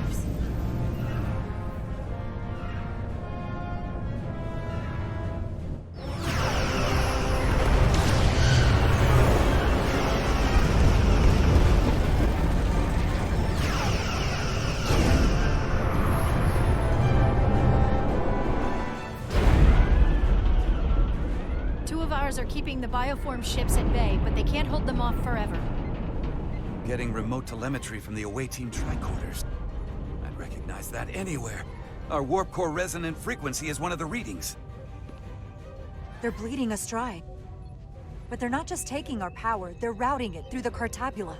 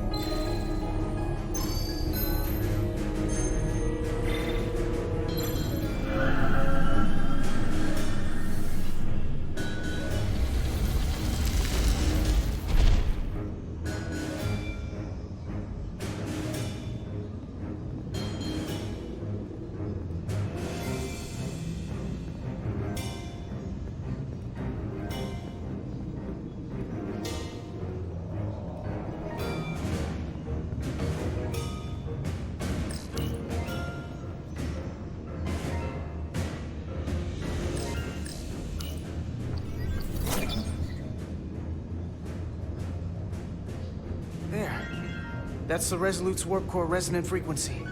And these others?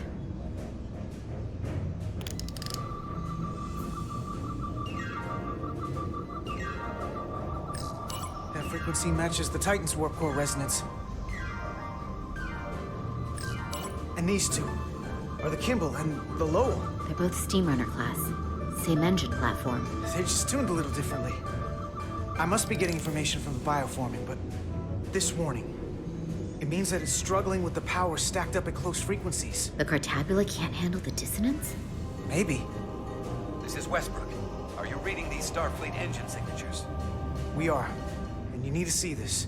The Steamrunner class frequencies are causing problems for the Aphilion's energy source. Sending visuals now.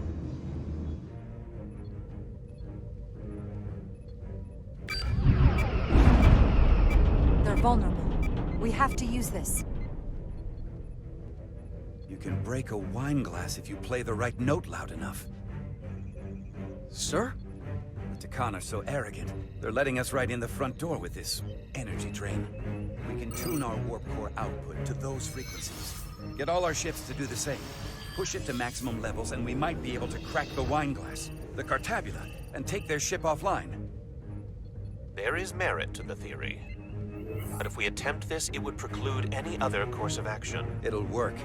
It has to. This is going to succeed. We'll need all Starfleet ships to pitch in. We aren't alone anymore. We need to leverage that. I will create a high-energy static warp shell. We'll need the away team to guide us to the right frequency. We read you, Resolute.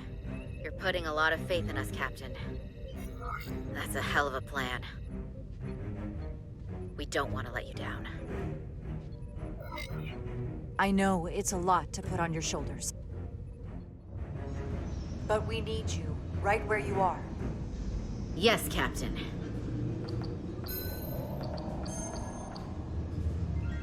I found an eject routine for the Cartabula. So we can disengage it, just like we did with the Zeldi's warp cores. Yeah, but it'll only activate if this thing gets completely overloaded. So we gotta take it right up to the edge of destruction. We are increasing the warp core resonant frequency now.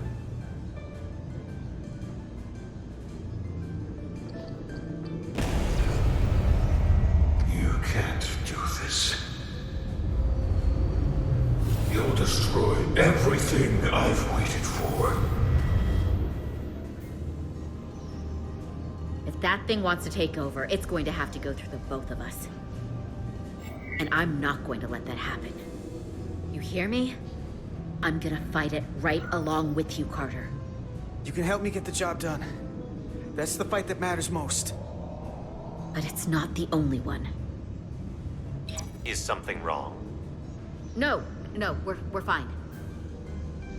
Do you see our output frequency changing? We do. What is the impact on the Aphelion systems?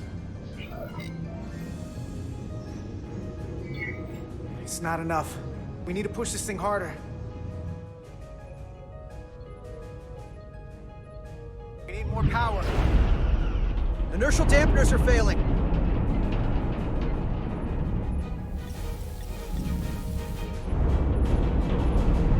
Warp output at 85%. They're taking the bait. Now we need the rest of the fleet. Open a channel to anyone left on our side. Opening a channel. This is the Resolute. We're sending instructions to all ships to output maximum warp power at the designated frequency. We believe this will disable the Aphelion. We don't know that. All we know is that it'll siphon off our energy much quicker. You're leading us to disaster. Are you out of your mind? That has given them exactly what they want. You can't just expect us to turn belly up. Our strength in Starfleet comes from our ability to work together, especially when everything is on the line. I can get behind that, Captain Rydek. We're adjusting the Titan's warp output to match the Resolute's. I suggest the rest of you do the same.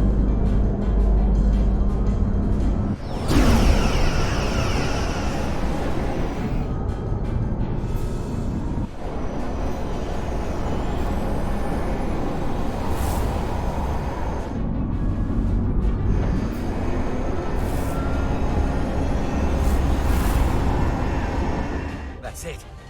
They're falling in line. This is the Takahashi. Adjusting our engines now.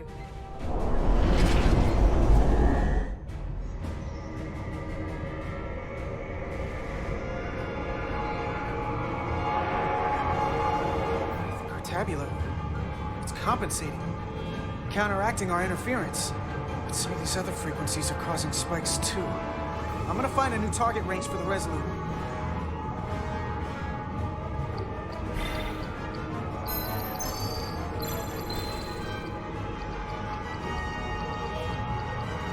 Try this out.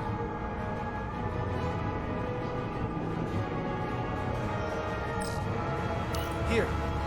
This one's hitting the hardest. If they all converge here, it'll provide the maximum disruption to the Cartabula. Got it.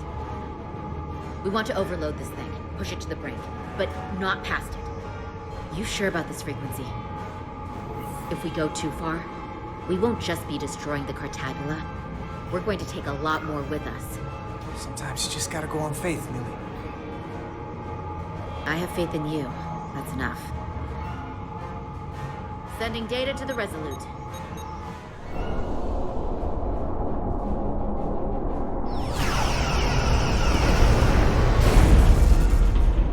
The Way team has sent us an updated target Resolute. Sending it to engineering now.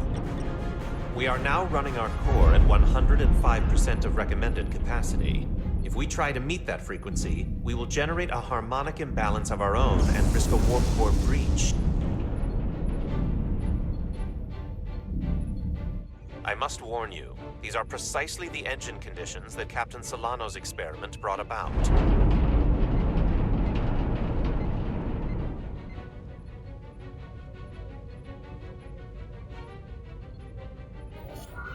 A runaway reaction is a dangerous possibility right now.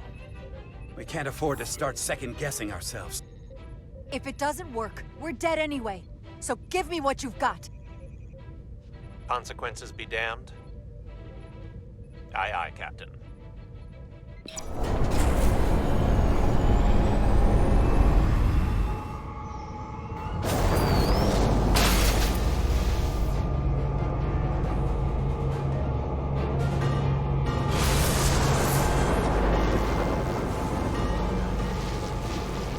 We got an overload here. It's at the breaking point.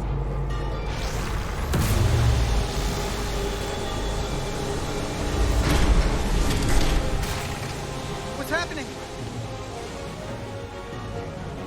We got a problem. It's not gonna eject. We have to disengage the Cartabula manually. We lit this fuse. We gotta make sure it doesn't go off the wrong way. If we can pull hard enough on those levers, it'll dislodge this thing.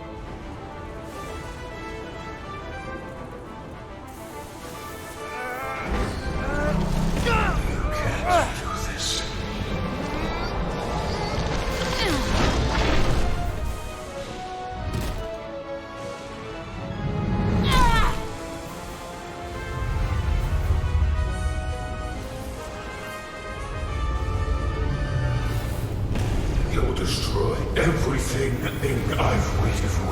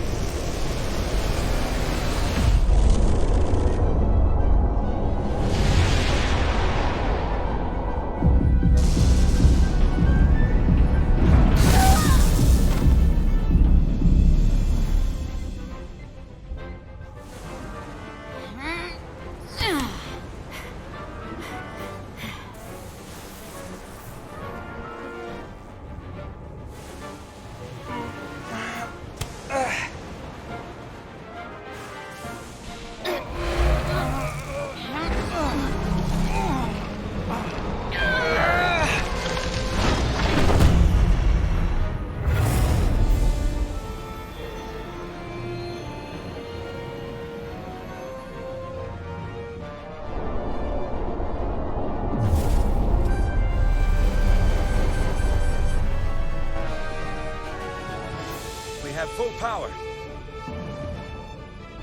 And the Aphelion is shutting down. Returning warp reactor to nominal output levels. The Takan are running off reserve power now.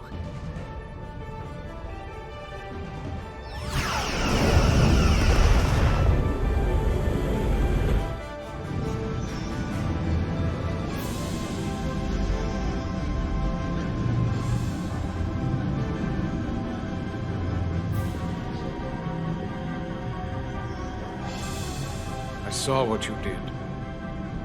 The sacrifice you made. Radiation levels are spiking. It's coming from the Cartabula. He must have damaged it. Didn't get it out before it fractured. Our work here is done. Let's get out of here.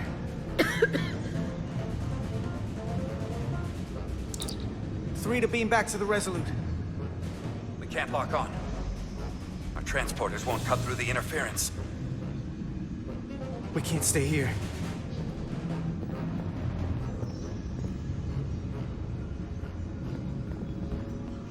We're not getting away in that thing. There.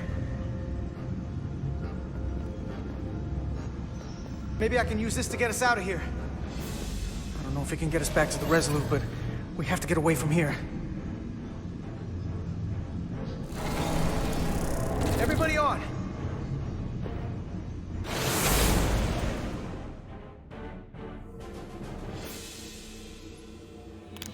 Radiation's lower here, but still too high for us to stay on this ship.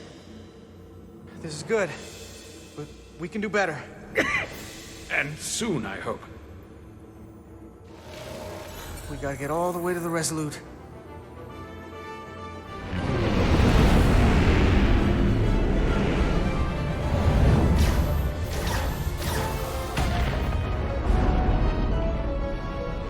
That thing is down, not out.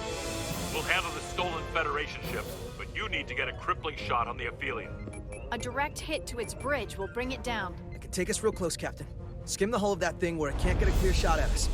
Or I can weave us through the battle. And hope we don't get caught in the crossfire. I don't want to get too close to that thing. We can't take much more fire, Captain. Pandar can get us through it. take us along the Aphelion's hull. Get us to the bridge as fast as you can. Aye, Captain.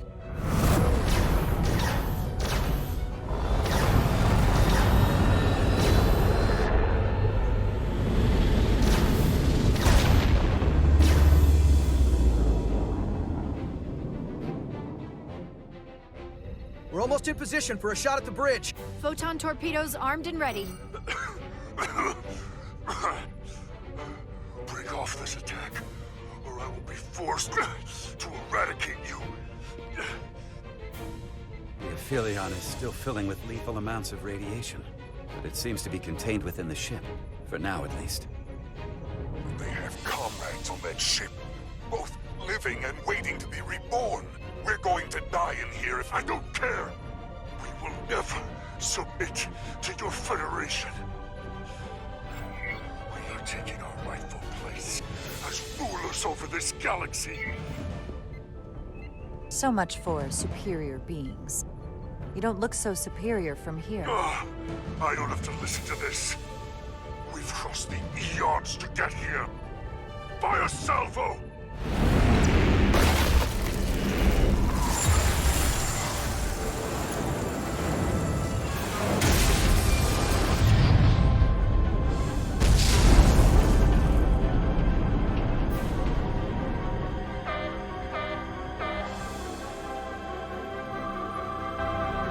Now the radiation is rising here, too.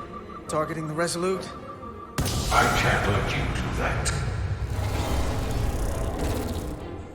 Get on.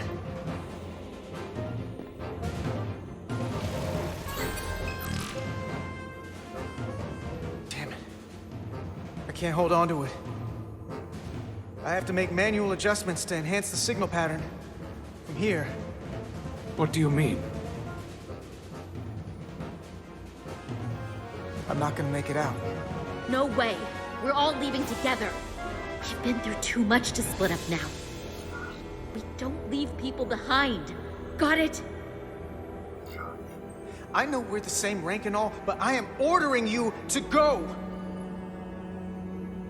Don't waste this, please!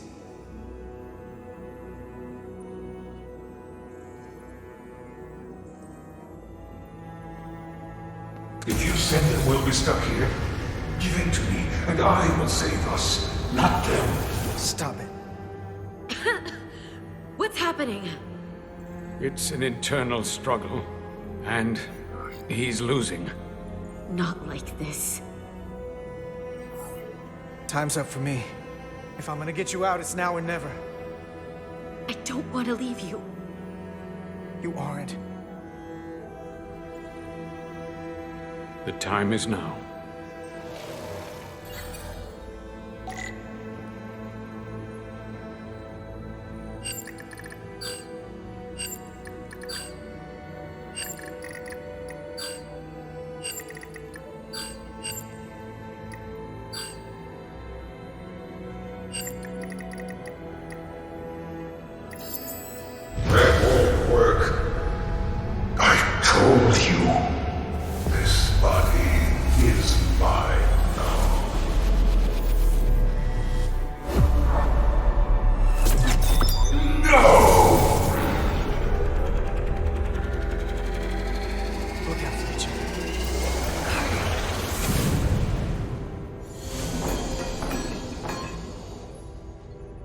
The away team has beamed back. We're in position and ready to fire, Captain.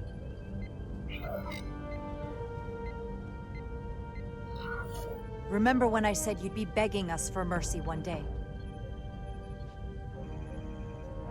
This is that day.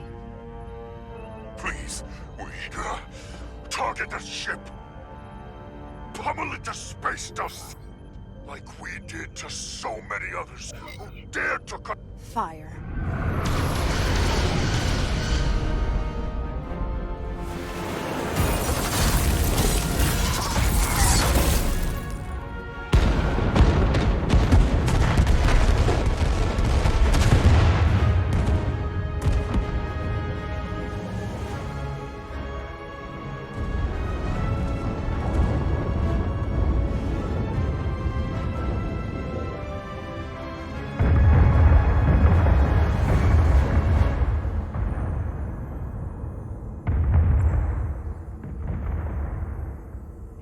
Carter? Millie. I thought you'd want to know we made it. And that you'll always be my family. Even if I don't get to see you again. Always, Millie. Family. Forever. Always.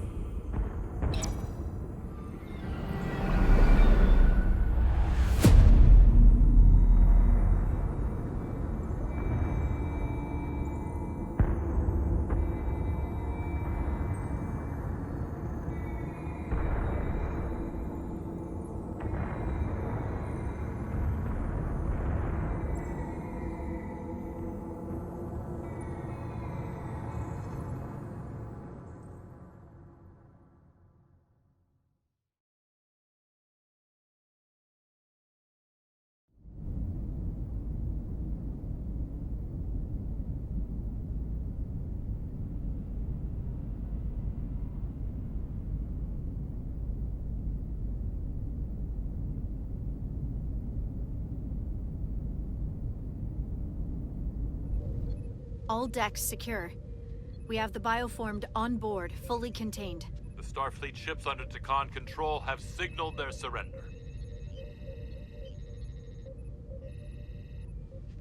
Good work, Captain Rydick. Next time I need some backup, I'll know who to call. I trust you won't have a problem with that. Just say the word and we'll be there.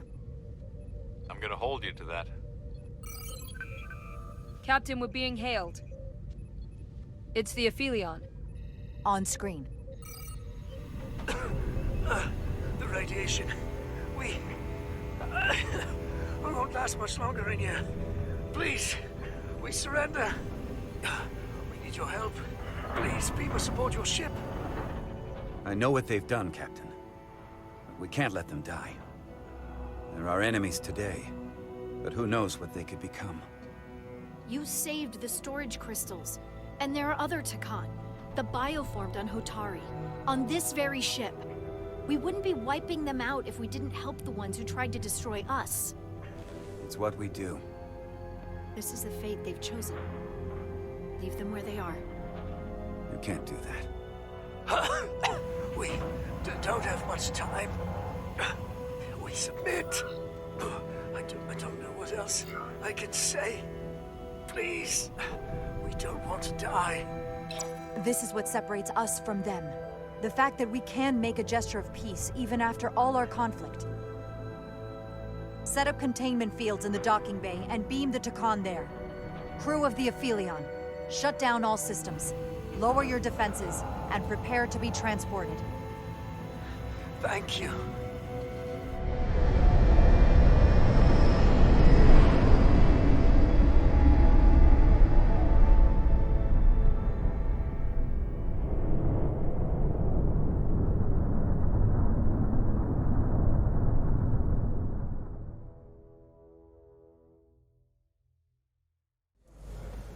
Carter! Hey,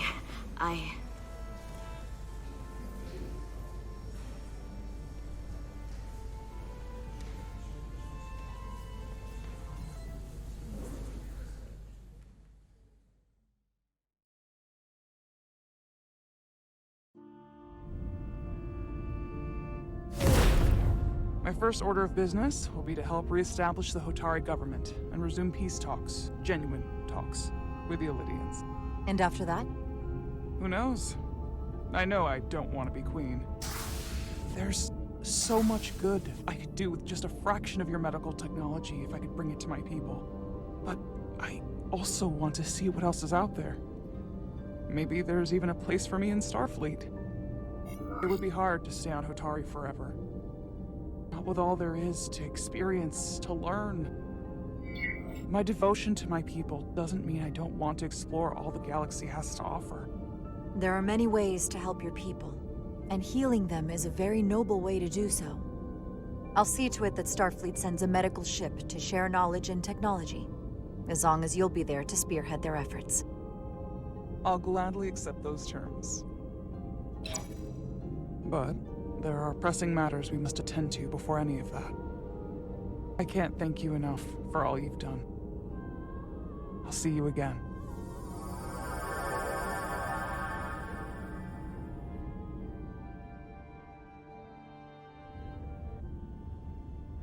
Starfleet has granted me the privilege of conferring this upon you.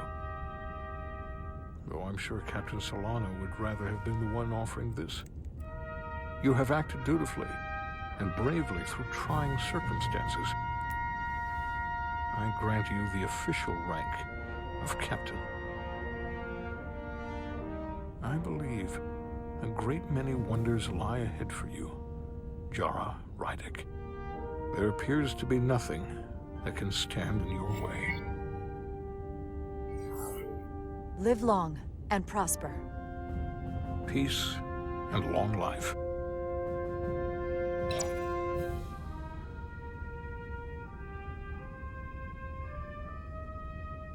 Victory. Peace. These things never come without a cost.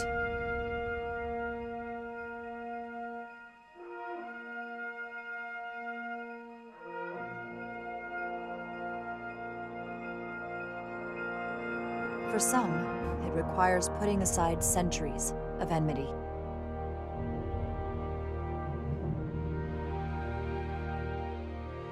For others, it takes facing complicated losses. To Carter. How do you say goodbye to someone who isn't really gone? I thought I knew how to leave the past behind, but I've learned a thing or two. And for too many, they had to pay the ultimate price. In time, history may forget their sacrifices, but those of us who were there never will. Now, all hands honor the dead.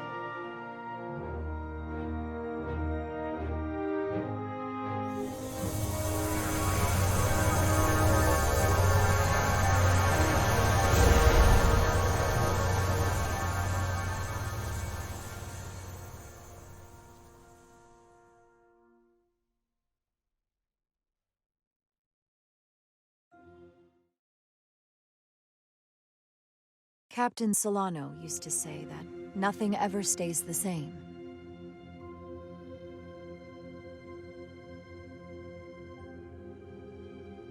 Entropy. It's the nature of the universe. As such, the crew of a starship can never stay the same.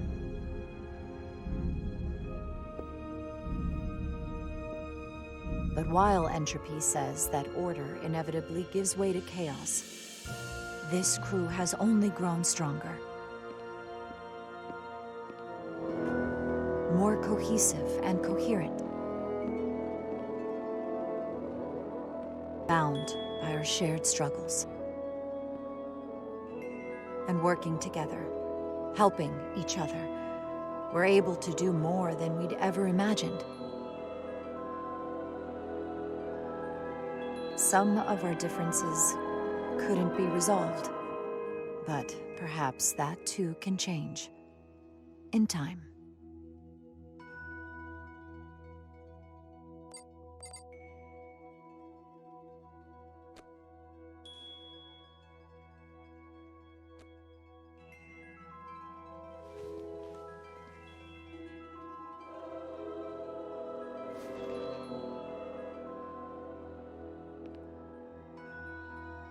Engage.